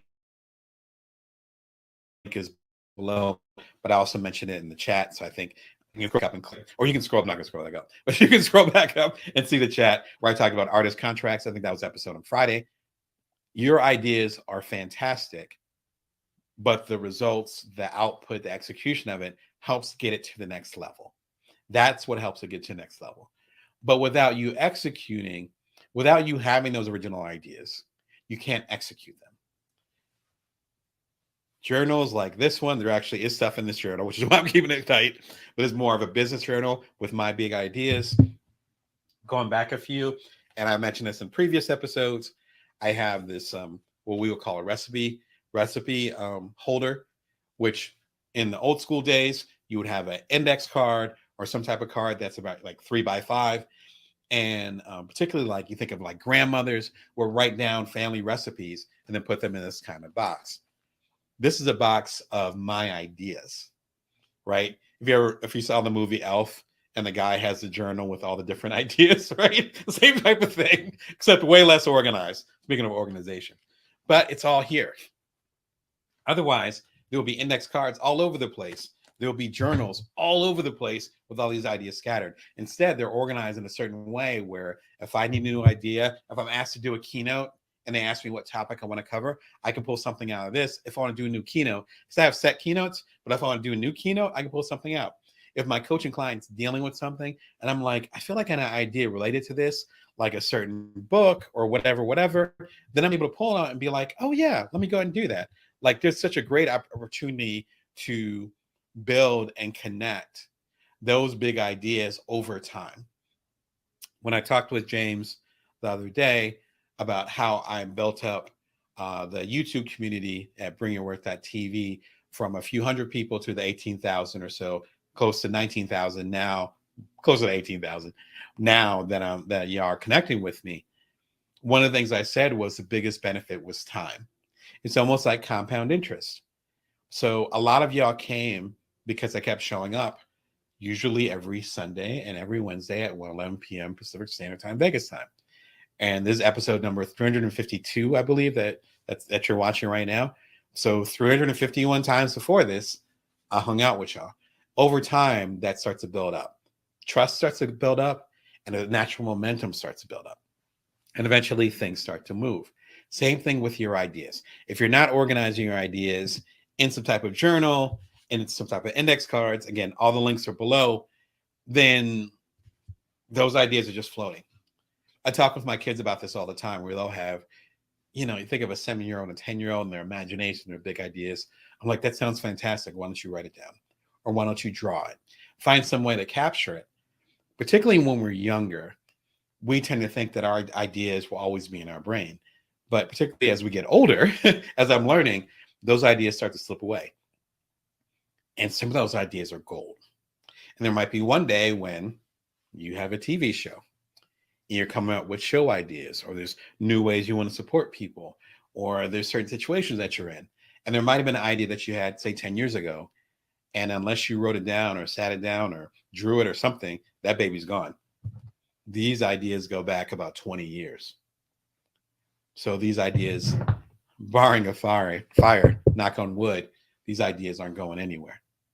There's also ways to capture ideas with AI, like I said, with Notion, with Otter AI, and so forth, to kind of do a double court or a full court press. Tell I don't play basketball that much. Full court press on where your ideas are going to be. But journals, index cards are always fantastic. All right. If you want to go a little bit deeper, one of my favorite books, I forgot to add it to Amazon, but you can go ahead and find the link below if you're watching on Amazon, or just go to bringyourworth.tv. My apologies for that. Is one of my favorite books, The Big Leap by Gay Hendricks. I have an audiobook of it, so I don't have a physical copy, but the physical copy is great too. I just happen to listen to the audiobook. This book is so fantastic. It talks about the ways that we limit ourselves. He calls it an upper limit problem. In other words, the ways that we sabotage ourselves when we're about to get that so-called success, and why we have to go deeper into our emotional intelligence, into our trauma. That's why I love the work of Brene Brown, who came a little bit later after, because this book is about 20 years old. She really came to stardom after this, but she fits right into that discussion. That's why it's so important to figure out what's eating Gilbert Grape, right? Like what's bothering you? Why are you motivated in a particular way? With this being a special week for me, I've been so reflective and had so many intense conversations with people that I love and people that love me, as far as I want to get to this next level. Why am I not doing it? And or why am I obsessed with getting to the next level? You know who you are. Thank you for all the love and support and conversations we've had. But those deep conversations are necessary. The reason why I bring this up during the discussion about organizing your mind is that if you're playing small, number one, then you're not going to be able to organize your mind and reach your full potential as far as who you can be, which is what the big argument of the book is. The second layer, and I told you it's a deep book, which a lot of people pull from it, is after the upper limit problem, there's also the discussion about your zone of genius and your zone of competency. Your zone of competency, and it's like 4 zones, but 2 zones are important to this conversation. Your zone of competency is the stuff that you're pretty good at. You can get by on it. You'll get paid for it, but it's not that special thing that only you can do. Your zone of genius, as you might have guessed, is pretty much the opposite, where it's that stuff that only you can do. It's that high level stuff. Bring Your Worth TV feels like my high level zone of genius conversation, or at least attempt to tap into that with y'all. It's something that I feel good about. It's something that y'all have, again, 18,000 of y'all have said, yes, Damon, keep doing it. This is part of my zone of genius. Me doing certain other things, I could do them, but they're not in the zone of genius or in the zone of competency. If you're able to organize your ideas, organize your mind in a certain way, then you can get further out of the zone of competency and more into your zone of genius. Now, just to be clear, and Big Magic by Elizabeth Gilbert is a great conversation that talks about this. One of my favorite books of all time. It's one of the books that was mentioned in the episode yesterday about the 40 books. The link is in there. So watch yesterday's episode. I have a link below.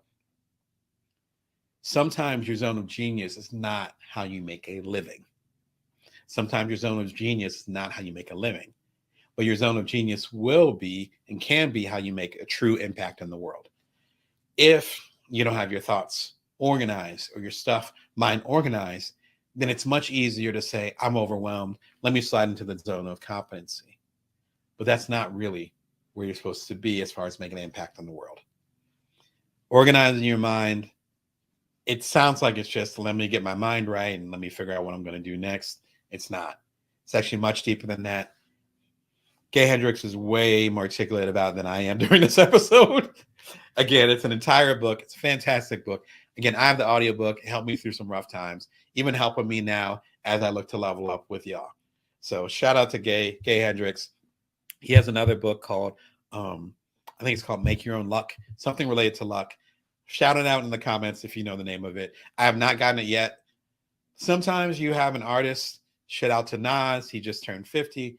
You have an artist like Nas or who's a rapper, or you have another artist, think of like Joni Mitchell, and they have their Illmatic, they have their Blue for Gangstar, which was another rap group I was really into. Rest in peace to Guru, one of the members, when they did Daily Operation many decades ago. There are certain artists or creations, even me in some cases, for the Bites Entrepreneur, which brought a lot of you here, and that came out almost 7 years ago. Sometimes people will create something and then it makes so much of an impact, or they're so associated with it that people aren't moving on to the next thing. Gay Hendricks has that joy because this book, again, came out like 2 decades ago.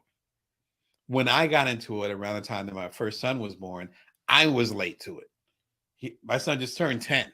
So this has been around for a while.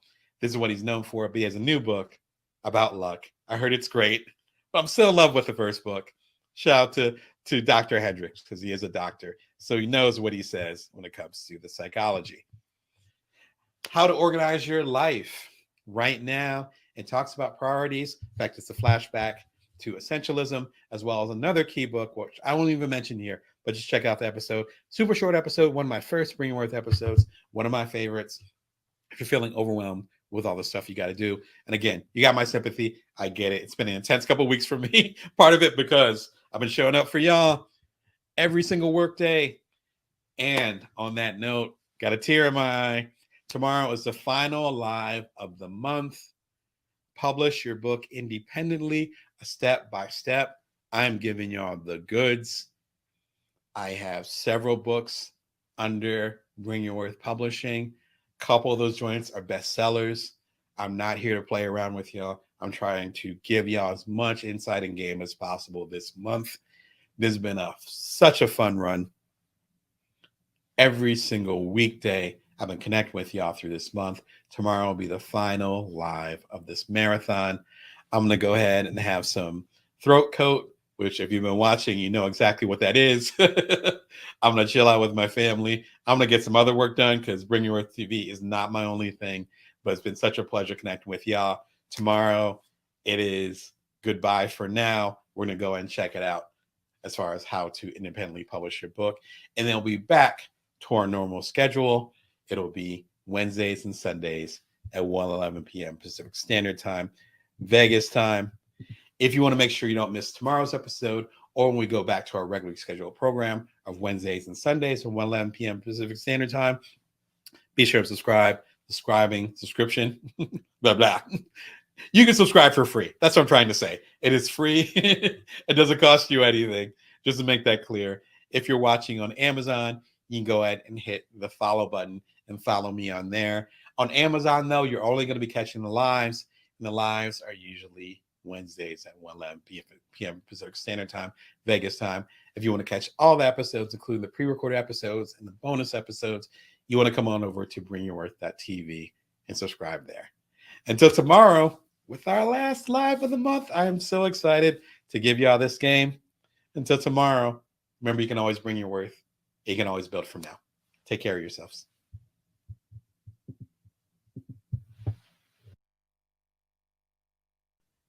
Welcome. My name is Damon Brown. This is Bring Your Worth TV.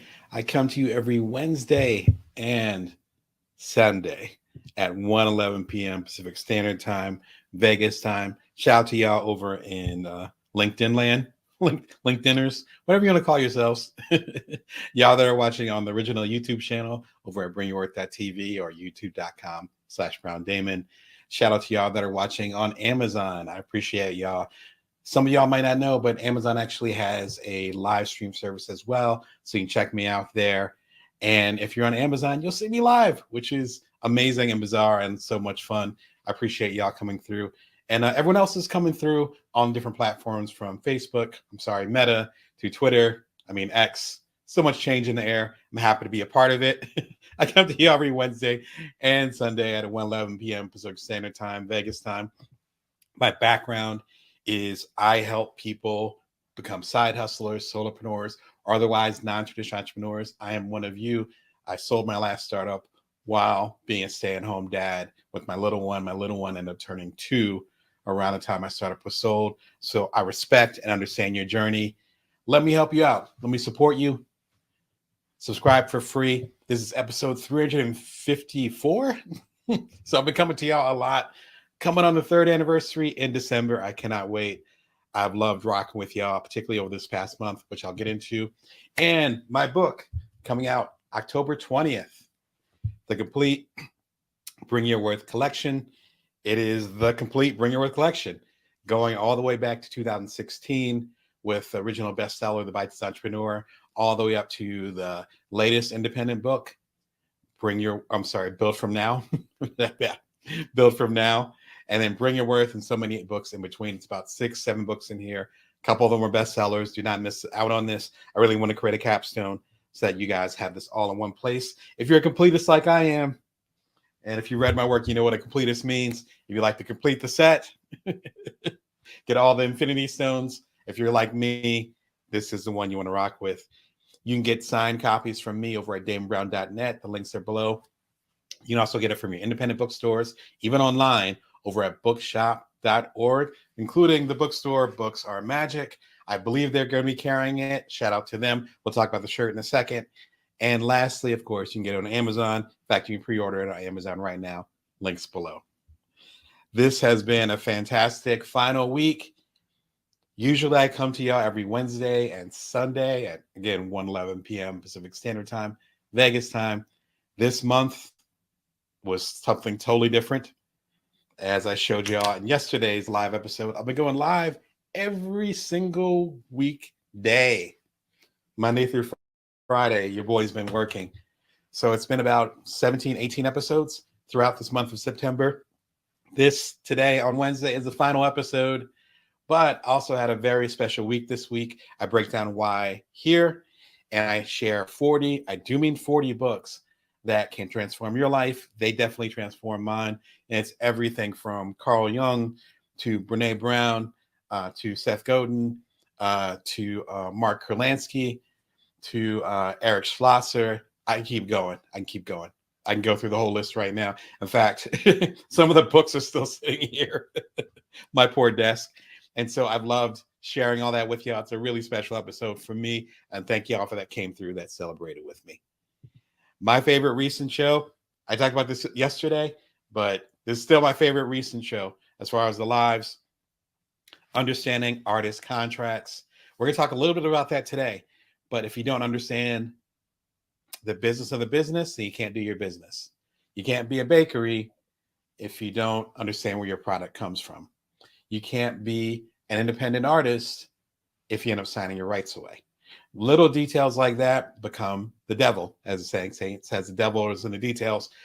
Literally me coming to you, even having this show, having, again, the complete Bring Your Worth collection coming out, all those things.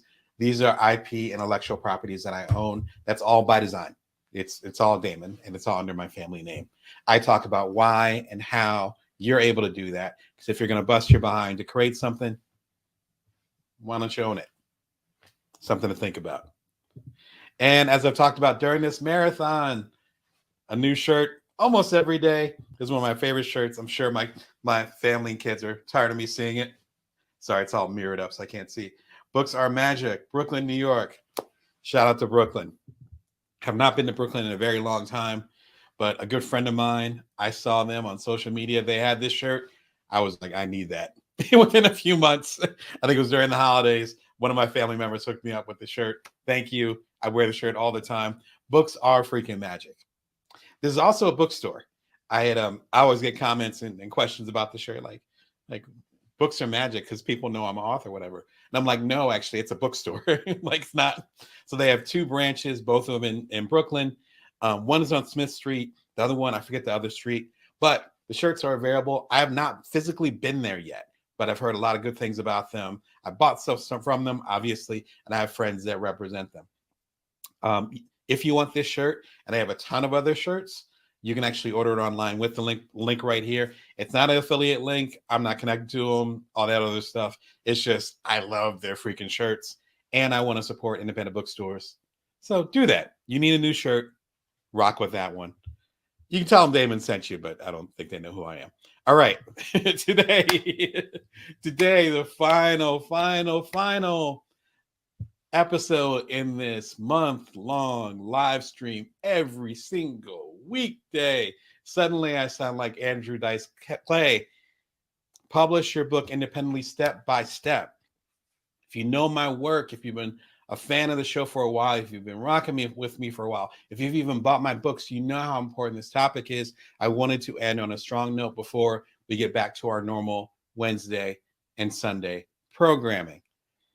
I'm going to break down the websites that I use, the links that I use, give as much game as possible that allowed me to set up my publishing imprint, Bring Your Worth, and self-publish. I think I'm at about 13, 14 books that I've self-published, a few of them bestsellers, as I mentioned. I want to give you the sauce. So I'm not going to mess around with this episode. We're going to go and get into it. There's about 4 or 5 questions I get all the time about people doing books. If you want to go ahead and do the traditional book route where you want to be with a Penguin or a Random House, actually they're the same now, but that's how far back I go, but a Penguin or a Random House or a Knopf or whatever, then this will help you. But a lot of the energy of this episode is about how to publish it independently, to do it outside of the traditional publishing system where you need an agent. Shout out to the agents that I've worked with and that I currently work with. There's nothing wrong with agents. And there's nothing wrong with the traditional publishers. But the focus of this is on doing it independently, as I have. And as Prince said, and other people have said, if you do it independently, there's more risk, but you also get a lion's share of the profit. So let's get started with the first question. If you have any questions as far as going independent, throw them in the chat. Otherwise, we got a lot of questions in here already. All right. So the first question is, how do I know if I should publish a book? This is a really common question. Don't feel bad if you have an idea and you're not sure if it's quote unquote good or not. Most ideas are good. I'll put it out there. Good as in definition of there's probably someone that wants to read it. If you want to read it, out of I think it's 8 billion people in the world, chances are there's one other person who's going to read it. I'm not sure if you'll be able to access that person or those people. Whole other discussion. That's called having a platform and actually being able to reach the people that you say the book is for. My whole point is that there's probably a story that you have to tell that only you know. My late grandmother, who is you see in the picture right above my head, quite literally, she's above me. Shout out to her. She had so many adventures when she was living in the country, and she was raised on the outskirts of Pittsburgh, which is extremely rural, particularly at that time. And of course, I'm originally from South Jersey, so she migrated to New Jersey, Camden. Shout out to Camden, when I wasn't even born yet, and I don't think my mom was even born yet when she came over to Camden. Amazing stories. That might be the story to tell. She told us those stories eventually when she got older, but that's a story to tell. Like just the adventures of being a very young African-American woman moving to the big city after being in rural Pennsylvania. That sounds like an adventure to me. I listened to it when I was my kid's age, when I was much younger, listening to these stories that I heard over time, and they sound like adventures to me. You might have that particular story. Or you might be coming from a standpoint of more my energy, where you have a particular skill set that you want to share in a book, more instructive. I've done 2 startups and I sold the second one. Most people do not sell their startups. So I have a unique viewpoint that I can say, this is a skill set. One of the reasons why I have the TV show.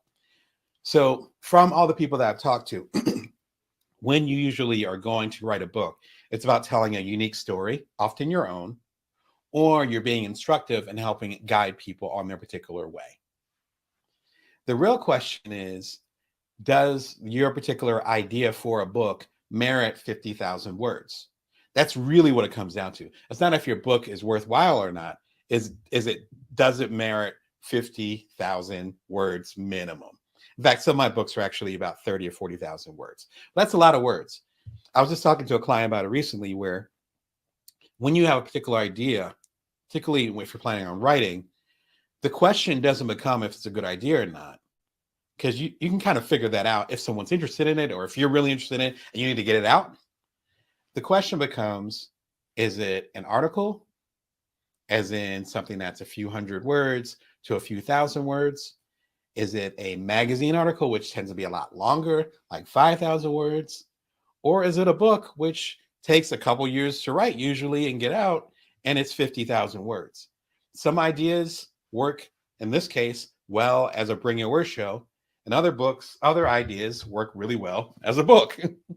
Some of these things cannot be captured in a 45-minute episode or even a 2-hour episode. It requires that time to simmer. So if you want to know if your idea is worthwhile, you really have to ask yourself, does it merit all that time and effort to get it into book form? That's really the big question, particularly if you're not a professional writer. 50,000 words, even for pros like myself, takes a while. So sometimes it's like, you know what, this actually would work really well as an essay. Some things actually work really well as a social media post. There's big ideas I've had, and I'm like, oh, that's a tweet. That's 240 characters. I'm just going to put it out. And it works fine. And other things, I'm like, no, this book will come out next year. And then I plan based on that. Let me know if you're trying to work through, if you feel like your idea is worth pursuing, or what blocks you might be having. Feel free to throw those comments, those questions in the comments. Like Dr. Seuss today, everything's backwards. All right. All right. Again, you're watching the Bring Aware Show, coming to you every month, every Wednesday. I don't even know the day. Wednesday and Sunday at 1:11 p.m. Pacific Standard Time, Vegas time. I'm your host, Damon Brown, host, proprietor, founder, and all those good things. All right, let's get into the meat of it. If you're going to publish a book independently, what are the ways to publish? There are 3 ways to publish. It's really that simple. 3 ways, not complicated. The first way is called the traditional publishing system. The second way is called the hybrid publishing system. And the third way is called the self-publishing or independent publishing system. The traditional system is what you see the big headlines about. Prince Harry got, $10 million to do his autobiography. Those are the ones that get the headlines. That, sure enough, is not independently published. That means that Prince Harry, or yourself, if you're going to go in that route, believe it or not, you guys are on the same page. You got a good book idea, someone will pay you for it. That means that you go to a traditional publisher through what's called an agent. An agent is someone who represents you, just like in Hollywood and other places. The agent usually does not ask for anything. If an agent is charging you for something, that's usually a bad sign. But a book agent will say, hey, I will represent you. That's a term. But once you sell that book and any copies of that book, I'm taking 15% off of it. So whatever royalties you get from that book, eventually, the agent's going to take at least 15%. If they're working with other agents, it could be as high as 20%. If it's higher than that, then I would question things. Industry standard is 15%. But for that 15%, the agent for free will trot you around to the different publishing organizations, publishers. That's the word I'm looking for. Publishing organizations, publishers in New York, in SF, in LA. Those are the main hubs, particularly, obviously, New York, if you know the publishing industry. And then they will say, hey, you've got a really good idea here. He or she's a new author. You should rock with them. Let's do this. They offer a deal. The deal often comes with an advance. Advance, as we talked about in the previous episode about artist contracts. Again, the links are below, or just scroll back in the chat 5 minutes ago. Then based on that, they will give you an advance. The advance a certain set amount of money to make sure that you can eat and take care of things while you complete the book. The book finally comes out. You pay them back the advance based on the royalty setup that you have based on per book sold. That's the traditional publishing industry. Lots of intricacies to it, but that's the basic idea. When you come to hybrid, that's the second version. That's when you actually pay someone to print the books for you, promote them, get them out there. They might even get you some media looks. So they might reach out to certain podcasts for you, depending on the package you buy. Again, so you might say, I really want to publish this book, but I don't want to try to find a printer. I don't want to find an editor. I want the cover design. I just want to write the book and then have it get shipped out and make sure it's in bookstores. Organizations like one I'll suggest to you right now are called hybrid, where they'll go ahead and say, yes, give me $5,000, $10,000, whatever the case may be. You buy this package and then we'll do the rest, just write the book. And in fact, we'll get an editor for you who will help you get through the book if you're a first-time editor or first-time writer, or if you've never written something before on that magnitude. That's an example of that. The last example is independent. Independent means you're actually writing the book, and then I highly suggest you get an editor as well as a cover designer to go ahead and make sure that your book is up to standard. You might even get a ghostwriter or a writing coach. I also do both of those to help you get to that next level. And then you find those avenues to get it published. I'll go over some of those details. That's what I mean by independent publishing. Those are the different types of methods. So again, from the top, traditional publishing, which is what everybody knows about. Hybrid, which is when you pay a service and all you do is write the book and they do the rest. And then lastly, it's independent, where frankly, you end up putting up money to make sure it gets done. But once the book starts selling, you actually get, as I said, the lion's share or the bulk of whatever the cover price is, as opposed to the other instances. Excuse me. If you want to learn more about the different types of publishing methods and how to structure things, I highly recommend the book, How to Write a Book Proposal by Michael Larson. Met Michael ages ago, back when I was a wee lad, just getting to the publishing industry.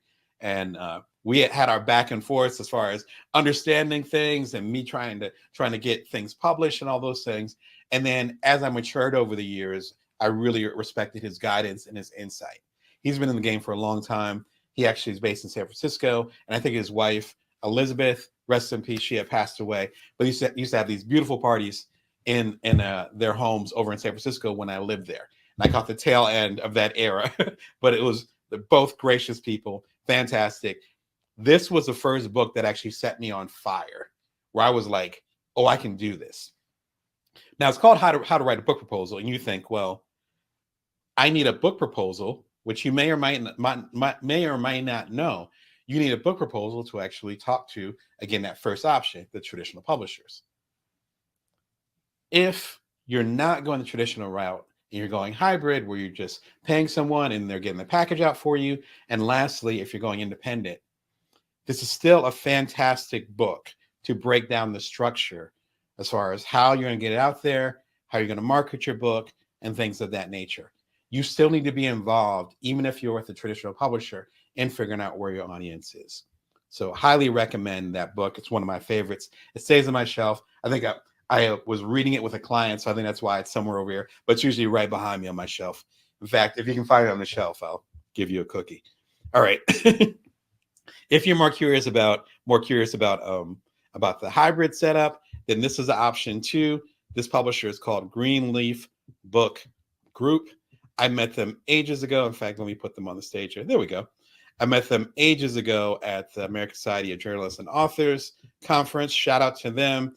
And Tanya, who is the founder, I believe. If not the founder, she's a CEO. Shout out to her as well. So they are super reputable. They have different packages. It's not an endorsement. I don't get kickbacks or anything from them. It's just, I remember meeting them ages ago. Ages ago. I might not even, I think I just started publishing books. My 27th book is about to come out. So that's how long I've known these guys. But I've heard so many good things about them. And they're actually one of the first hybrid publishers that I learned about. And even some people, well, stats speak for themselves. So I think they're really, really definitely at minimum, they're one of the leaders when it comes to hybrid publishing. Check out their website if you're considering it, because to be honest, if you're going to go independent, there's a lot of heavy lifting. If you're going to go the traditional route, there's also heavy lifting because you need to do the book proposal, you need to get an agent, and you need to, of course, get the buy-in from these major publishers who get pitches, dozens of pitches, if not hundreds, every single day. Not exaggerating.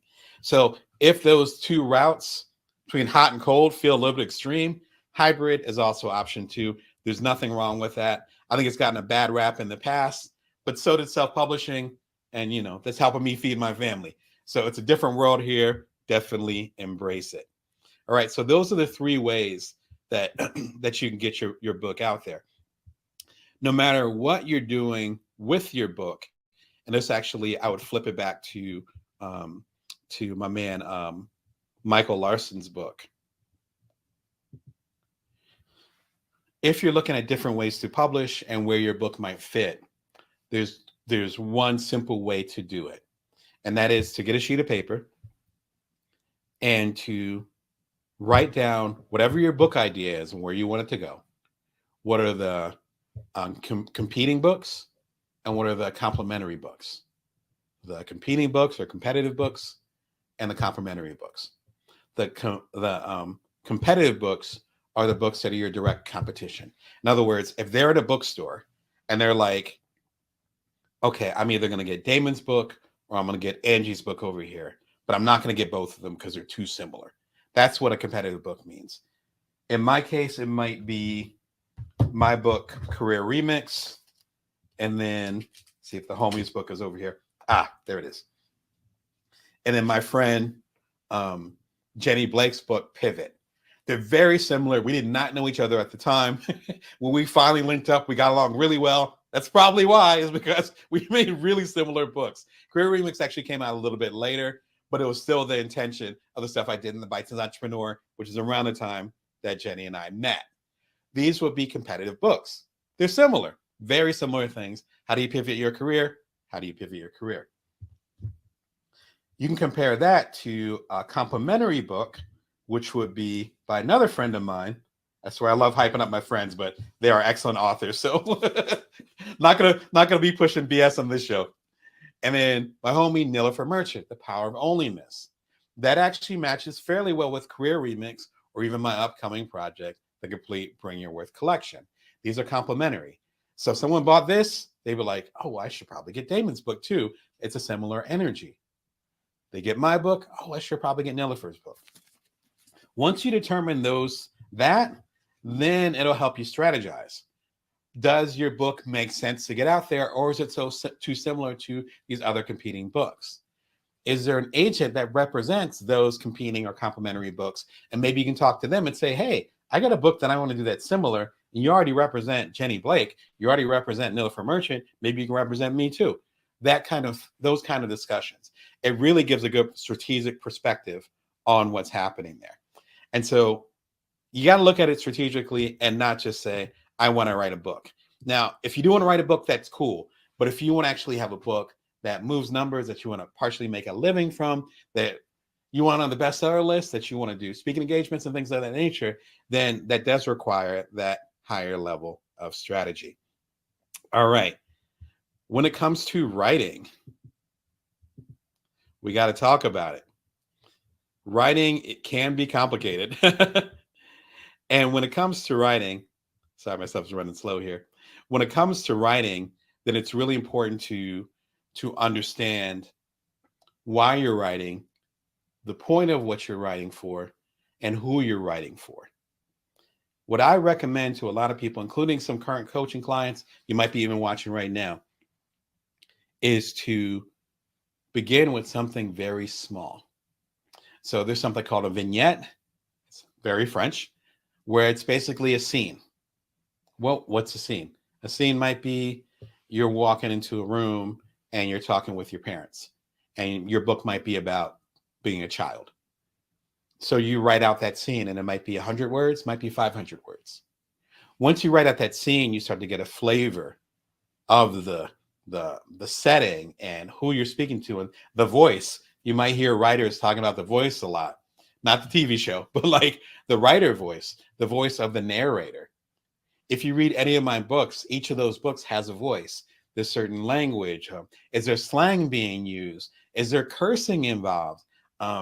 Is it from a grad school level, or is it more from a newspaper, sixth, seventh, eighth grade level? What's the energy of the words?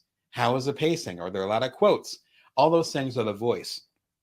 Once you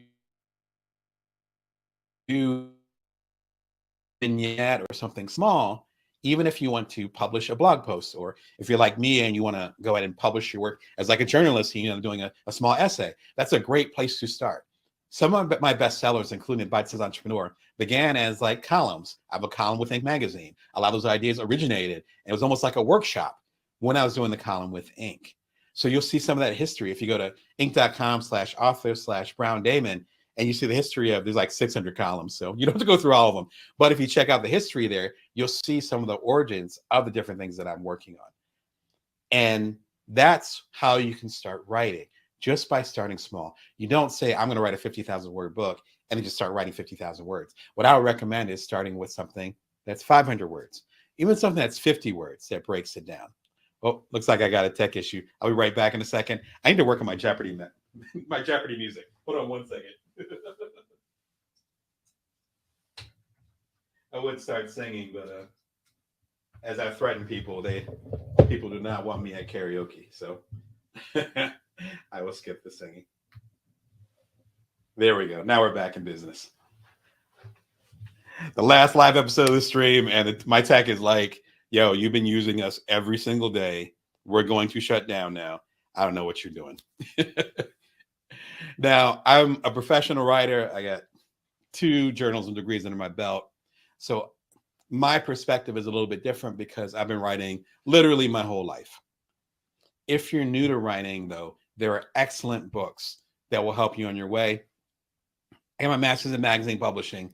There's so many writing books that were given to me and required. These 3 or 4 I'm going to recommend are the creme de la creme. We're going all French today. Creme de la creme. If you're like, Damon, I couldn't write my way out of a paper bag the same way that I talk about I can barely draw. This is one of those things. First recommendation, Bird by Bird. Anne Lamott, classic. I saw her speak at TED probably about 6-7 years ago. But this book, I think it's 25th anniversary. That tells you how far back this book goes. This book was well before I was even in grad school. So that was a while ago. Fantastic book. It talks about the act of writing, and the analogy here when they talk about Bird by Bird. I might get the story a little bit off, but I think you'll get the point, is that her little brother waited till the last minute to do a biology project where he had to map out all the different birds, I believe in this neighborhood or in a certain area. And it was the last night. I've been there before, where you procrastinate and suddenly you have to do an all-nighter. And he was having a hard time. And I believe it was her dad had said, just go bird by bird. It becomes this beautiful metaphor, not even analogy, this beautiful metaphor of saying, if you're going to write a 50,000 word manuscript, you call it a manuscript before it becomes a book. If you're going to write a 50,000 word manuscript, then you can't just write 50,000 words. You start with 1 word, and then it becomes 2, and then it becomes a sentence, and then it becomes a paragraph, and then it becomes a page, et cetera, et cetera. It becomes a scene, becomes a chapter. And then before you have a chapter done, and then you have a handful of chapters, and then, wow, you have a whole section done, you have a whole part done, you might even have a whole book done. That's what Bird by Bird is about. Highly recommended. Good stuff. Good stuff. Classic, classic, classic. Next classic, The War of Art. Shout out to Stephen Pressfield. I love you. I love your work. I've had a chance to connect with him over the years. He even endorsed the new book. the complete Bring Your Worth collection. So thank you wherever I put the book. I was humbled to even ask and connect with him to send a copy of the book, but he's considered a mammoth within our sphere. So thank you, Steve, for everything. Fantastic book. This is what, for me, put his name on the map. It is a tiny book. I was also actively reading it. I'm not sure where it is, but it's super, super small, maybe like 150 words. That might give some hope if you're intimidated by writing all these things. But it's a fantastic book. What it talks about is us finding the motivation to complete the thing that we know we're meant to complete. Sound familiar? That's my energy with Bring Your Worth, the book, as well as the show. That's my energy with Bite-Sized Entrepreneur. That's my energy with Build From Now and all the books that are in the complete Bring Your Worth collection. He wants to get you motivated to get to where you need to be. What I love about this book is that he also talks about his own journey and how it took him many, many years because he knew he was a creative. He knew he had a particular story to tell, and he was bobbing and weaving, as you say, and he was avoiding everything but putting his behind down behind the typewriter and typing. And once he did, this is his first major book, and he knocked it out the park. I want to say this book is about 30 years old now. And if you speak to a lot of writers, particularly professional writers, they know this book. They love this book. It's dog-eared, and it's usually floating somewhere around their office. Highly recommend it. Probably my favorite recommendation for getting motivation as you start your writing journey.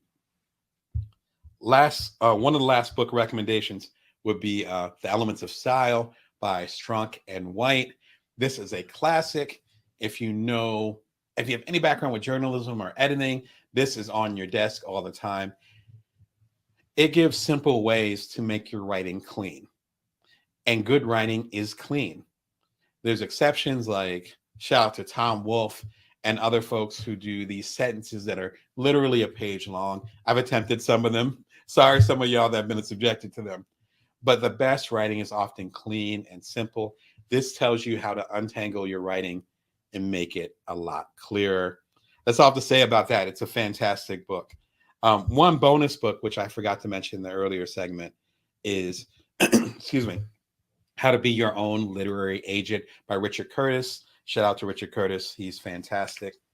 He is a former agent, and he talks about how you can represent your own book. Make sure y'all can see it. Those bars are huge. Make sure y'all can see it. Fantastic book. Also brown, dog-eared. And I learned a lot. I've actually represented some of my own books with the big publishers. And one of the reasons why some of those turned out well and still give me royalties to this day was the advice that Richard gave. So fantastic on him. Hope he's doing wonderful. Oh, and I did have Struck and White. This copy is from grad school. I'm not going to tell you how old this copy is.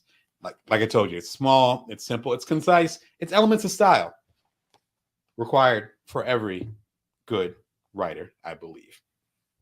All right, so if y'all that are professional writers like myself, or y'all that are trying to figure out how you're writing and are just starting, what are your favorite tips as far as how to start writing? Throw them in the comments. I'd love to hear some of your other perspectives. Again, my bias is strong because I've always been in journalism, but I love to hear the fiction take and all these different perspectives that, frankly, I don't have. So I love to hear it. Throw something in the comments if you're involved in the writing community. I love to hear your takes. All right. Now we're getting to the good stuff. How do I make a book? This physical product. It comes from here, it goes on a notepad, and suddenly it turns into this. How does that happen? I talked about the different methods. You have the traditional publishing, where you get an agent. The agent shops your work, which is what they call it. And the traditional publishing houses, most of them in New York, they give you an advance, they give you a deal, and the book comes out 2 to 3 years later. Then we have the hybrid method, as I talked about with Greenleaf Book Group and other folks who you would pay them X amount of dollars. They say, hey, we'll hook you up with an editor. We might even get you a ghostwriter. We'll do everything for you, but you pay them a certain amount of money. And then it's like the traditional publishing system after that. Today, the focus is on the third way, the way that I've taken for the last 10 or so years of my book career, which is doing it independently. If you're going to be doing it independently, as I hinted at earlier, there's two magic things you need. You need a cover designer and you need an editor.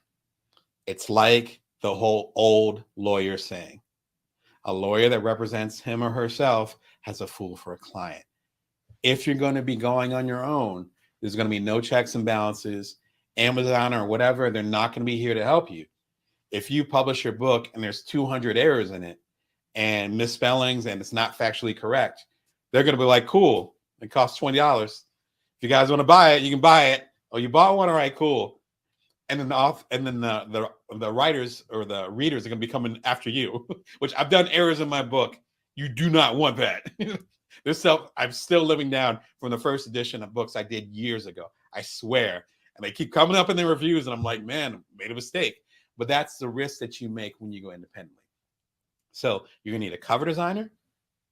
This cover designed by my good friend Beck Loss. Shout out to Beck. If you want to get connected with Beck and you like the covers that she's designed for me, drop me a line, drop something in the comments, email me, come to DamonBrown.net and message me, whatever. I'm happy to connect you with Beck. Love her work. She did this book cover. And then you also need an independent editor. My independent editor for all my books has been Jeanette Hurt. Shout out to Jeanette. Her name might sound familiar because we did a book a handful of years ago. I told you all 40 books are still on my desk from the other episode a couple of days ago. You know what I'm going to be doing after this live stream is over. All right. Our book, The Passive Writer, might look familiar. Me and Jeanette on the cover. She's an awesome editor. If you want to connect with Jeanette, you can actually go to JeanetteHurt.com. Hurt like hurt yourself, JeanetteHurt.com, or DM me or message me. I'm happy to connect you with Jeanette. Fantastic editor. Thank you, both of you, for doing all that fantastic work. I've worked with them. So essentially, I've assembled a team to make sure I get what I need to make sure that the book is where it needs to be. Because you're independent. If you're going to be doing independent stuff, you got to make sure that your stuff is straight. You got to make sure that your cover design is good. You got to make sure that your editor is good. When it comes to actually doing the book and making the book, you have a few different options. You can go to a local printer. And some of my relatives, including my dad, who self-published books back in the day, that was the main choice that they had. So you might have the same printer that you would go to, even go into like a Staples or a Kinko's now. Like a Kinko's, look at Kinko's FedEx. They can publish your book too, if you just want a bunch of copies printed. That's going to be more expensive up front, but you can do what you like and print literally as many copies as you want. In that case, it's not going to be necessarily in the publishing system. It's going to be something that you print. Another option is to actually go print on demand. Print on demand means that you set up something, usually through an online shop, and I'll give some other options here, online shop. And then whenever someone asks for the book, they will literally print it on demand and then ship the book to them. That's called fulfillment. Sometimes they do fulfillment, sometimes they do not. But they will print the book on demand. If you want extra copies, they'll also do print on demand. A lot of the books that I do with my imprint are print on demand because it's way more feasible. Usually don't have to do imprint upfront money with it. And then literally you print as you go. What's nice is that print on demand used to really suck going 10, 15 years ago, even 20 years ago, around the time I first started getting into publishing. Now with technology and all those things, they've improved so much. It's definitely something worth checking out. So again, you have those options of doing the local printer, and you also have the options of doing the, the print on demand. And then if you're going to take your own particular route on it, that means all those little business details need to be fulfilled by you. There's not, again, you need to get your own editor, get your own cover designer, but also means you need to get the details together to make sure that your stuff is tight. So your first stop, as far as making a book, you're like, Damon, I love my book idea. I got a cover designer. I got an editor who I haven't paid them yet, but they're willing to work on it with me. And I think my writing is going to be good, but I want to get it out. The first thing you want to do is get over to Bowker's. And let me make sure that you guys can see. There it is. Still working. Again, keep an eye on the technology today because acting a little funky. All right. Hopefully you guys can see it. Give a shout in the chat if you have any issues. This is Bowker's. It's BOWKER.com. This is Bowker Identifier Services. Let's get scientific with it here. This thing right here at the very top, this is called an ISBN. I forget what it stands for, but it's on the Bowker's website. International something. But it's a book number, probably the BN, that identifies each book. Literally every book. You can consider it, if you're here in America, it's like a social security number for your book. Only one exists. This only exists for Jeanette and I's book, The Passive Writer. Nobody else can use this until the end of the time. This will be our number. This is ISBN. It's usually either 10 numbers or 13 numbers, but it's pretty interchangeable. Usually you end up getting both. If you end up going to a printer, like a print on demand service, like Amazon, which I'll get into in a second, or one of those, they're going to ask you, do you have your own ISBN? If you say no, they will give you an ISBN, but the ISBN will be under their company, not yours. In other words, it's equivalent of you having a kid and then them being like, well, did you want to get a social security number, or did you want to just get the hospital's social security number? And it's like, I'll just get a social security number from the hospital. Well, that sounds complicated to me. So that's not really yours. That's not part of your family. It's actually owned by the hospital. For this book is under my name because it's under my publishing company, which is Bring Your Worth Publishing, under Damon Brown. That's because I own the ISBN number. And then Jeanette and I share the ownership because we're co-authors. That's what you do. ISBN numbers are super important because if you end up going to one of these print-on-demand services, or again, even Amazon, which I'll show in a second, and you go and say, I don't have an ISBN, why don't you give me yours? I'll get it for free. It's not really free because they technically own the Library of Congress, if you want to get fancy with it, rights to that particular book. There's older books that I did where I didn't know that, and I had to go back, do second editions, and figure it out to make sure it was under my family name. This is where you get the ISBN number. This is where you get it. And then if you look up this ISBN right now at the Library of Congress, they have a website, it'll say Damon Brown under there. This is where it begins. If you're going to go do the independent route, get your ISBNs. This will be probably the most expensive thing that you will buy, next to perhaps a really good editor, but it's so worthwhile. So let's go through this real quick. Bowkers.com are the people that organize the ISBNs, at least here in America. There might be some other stuff overseas, but it's legal overseas as well. This is their identifier services. You can buy your ISBNs here. And then give a shout if you have any issues with reading the text on there. So here's the tricky part. Right here, I don't think you can see my mouse, but you see the beige area where it has 10 ISBNs and the gray area at the bottom where it says one ISBN, all the way on the right-hand side. This is key. I've had conversations about authors who have lamented about this. We've joked about it. This is one of those things that you want to pay attention to. You can buy one ISBN for $125. Sounds expensive, but again, you're making sure that you own your intellectual property, right? Or you can buy 10 ISBNs for $295. And you're like, oh my gosh, that's $300. In this economy, I know it's a lot of money. And you're like, I only want to do one book, Damon. I want to do the one ISBN. Or do you? What I've found with the hundreds of people that I've coached, helping them get their books out, they'll be public speakers who are considering doing a book. People who are new to books, I've found this time and time again. Many of us do not get a book out. But if we do get a book out, chances are we're going to be doing more than one. One of my first books, I thought it was going to be one and done. I'm like Jay-Z. It's like, I'm going to do Reasonable Doubt, and then I'm going to ride off in the sunset. I'm going to do Illmatic, shout out to Nas, and I'm going to go, no. Here I am, 27 books in, 27 next month. I would highly recommend, if you plan on doing any kind of writing, to just get the 10. I bought 10 probably 3-4 years ago, and I was watching my money too, and I'm still using those ISBNs. like I said, I've done several books. I'm still not out of ISBN numbers. Otherwise, if it's 10 ISBNs I'd have to buy a la carte, you're talking $125.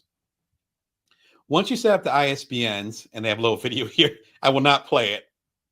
But once you set up the ISBNs, yeah, I don't think you're gonna need 100. So you probably let that one go. If I do all these books and you don't need and I don't need 100, you're probably good.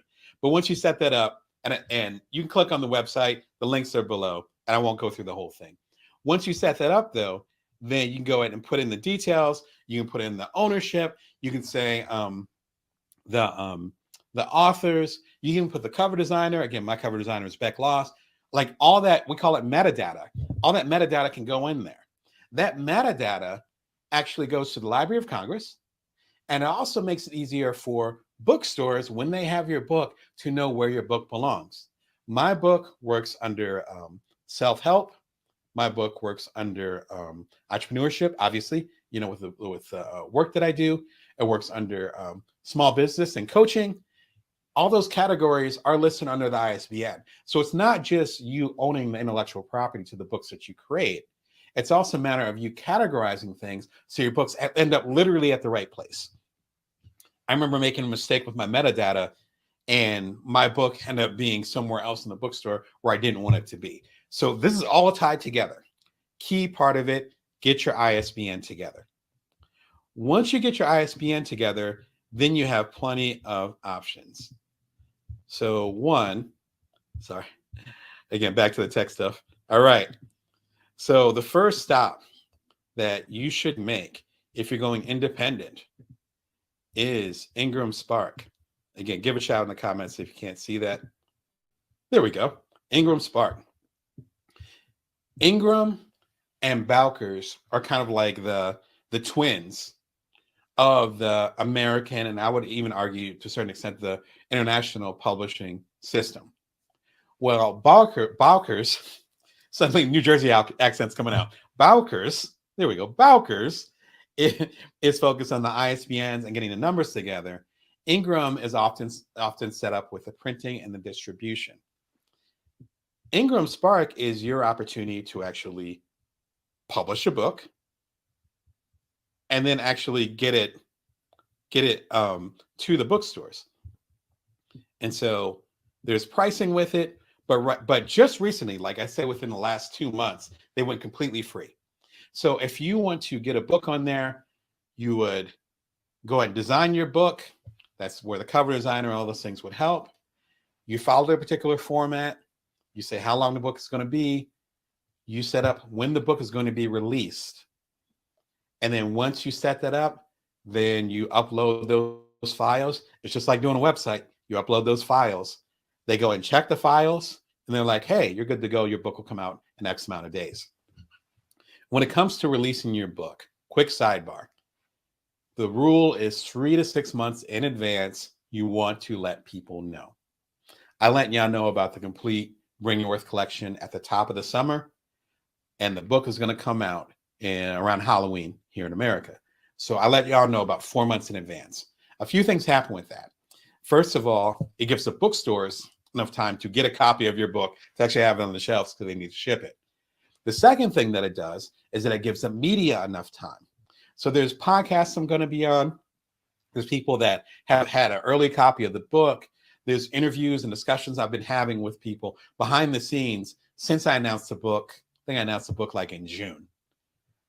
So when the book comes out October 20th, there's at least a few things set up so that people know about the book.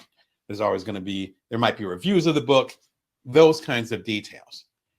So you want to, as soon as you know that your book is in really good shape, then you want to think about where you want it to come out 3 to 6 months from now, at least. Maybe even longer if you're a new author, because that'll give you enough time to promote your book, to get the book to people that you might really be interested in, to get blurbs for the book. Again, I was lucky enough to get a blurb from Stephen Pressfield for my latest book. That took time. I had to talk to him ahead of time. He had to say, yeah, let's talk about it. I had to send him a copy of the book. And then he's like, yeah, I'll say this about the book. That exchange took a minute. Not a long time, but it took a minute. You don't want to do that at the last minute. Ingram Sparks should be your first stop. What's important with Ingram Sparks, this is a key point here, is that As you do it through Ingram Sparks, you can actually set up where you want it to go, including on Amazon. So when I did the complete Bring Your Worth collection, within about 2 to 3 weeks, it automatically appeared on Amazon with the pricing, with the setup, with the launch, again, back to the metadata. You want this to be your first stop. If your first stop is Amazon, then that means that book might only be on Amazon. And guess what? Amazon doesn't have bookstores. So if you want your book to physically be in bookstores, start with Ingram Spark. There's other options, but this is absolutely my favorite. They're a little rough in the past, and there are other choices such as CreateSpace. But this one, though, is the joint that I would highly recommend you go with. I do not have any special links or any deals, but it's really affordable. And then they end up taking the money for when you print. Again, this is a print on demand option. And so that means someone asks for the books, someone buys it on Amazon, someone pre-orders it. When that money comes through, you get your cut of it. And if you're doing a traditional publishing deal, again, with the big guys in New York, then you're looking at you maybe getting maybe 5-6% of the cover price. So if it's a $10 book, you're getting 50 cents per book. If you're doing the independent route, like with Ingram Spark, and you have a $10 book, then you might be getting, say, 30% of the cover price or $3 per book. So you might not have the recognition or the media heft or the promotion that you would have at a traditional book publisher, which that's up for debate. That'll be another episode. But if you do it independently, you can, again, get the lion's share of the money coming through there. Ingram Spark, I found, is the best route if you're going to go independent. All right, so once you do Ingram Spark, then your last stop, your very last stop, is Mr. Bezos. And that's at KDP/Amazon. I'm sorry, KDP.Amazon.com. Happen to be in the US, but it'll set you up no matter what area you're in. I sell books in Brazil, Japan. Shout out to my folks in India. I sell books all over the place. So Amazon's set up in that way. Do not think it's just an American company. KDP is the platform. People sometimes get confused because they think KDP, Kindle Direct Publishing, is just about the Kindle. It's actually not true. You can actually have the physical stuff on there too. KDP is a way for you to have digital versions of your physical books. And often they'll go ahead and take the same files or very similar files to what you uploaded to, say, Ingram Spark on Kindle. You also can connect your physical book to your Kindle book here on KDP and have them both show up in the same area. That's really important. The Kindle version of the complete Bring Your Worth collection will be out soon, but as soon as I go and upload that, then it's going to be on that exact same page, the exact same page that you would find the physical copy. So they be paired together. Amazon, whether you love them or hate them, are still the leading publishing platform where people get their books. It's just a fact. I want to say 60 to 70% still. Bookshop.org, I shouted them out at the beginning.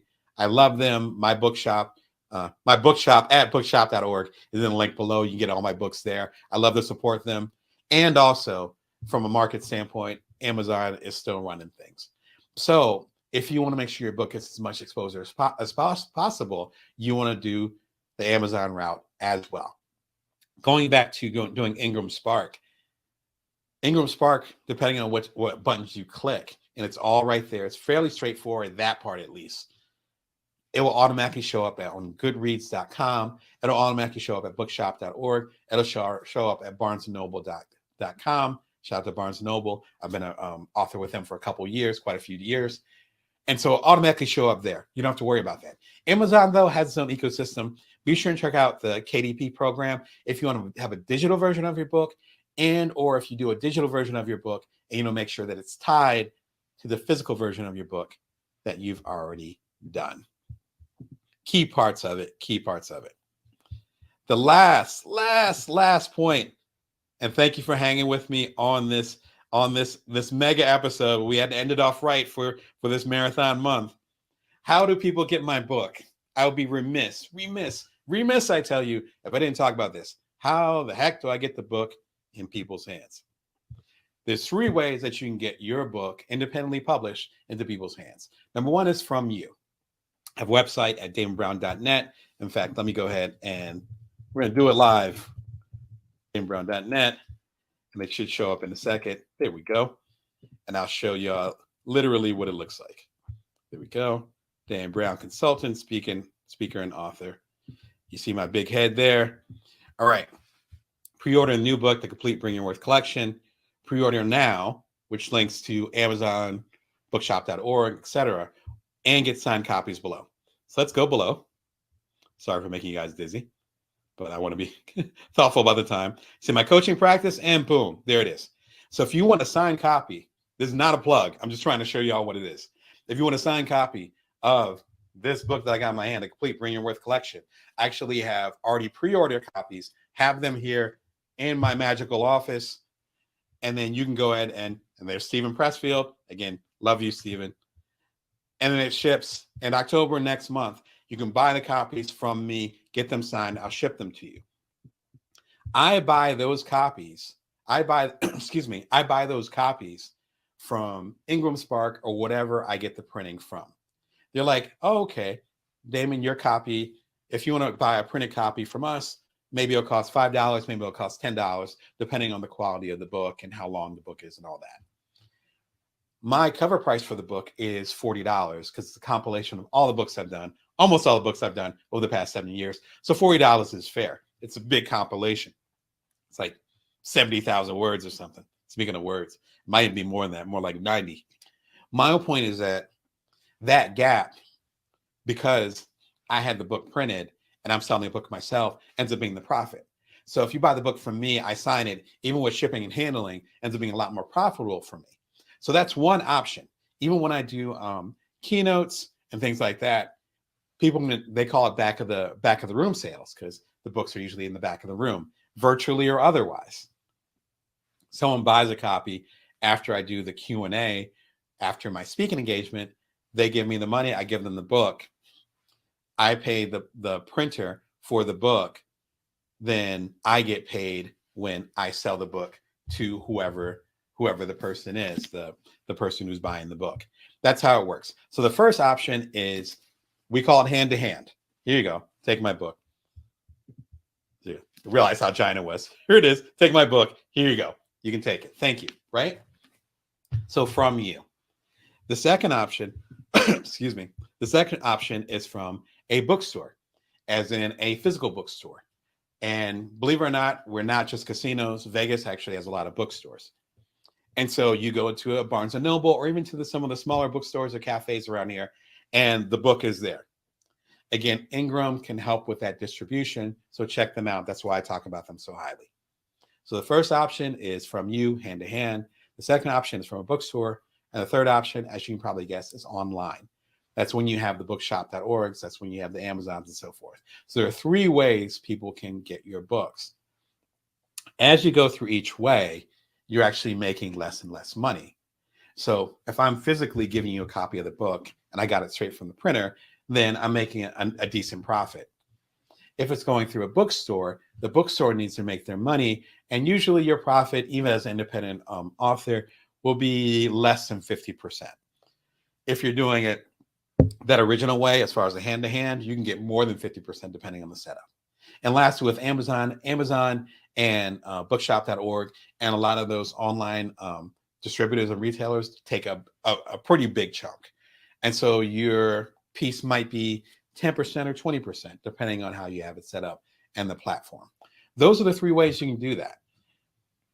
When it comes to you actually connecting with people, one thing that's I'd be, again, remiss to not talk about is that getting press, getting attention for your book, as a journalist and also as doing the rounds as a public speaker and getting interviewed quite a bit, I've seen it from both sides. I've been professional on both sides. Press is only going to get you so far. So you don't have to worry about getting a write-up in the New York Times or the New Yorker or the Los Angeles Times and all that. Most of my books have not gotten those kind of write-ups. But if you're able to connect with a community that needs to hear it the most, that's what matters. When I've had a column with Inc. Magazine, that's been such a wonderful platform. I appreciate Inc. Magazine for all they've done for my and supporting me. That's worked out really well because my books are about entrepreneurship and business and burnout, and trying to find balance. That works with Inc. Magazine. So it's not a matter of trying to get press from everybody. It's matter of getting the right press. And then that allows you to connect with the right people. This episode is one of my favorites when it comes to just demystifying a myth. Again, I've been on both sides as a journalist and as someone who's been interviewed a lot. The press will only help you so much. So stop worrying about chasing press and getting the ink, as they used to say. Worry more about connecting with the audience that's supposed to be having your book. Listen, we've covered a ton today. It's one of my longest lives I've done in a while. I hope it helps you get to the next level. And I look forward to seeing your book someday, whether you do it through a traditional publisher. That might take a little while, but it's definitely a great journey. Whether you work with a hybrid like Greenleaf, again, the links are below. Shout out to Tanya and other folks over there. Or if you go more my route, you go independent, and you lean on an Ingram Spark, and you go and you get a good cover designer and a good editor to help you get to the next level. One bonus suggestion, which I forgot to mention in all the discussion, is Big Magic. It talks about creativity. It talks about getting butt in seat. It's a nice complimentary, if you're paying attention, you know what I'm talking about, complimentary book along with The War of Art. Shout out to Elizabeth Gilbert, one of my favorite authors, just based on this book alone. If you feel like you need to get inspiration as you try to figure out what your book is going to be, this is also a great place to start. Listen, this is the last live show of September 2023. I am so excited. I'm so excited. I'm hitting the wrong links. I'm so excited to have this, I think, 20 episode or so run with y'all. It's been a mess. It's been funny. It's been great. I've been in a robe. I've been lighting candles. I've been pouring coffee. I've been having tech issues. I've had my kids in the background. It's been so much fun stuff when you decide to commit to showing up every single day for your community. However you can do it, I recommend you do the same, but because it's so much of a gift for me, way more perhaps than it is a gift for you. We're going to be back to our regularly scheduled programming from here on out, Wednesdays and Sundays at 1:11 p.m. Pacific Standard Time, Vegas time. You can subscribe for free. If you're on Amazon, feel free to hit the follow link on there. But remember, if you're on Amazon, you're just going to be catching the Wednesday live shows. If you want all the shows, be sure to come over to bringyourworth.tv and subscribe on there. Anyway, much love. I will see y'all on the next live next week. Until next time, remember, you can always bring your worth. You can always build from now. Take care of yourselves.